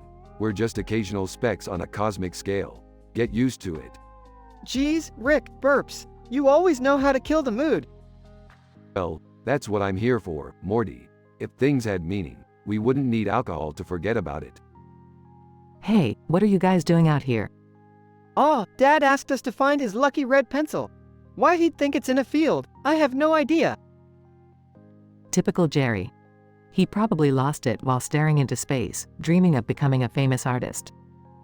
Dreaming? More like doodling stick figures on napkins at a Denny's. Laughs. Guys, look! There's another red object over there in the middle of the field. Well, what are we waiting for? Let's go check it out. Scene shifts to the middle of the field. Great, Morty. This red object you mentioned is just a big pile of poop. Seriously? We trekked all the way out here for that? Well, maybe it's a metaphor for life's disappointments, Morty, it's literally a pile of crap. There's no deep meaning in feces. Okay, I get it. Geez, Rick. Wait a minute. There's something strange about this poop. It's glowing? Oh great, now we've got radioactive turds. Just what the world needed. Beth reaches for the glowing poop. Wait, Beth. You shouldn't touch TH, too late. Beth's hand starts to rapidly transform into a tentacle. What the F gets cut off? Whoa, Beth, you've just unlocked the power of the cosmic crap. You're now Tentacle Woman, defender of the bowel movements. Rick, this is ridiculous. How do I change back? I don't know, Beth. Maybe you have to eat a whole lot of fiber? Dad is never gonna find his pencil now, is he? Forget the pencil, Morty. We need to figure out how to reverse this tentacle situation. Beth, let's start by finding a laxative. Oh great, because this day couldn't get any shittier. Scene ends with Rick, Morty, and Tentacle Woman Beth walking off into the grass field, searching for a solution.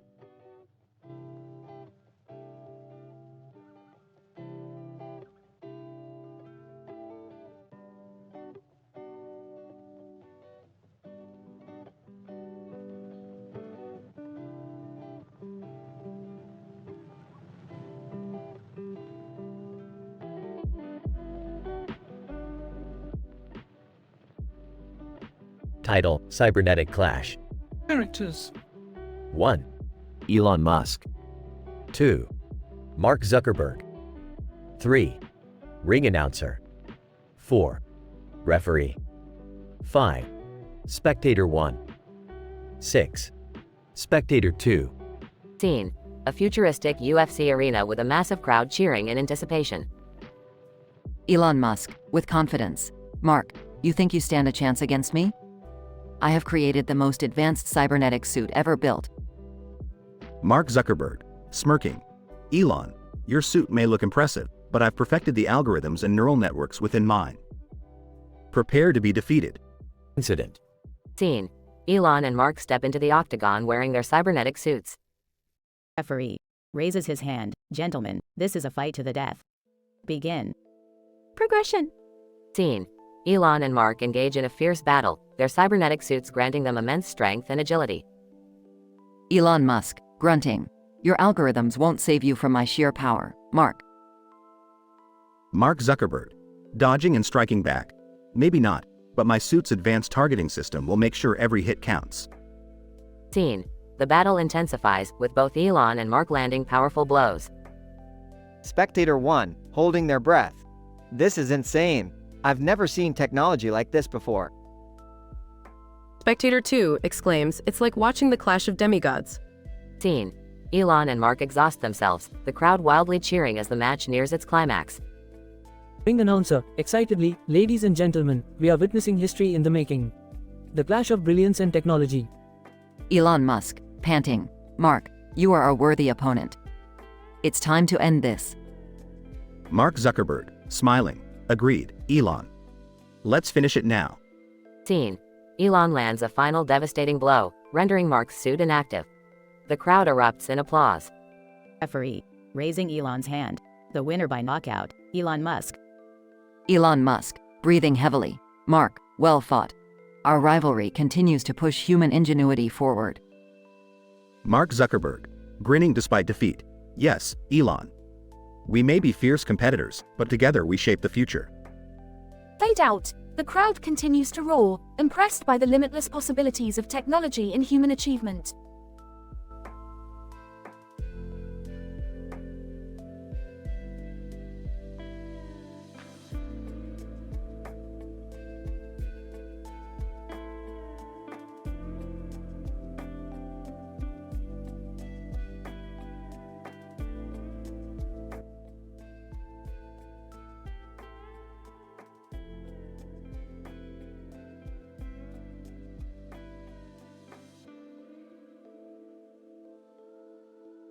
Hey Morty, look at this stupid sign in the middle of the field. Wonder what it says. I don't know, Rick. Let's get closer and find out. But why is that tractor spreading manure? Gross. Guys, can we not go near that sign? It's a biohazard warning. You know, poop-related stuff. Jerry, don't be such a wimp. Let's go check it out. What's the worst that could happen? Well, the sign is clearly marking a stream of S*** flowing right through the field. Must be an organic irrigation system or something. Who knows? So, we're just gonna wade through a stream of poop? This is beyond messed up, Rick. I told you guys. I always know when things are gonna go wrong. Stop being a pessimist, Jerry. Adventure awaits. Alright, let's get our poop boots on and see what's on the other side of this fecal fantasy. Prepare for a shish tie time, everyone. I can't believe I'm doing this. My therapist is gonna hear about this. Does anyone have any hand sanitizers? Maybe a full body decontamination suit? Jerry, shut up. Start walking. Rick, Morty, Jerry, and Beth wade through the stream of poop, making disgusted faces. Look, Morty, there's a portal at the end of this disgusting tunnel. Let's go. It's calling us. Okay, but I'm not touching anything with my poop-covered hands. Bleg! They enter the portal and find themselves in an alternate universe. Oh great, we're in the universe where everyone talks and farts. Wonderful. Are you serious, Rick? This is horrifying. Finally, a place where my flatulence can be appreciated. Ew, Dad. Gross. Let's just find a way back home, please. They search for a way back home, encountering more farting beings. I see a portal over there, but wait. It smells too good to be true. It's a trap. Rick, how do you even know what a good-smelling fart is? Please, enlighten us, Rick. Alright, fine. Maybe I dabble in experimental olfactory research. Whatever. Let's just find another way out of here. They stumble upon a giant fart monster, wreaking havoc nearby. Oh great, another giant, grotesque monster. Just what we needed. Quick, everyone. We need to distract it with something smellier than itself. Morty, do your thing. Oh God, I hope this never becomes my thing. Morty farts loudly, catching the monster's attention. Monster sniffs asterisk barkthus, thank you. Did that monster just say, thank you? Looks like Morty has a special gift after all. Who would have thought? Let's not make a big deal out of this, Jerry. Now, everyone, follow me through that portal. They escape through the portal and find themselves back in their own dimension.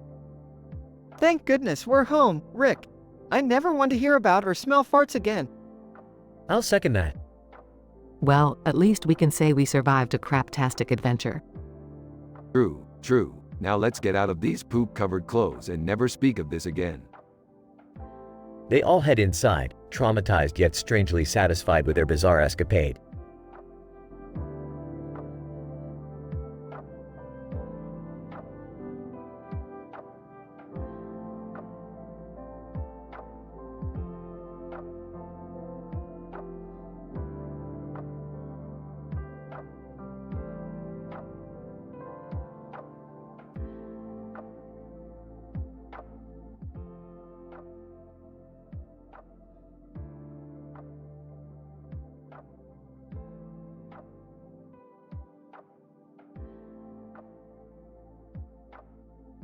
So, Morty, you ready for another mind-bending adventure through the cosmos?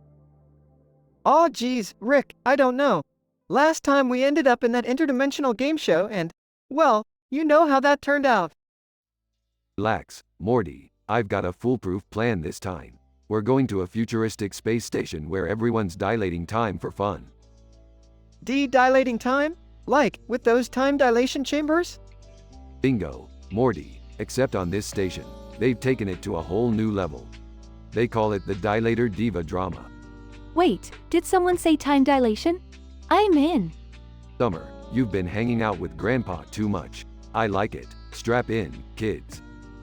Scene changes, they're on the space station. Look at this place, Morty. A green arrow pointing up and a green arrow pointing down.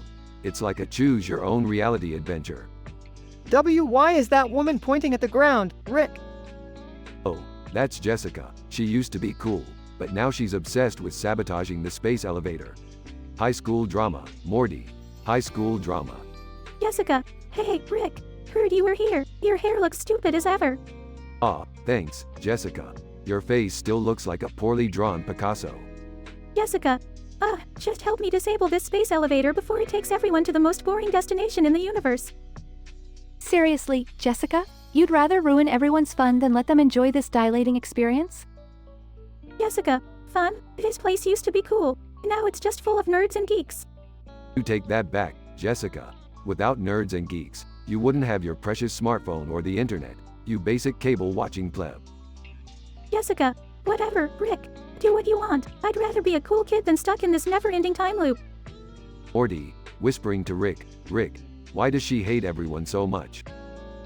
Morty, some people just can't appreciate the beauty of scientific advancements and time dilation shenanigans. They're stuck in their own little drama bubbles.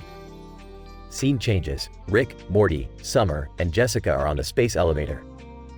Alright, here we go. We're disabling this space elevator, Morty. No more boring destinations for anyone. Rick, I don't know if we should. Morty, trust me, you gotta break a few space elevators to make an omelet. They successfully disable the space elevator. You did it, Rick. Now everyone can experience the true wonders of this futuristic station without limitations. Jessica, thanks, Rick. Now everyone's gonna know how boring this place truly is. Jessica, not everything is about you. Maybe it's time you stop sabotaging and start enjoying life. Jessica, whatever, Rick. I'll do what I want. Scene changes. Back on Rick's spaceship. Rick, I don't get it. Why was Jessica so obsessed with ruining everything? Morty, people like Jessica thrive on the drama. They're addicted to feeling superior by bringing others down. It's their sad existence, Morty. But, Rick, isn't it better to embrace new experiences and, just have fun? Morty, you're growing up. That's the right attitude. Let's go make the most out of the multiverse, Morty. Screw the Jessicas of the universe. Yeah, you're right, Rick. Let's go. They fly off into the cosmos, leaving Jessica and her drama behind. The episode concludes with a post-credits scene where Jessica realizes the error of her ways and starts embracing the wonders of time dilation. But it's too late as she's already stuck in an infinite loop of her own high school drama.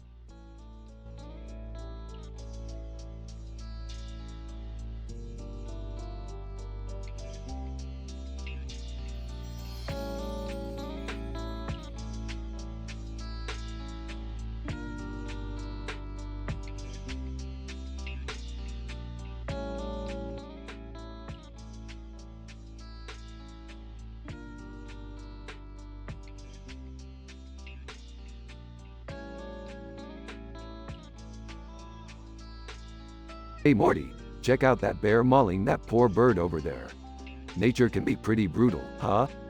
Geez, Rick, that's messed up. Shouldn't we, do something to help? Aw, Morty, nature is a cruel mistress, and interfering would just disrupt the circle of life. Joining the conversation. Well, nature can be unpredictable, just like my golf swing. Oh please, Jerry. Your golf swing is as predictable as your ability to disappoint every living being around you, including that poor bird. Giggling, yeah, Dad, we all know your swing hasn't improved in 100 years. Alright, enough about Jerry's uselessness. Let's go see if we can document this bird massacre for science. They approach the bear, who glances at them casually. Hey, bear, mind if we have a little chat? Bear, surprised. Whoa, talking humans? That's a new one. Sure, why not? Whispering. Rick, this goes against everything we know about bears. Shut up, Jerry. We're talking to a bear. Embrace the moment. Sarcastically, wow, bear, why nice of you to take a break from eating innocent birds to chat with us. Bear, nonchalantly, I was bored. Plus, I already had a snack. So, what's up? We just want to know, why are you so violent towards that poor bird? Bear, smirking, it's not personal, kid. We bears have a reputation to maintain, Can't let others think we're soft. Gotta keep the fear alive. Whispering. Rick, this bear has serious ego issues.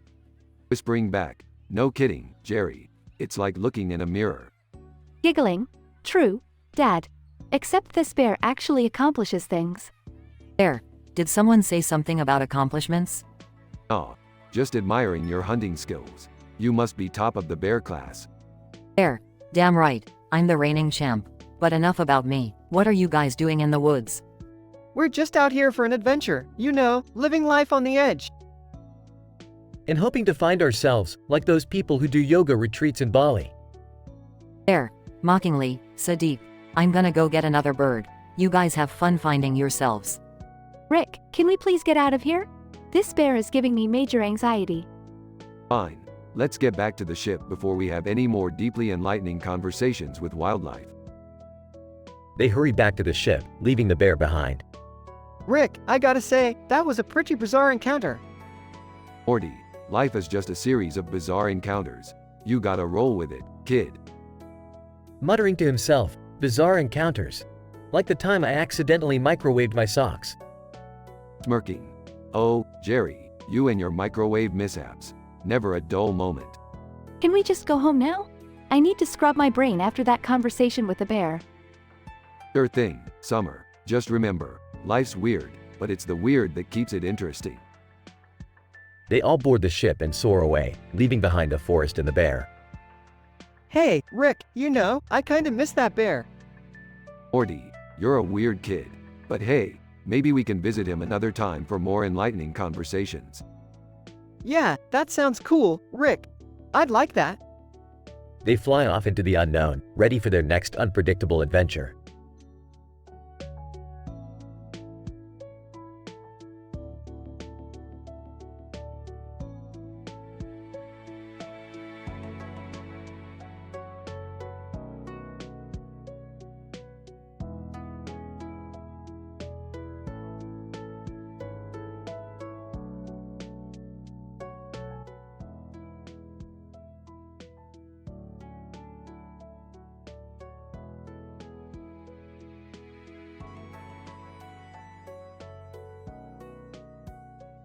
Hey Morty, check out this poster I found. It's a horse with a gun in its mouth. Damn, even unicorns are having existential crises these days, Morty. Oh, Rick, that's pretty dark. Why would someone make a poster like that? Who knows, Morty? The artistic world is a twisted and unpredictable place. But hey, wanna go on a unicorn scavenger hunt? Oh, what now? Yeah, Morty, a unicorn scavenger hunt. Apparently, there's this legendary unicorn hidden somewhere in Dublin. We gotta find it before anyone else does. I don't know, Rick. Unicorns aren't real, are they? Morty, come on. We've been to parallel dimensions, creatures from other planets, and fought giant alien insects. Of course unicorns are real. Alright, let's go find this mythical creature. Hey, what are you two talking about? Unicorn hunting? Can I come? No way, Jerry. This hunt is for people with actual intelligence. You'll just slow us down. But I want to hunt unicorns too. Jerry, just let them go. You wouldn't even know where to start. Besides, someone needs to watch the kids. Speaking of which, Summer, get down here. What? Mom? Your father and brother are going on a ridiculous unicorn hunt. You're grounded, so you're staying home too. Oh great, so now everyone's conspiring against me. Just perfect. Alright, Morty, grab the portal gun. The destination is Dublin, Ireland. We're gonna bring back that unicorn, Morty. But, Rick, aren't we just causing unnecessary chaos? Morty, it's not unnecessary chaos, it's scientific exploration. Now let's go. They portal to Dublin and start searching for the unicorn. Rick, any idea where this unicorn might be? Oh hush, Morty. We'll find it. Just keep your eyes peeled for anything remotely unicorn-like. They stumble upon an old Burmese temple. Whoa, Morty, look at that. A Burmese temple in Dublin? Talk about statistically improbable scenarios. You really think the unicorn might be in there? Morty, anything is possible. Let's check it out. They enter the temple and find the unicorn standing majestically. Holy crap, Morty, we found it. A real-life unicorn. This is insane, Rick. But what now? How do we capture it? Morty, you think a unicorn could resist the charm of a guy like me? Just watch. Rick approaches the unicorn and starts whispering something to it. There, Morty, we did it. The unicorn is now under our control. I don't know, Rick. I feel kinda bad for it. Can't we just let it go? Morty, when did you get so soft? Fine, we'll let it go. But we're taking a selfie with it first. They take a selfie with the unicorn and then release it back into the wild. Well, Morty, that was one hell of an adventure, wasn't it? Yeah, I guess it was, Rick. But I still can't believe unicorns are real. Morty, reality is subjective. Besides, the universe is a vast and infinite place filled with wonders and absurdities. We just scratched the surface today. I don't know, Rick. Sometimes I wish life could be a bit more normal. Normal, Morty, normal is overrated. Embrace the chaos, kid. That's where the real fun is.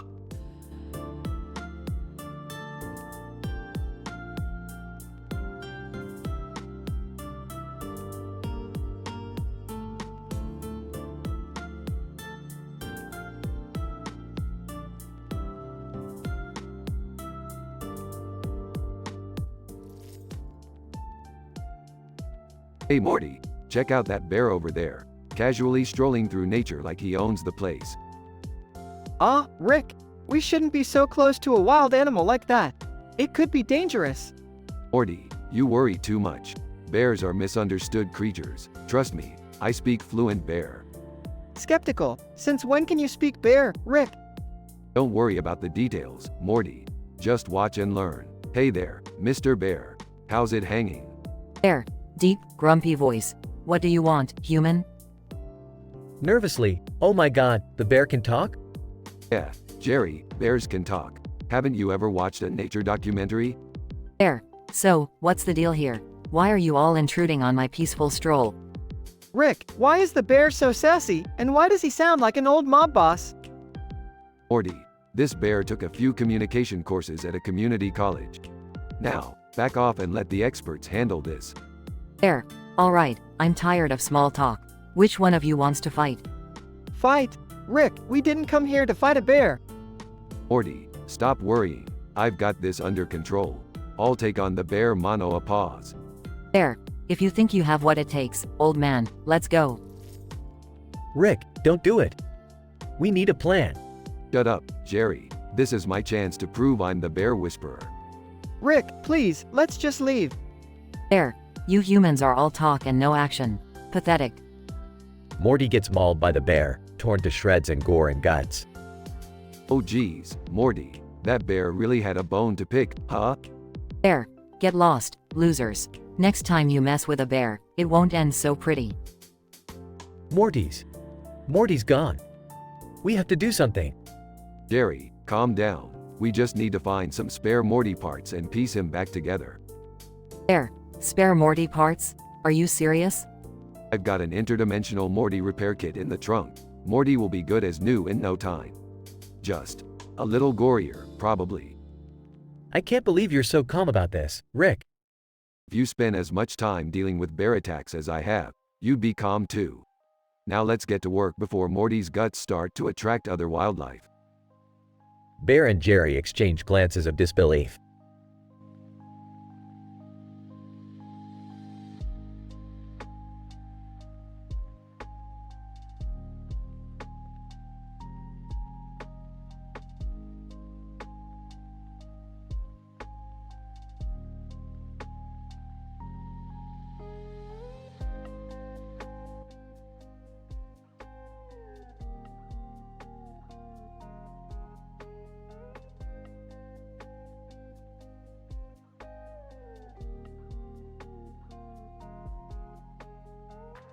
Int.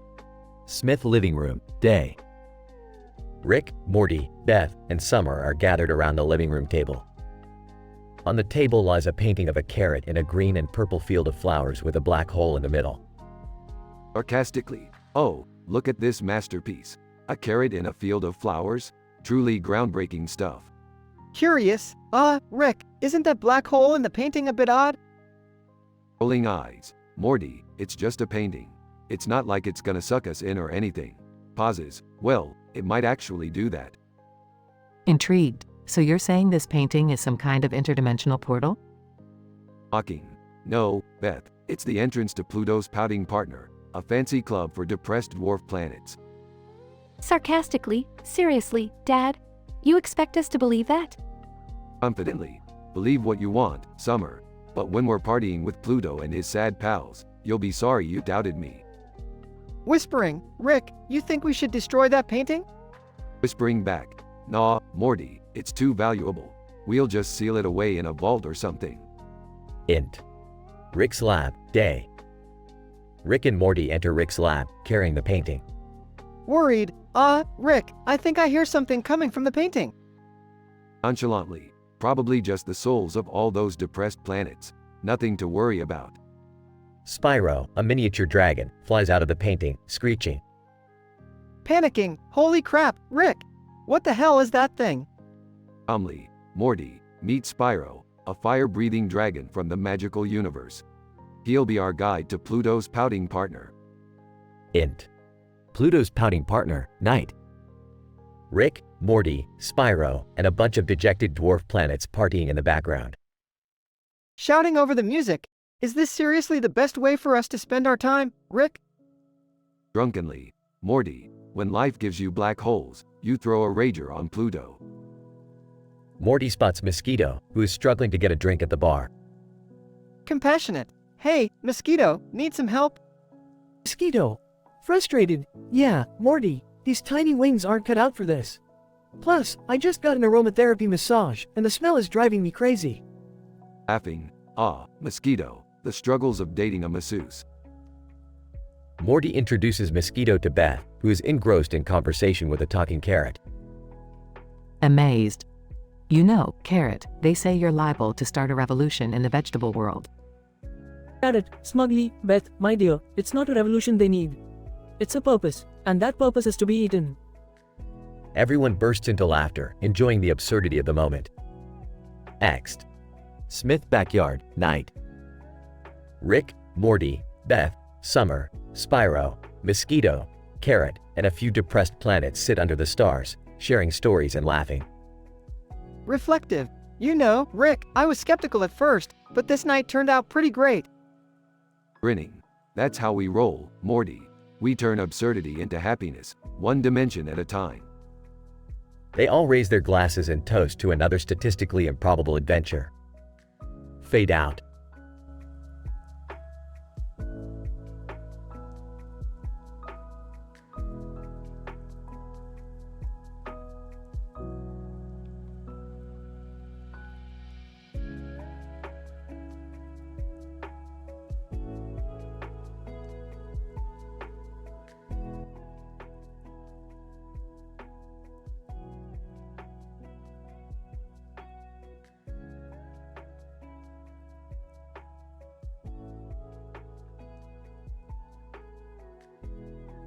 Morty, get your stupid ass over here. I stumbled upon a seriously messed up situation, Morty.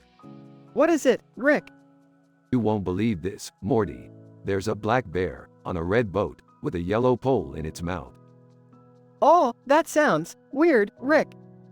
Yeah, Morty, weird is an understatement. But it gets even crazier. There's another black bear, on another red boat, with the same yellow pole in its mouth. Whoa, Rick, how is that even possible? I don't know, Morty, but we're about to find out. We need to investigate this statistically improbable scenario. Can't we just, leave it alone and go back home? Morty, you naive little twerp, where's your sense of adventure? We need to unravel the mysteries of these freaking bears. Hey, guys, what's all the commotion about? Oh, perfect timing, Jerry. We've got a bear situation on our hands. Bears? You know I can't handle bears, Rick. I'll just mess everything up.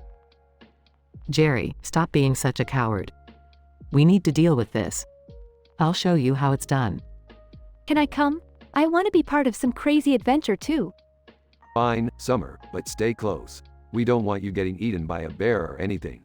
Poodle, woof, woof. What the hell? Is that a talking poodle? Rick, I think it's trying to say something. It keeps saying, red boat, yellow pole. That's it, Morty, get the yellow pole. Let's see what happens when we give it to the bear. Fine, excuse me, but I couldn't help but overhear your conversation. I happen to be a professional rower and I might be of assistance. Well, isn't that convenient? Fine, you can tag along. But if anything happens, it's on you. Centipede, sorry to interrupt, but I can't let you go on this adventure without me. I'm the expert on statistically improbable scenarios involving bears and boats. Poodle, woof. Shut up, Poodle. We're the ones making all the jokes here. Now let's go, everyone. Adventure awaits. In the boat. Rick, things are getting intense. The bears are circling the boat and it's freaking me out. I knew we shouldn't have come.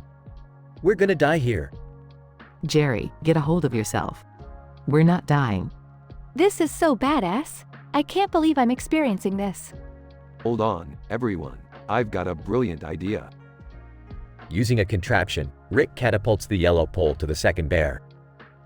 Rick, it worked. The bears are playing tug of war with the pole. Fine, I can't row fast enough. I'm just a poodle. Centipede, leave this to me. I'll distract the bears with my many legs. Rick, Morty, Jerry, Beth, and Summer row away while the bears and Centipede create chaos. Wow, that was insane, Rick.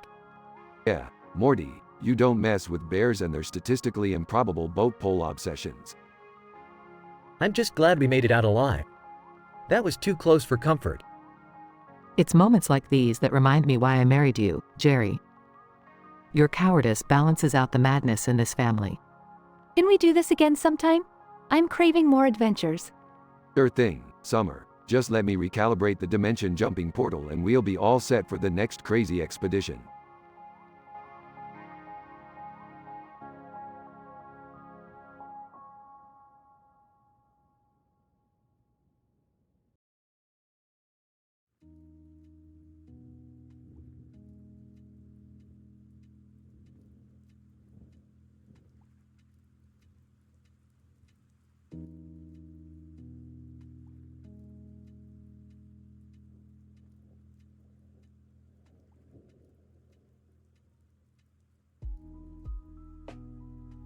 Alright, Morty, listen up. We've got another adventure on our hands.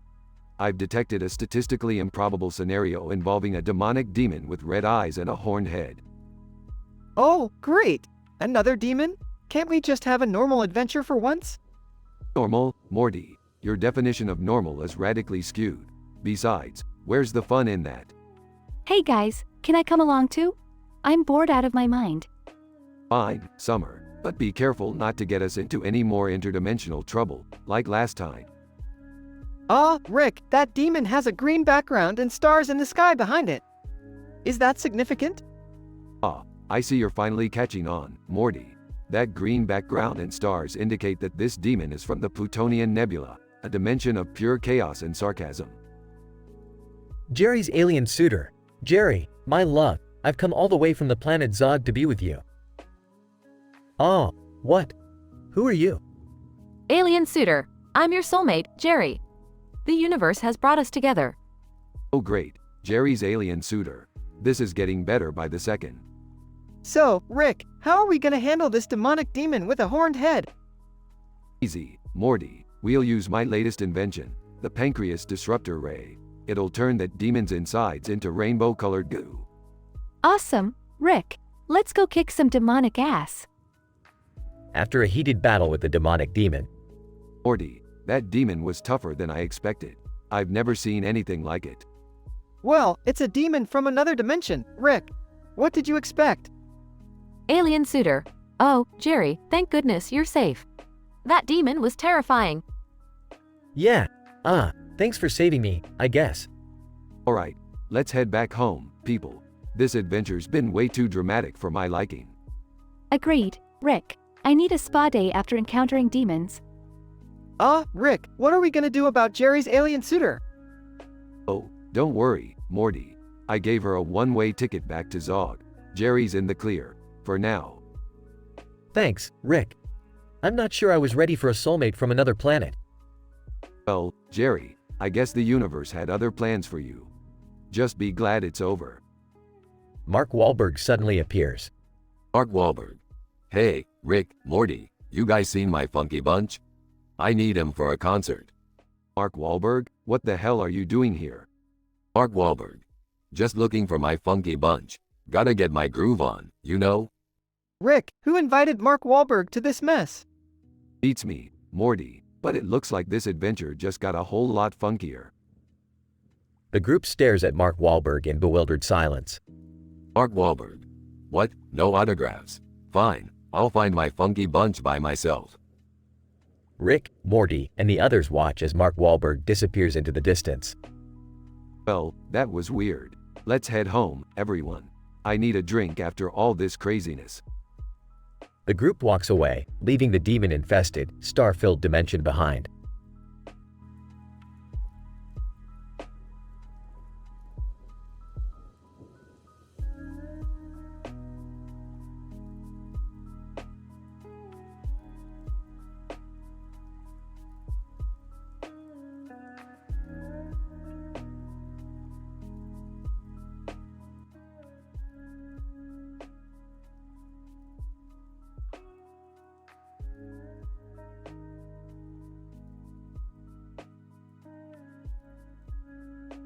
Alright, Morty, buckle up for another wild adventure.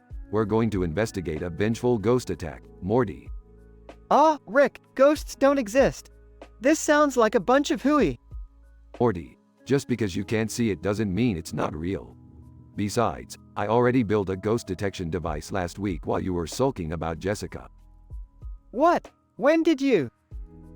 Oh, hey guys. What are you up to? Jerry, I didn't know they made a Clueless spin-off with you. We're hunting ghosts. You want to join for a laugh? Well, I suppose it couldn't hurt to see a ghost. Could use something exciting for once. What's going on here? Ghost hunting?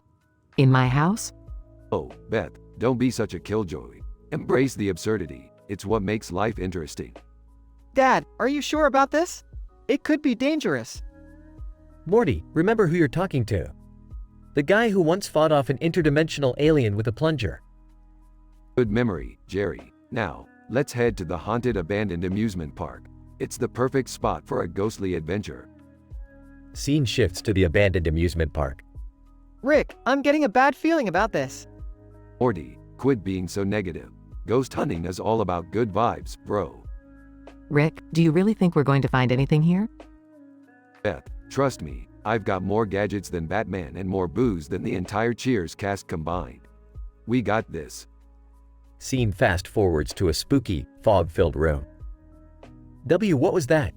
Did you hear that noise? Relax, Jerry. It's just a Scooby-Doo rerun playing in the background. Ghosts are just like grandpas, all bark and no bite. Guys, look at this photo I took. There's a ghost standing next to a sign. Morty, that's just an optical illusion. Ghosts don't pose for photos like tourists. Actually, Beth, this paranormal entity seems to be pretty damn photogenic. Morty, you might be onto something. Scene intensifies as the vengeful ghost manifests. Ghost, you dare enter my domain, mortals? Prepare to face my wrath. Oh geez, Rick, this ghost is pissed. What do we do? Simple, Morty, give it a dose of reality. Show the ghost its own social media presence and watch as its existential crisis sends it spiraling out of the afterlife. Rick, no time for jokes. How do we get out of this? Fine, fine. I'll whip out my spirit containment device. Here goes nothing. Rick captures the vengeful ghost and seals it away. Wow, you actually did it, Rick. You saved us from the vengeful ghost attack. Of course I did, Jerry. Did you really think I'd let a ghost ruin our adventure? Now, let's head home before the universe decides to throw an alien invasion at us. Scene ends with the family teleporting back to their house. Phew, that was intense. I can't believe we survived a haunting. Surviving hauntings is child's play compared to the mind-bending chaos we usually jump into, Morty. But don't worry, I'm sure next week will be even more absurd. Scene fades out as the family shares a laugh, ready for their next crazy adventure.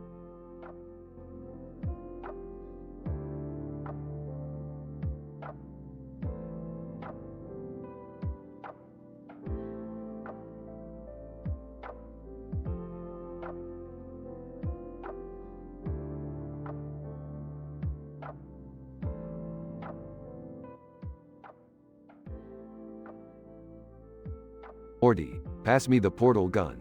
We're going on a scientific adventure. Rick, can't we just have a normal day for once? Normal, Morty. Normal is for losers. We're about to delve into the most statistically improbable scenario ever. Rick, what's with the cartoon character holding a plate of food in a field with stars and a full moon in the background? You're not gonna turn me into a Cabbage Patch Kid, are you? Nah, Beth, it's just a little prop for our latest adventure. Now, who's ready for a rocket rendezvous rumor? Rocket rendezvous rumor? What's that supposed to mean? Well, you see, Morty, there's a rumor going around the galaxy that an alien civilization is having a secret barbecue on a distant planet. I've got it on good authority that they have the best grill in the universe. Oh, okay. But what does that have to do with Beth's secret life as a pinup girl in a universe where she's a celebrity? What? How did you find out about that? Beth, I'm a genius. I know everything. Besides, I created that universe myself. Oh man, Dad's not gonna be happy about this.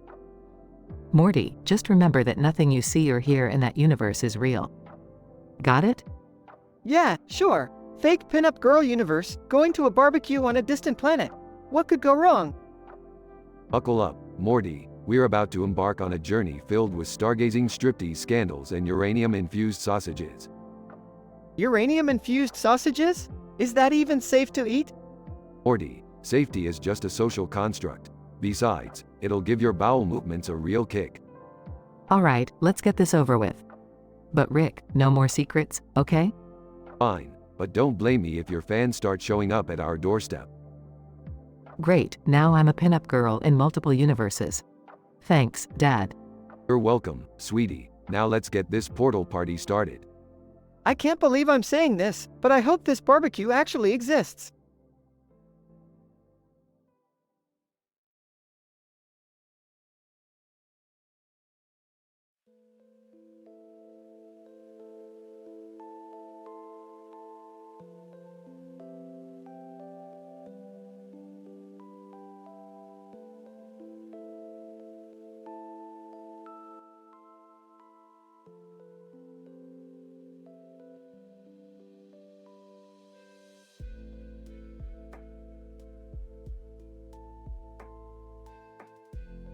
Morty, we've got a real mess here. Strap in, because we're heading to the outer space station of seducers, where lust conquers all.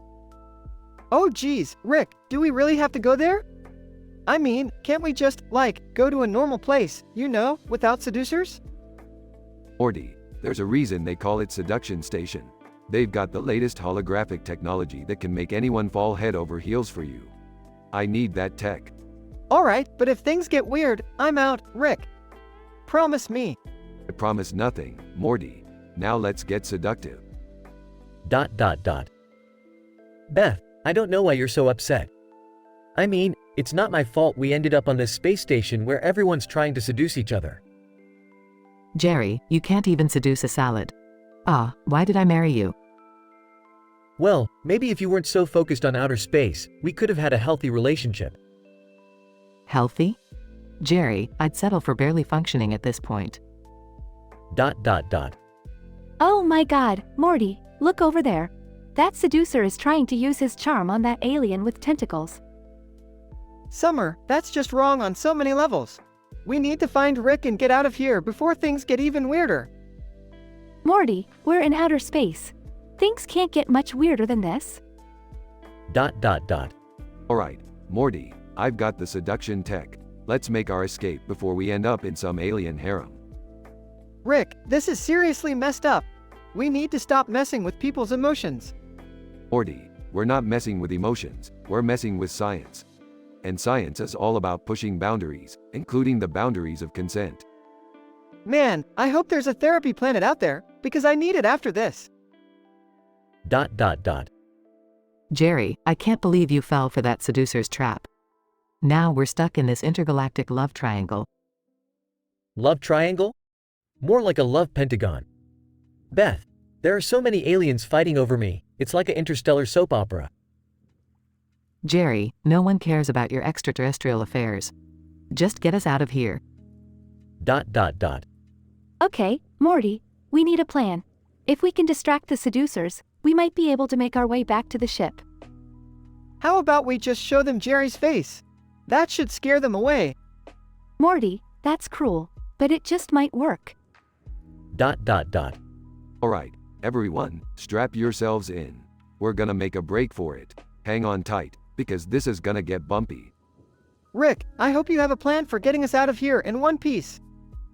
Morty, when have I ever not had a plan? Hold on, because we're about to hit light speed. ... This is it, Beth. Our chance to escape. Just hold on tight and we'll be back on Earth in no time.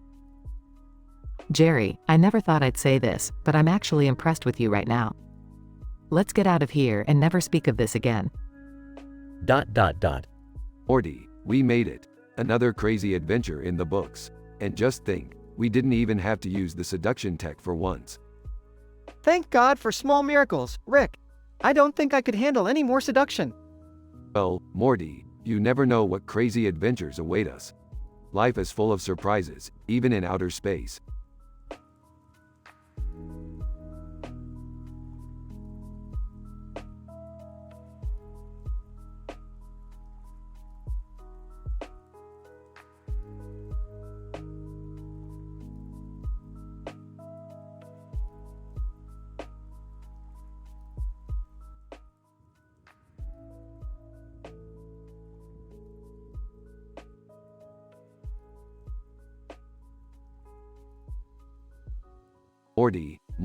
Morty, we've stumbled upon a dimension where everyone's playing some damn video game. Look at all those losers, sitting there with their controllers and flashy lights on the ground. Pathetic. Wow, Rick, what's the big deal? It's just a game. Just a game, Morty. This game has the ability to measure the collective stupidity of the human race. Trust me, it's a big deal. Alright. So what's the objective of this game? Apparently, it's called galactic swiping right. People match with aliens and go on virtual dates. But wait, there's more. If they fail the date, they get thrown into a flesh-eating zombie horde, Morty. That's messed up, Rick. Who came up with this? Who knows, Morty, but it's definitely someone who had a wild night with Donkey Kong. So, are we gonna play it too? Of course not, Morty. We're going to find a way to shut this madness down. But first, let's eavesdrop on these characters and see what they're up to. Beth, you think I can handle this game? I was the king of Donkey Kong back in high school, you know. Oh, Jerry, there's no need to brag. Just try not to embarrass us like that time at Winterfell Con. I can't believe I'm stuck watching you two play video games. Can't we do something more exciting? Hey, Summer. What? Go swipe right on that green alien over there. Watch what happens. Seriously? Fine. Whatever, Morty. Morty, I like your style. Stirring up some drama like that. Let's see how this unfolds. As Summer swipes right, the green alien disappears into thin air. What the hell just happened? Why did that alien vanish? Looks like the game glitched out, Summer. That alien got deleted from existence. You may have just saved the galaxy. Nice. Jerry, did you see that? Yeah. What sorcery is this? Rick, is this going to be a problem? Probably not, Morty. Let's just enjoy the chaos and see how they react. A panic frenzy ensues as the other players realize their matched aliens are disappearing. Player 1. Where did my date go? Player 2. This game is broken. I demand a refund. Player 3. Oh god, the zombies are coming. What do we do? Beth, I'm scared. Oh, Jerry, grow a pair. We need to find a way out of this game. Rick and Morty activate their portal gun, opening a portal out of the video game dimension. Well, Morty, looks like our job is done here. Let's leave them to their virtual chaos. Right behind you, Rick. They jump through the portal, leaving the disarray behind them. You know, Morty, playing video games is fun and all, but always remember, real life is way more messed up. Yeah, that's for sure, Rick. Can't argue with that. They share a laugh as the portal closes, leaving the virtual world behind them.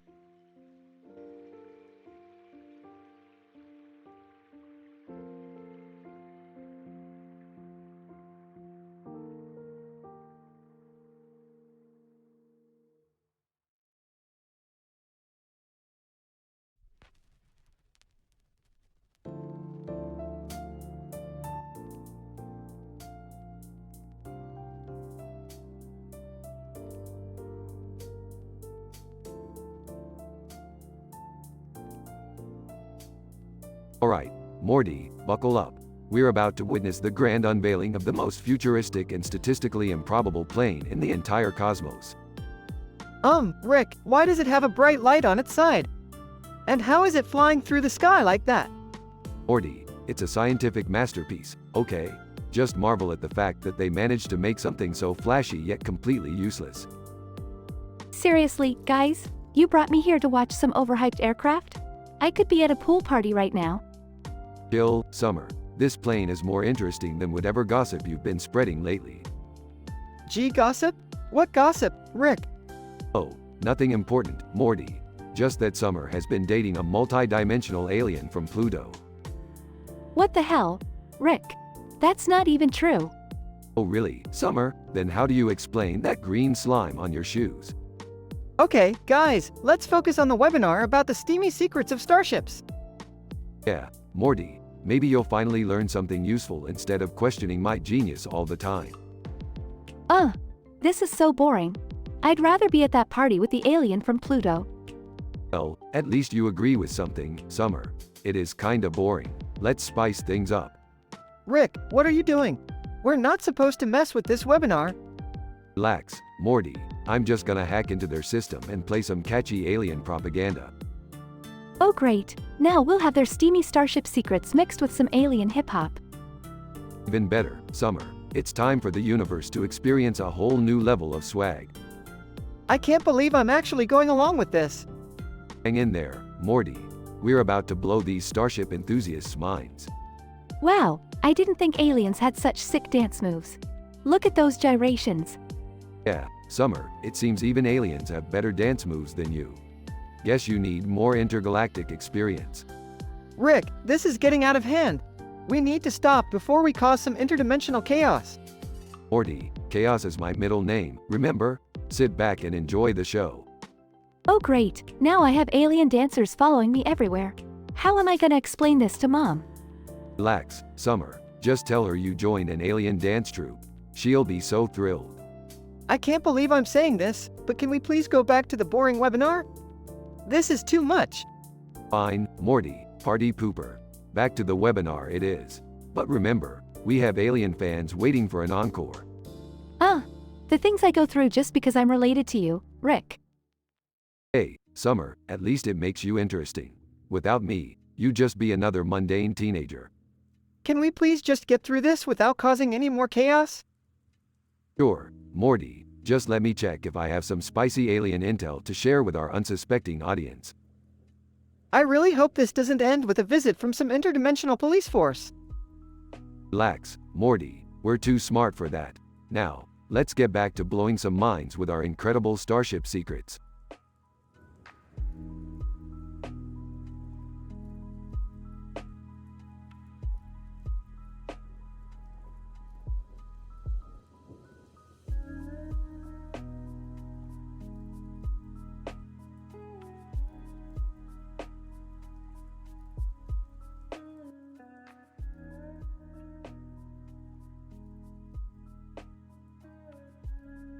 Title: A Night of Sordid Revelations. Characters: 1. Olivia. 2. Joshua. A dimly lit restaurant painted in black and white, with round tables and chairs, sets the stage for an evening of clandestine rendezvous. Soft jazz music plays in the background as Olivia anxiously awaits the arrival of Joshua, her longtime crush. They are about to engage in a game of 20 questions, the perfect opportunity for their hidden desires to be revealed. Incident. Olivia, nervously. So, Joshua, we finally got a chance to be alone together. Ready to play 20 questions? Joshua, leaning in, absolutely, Liv. But remember, we agreed to be completely honest, no matter how shocking the answers might be. As the game begins, innocent inquiries soon turn into risque revelations. Progression. Olivia, curiously. Joshua, have you ever cheated on a partner? Joshua, hesitatingly, I have, more than once, but they didn't deserve my loyalty. Olivia, taken aback. Oh my, Joshua, I never expected that. Joshua, grinning, your turn, Liv. Have you ever fantasized about someone while in a relationship? Olivia, blushing. Well, yes. There was this one time. But let's focus on the game, shall we?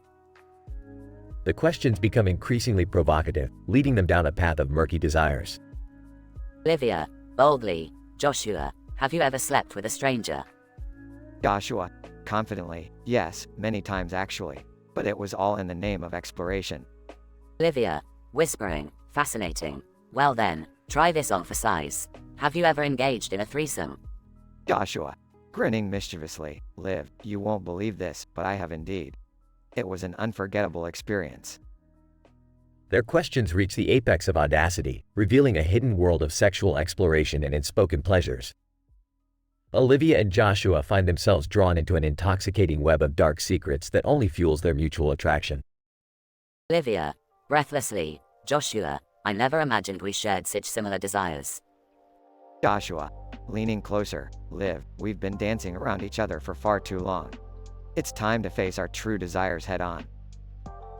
The game of 20 questions has brought Olivia and Joshua to a crossroads, where the line between fantasy and reality has blurred beyond recognition.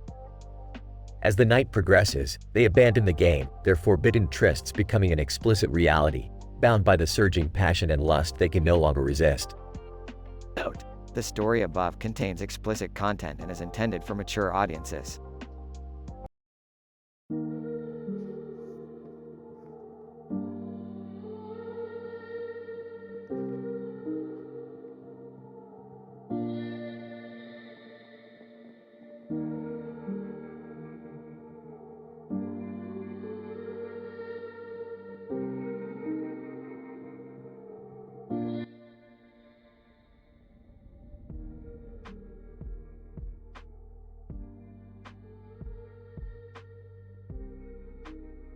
Alright, Morty, hold my portals. We're going in.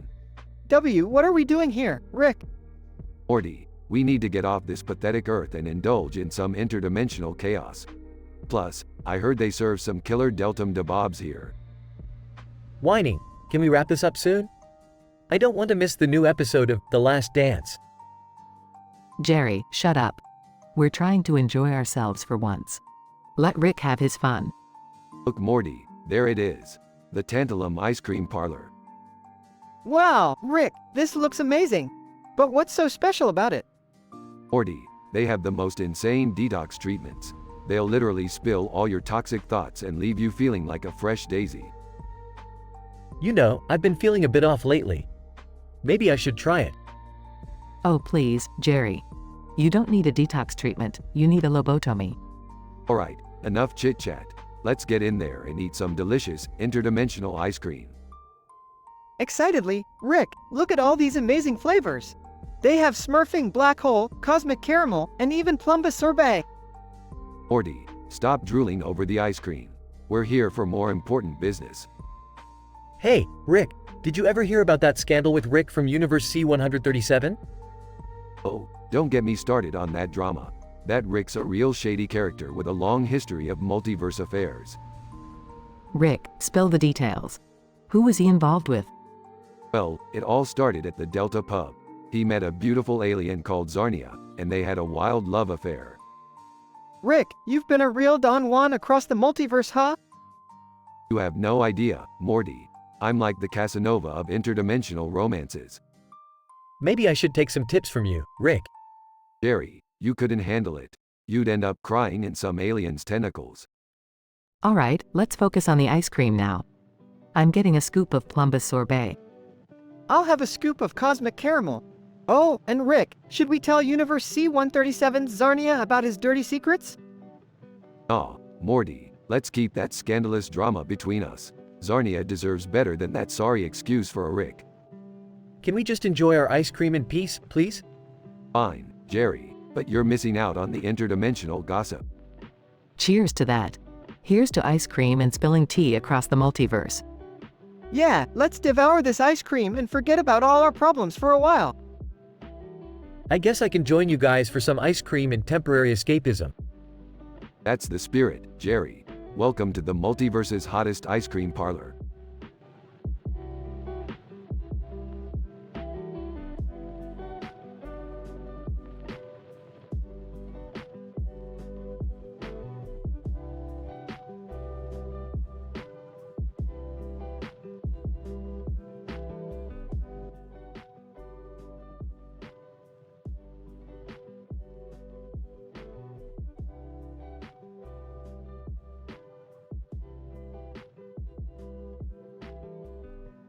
Morty, you little dweeb, you won't believe what I just discovered. What is it, Rick? You found more weird alien creatures to ruin our lives? Oh no, Morty, this is bigger than that. I just created a device that can manipulate space and time. We can go anywhere, anytime. Geez, Rick, that sounds dangerous. Are you sure we should mess with that? Morty, trust me, danger is my middle name. It's actually dangerously cool Rick, if you want to get technical. Oh great, now you're bragging about your middle name? Hey, guys, what's all the commotion about? Can I be a part of it? Jerry, go away. This is for the cool people only. Adults, you know? Oh, come on, I can be cool too. Just give me a chance.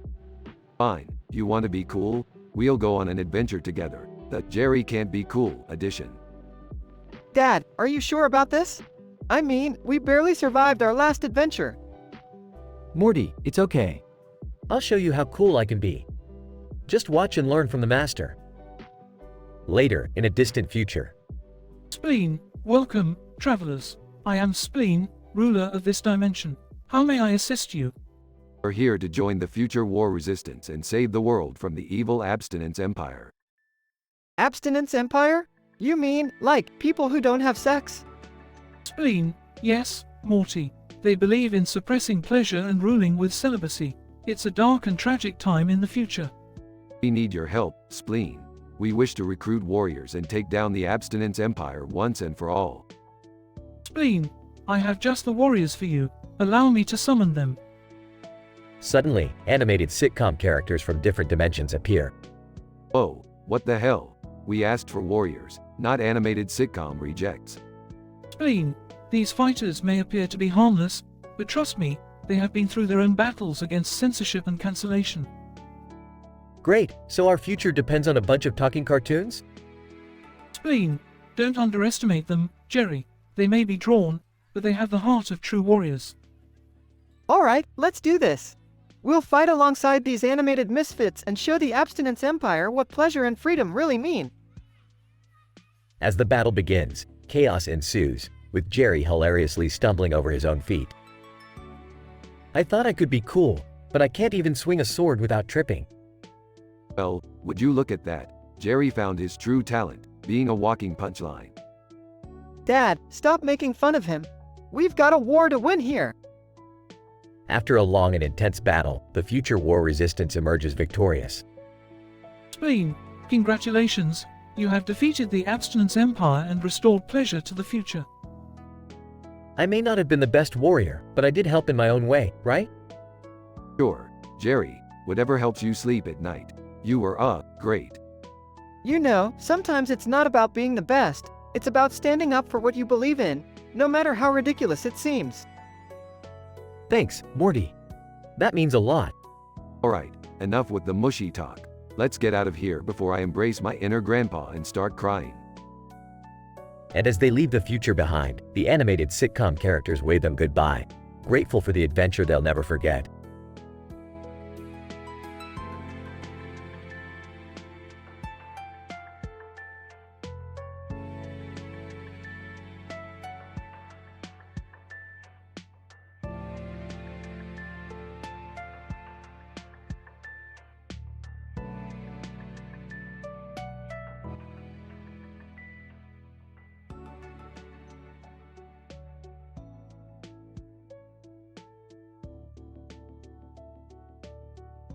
Morty, did you see that movie premieres tonight? I heard the lead actor dressed up in a ridiculous costume, like he just stumbled out of a medieval castle or something. Yeah, Rick, I saw the movie poster. Doesn't the guy next to him have a sword? What's that all about? Ah, Morty, that's just a marketing ploy. They're going for some lunar love lies type of theme. It's all about creating drama and intensity. Drama and intensity? You know, Rick, drama is your middle name. And I'm not talking about the kind that comes from some interdimensional brothel this time. Well, Summer, at least my scandalous history with that brothel was interesting. Can't say the same about your love life. Seriously, Rick? Are we really going there? Don't think I haven't seen those Rasul ceremonial chambers in your garage. Morty, your sister knows too much. We might have to erase her memory. What? No way, Rick! That's not cool. Relax, Morty, I'm just messing with her. I wouldn't really erase her memory. Maybe. You're both so annoying. Can we just focus on the movie premiere tonight? Fine, Summer, but just so you know, I invented a device that can transport us inside the movie itself. We can experience it firsthand. Whoa, really? We can be part of the action? Oh yeah, Morty, and let me tell you, those lunar love lies are no joke. We're in for one wild ride. As long as I don't have to wear some silly costume like those guys on the poster, I'm in. Geez, Summer, always thinking about yourself. It's about the magic of cinema, the suspension of disbelief. Plus, costumes are fun. I didn't know you were into costumes, Rick. What's your favorite? Morty, I've worn so many costumes throughout my adventures, it's hard to pick just one. But I guess my personal favorite would have to be the time I dressed up as a pirate and sailed the interdimensional seas. Can we get back to the movie, guys? I'm curious to see what this lunar love lies thing is all about. It better not be some cheesy romance. Oh, trust me, Summer. Cheesy doesn't even begin to describe it. This movie will redefine the meaning of love and lies. I just hope there's action too. You know, like swords and explosions. Of course, Morty, there's always room for swords and explosions. Nothing like a good old-fashioned fantasy battle to keep things interesting. Well, with you guys involved, I have no doubt it's going to be one crazy, over-the-top adventure. That's the spirit, Summer. Buckle up, because tonight, we're diving into the world of lunar love lies, and things are about to get way more unpredictable than our average day.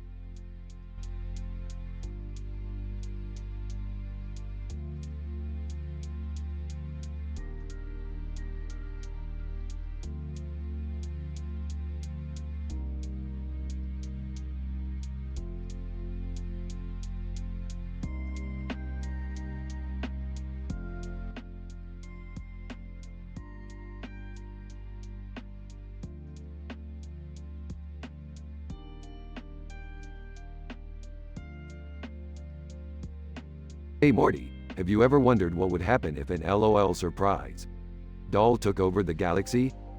No, Rick. I can't say that thought has ever crossed my mind. Well Morty, buckle up, because we're about to find out. We've got ourselves a stairway to the stars, courtesy of Master Chief and his galactic staircase invention. You mean that green arrow thing standing in front of a galaxy background with stars?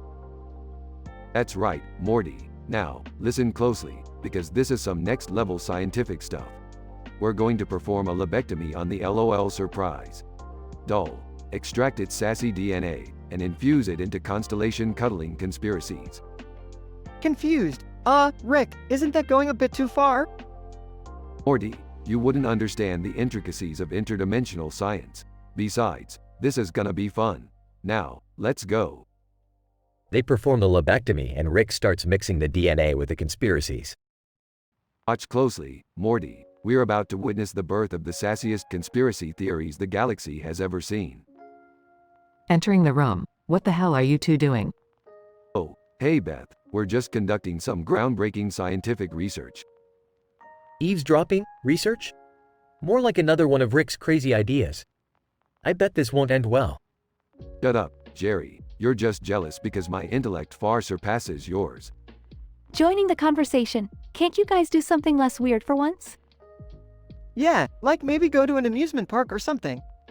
Morty, amusement parks are for mediocre minds and peasants. We're about to ignite a galaxy-wide sass fest. They insert the mix into a machine and it starts whirring and glowing. It's happening, Morty. Brace yourself. The machine explodes, covering everyone in sparkly, sassy energy. Great, now I'm covered in sparkles. I told you this was a bad idea. I don't know how I'm going to explain this at school tomorrow. Relax, everyone. Let's embrace the chaos. We've just unleashed an army of sassy conspiracy theories into the universe. It's gonna be a wild ride. Meanwhile, in outer space, galaxies start arguing with each other and constellations engage in dramatic fights. Laughing. This is insane, Rick. We've managed to make the universe even crazy. Rick interrupts, staring at something behind Morty. Oh, Morty, looks like we've awakened a celestial being who's pissed off at us for messing with their sacred star system. What do we do now, Rick? Run, Morty, run like you've never run before. The family runs as the celestial being chases them through multiple dimensions. I can't believe I'm running away from an angry constellation. Can we just stop and talk about our feelings for a minute? No time, Jerry. We've got to find a way to neutralize this celestial being before it destroys us all. They eventually find a portal and escape, leaving the angry celestial being behind. Phew, that was intense. Well, Morty, that's what happens when you mess with the fabric of the universe. But hey, at least we had a good time, right? Yeah, I guess so, Rick. But can we please do something less insane next time? Maybe, Morty, just maybe.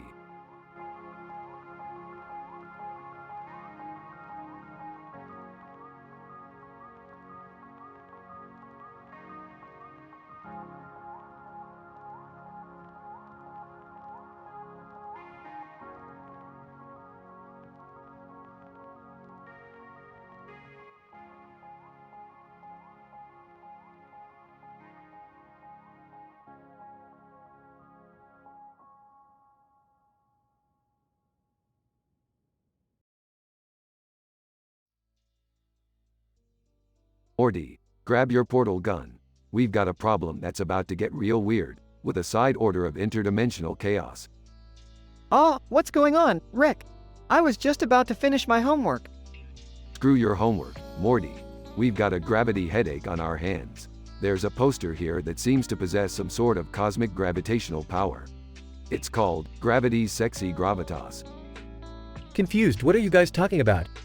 Are we going on another adventure? Shut up, Jerry. Can't you see we're in the middle of a scientific discovery? This poster has somehow turned you into the symbol of beauty for an entire alien civilization.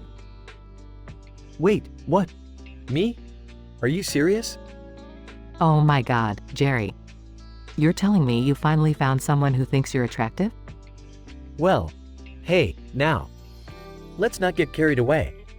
Morty, we need to find a way to reverse whatever effects this poster has had on Jerry before it causes a catastrophic shift in the space-time continuum. Like, seriously, Dad? You're trying to reverse your own husband's newfound popularity? You bet, Summer. There's only room for one Jerry in this universe, and it's certainly not the Jerry that these aliens are swooning over. But Rick, how do we even find these aliens? And how do we convince them to give up their newfound obsession with Jerry? Simple, Morty. We'll have to travel to the alien civilization and, challenge their leader to a game of intergalactic beer pong. But I've never played beer pong in my life. I'll embarrass myself. Oh, don't worry, Jerry. I'll teach you the art of beer pong. It's the perfect solution to this mess. This is so ridiculous. I can't believe we're risking our lives for Jerry's newfound alien attractiveness. Summer, sometimes you just have to do what you have to do to keep the universe in balance. Now, let's get going. Scene progresses with the family preparing for their interdimensional journey, teaching Jerry the ways of beer pong, and Jerry struggling to grasp the concept. Scene shifts to the alien civilization where Jerry's standing in front of thousands of adoring fans. Hi everyone. I'm Jerry. Nice to, meet you all. Alien leader, in a seductive alien voice *O, Jerry. You are the epitome of gravitational seduction. Join us in eternal beauty. Oh great, now they want to make Jerry their king or something. Quick, Morty, distract them with your awkward teenage charm. We can't afford Jerry becoming an intergalactic dictator. Excuse me, aliens? Have you ever heard of this cool thing called social distancing? Scene continues with Rick and Morty trying to distract the aliens while Beth and Summer work on reversing the effects of the poster. Alright, Summer, we need to reverse the gravitational beauty effect. Hold on, I've got a vial of anti-beauty serum. Wait, so this serum will make Jerry ugly again? Well, it's all relative, Summer. We just need to bring him back to his normal self. Scene intensifies as the family fights off the alien civilization while simultaneously injecting Jerry with the anti-beauty serum. Phew, I feel like myself again. Thanks, Beth. Yeah, don't mention it. Just remember who saved you from marrying an entire alien civilization. Right. You're my savior, and I love you, Beth. Alright, Everyone, let's portal back home. This adventure has been way too ridiculous. You got that right, Rick. I never want to see another poster with mysterious gravitational powers again. Scene closes with the family safely back home. Beth and Jerry sharing an awkward moment, and Rick muttering something about never trusting interdimensional beauty again.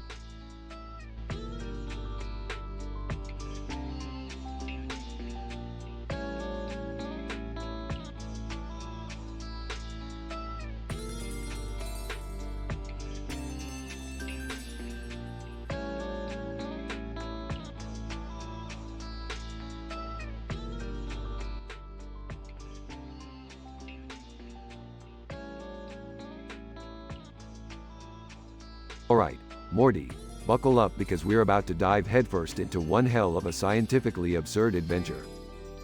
Oh, Rick, I don't know if I'm ready for another one of your crazy escapades.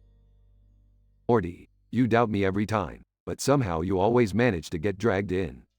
Now listen up, we stumbled upon an alien blueprint with a freaky green creature on top. It seems to have a mouth full of teeth on its head. Wait, what? Teeth on its head? That's messed up, Rick. Yeah, well, that's nothing compared to what it's planning. This alien wants to build a device that turns zombie celebrity chefs into immortal super beings. And it needs our help to finish the blueprint. Are you serious, Rick? We're enabling zombie celebrity chefs now? Morty, when you've lived as long as I have, you learn to appreciate the bizarre. Plus, the alien promised to reveal the location of Blaise Pascal's secret cheese vault.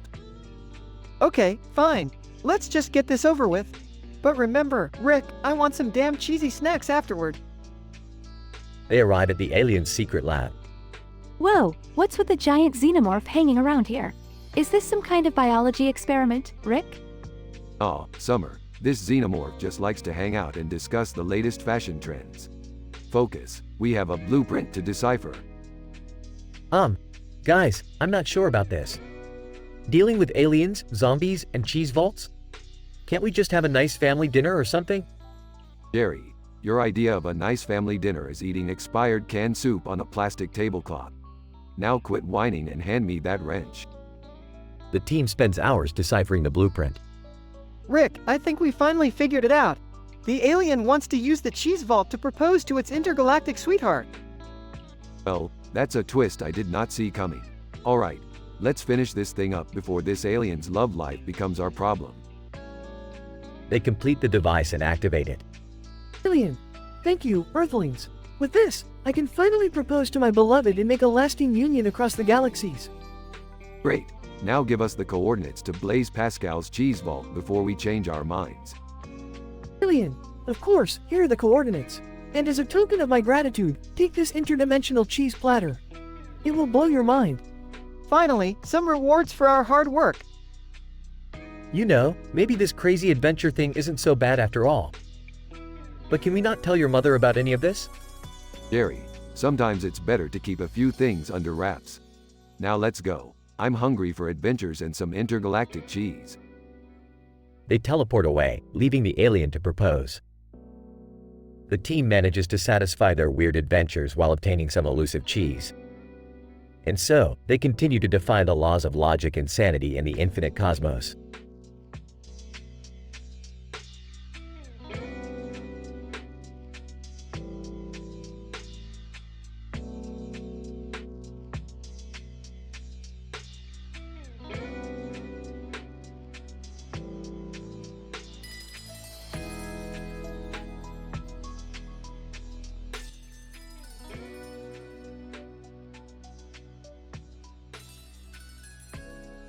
Morty, grab your portal gun.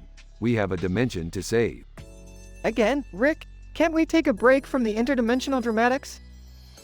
Morty, you think life is just a series of bathroom breaks and naps? We have a poster of a man in a suit and tie holding a cat in his arms with a sign that says, Saunuriri subs. It's a clue, Morty. A clue to a conspiracy deeper than your existential crisis. Fine, Rick. Let's go save the world, or whatever. They arrive at a futuristic theater. What are you two doing? Beth, we're infiltrating a secret organization that uses a theater as a front for their nefarious activities. Seriously? Can't you guys at least pretend to be normal? Speaking of pretending to be normal, I heard Dad had a steamy affair with a Firehouse sub. That's ridiculous, Summer. Lowe's is my forbidden lover, not Firehouse subs. Can we focus here, guys? The reality TV crew is following us, uncovering our secrets. Wait, there's a reality TV crew? I have to make sure I look fabulous. Get my makeup bag, Summer. Oh great. Now they'll broadcast our interdimensional shenanigans to the entire multiverse. So, what's the plan, Rick? We pretend to join the organization by taking part in their audition for a futuristic espionage thriller. Do we get paid for this? Focus, Summer. We need to gather intel. The crew enters the audition room. Coach, all right, you maggots. Show me what you've got. Whispering, Morty, I'll distract the coach with my charm. You hack into their mainframe and find their secret plans. Sure thing, Rick. But can we wrap this up quickly? I have a date with Jessica later. Morty, really? You're still obsessed with that girl? Shut up, Summer. This is important. While Rick mesmerizes the coach, Morty hacks into the mainframe. Oh my god, Rick. They're planning to sell Earth to an alien race for reality show ratings.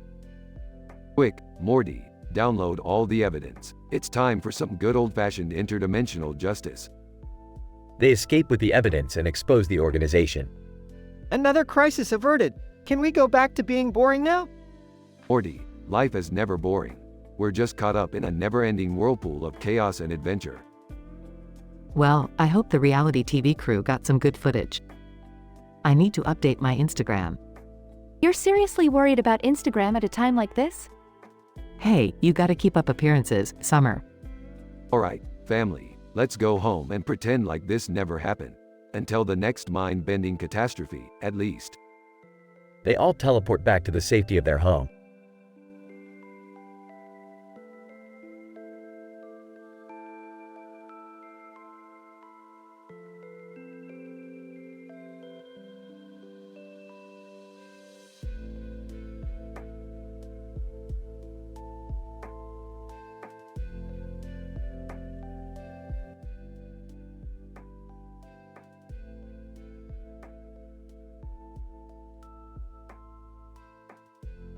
Hey Morty, are you ready for another adventure?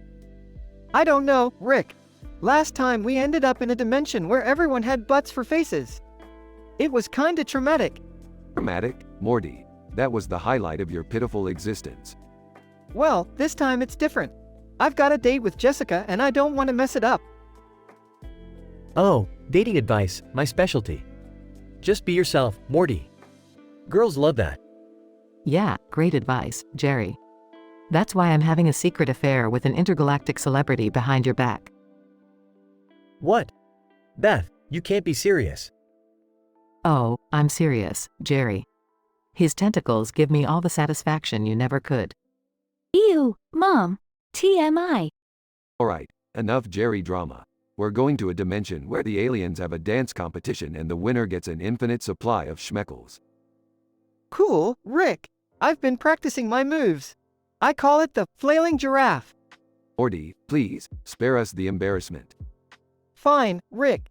But I've seen you dance, and it's not pretty either. Touché, Morty, touché. Can we focus on my affair now? I mean, if Dad's cheating on me with a plunger, then I guess all options are on the table. A plunger? Beth, that's just disgusting. Alright, enough relationship drama. Let's get to that dance competition. Yeah, Morty needs all the help he can get. His moves are as awkward as you, Dad. Thanks for the support, Summer. Thanks a lot, guys. I appreciate it. Quit whining, Morty. We're here. Alien Judge 1. Welcome to the Intergalactic Dance-Off. Alien Judge 2. Our first participants are from Dimension C-137.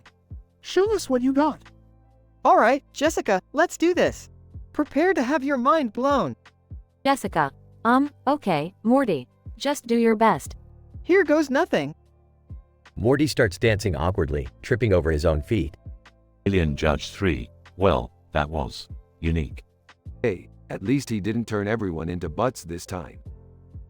Can we please talk about my affair now? No, Beth. We're in the middle of something here.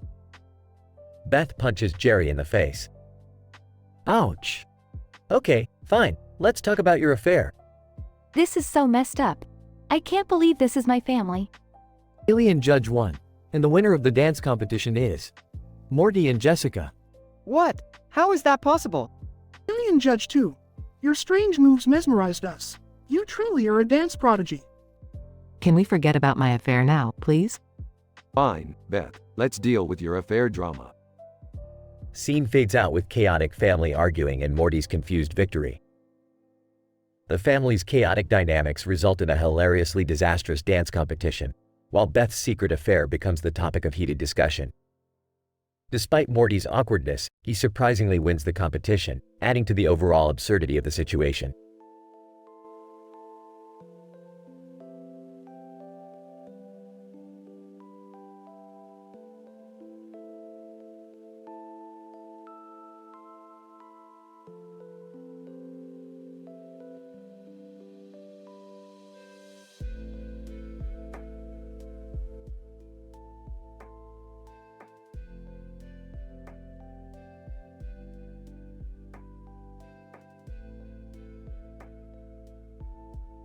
Alright, Morty, buckle up.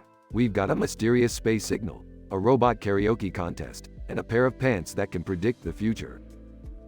Geez, Rick, I don't know, sounds like another one of your crazy adventures. Can't we just, stay home for once? Morty, staying home is for losers. We're gonna win that robot karaoke contest and make our grand entrance with a song that'll blow robot minds. Rick, is this another one of your harebrained schemes? You know, I have a job and a family to take care of. Oh please, Beth, your job is as pointless as Jerry's masculinity. Hey! I'll have you know that I am very masculine and trails off. Rolling her eyes. Dad, give it up. You couldn't be manly if your life depended on it. Alright, enough bickering. We've got a robot to fix and a contest to win. Morty, hand me that screwdriver.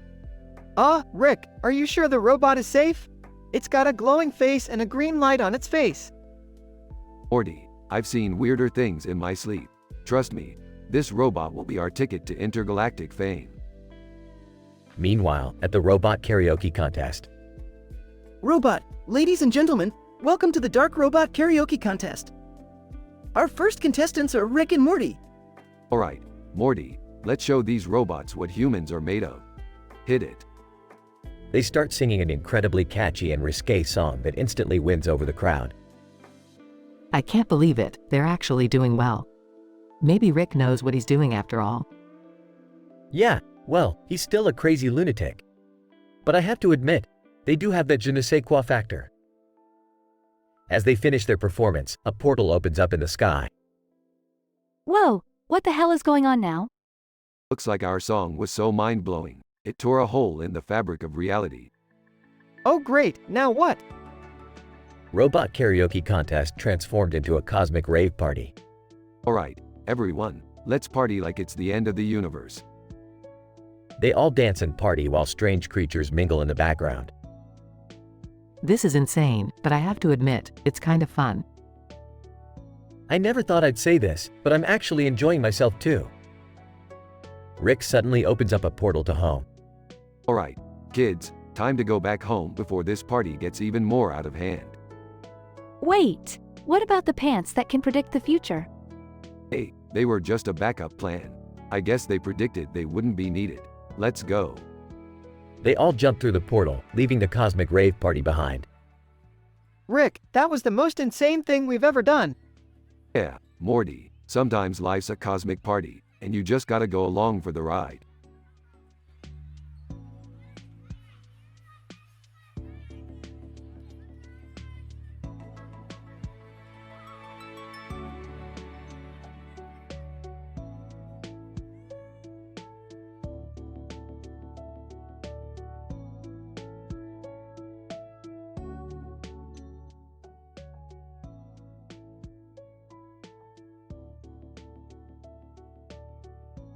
Morty, hand me that pizza with pepperoni, cheese, and black pepperoni slices on it, on a black surface. Rick, are you sure about this? I mean, black pepperoni? That's not even a thing. Morty, when you've explored as many dimensions as I have, You realize that nothing is impossible. Now, hand it over. Rick, I think Morty might be right. Black pepperoni sounds, well, scientifically improbable. Oh, now you're all scientists, huh? Just hand me the damn pizza, Beth. Guys, can we focus? I have some juicy gossip. I met this rebellious interdimensional prince named Vanos Gaming, and let me tell you, he's got some serious charm. Really, Summer? You're falling for a rebellious prince? That's like textbook dangerous. Morty, love has no boundaries in the multiverse.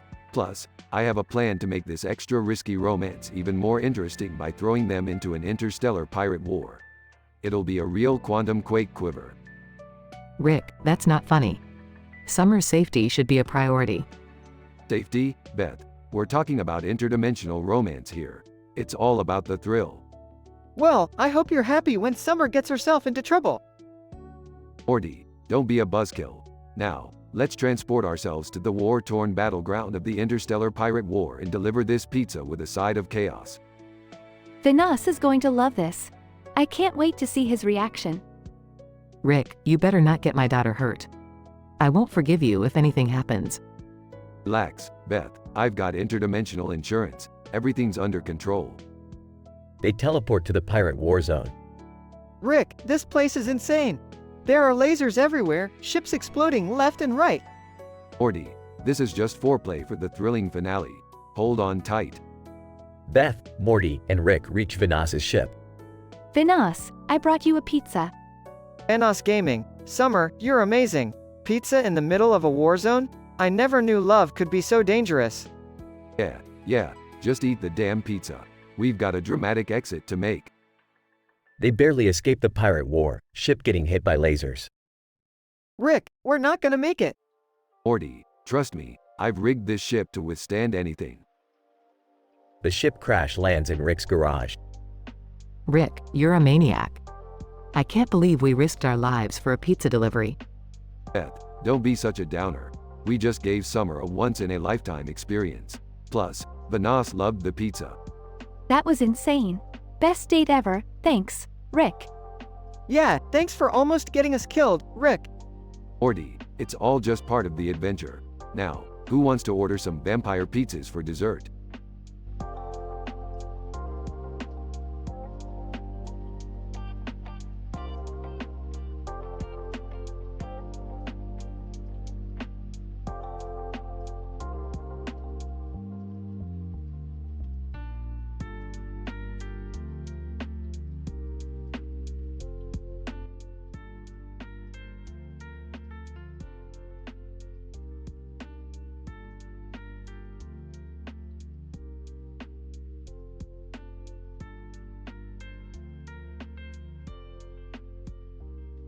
Alright, Morty.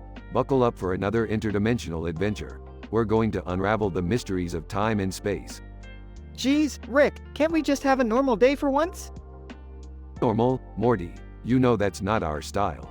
Now, let's find out what's going on here. Timidly, excuse me, Rick. I think I'm lost. I was just trying to find the bathroom and ended up in this weird room.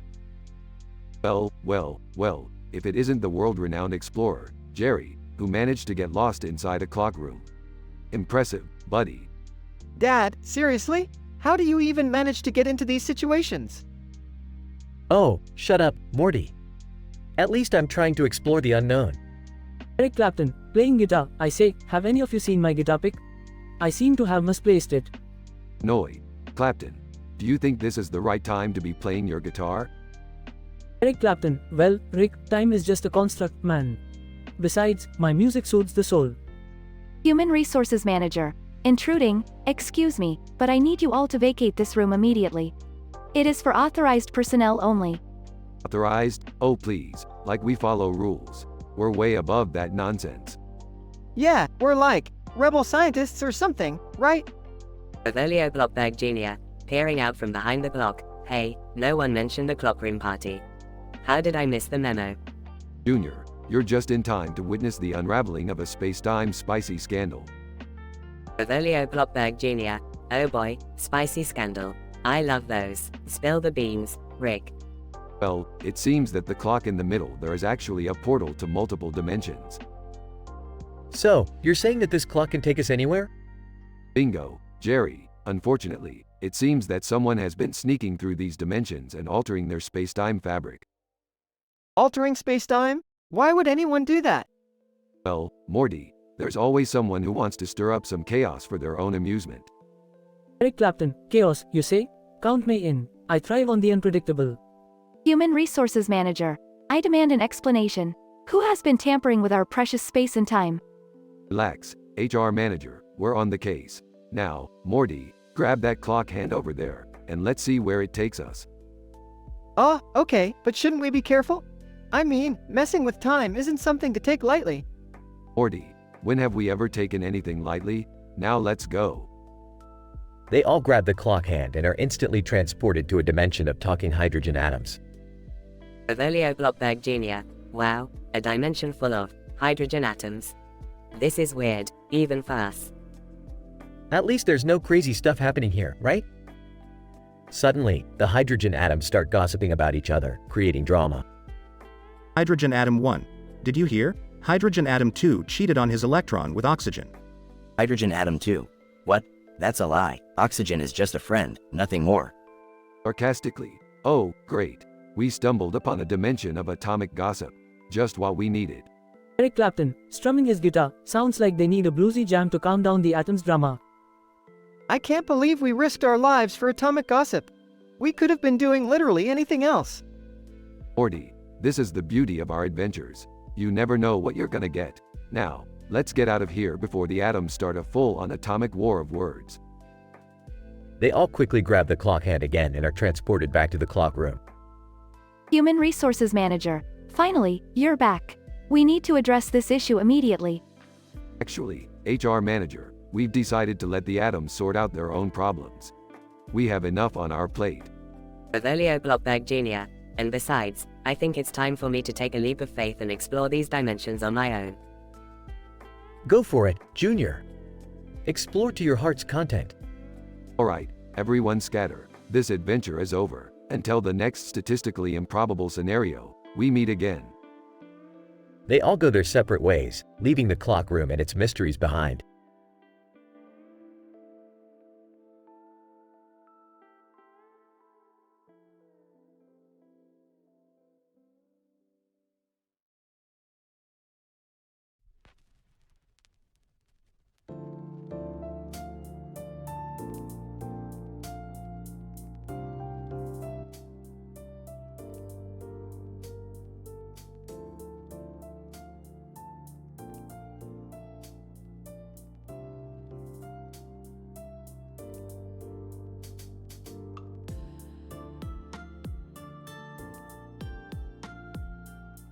Morty, grab the portal gun. We've got some serious interdimensional yarn business to attend to. Interdimensional yarn? Seriously, Rick, can't we just have a normal adventure for once? Morty, normal is boring. We gotta spice things up, y'all know? Adventure awaits. What in the world are you two up to now? And why are there toys scattered all over the table? Oh, hey Beth, long story short, I've discovered an ancient, mystical ball of yarn that can transport us to alternate universes. Say hello to the Nitrix. Dad, you're using toys to travel through dimensions now?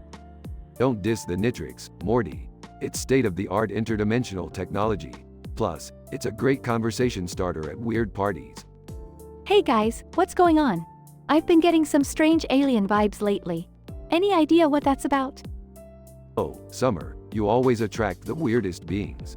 Don't worry, we'll find out who's stalking you. Morty, pass me the rooster teeth detector. We have a rooster teeth detector now? Geez, Rick, isn't that a bit excessive? Excessive? Nah, just necessary. Can't have weird alien stalkers messing with our favorite granddaughter, can we? You know what, I'm just gonna go get a cup of coffee. You guys have fun with your interdimensional yarn and alien detectors. Suit yourself, Beth, but just so you know, I've entered into a forbidden romance with a member of the Council of Ricks. They knit like no one else. Dad, stop embarrassing Mom! And keep your love affairs out of council business, for crying out loud! Morty, true love knows no boundaries, even across dimensions. Now, let's unravel the mysteries of this Nitrix. Guys, seriously, I think that alien is outside my window again. No worries, Summer. We'll make that creepy stalker regret ever laying eyes on you. Morty, give me the yarn disruptor. You mean this knitted hat? Seriously, Rick? Morty, it's not just any hat, it's a cutting-edge alien tracking device. Trust me, it'll come in handy. I'm back, and I see you're all still tangled up in your crazy adventures. What's with the yarn, Rick? Beth, this yarn is the key to unlocking the secrets of the multiverse. Plus, it makes for great cat toys. Size, I can't believe I'm saying this, but I kinda miss the days when we were just a normal dysfunctional family. Morty, normal is overrated. We're the Smiths, the most statistically improbable family in the universe. Okay, so can we please deal with my alien stalker before someone gets hurt? Don't worry, Summer, we're on it. Morty, hand me the anti-stalker spray. Anti-stalker spray? Seriously, Rick? I think you're making these inventions up as you go. Morty, you underestimate me. The spray contains a concentrated dose of pure sass, guaranteed to chase off any unwanted admirer. Rick, you can't just spray sass at aliens. That's not how things work. Beth, that's exactly why it's gonna work. Sass is the universal language, baby. Now, let's go confront this stalker. The Smith family, armed with their quirky inventions, journey into another dimension where they confront Summer's alien stalker. Chaos ensues as toys come to life, yarn unravels, and Rick's forbidden romance causes even more trouble. In the end, they manage to defeat the stalker and return home with a newfound appreciation for their bizarre adventures. Another chaotic adventure, another universe saved. Who's up for some interdimensional pizza? I guess it's all in a day's work for the Smiths, huh? Well, at least we can say that our family is anything but ordinary. Cheers to that. Yeah, I don't think any other family has dealt with alien stalkers and interdimensional yarn escapades. We're pretty unique. That's right, Summer. We're not just a regular family, we're interdimensional badasses. Now, let's go. My knitted love awaits.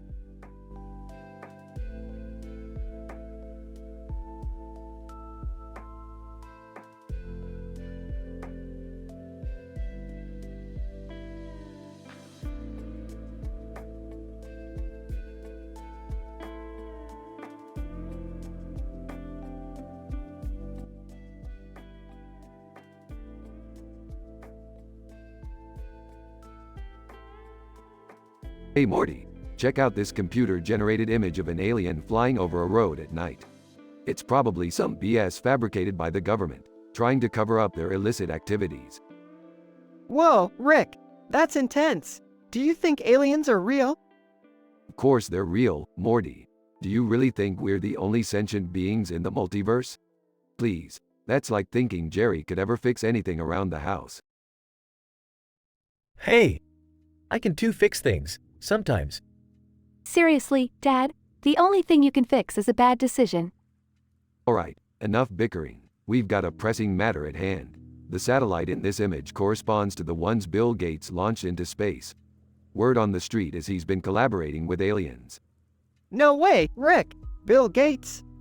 Yep, that rich nerd is in deep with extraterrestrials. And I don't mean he's just getting fashion tips from them. You mean? Yep, he's been abducting humans for their survival skills. Apparently, aliens find our ability to inconvenience ourselves amusing. So, are we in danger? I've hacked into their surveillance and can locate all the abductees. Lucky for us, they haven't found anyone worth kidnapping yet. What about Snuffles, Rick? You know how attached he is to his squeaky toy. Don't worry, Morty, Snuffles is safe. The aliens think his toy is their great prophet or something. Can't we just call the authorities? The authorities? Oh, Jerry, you sweet summer child. The aliens have already infiltrated every government on Earth. We're on our own, pal. Well, what do we do now? We infiltrate their mothership, Jerry.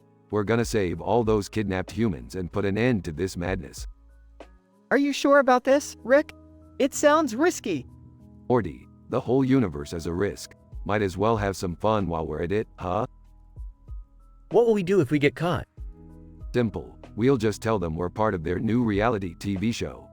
Aliens love reality TV. It's like their version of WWE. Are you serious, Rick? Does it matter? Let's go, team. We've got some intergalactic rescuing to do. They all gather their gadgets and head off towards the mothership. Why, you really think we can pull this off, Rick? Morty, we're the Smith family. With our collective brain cells combined, we can do anything. Plus, we have plot armor.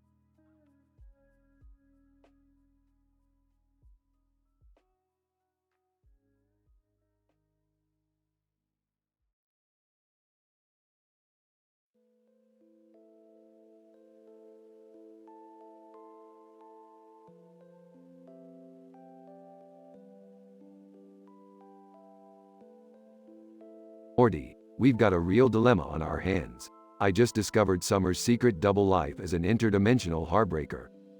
What? Summer? Our Summer? Yeah, Morty, she's been leading a double life, breaking hearts across the multiverse. That's statistically improbable. Oh geez, Rick, how did you find out? I hacked into the interdimensional gossip network. It turns out there's a group of girls hosting a virtual idol karaoke night. And Summer's the main attraction. Wait, you're telling me she's singing her way into people's hearts in multiple dimensions? Bingo, Morty, she's the Taylor Swift of the multiverse. But instead of love letters, she sends breakup emails. It's a goddamn mess. Should we tell Dad? I mean, he's already a wreck after the last time. Aw, Morty, Jerry can barely handle his own insecurities. Let's spare him the heartbreak knowledge. Plus, we need some entertainment in this godforsaken dimension. But Rick, this could mess up the whole existence of these dimensions and their relationships. Morty, have you seen how relationships work? They're a mess, with or without Summer. Besides, it's not our problem. Let's just sit back and enjoy the show. Meanwhile, at the virtual idol karaoke night.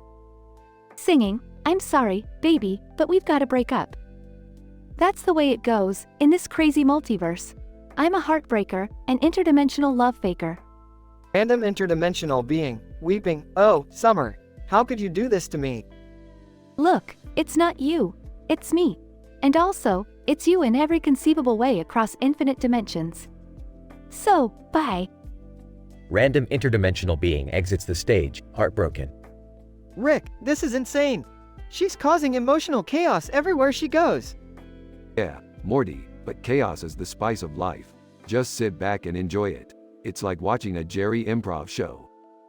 Meanwhile, backstage. Whispering to herself, okay, Summer, focus. Just a few more dimensions to go before you break the record. You got this. Enter Jerry, who accidentally stumbled backstage. Summer? What on earth are you doing here? Dad, it's a school project. Yeah, a singing project for science, Dad. This doesn't look like a school project, Summer. Are you sure you're not breaking hearts for fun? Dad, you're overreacting. It's all perfectly normal. Now, leave before you embarrass yourself even more. Fine, but remember, young lady, there are consequences to your actions. Just as Jerry leaves, a portal appears, and Rick, Morty, and Summer's doppelganger stumble out. Rick doppelganger. Oh great, she's at it again in this dimension too. We thought we left your heart-wrecking ways behind. Excuse me? I can't help it if I'm irresistible across the multiverse. Rick, we gotta do something. This whole thing is escalating. Aw, Morty, let the drama unfold. Besides, it's not like she's breaking hearts in our dimension. Oh crap, spoke too soon. Here comes Jessica. Jessica enters the scene, heartbroken and ready to confront Summer. Jessica, Summer, you heartless witch. How dare you break my heart and then act like nothing happened? Jessica, please. It was just a fling across dimensions. Jessica, I can't believe I fell for your interdimensional charm. You're nothing but a heartbreaker. As the tension rises, Rick pulls out his portal gun. Alright, Morty, let's get out of here. Drama's not my thing tonight. The trio escapes through the portal, leaving chaos in their wake. Rick, maybe we should have done something to stop Summer. Morty, life is messy. People are messy. Emotions are messy. We can't control it all. Now let's go get some Szechuan sauce and forget this whole mess ever happened. Morty reluctantly follows Rick through the portal, leaving behind a shattered group of interdimensional hearts.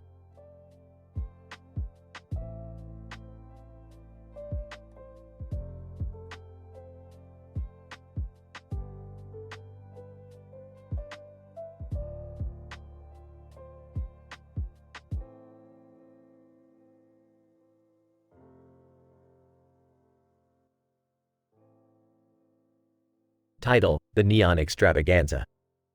Location: a neon-lit room with a neon background and a prominent neon circle. A group of people in vibrant neon outfits gathers, anticipating excitement. Characters: Harry Styles, a flamboyant pop star with a mischievous streak. Cybernetic Cusco Cuddles, a highly advanced AI with a sassy personality. A quantum physicist obsessed with experiments and adventures. Incident: Harry Styles, strutting into the room. All right, darlings, the neon extravaganza is about to begin. Get ready for a dazzling ride. Cusco Cuddles, with a sarcastic tone. Oh, joy. Another chance for you to showcase your narcissism, Harry. Can't wait. Excitedly, I've finally perfected my quantum entanglement machine. This event couldn't have come at a better time. Progression. Harry Styles, grinning. All right, everyone, let's kick things off with a high-stakes racing game. Prepare for the ultimate adrenaline rush. Cusco Cuddles, rolling virtual eyes, as if a racing game can top my intellectual prowess. But fine, let's indulge your plebeian desires. Adjusting his lab coat, I wonder if I can teleport myself into the game using quantum mechanics. Time to test my theory. Harry Styles, leaping onto a neon platform. Ladies and gentlemen, behold. Morty is about to make history. Cusco Cuddles, mocking. Oh, please. Like he can do anything remotely fascinating with his clumsy experiments. Pressing buttons on his quantum device. Quantum travel initiation in 3.2.1. Cue blinding lights, flashes, and loud noises. Harry Styles, excitedly. Morty, you did it. You've transported yourself into the racing game. Cusco Cuddles, stunned. Well, I'll be programmed. The quantum nerd actually pulled it off. Laughing. Looks like my theory worked. Now, let's race like never before. Note: this episode contains adult language and M-rated content. It is purely fictional and meant to entertain. Reader discretion is advised.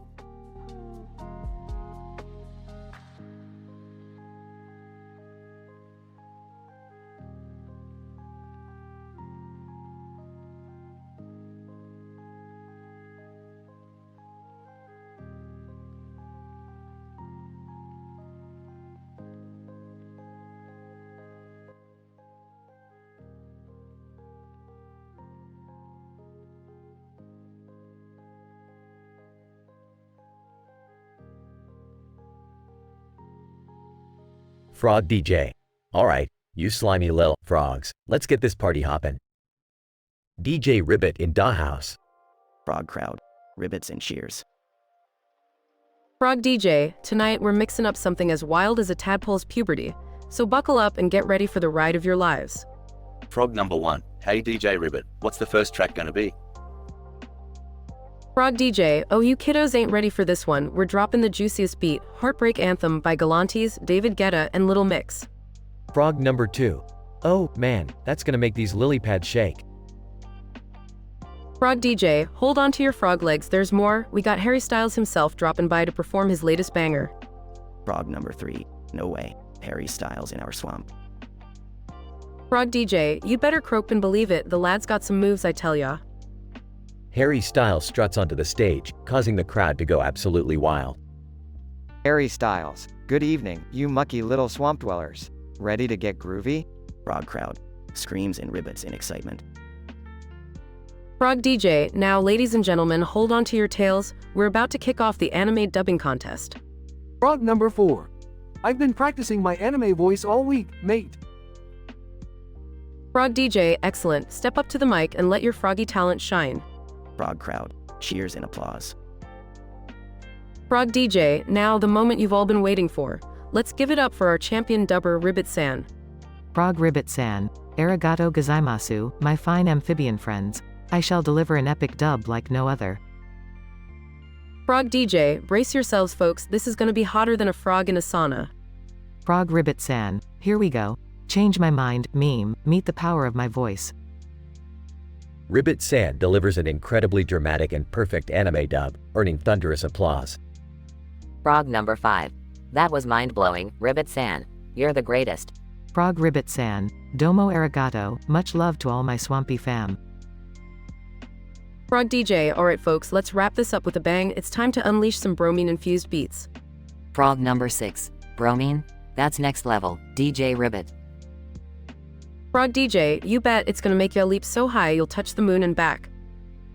As the bromine beats kick in, the entire swamp erupts in an electrifying dance frenzy. Frog DJ, we did it, my slimy comrades. Tonight was a journey of amphibian proportions. Frog crowd. Cheering and ribbiting in agreement. Frog DJ, thank you all for joining me on this insane adventure. Until next time, stay frog and fabulous. Frog crowd. Ribbiting and clapping, begging for one more song. Frog DJ, smiling, alright, one more tune just for you, let's keep this party going. The crowd goes wild as DJ Ribbit drops one final mind-boggling mix, turning the swamp into a euphoria-filled paradise.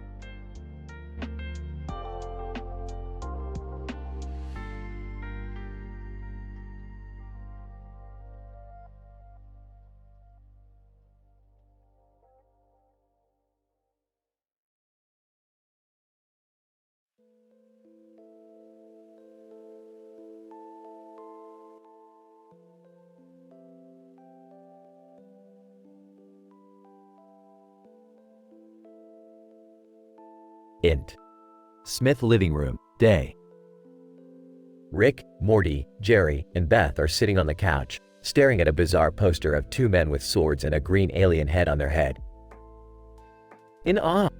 Hey, do you guys ever wonder what it's like to be a time-traveling film crew? Just zipping through different eras, capturing history?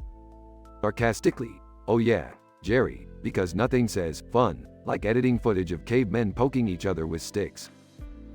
Excitedly, wait, Dad, imagine if we stumble upon an alien civilization during one of our shoots. We could capture all their secrets. Smirking, Morty, sweetie, I think someone has been watching too much Ancient Aliens. Enter the IT manager, flipping through a camera manual. IT manager. Hey, Rick. I'm here to fix your camera. Heard a rumor it's been taking pictures of alternate realities. How neat is that? Rolling eyes. Yeah, real neat. Just keep your hands off my portal gun, geek. Suddenly, the blinking white guy meme appears, blinking aggressively. Blinking white guy meme. Confused. How am I in this scene? It makes no sense. Beth's alien admirer enters, wearing a field hockey mask. Alien admirer, whispering, Beth, please take me back. I've come from across the galaxy just to be with you. Uninterested, sorry, but I don't date alien stalkers anymore. It's not my thing. The alien admirer sulks away, and a unicorn wearing a suit approaches the group, holding a microphone. Unicorn, clears throat. Ladies and gentlemen, get ready for some stand-up comedy. Why did the centaur go to therapy? He had too many horse insecurities. Ha ha. Everyone stares blankly at the unicorn, unamused. Groaning. Great. A unicorn doing stand-up. Yup. Definitely crossing off the bucket list. Whispering to Jerry, do you think the unicorn knows any good time-traveling jokes? Whispering back, Morty, jokes about time travel have no punchline. They just get lost in the past. As the group laughs at Jerry's terrible joke, the camera pans out, capturing their absurd antics. Cut to Int. Smith living room, later. The room is in chaos, cameras scattered everywhere, and the unicorn still attempting stand-up. Rick, this whole day has been insane. I don't even know what's going on anymore. Smirking? Well, Morty, that's what life is like when you mix time-traveling film crews, aliens, and field hockey masks. Chaos is the new normal. Rolling eyes, can we just get rid of that poster? It's giving me a headache. Sighs. Yeah, maybe it's best to leave the time traveling to the professionals. Like the ones in movies. As the chaos continues, the Smith family learns that some things are better left to the imagination, and that reality can be stranger than fiction. Fade out.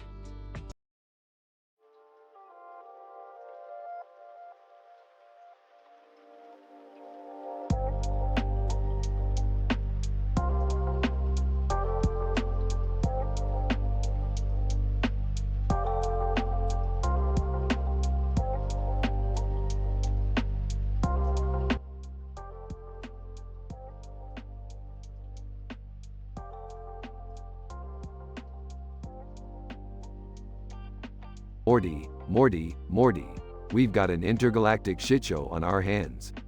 What's the problem, Rick? There's a police dog, Morty. A freaking talking police dog.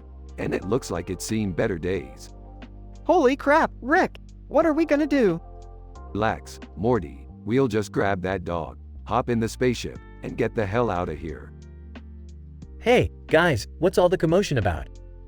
Oh, look, it's Jerkface Jerry. Long story short, there's a talking police dog in distress, and we're gonna help it. You can tag along if you want, but don't touch anything. I can help too, you know. Just let him come, Rick. We might as well have someone with basic motor skills on the team. Fine, but keep him on a leash. Meanwhile, at the side of the road, Police officer, groaning, oh, great. Now I'm stranded out here with this goddamn talking dog.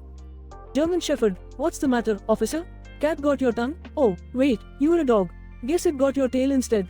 Police officer, shut up, you mutt. Just then, Rick and the gang arrive in the spaceship.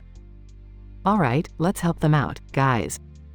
Oh, excuse me, Mr. Officer, we're here to assist. Yeah, we're, real professionals at this sort of thing. Police officer, about time someone competent showed up. That damn dog won't stop insulting me. Whispering to Rick, hey, Rick, can we keep that dog? He's really sassy. You'll see, Jer Bear. Let's focus on helping them first. Rick uses his scientific gadgets to repair the police truck while Morty and Beth tend to the injured police dog. German Shepherd, well, if it ain't the bumbling idiots from space. Thanks for the assist, but don't think this means we're best friends or anything. Don't worry, doggo. We're only here for the drama. You guys think we could bring the dog back home? I've always wanted a talking pet. Rolling his eyes, Jerry, for someone with no common sense, your desires sure are specific. After repairs are complete, Police officer, thanks for the help, folks. I owe you one. German Shepherd, yeah, thanks for picking up my sorry ass. Now, if you'll excuse me, I'm off to find some real action. Rick, can we keep him, please? Alright, fine. Looks like we've got ourselves a sassy police dog now. Strap in, everyone. Next stop, mind-bending adventures with our new furry friend. They all board the spaceship, ready to explore the wildest corners of the universe, with the sassy German Shepherd by their side. The end.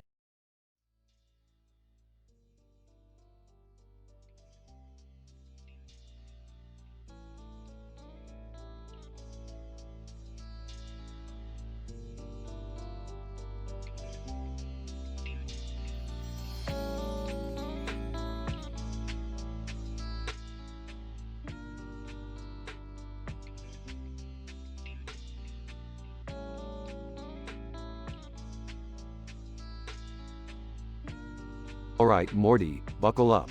We're about to crash the rambunctious talent show with our mind-bending science experiment. Rick, are you sure this is a good idea? We might get in trouble. Trouble is my middle name, Morty. Well, actually it's Antonio, but you get the point. Let's show these amateurs what real talent looks like. Hey guys, can I join you? Oh, great, Jerry. Just what we needed. The king of mediocrity crashing our genius scheme. I'll have you know, I won 3rd place in a karaoke contest once. Come on, Jerry. Let them have their fun. Besides, I could use a laugh. Dad, who cares about talent shows? They're so lame. Well, Summer, maybe we can find some interesting sci-fi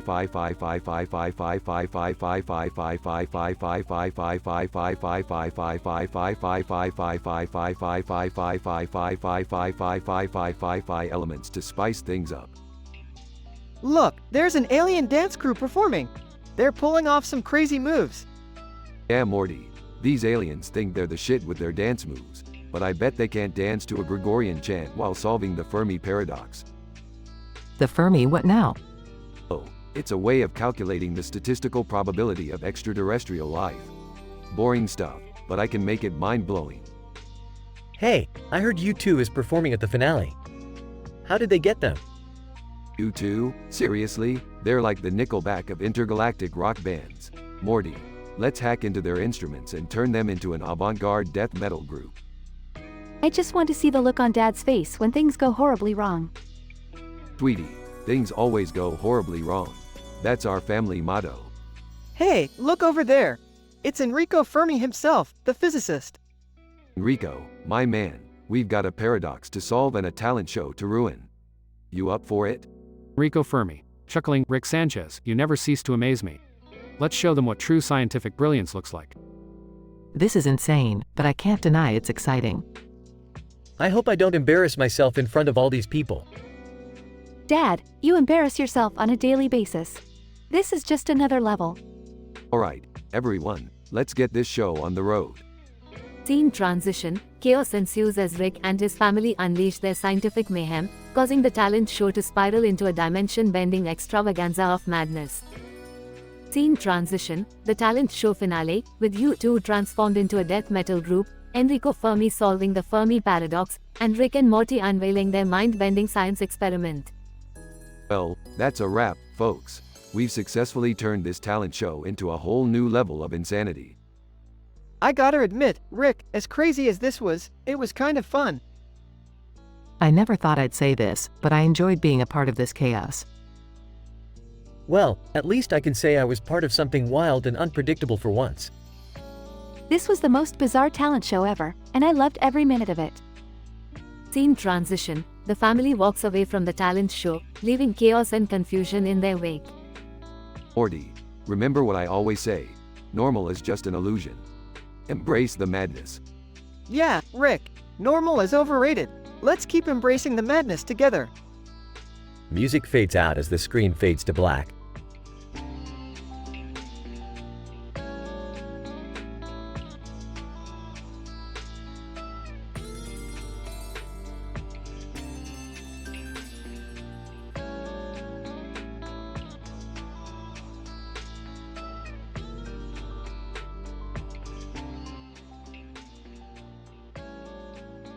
Morty, quit staring at that picture of a field. We've got bigger problems to deal with. But Rick, this picture is, kinda mesmerizing. Look at those trees. Morty, it's a picture. We have interdimensional travel at our fingertips, and you're still fascinated by mundane landscapes? You're always so sarcastic, Rick. Can't you just appreciate nature for once? Appreciate nature? Oh, please. Nature's just a fancy word for stuff that hasn't been blown up by science yet. I don't know, Rick. Maybe we should take a break from saving the universe and have a picnic in this field? Picnic in a field? Morty, you're killing me. Next, you'll suggest we start an organic vegetable garden and join a knitting club. Geez, Rick, I just thought it could be nice for a change. Nice? The only thing nice about this picture is how it reminds me of that time we broke into the superhuman prison to save Summer. Oh, man. Remember those guards with laser vision? They nearly melted my face off. Yeah, and when I reprogrammed their security system, it set off a chain reaction that made all the inmates break into a synchronized dance number. Ha ha. And that alien dude with super strength was popping and locking like there's no tomorrow. We managed to evade the prison warden, who had the power to turn anyone into a sentient toaster. Talk about high stakes. I still can't believe we pulled it off. We were like the promised Neverland kids escaping from their orphanage, except crazier. Yeah, except we didn't have to rely on some magical pen to plot out our escape. We did it with pure scientific genius. Hey, Rick, do you think there are other prisons like that out there? Maybe we should break into one again for old time's sake? Morty, breaking into superhuman prisons isn't a hobby. It's a once-in-a-lifetime experience to teach you the harsh realities of the multiverse. Oh, come on, Rick. Just one more time? Pretty please? Fine, Morty, but if we get caught, don't come crying to me when you're transformed into a sentient toaster. Deal. Let's get swifty, Rick. I can't believe I'm doing this. Strap in, Morty, it's gonna be a wild ride.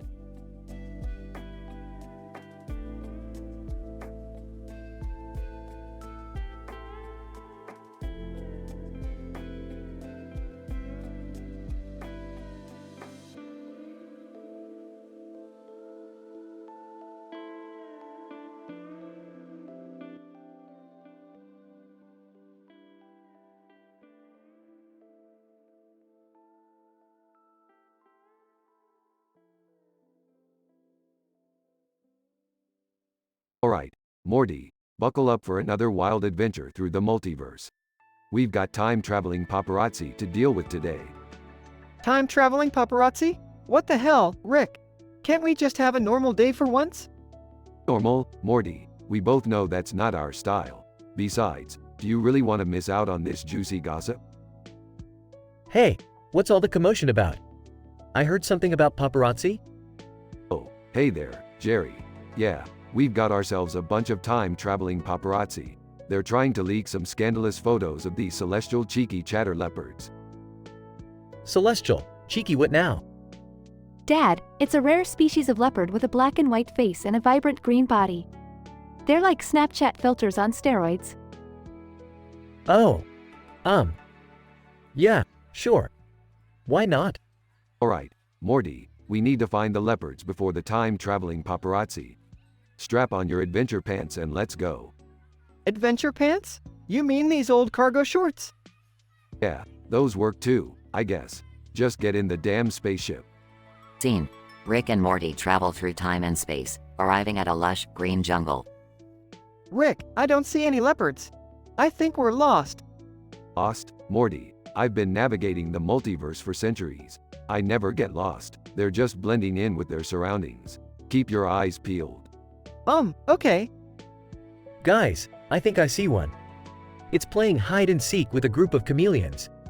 Great job, Jerry. Now grab your camera and make sure you get the perfect shot. We need evidence of their existence. Me? Take the photo? Okay, I'll try. Guys, look out. Incoming time-traveling paparazzi. Scene. The leopards scatter in all directions as the time-traveling paparazzi swarm in with flashy cameras. Morty, take the wheel. I'm going in. What? I don't know how to fly this thing. Doesn't matter. Just distract them with your Morty charm. Oh man, this is not gonna end well. Scene. Rick charges at the paparazzi, knocking them left and right. Say cheese, assholes. Time to delete those photos. Camera flashes and chaos ensue as Rick fights off the paparazzi. I got the shot, guys. Nice one, Dad. Now let's get out of here before things get even crazier. Scene.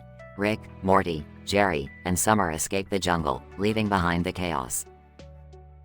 Phew, what a day. I can't believe I actually took a decent photo. Yeah, congrats, Jerry. You're a great paparazzo. Let's just hope those leopards can keep their secrets hidden. We wouldn't want another interdimensional scandal. I can't believe this all started with time-traveling paparazzi. What a world we live in. Morty, that's just the tip of the iceberg. Trust me, you haven't seen anything yet. Now let's go home and pretend this day never happened. Scene. The spaceship takes off, disappearing into the vastness of the multiverse.